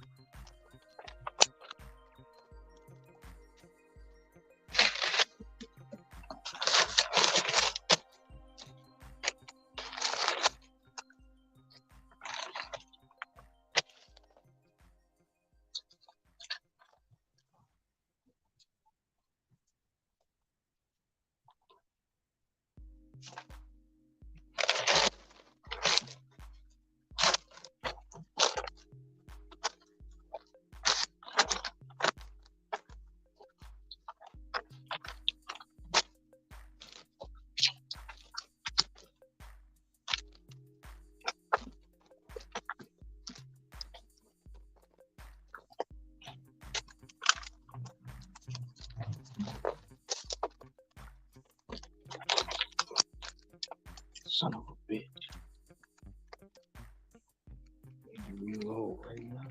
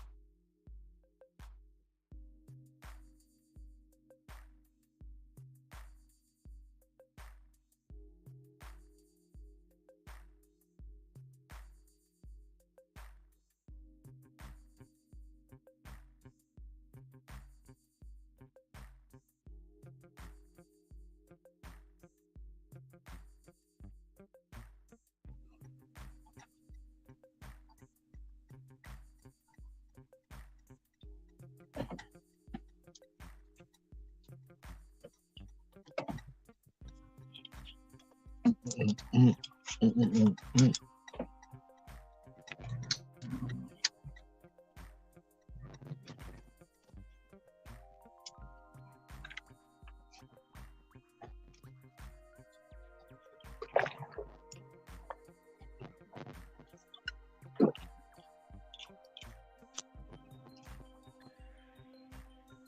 Looks like I gotta call DoorDash support.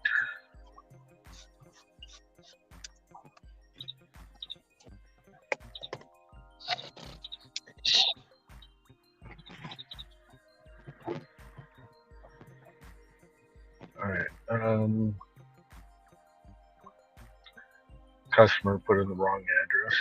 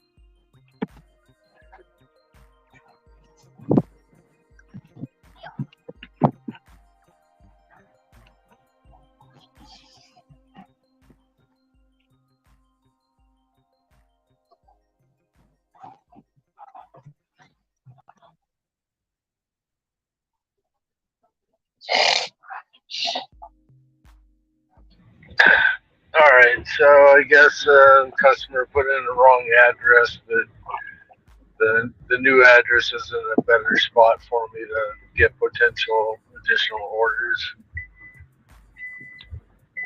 You always So call support when they do that? um, this one's paying out. This one's paying out like $18. So let me double check this here. And this one's paying $18.50, and I don't remember if it was a plus or not. And it's only going like 9 minutes away. And yeah, usually I'll do that as an above and beyond. I don't do things when the customer's like, hey, if you do this, I'll give you an extra, 10 or something along those lines. It has to work for me, and like if they were wanting me to take it totally out of my zone into some other zone and it was a further distance, or depending on how far along I had gotten to deliver it to the original address. But I'll try and work with them as much as I possibly can. Sometimes they throw out extra cash, sometimes they don't. I guess my mindset is, I don't need to be 100% greedy. Like, hey, cut this one loose and move on to the next one. Customer fucked up; it's their problem, not my problem. It's more like, I'm making 6 figures a year. This happens less than once every 3 months. That somebody makes a goof up like this. So it's like, really, that just do it. No, I'm saying, do you always call support when that happens? Yeah, because in the past, there used to be a geo fence. Like like right now, it's like you're not at the right location. Are you sure you're at the right location? That in the past it used to be a little bit different process, and it wouldn't let you close out the ticket because you were not in the geo fence of that GPS address. So the only way to get the job off of your screen was to call DoorDash to get their approval so that they could remove the geo fence or they could put in the new address to create a new geo fence. So that was just a habit that was created. Now the process is, right now it's like if you go up to the door and take a picture and say you handed it to the customer instead of taking a picture because they met you at the door, and you walk back to say handed it to the customer, and you're out in the street getting into your car, it says, are you sure you're at the right location? Because you're not in front of the house. That's how tight the geofence is in our area, right? But if you say if it really says no, you're definitely not in the right spot, then it's like then you have to explain this is where the customer wanted you to deliver it. Damn it, I made it wrong.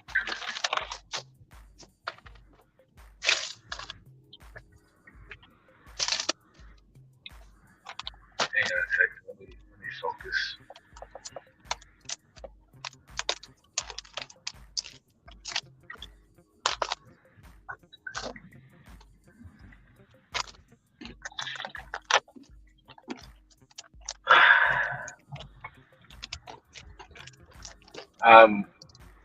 Yeah, right now there's just a different process, so I probably wouldn't need to make that phone call. You know, I could just take care of it myself. But sometimes DoorDash gives you extra compensation, you know, for making that delivery. You know, if it's outside of the zone or additional miles, et cetera, et cetera.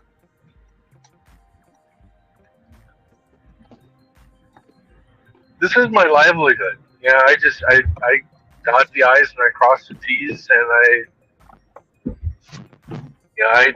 I used to be IT, so it's like garbage in, garbage out. You know, I still have a item under review in my earnings back from December 7th because I took a picture of a Kona Grill location after hours, and it was a brand new restaurant. The place was lit up like a Christmas tree. The door was open. You know, there's no hours to take a picture of the hours of operation. And so, you know, you're taking a picture of this brightly lit, open door business that you're saying is closed. And so they're withholding $3.50 from my pay, and it's just an irritant, you know, because there's no proof and nobody's willing to go onto their website to go look up their hours. You know, so it's like I called them last night. It's like, when are you guys going to take care of this? You know, it's like, when are you going to solve the problem? It just irritates me. As an IT specialist that I used to be, this is just a big irritant in my side.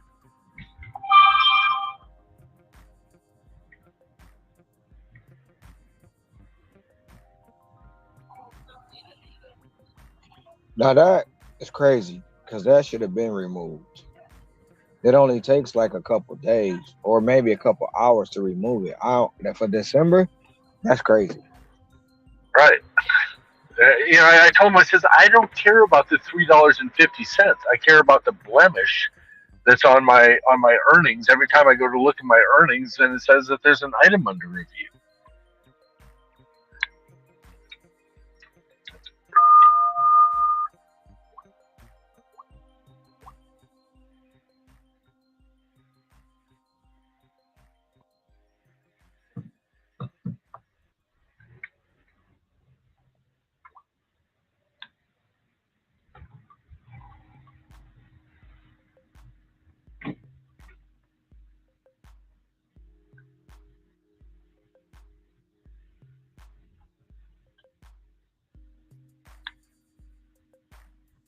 Let me make a quick phone call again.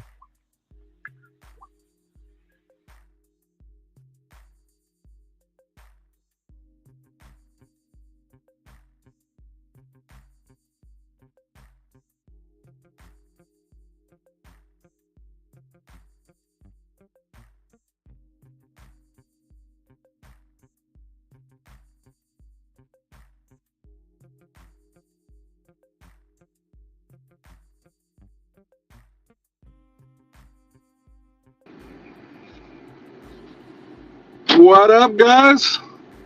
Oh, never mind.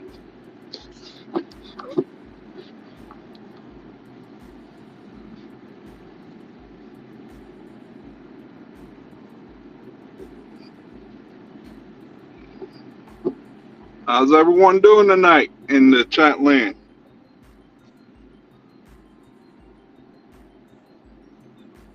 What's up, buddy?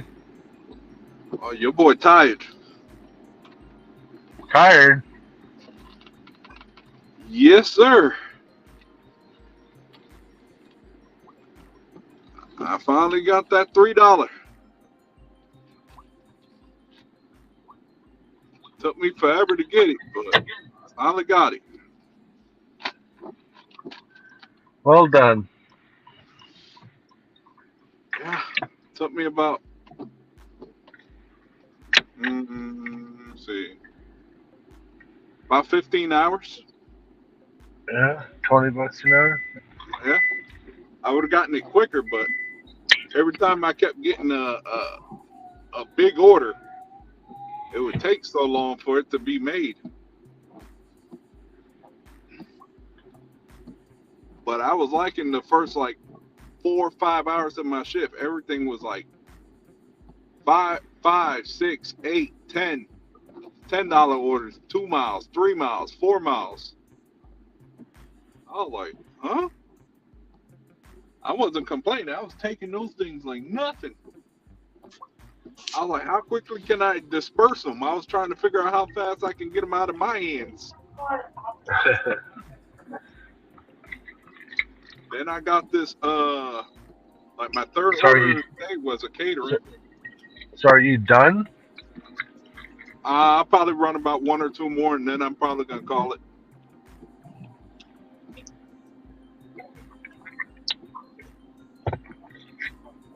But yeah, my third order was Is this your highest day ever?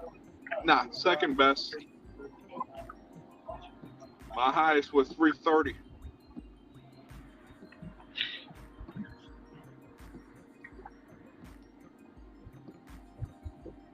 312 was actually that's my third. My third highest total, but for DoorDash, my biggest amount was about 312, and I probably already So got it because I had to cancel an order. so Boots, are you still there? I think he's picking up an order.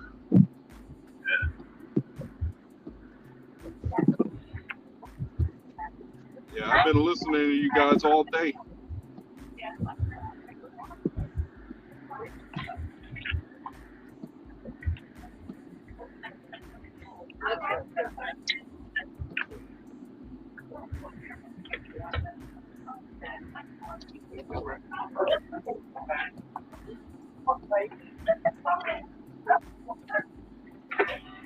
Hey Tom, Yes, sir. I had this Taco Bell order that was $6 plus.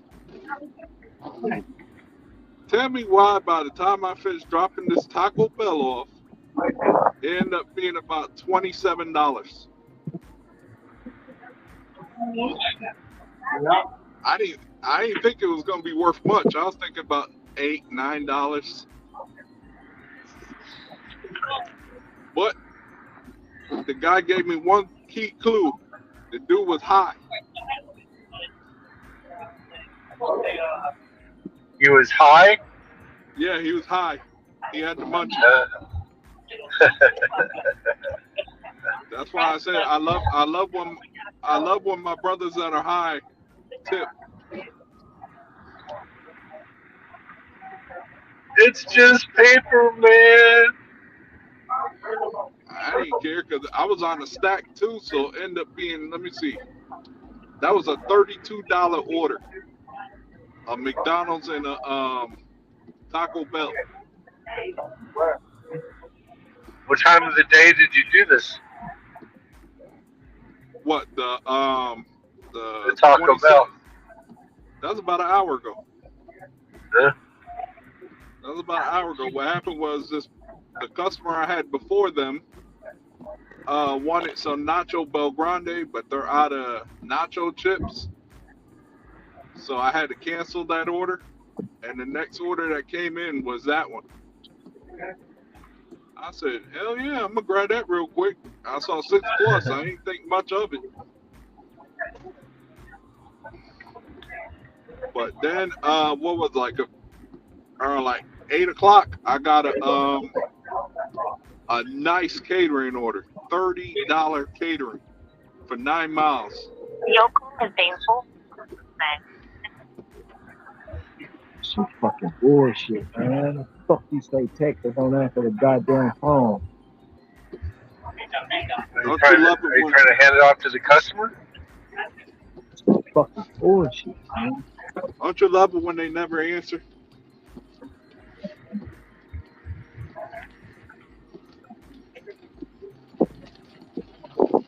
Oh, perfect. It's raining. Yes.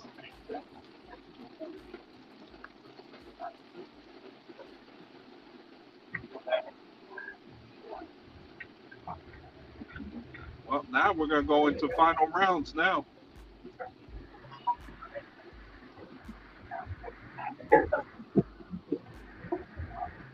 Yeah, but I'm not gonna lie, Tom. I saw a pattern today.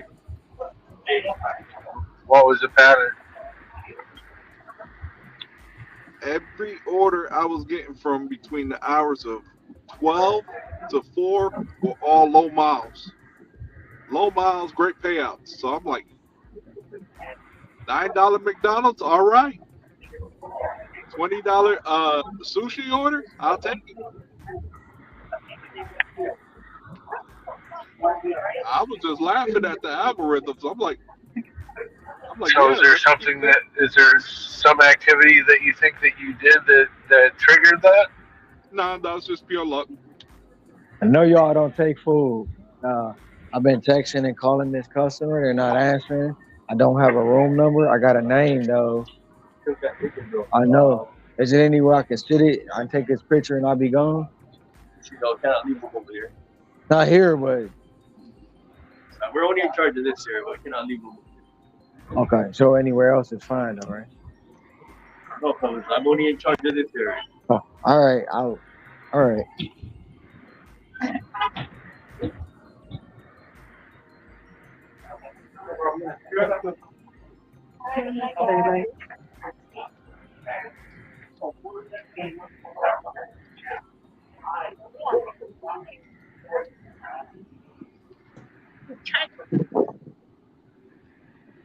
No, there was no pattern, Tom. It was just pure luck.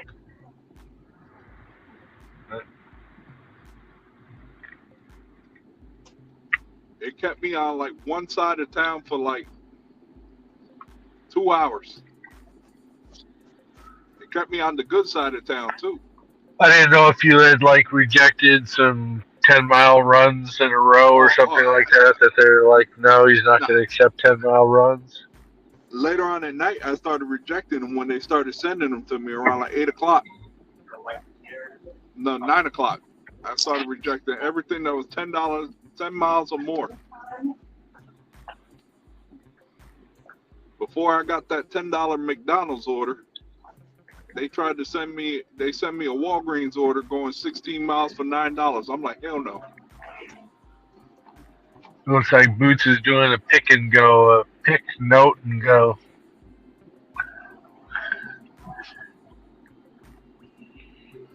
I'm going to go sit in my favorite spot for about 15 minutes. Nothing come up. I'm taking it to the crib.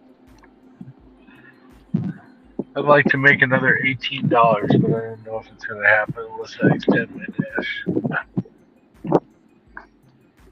And the funny thing, I scheduled myself till 4 o'clock in the morning.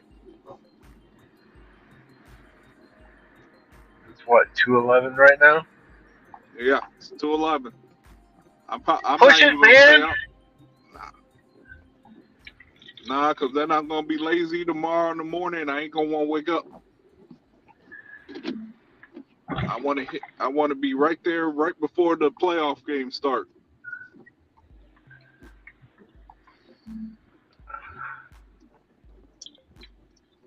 But I had at one point I had a 89 acceptance rate.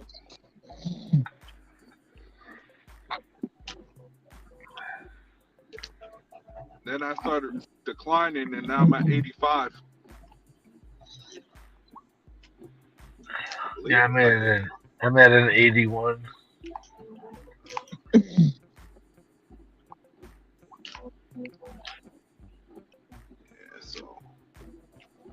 my first customer, it took me about 30 minutes. 15 minutes just to get their Chinese food. They gave me a $10 cash tip on top of what they already tipped me.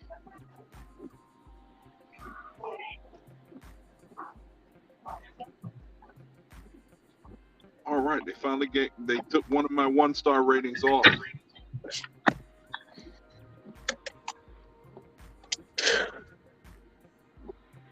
I even saw some spots I never seen before. I went to this breakfast place to pick up breakfast.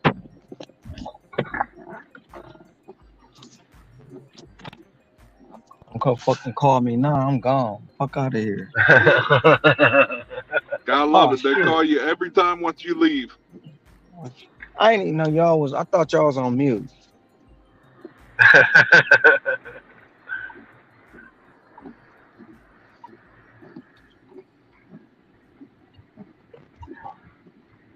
We here.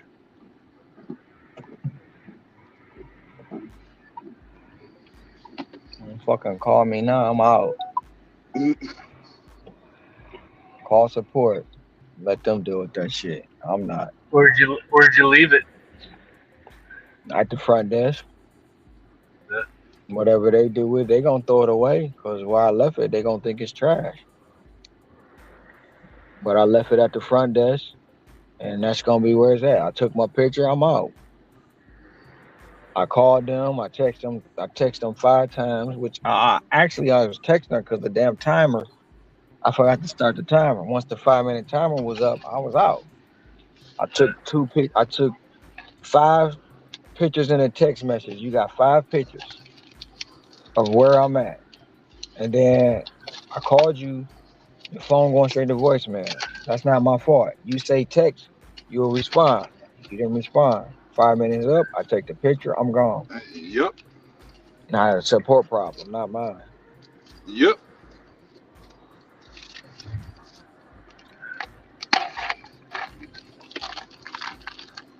Ronald's gonna have a contract violation tomorrow. Just kidding. I bet I won't. I'm just kidding. He won't. I bet I won't. Kidding. He won't. I'm If he get I fought a protocol. You know what's the funny part now? There's a $2.50 peak pay till 4 a.m. I just noticed that.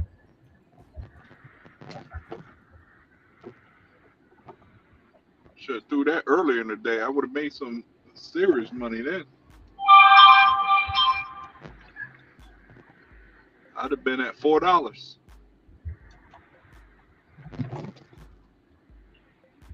Oh, you finished for the night?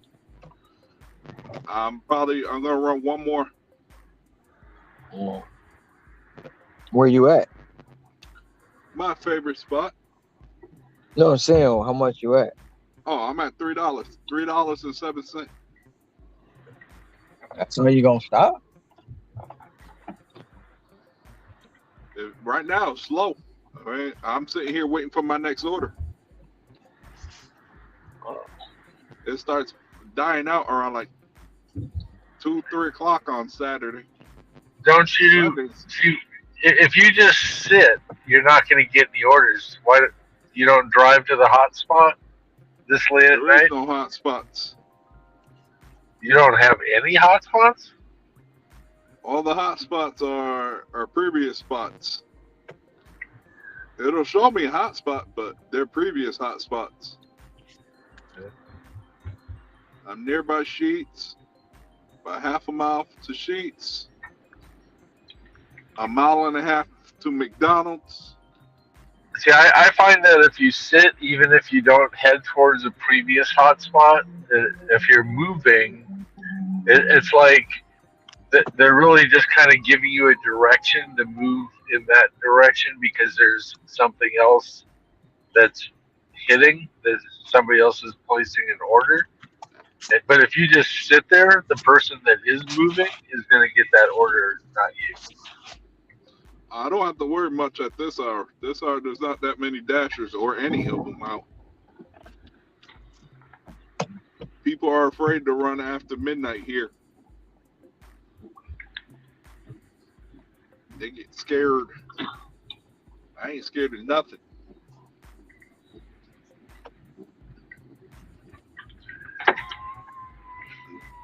I roll up to the hood at 3 o'clock in the morning like nothing happened.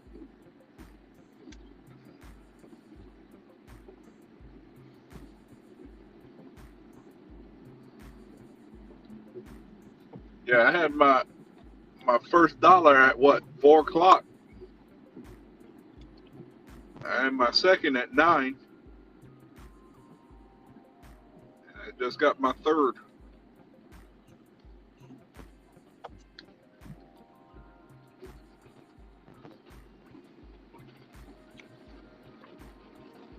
Does DoorDash still have that $1,000 rule? As Yeah, far as fast pay, if you got fast pay in your if you got if you got money in your bank and you ain't cash it out, if you go over 1,000, you're not gonna be able to cash it out. It's gonna roll over there until Tuesday. That's not going to be a problem. I'm going to cash out before this $3 hit my generated total.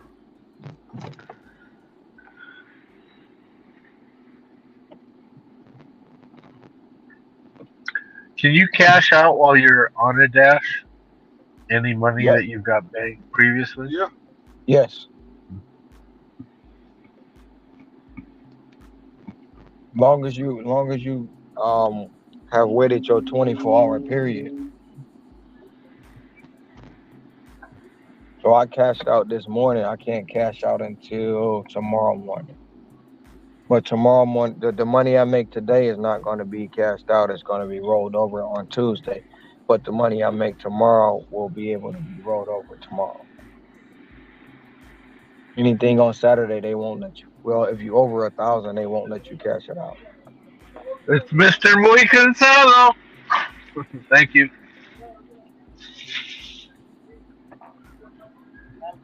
You too.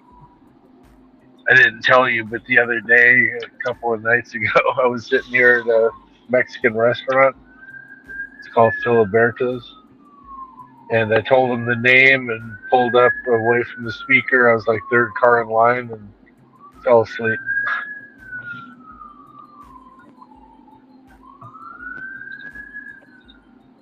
You fell asleep? Yeah, in the drive-through line. Damn. All of a I've done sudden, that like before. 5 minutes later, all of a sudden I woke up and I got like 4 cars behind me. They don't know why I'm not moving or anything. Nobody's honking or anything. I wake up and the guy's like, "Oh, you came back." Because I guess some dashers, what they do is, they'll multi-app and they'll come in, they'll give the name, and then it's not ready, and they're still making it. And so they'll take off and go do another one, and then come back for this order. So he's like, "Oh, you came back." I was like, "No, I didn't say anything. I apologize the next time I came through." But I was like, "No, truth be told, I never left. I was sitting around the corner. You couldn't see me, but I had fallen asleep in line."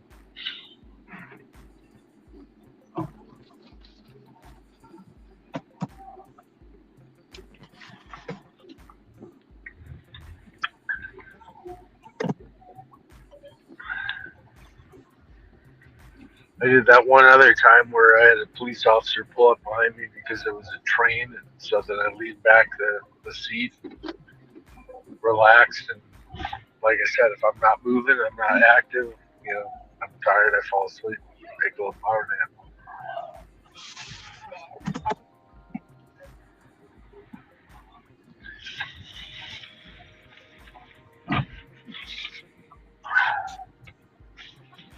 That's happened to me before once. I was looking at a text while I was waiting at the drive-thru at Wendy's. All of a sudden, I look up, everyone's cleared, gone. The person at Wendy's looking at me like, "Are you coming up or what?" Yeah.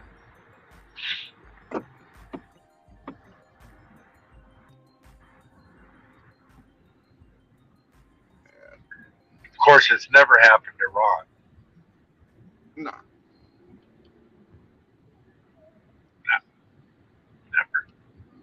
I know my Instacart shoppers are gonna be like, "Hey, heck, when you coming back to us?"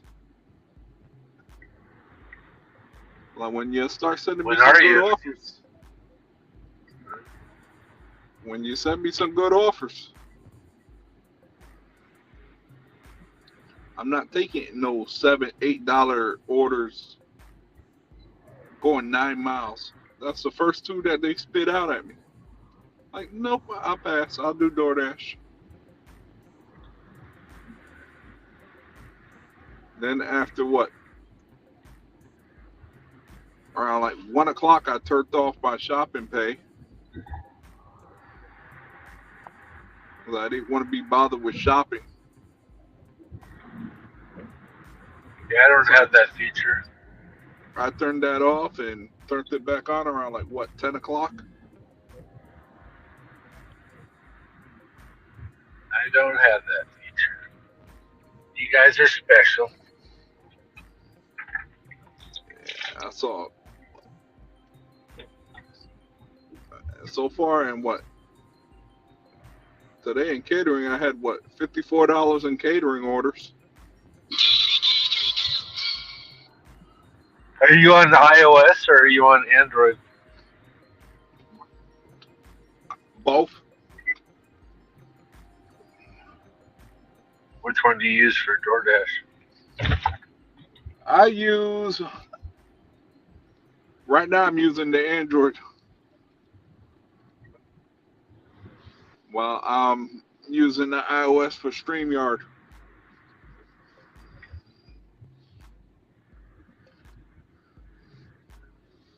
It took me like a week to figure out how to play around with the settings to make sure I can come on iOS. Because it kept blocking me from getting on my iPhone, but on my iPad, I had no issues getting on.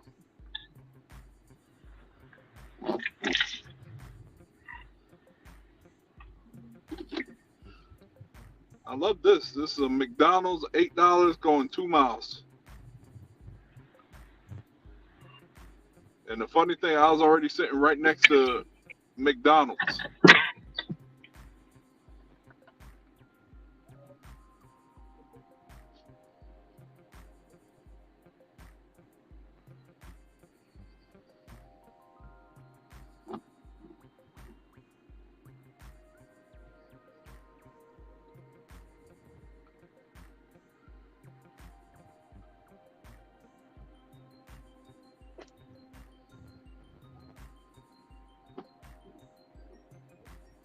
Once I complete this McDonald's order, I'll be at my all-time high for DoorDash.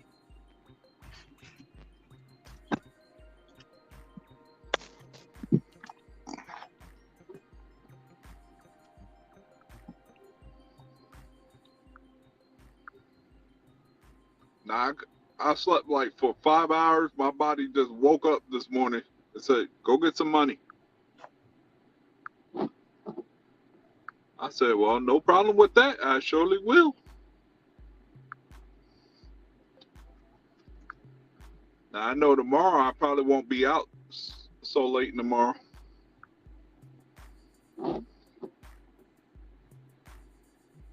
Tomorrow I'll probably be out to what, 11? What time you starting tomorrow? Probably about noon. How come you don't do the breakfast rush? There is no breakfast rush? I tried the breakfast.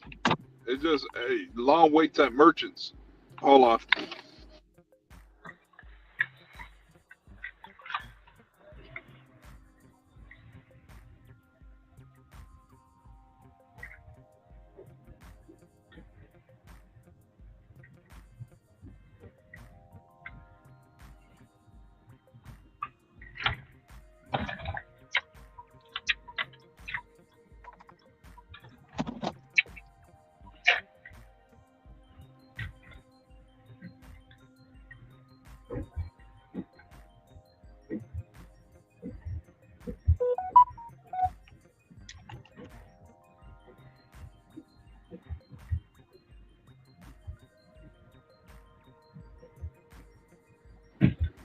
I swear, the people that work at McDonald's, they seem like they're so bored at the drive-thru.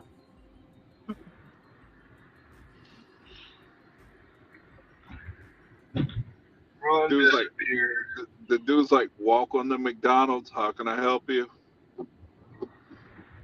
You using the mobile app? I'm like, no, but I'm picking up a DoorDash order.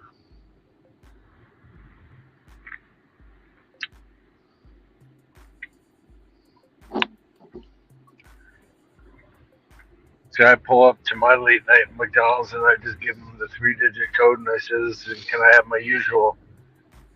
He's like, "Sure, no problem." I took my dinner break at 10 o'clock and got me something from Sheets. But yeah, as far as breakfast, I did it one time and I had long waits. Yeah, but is that really a good test sample when you only do it one time instead of like doing it No, for a week or I've a done month? it a couple more times after that. Okay, but there's 7 days in a week, so Mondays might be better than Sundays. Yeah, I might have to try it on the weekday, see how it is.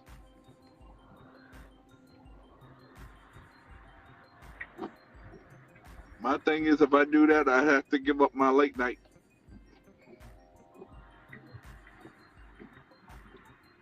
Well, I mean, in my zone, for instance, it's dead from say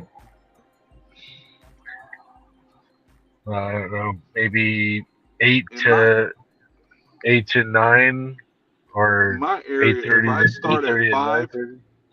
the only thing that would be open would be the 24-hour places and Dunkin'.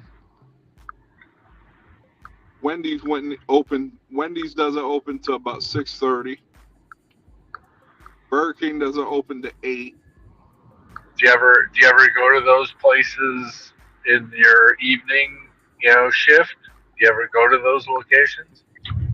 What, Wendy's, Burger King? Yeah. Yeah, I get those all the time at night. So why not talk to the manager and say, "Hey, got a question for you. How many DoorDash or Uber jobs or Grubhub jobs do you have come through in the morning? I On have. average." They told me not much.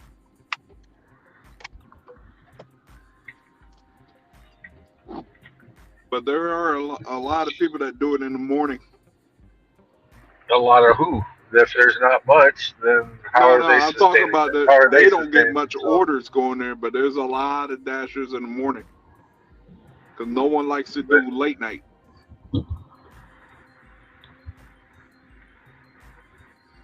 Late night, everybody gets scared and they don't want to be sitting in drive-thrus. Me, it don't matter because my on time early isn't gonna go up or down.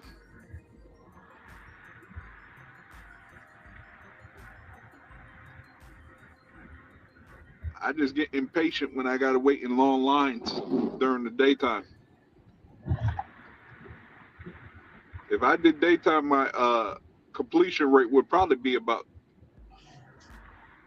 maybe a 90.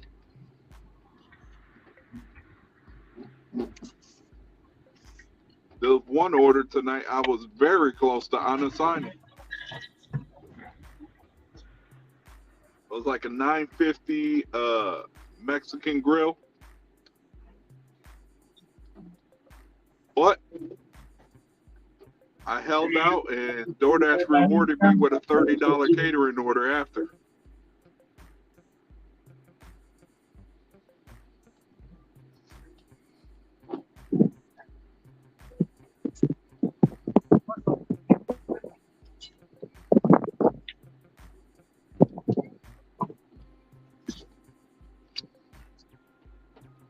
But I know for sure tomorrow I'm cutting it short.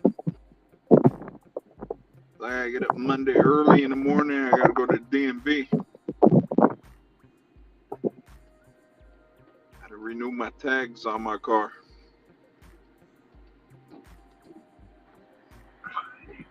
See, in Arizona, we can do it online.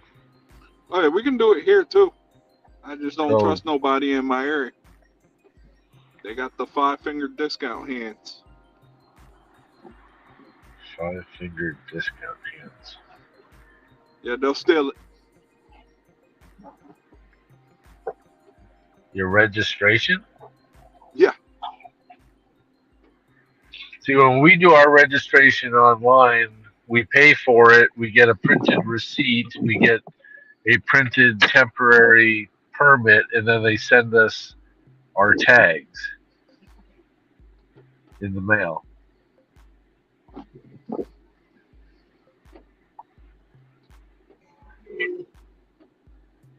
And here we can pay them off and they'll send it to us. But since I'm so late for it, I just said hell, I'll just run up to the DMV because we have separate places to deal with that. Got the DMV and then you got the license plate agency.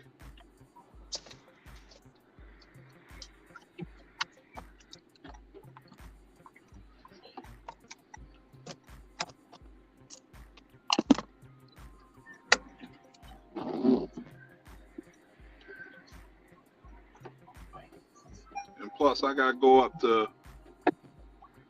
there anyway for something else I gotta do, so it'll work out perfect. Then I'll probably just dash when I finish with that.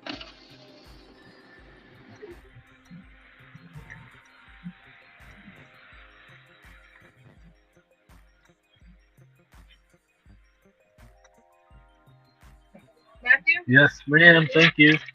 You too.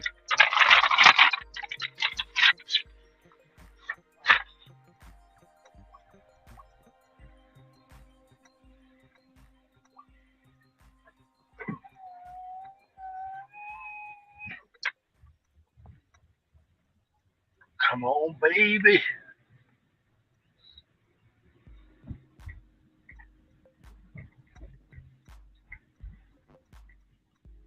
You got to be up to about probably $4 now. $4? Yeah, not $4 regular. I'm past that. I know you are.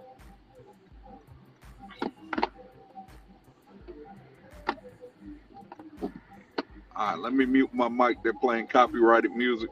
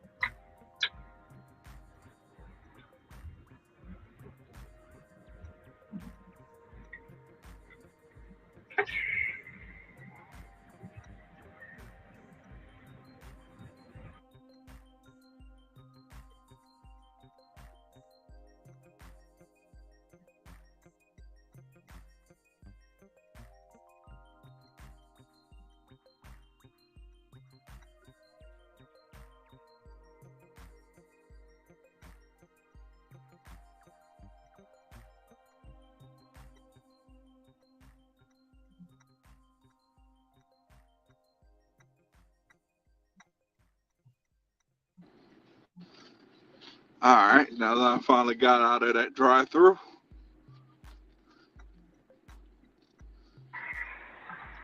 Is that a McDonald's drive-thru? Yeah.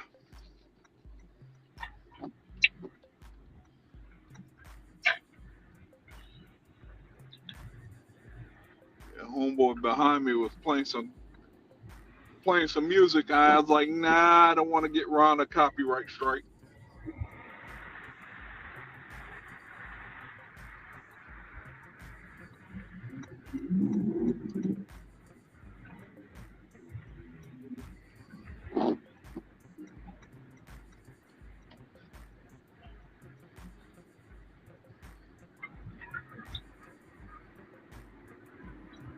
You guys get snow in North Carolina? You know what? We rarely get that. We'll probably get one once a year. I think last year was a dusting.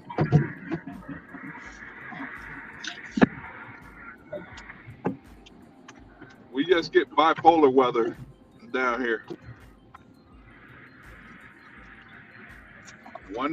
One week it'll be 70, the next week it'll be 50, and then it'll drop down to 30.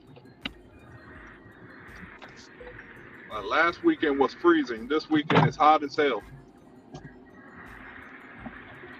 It's about 60 degrees outside.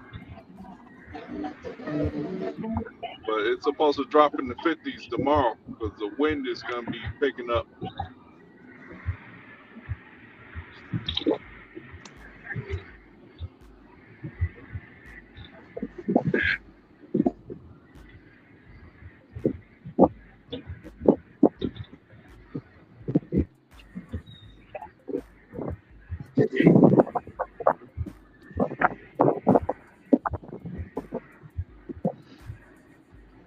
When I get home, I'm probably going to look up how to do YouTube videos for dummies.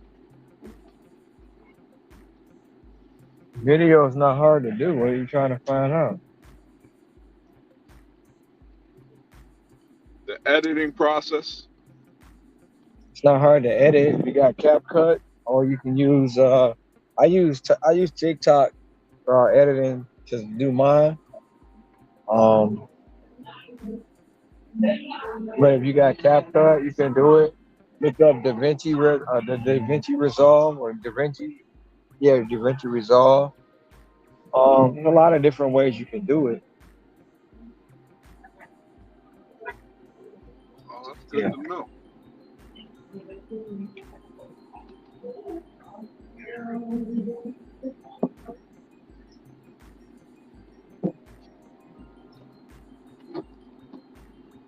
It takes time, though. Oh, It yeah. takes time. It's time consuming.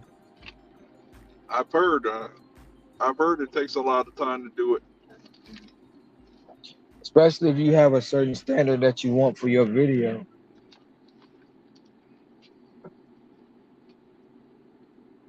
I still got to put together this short that I'm working on. And I still got to grab all that information. I got to go through hours of footage and go through a whole bunch of screenshots to get all that information about the catering companies. Oh my God! When I saw your thumbnail earlier today, I was laughing.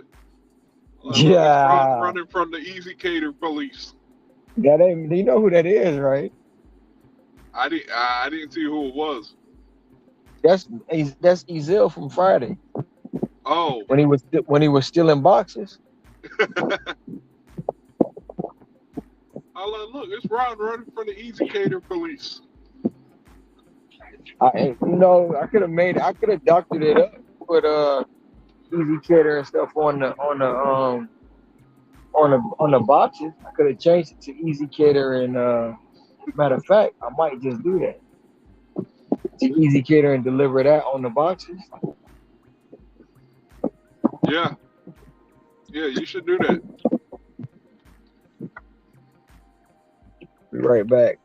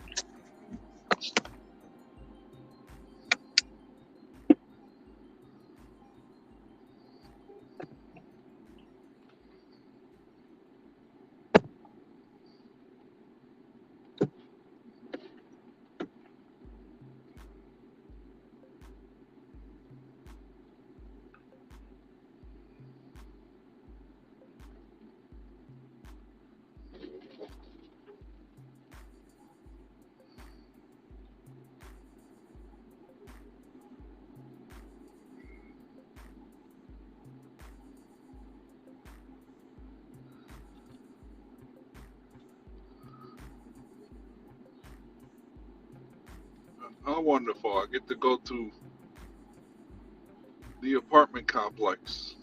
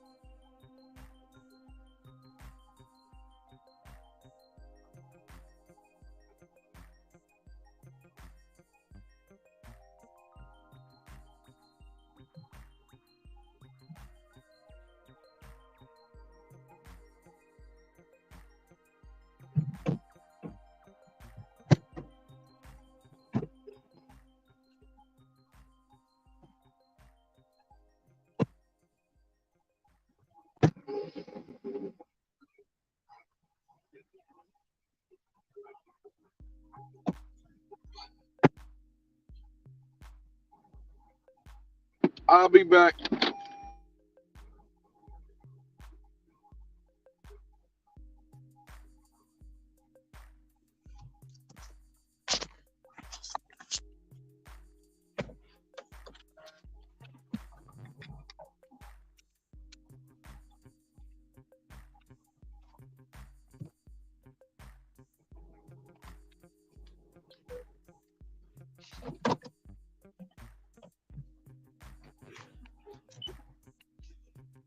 Oh, yeah. Thanks, Monster. But uh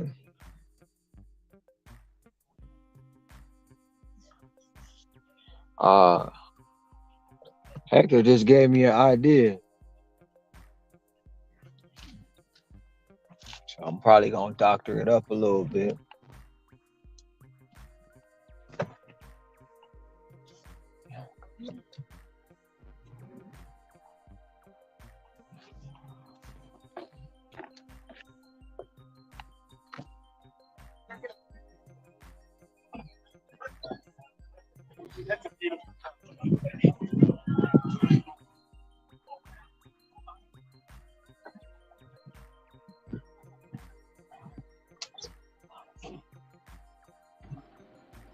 Oh, they still giving me blessings. I ain't complaining.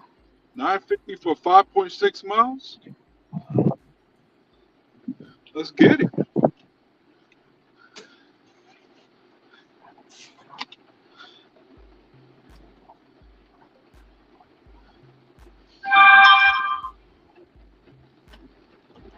course, now the rain wants to come.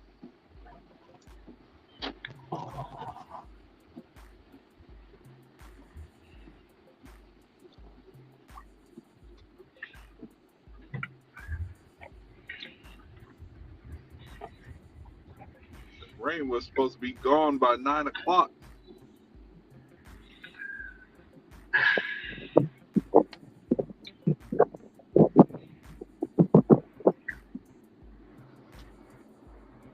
That was another reason why I started earlier. I predicted the rain would come earlier. And dinner rush would be hell.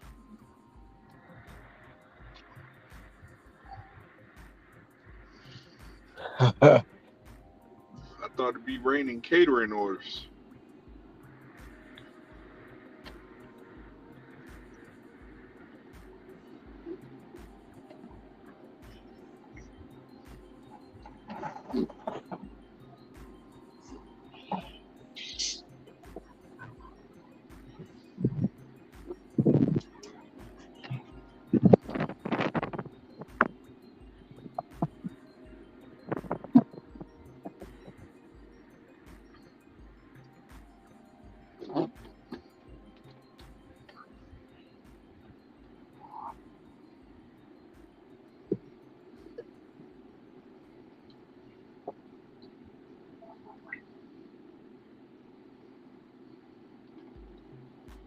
I'll tell you one thing, this is gonna make my Sunday deliveries a lot easier.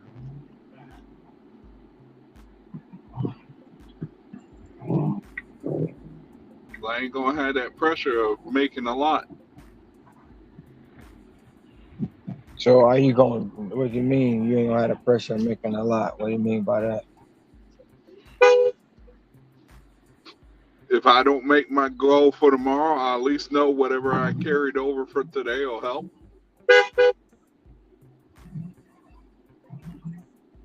Okay.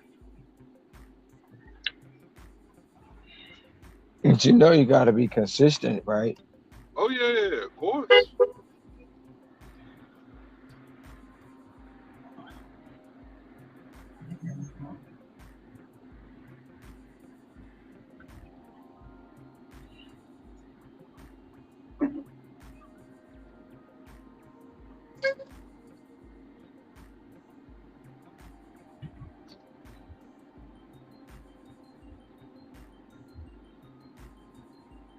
That's the main game, to stay consistent.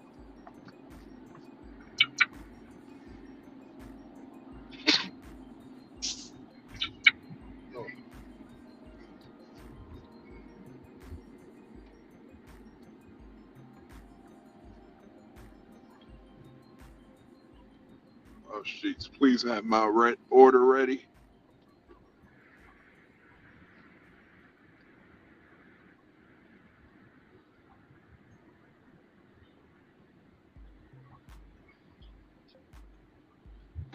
I'll be right back.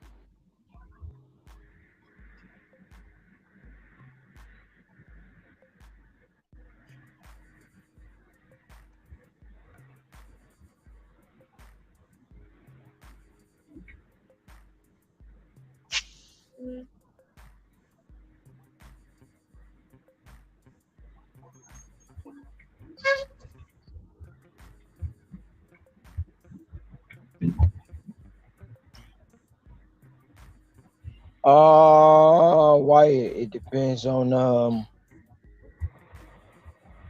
what your market dictates.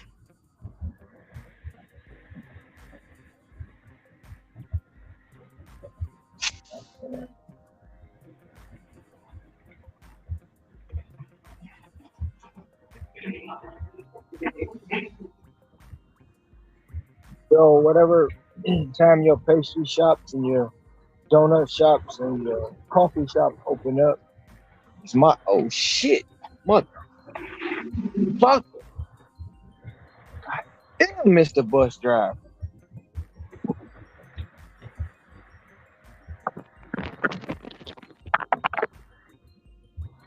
You okay? I'm good. The bus just wanted to play tag. That's all. And I wasn't trying to play tag with the bus.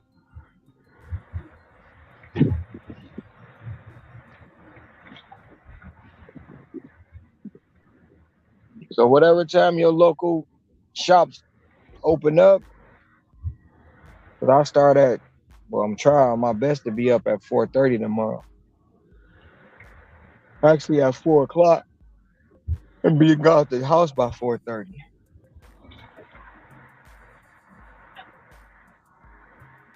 Do you live inside your zone? Yep. I turn the app on right inside my apartment.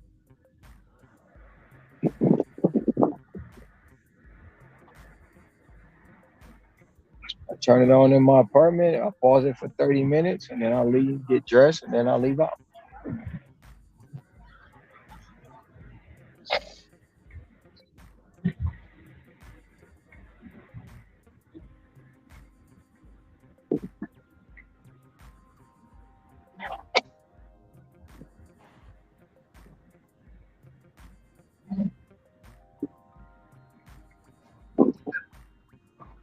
So this is my last run of the day.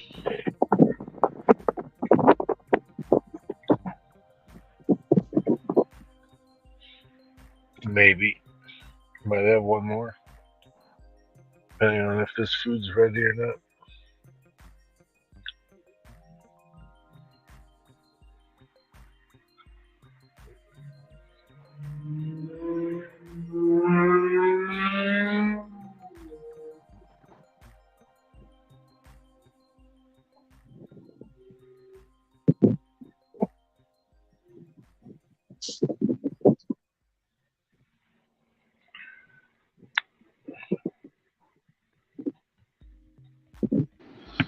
I'm back, guys. Shout out to the Tigo Bitties inside sheets.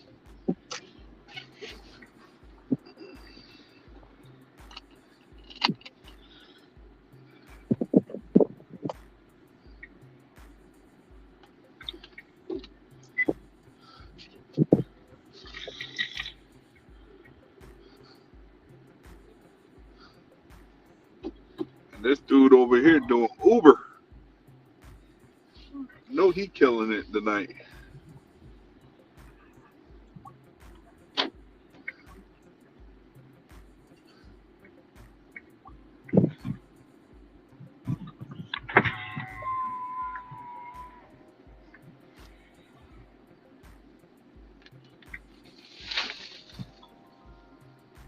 And we'll get there.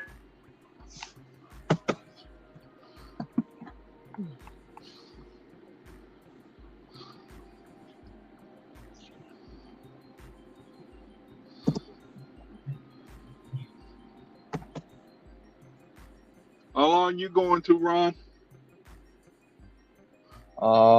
Shit, it's only 10 o'clock. I'll probably be out here to 12.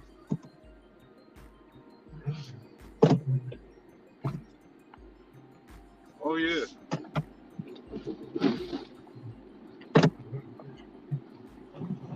I didn't realize it was only about It 3. ain't even 10 o'clock yet. It's Yeah, nine, I you know. was gonna say. I It's didn't 6 realize. minutes to 10. Oh yeah, you still got about another 2 hours. I mean, I could call it now. I'm choosing not to. I guess Oh they yeah, say that's the same here. I'm choosing violence. Same here. I can call it right now myself, but I'm not done yet.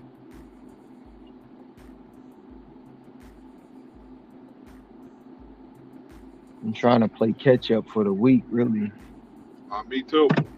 because Thursday took a, it didn't take a toll, but shit, we all took a hit Thursday. Yeah, I'm trying to make up for the week before,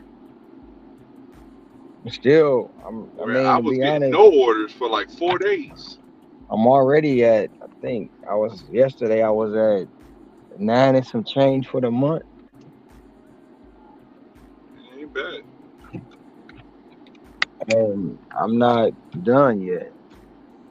I don't blame you. I don't blame you. Go get it. So I'm gonna probably hit a like 11 or 12. I wanted to hit 13, but I gotta go hard next month.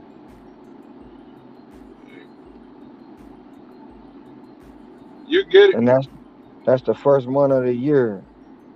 Starting out with a Yeah, I already know what. The eve of the Super Bowl, I'm probably gonna cut it short. Oh, I love how this customer is on point. the eve of the Super Bowl. I'm making money.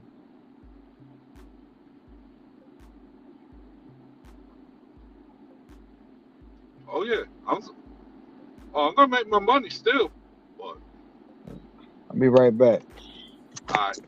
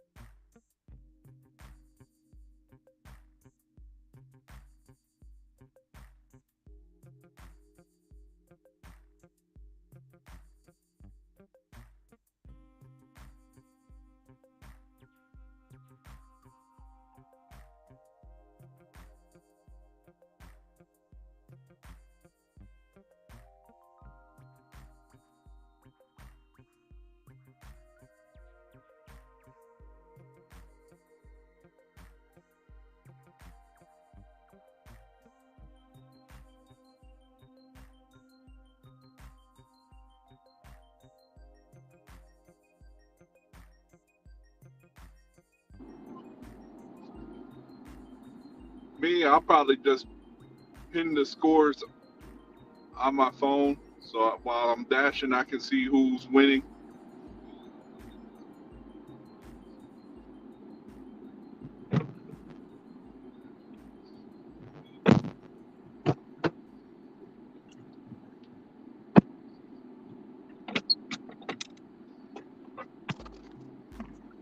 And they gave me a cash tip. I was thinking 8 o'clock. I live inside my zone. Although I'm close to 3 other zones. I am in Kansas City, of course. I heard Chiefs had some out on injury and some questionable.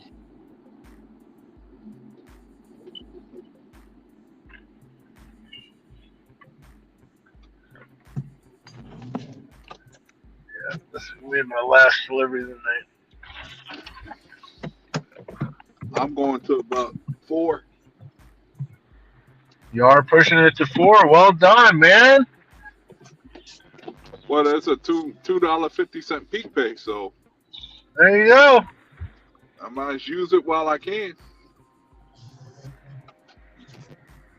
Use that extra money and go sit at one of those 24-hour places in the morning and watch the dashers come in and find the hot spots. I might do that.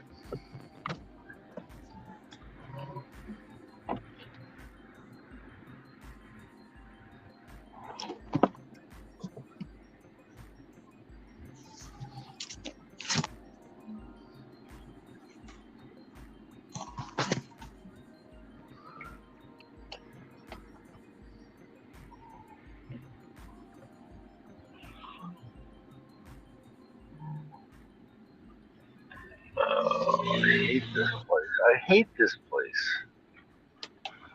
Sound like me. Sound like me when I go to places. I'm like, I hate this place. I hate this place.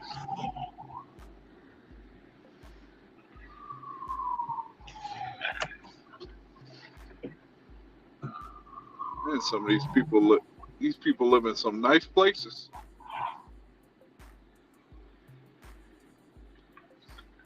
Be right back.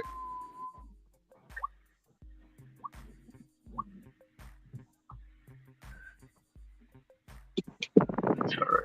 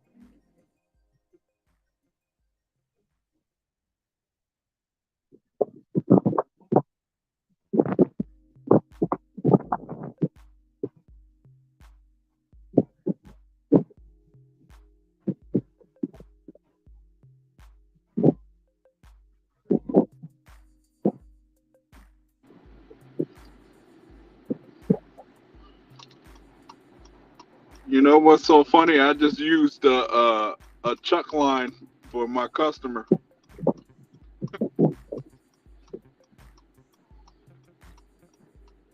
I said, "Thank you for your business. Have a good night."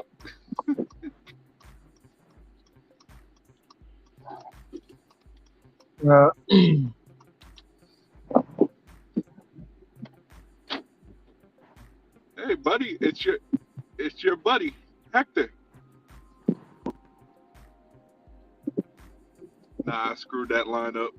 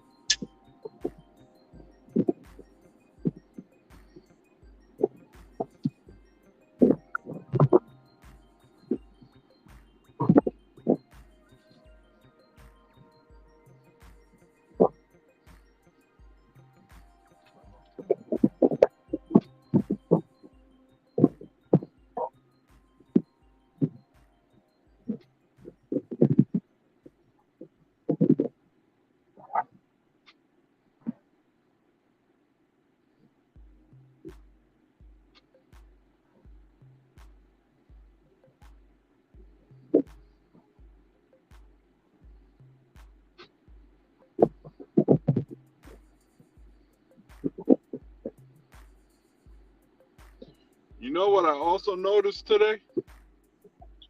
What's that? That DoorDash asked me like 3 times today, "Do you feel safe?" Was one of them times in the hood? Nope, none of them. I said, "Why didn't you ask me that when I was in the hood? I was right behind these apartment complex next to McDonald's. That's when you should have asked me, do I feel good in the hood?" Look,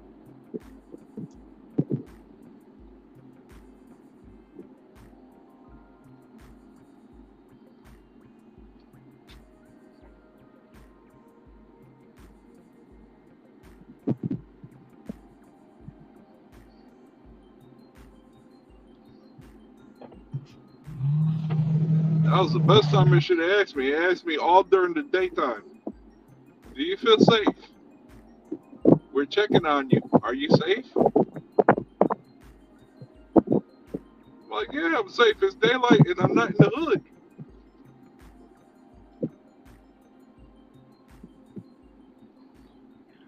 I took a McDonald's order 2 hours ago. You should have asked me, did I feel safe then?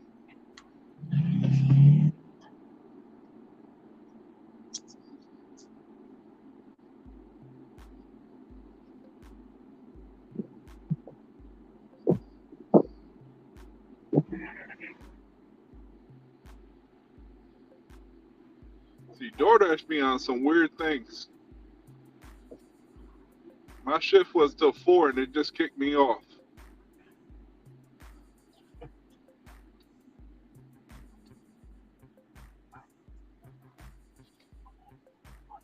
All right, I'll start a mini one.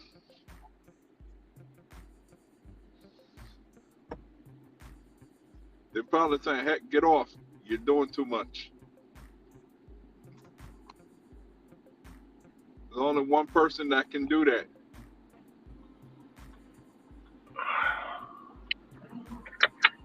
All right, I'm done.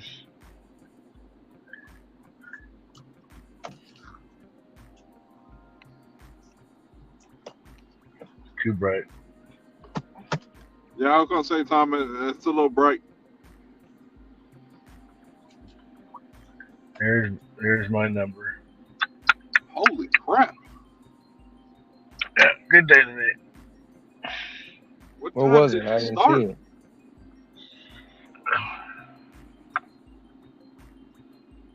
501. 501 and 40 deliveries, 49 deliveries.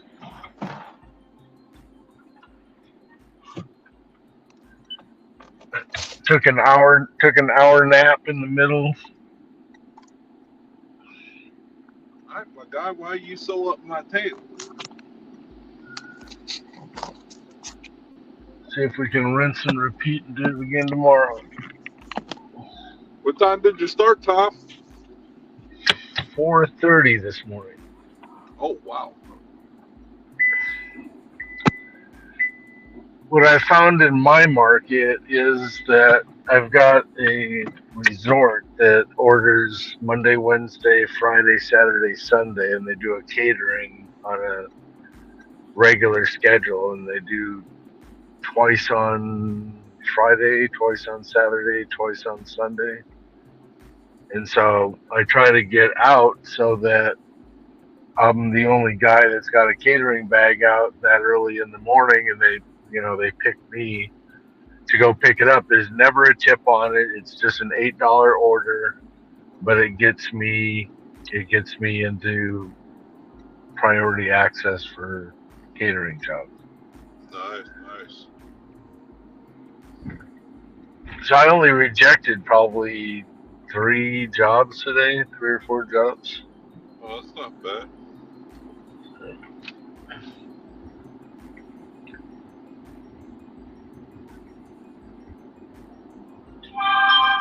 That's why, it's like when you have days like that, and it's like, When I woke up from my nap, I had like a $54.69 item shopping pay from Safeway,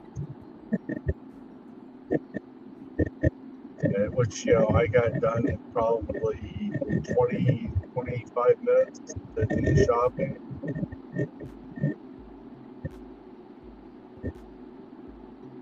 I was already in the parking lot, when they gave me the order.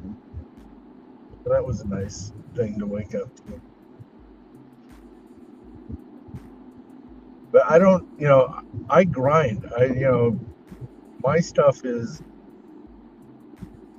$7 to $15 job. It's 49 of them. I don't have the big payouts, like you do. I don't know if y'all can see that or if it's too bright. Let me dim it a little bit.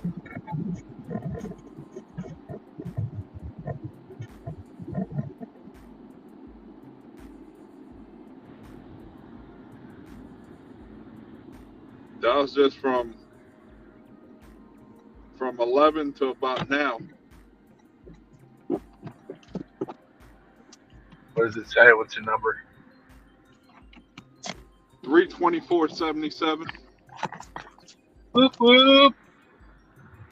You should be able to do that on a consistent basis there, Hector. Oh, I can do it. It's not a problem. I can do it. I'm going to train my body to wake up earlier.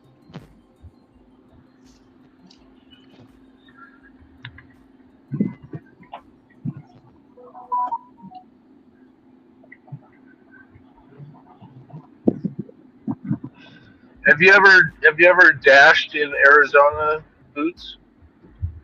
No.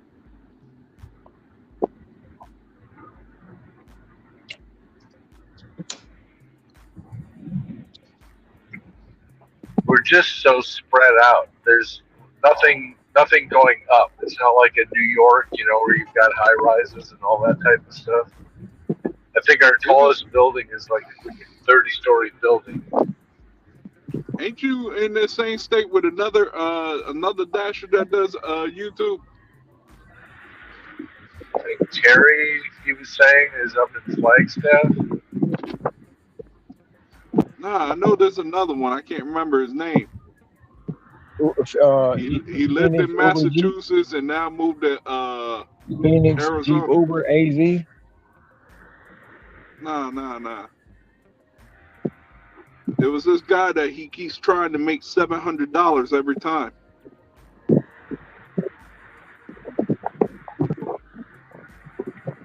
What, with one app? Multi app. Huh? One app or multi app?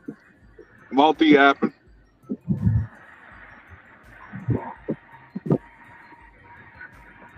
I just can't remember his name. See, I've never been over 600. I know he came within like $5 short on a 24-hour run. Well, Boots is going to put that to the test. Oh, I know Boots. Boots got this. Yeah. Especially if he does it on a Sunday.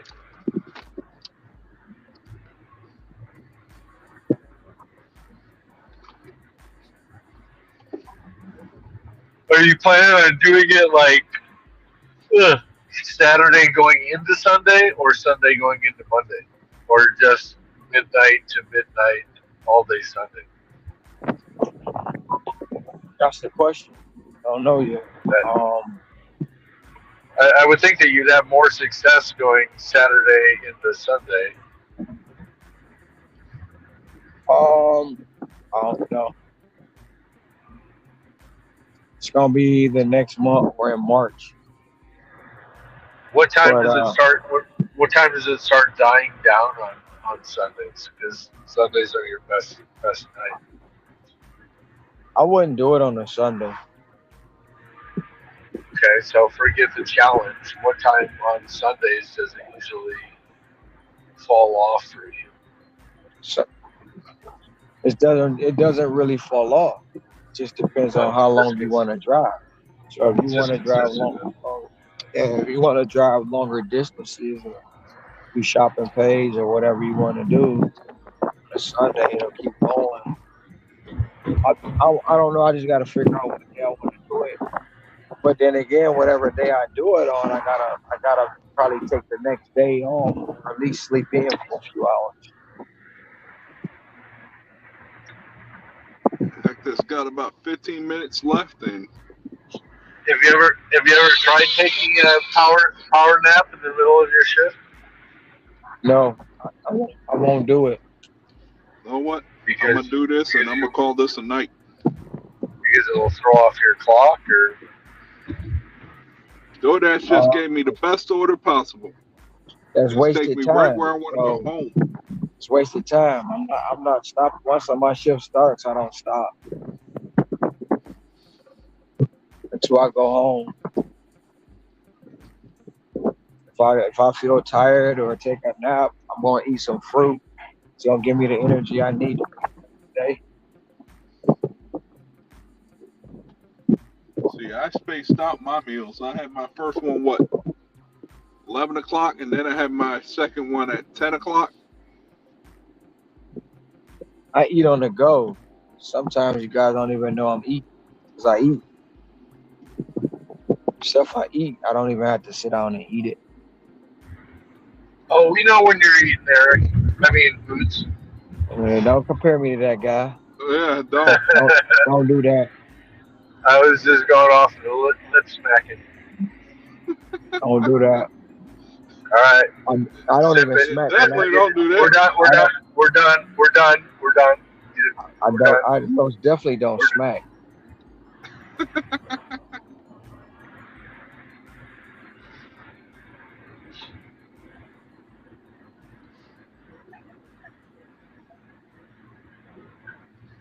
So what's Matt doing that he's in an Amish? He's in an Amish Airbnb. Is he traveling, or is he on vacation? I he needed a break, so he went there. I'm not I'll for be sure back, what guys. he goes there a lot though. He goes there often.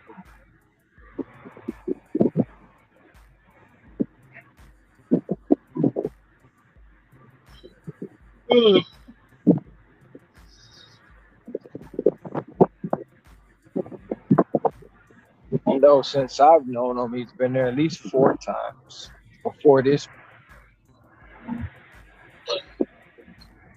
Did you guys ever have pets growing up? Who? You and your family, your multiple siblings, Do we have what? pets, No, my dogs, mother didn't like. dogs. No, my mother didn't like pets. I know right now, being by yourself and out on the road as often as you are, you wouldn't have time for a pet. So I that's miss why I my was thinking. dog. I miss my dog. I really do. Oh, you used to have I one. wish I.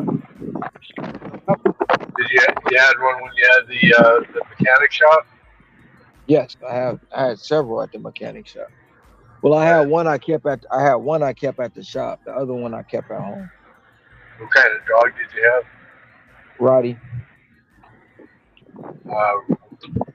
Rottweiler. It's my favorite dog.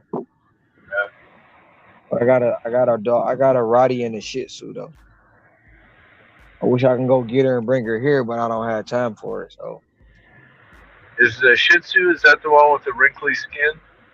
no, that's a Shih Tzu is a Maltese, but a Shih Tzu looks it's a little small dog.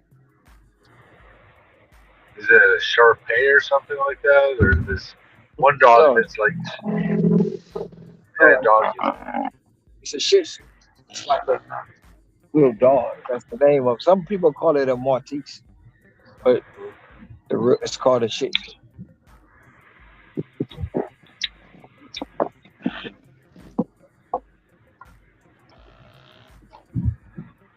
You'll see some of them walking around with the long hair that's been pressed out, and some of them have rubber bands and barrettes in the hair and stuff like that.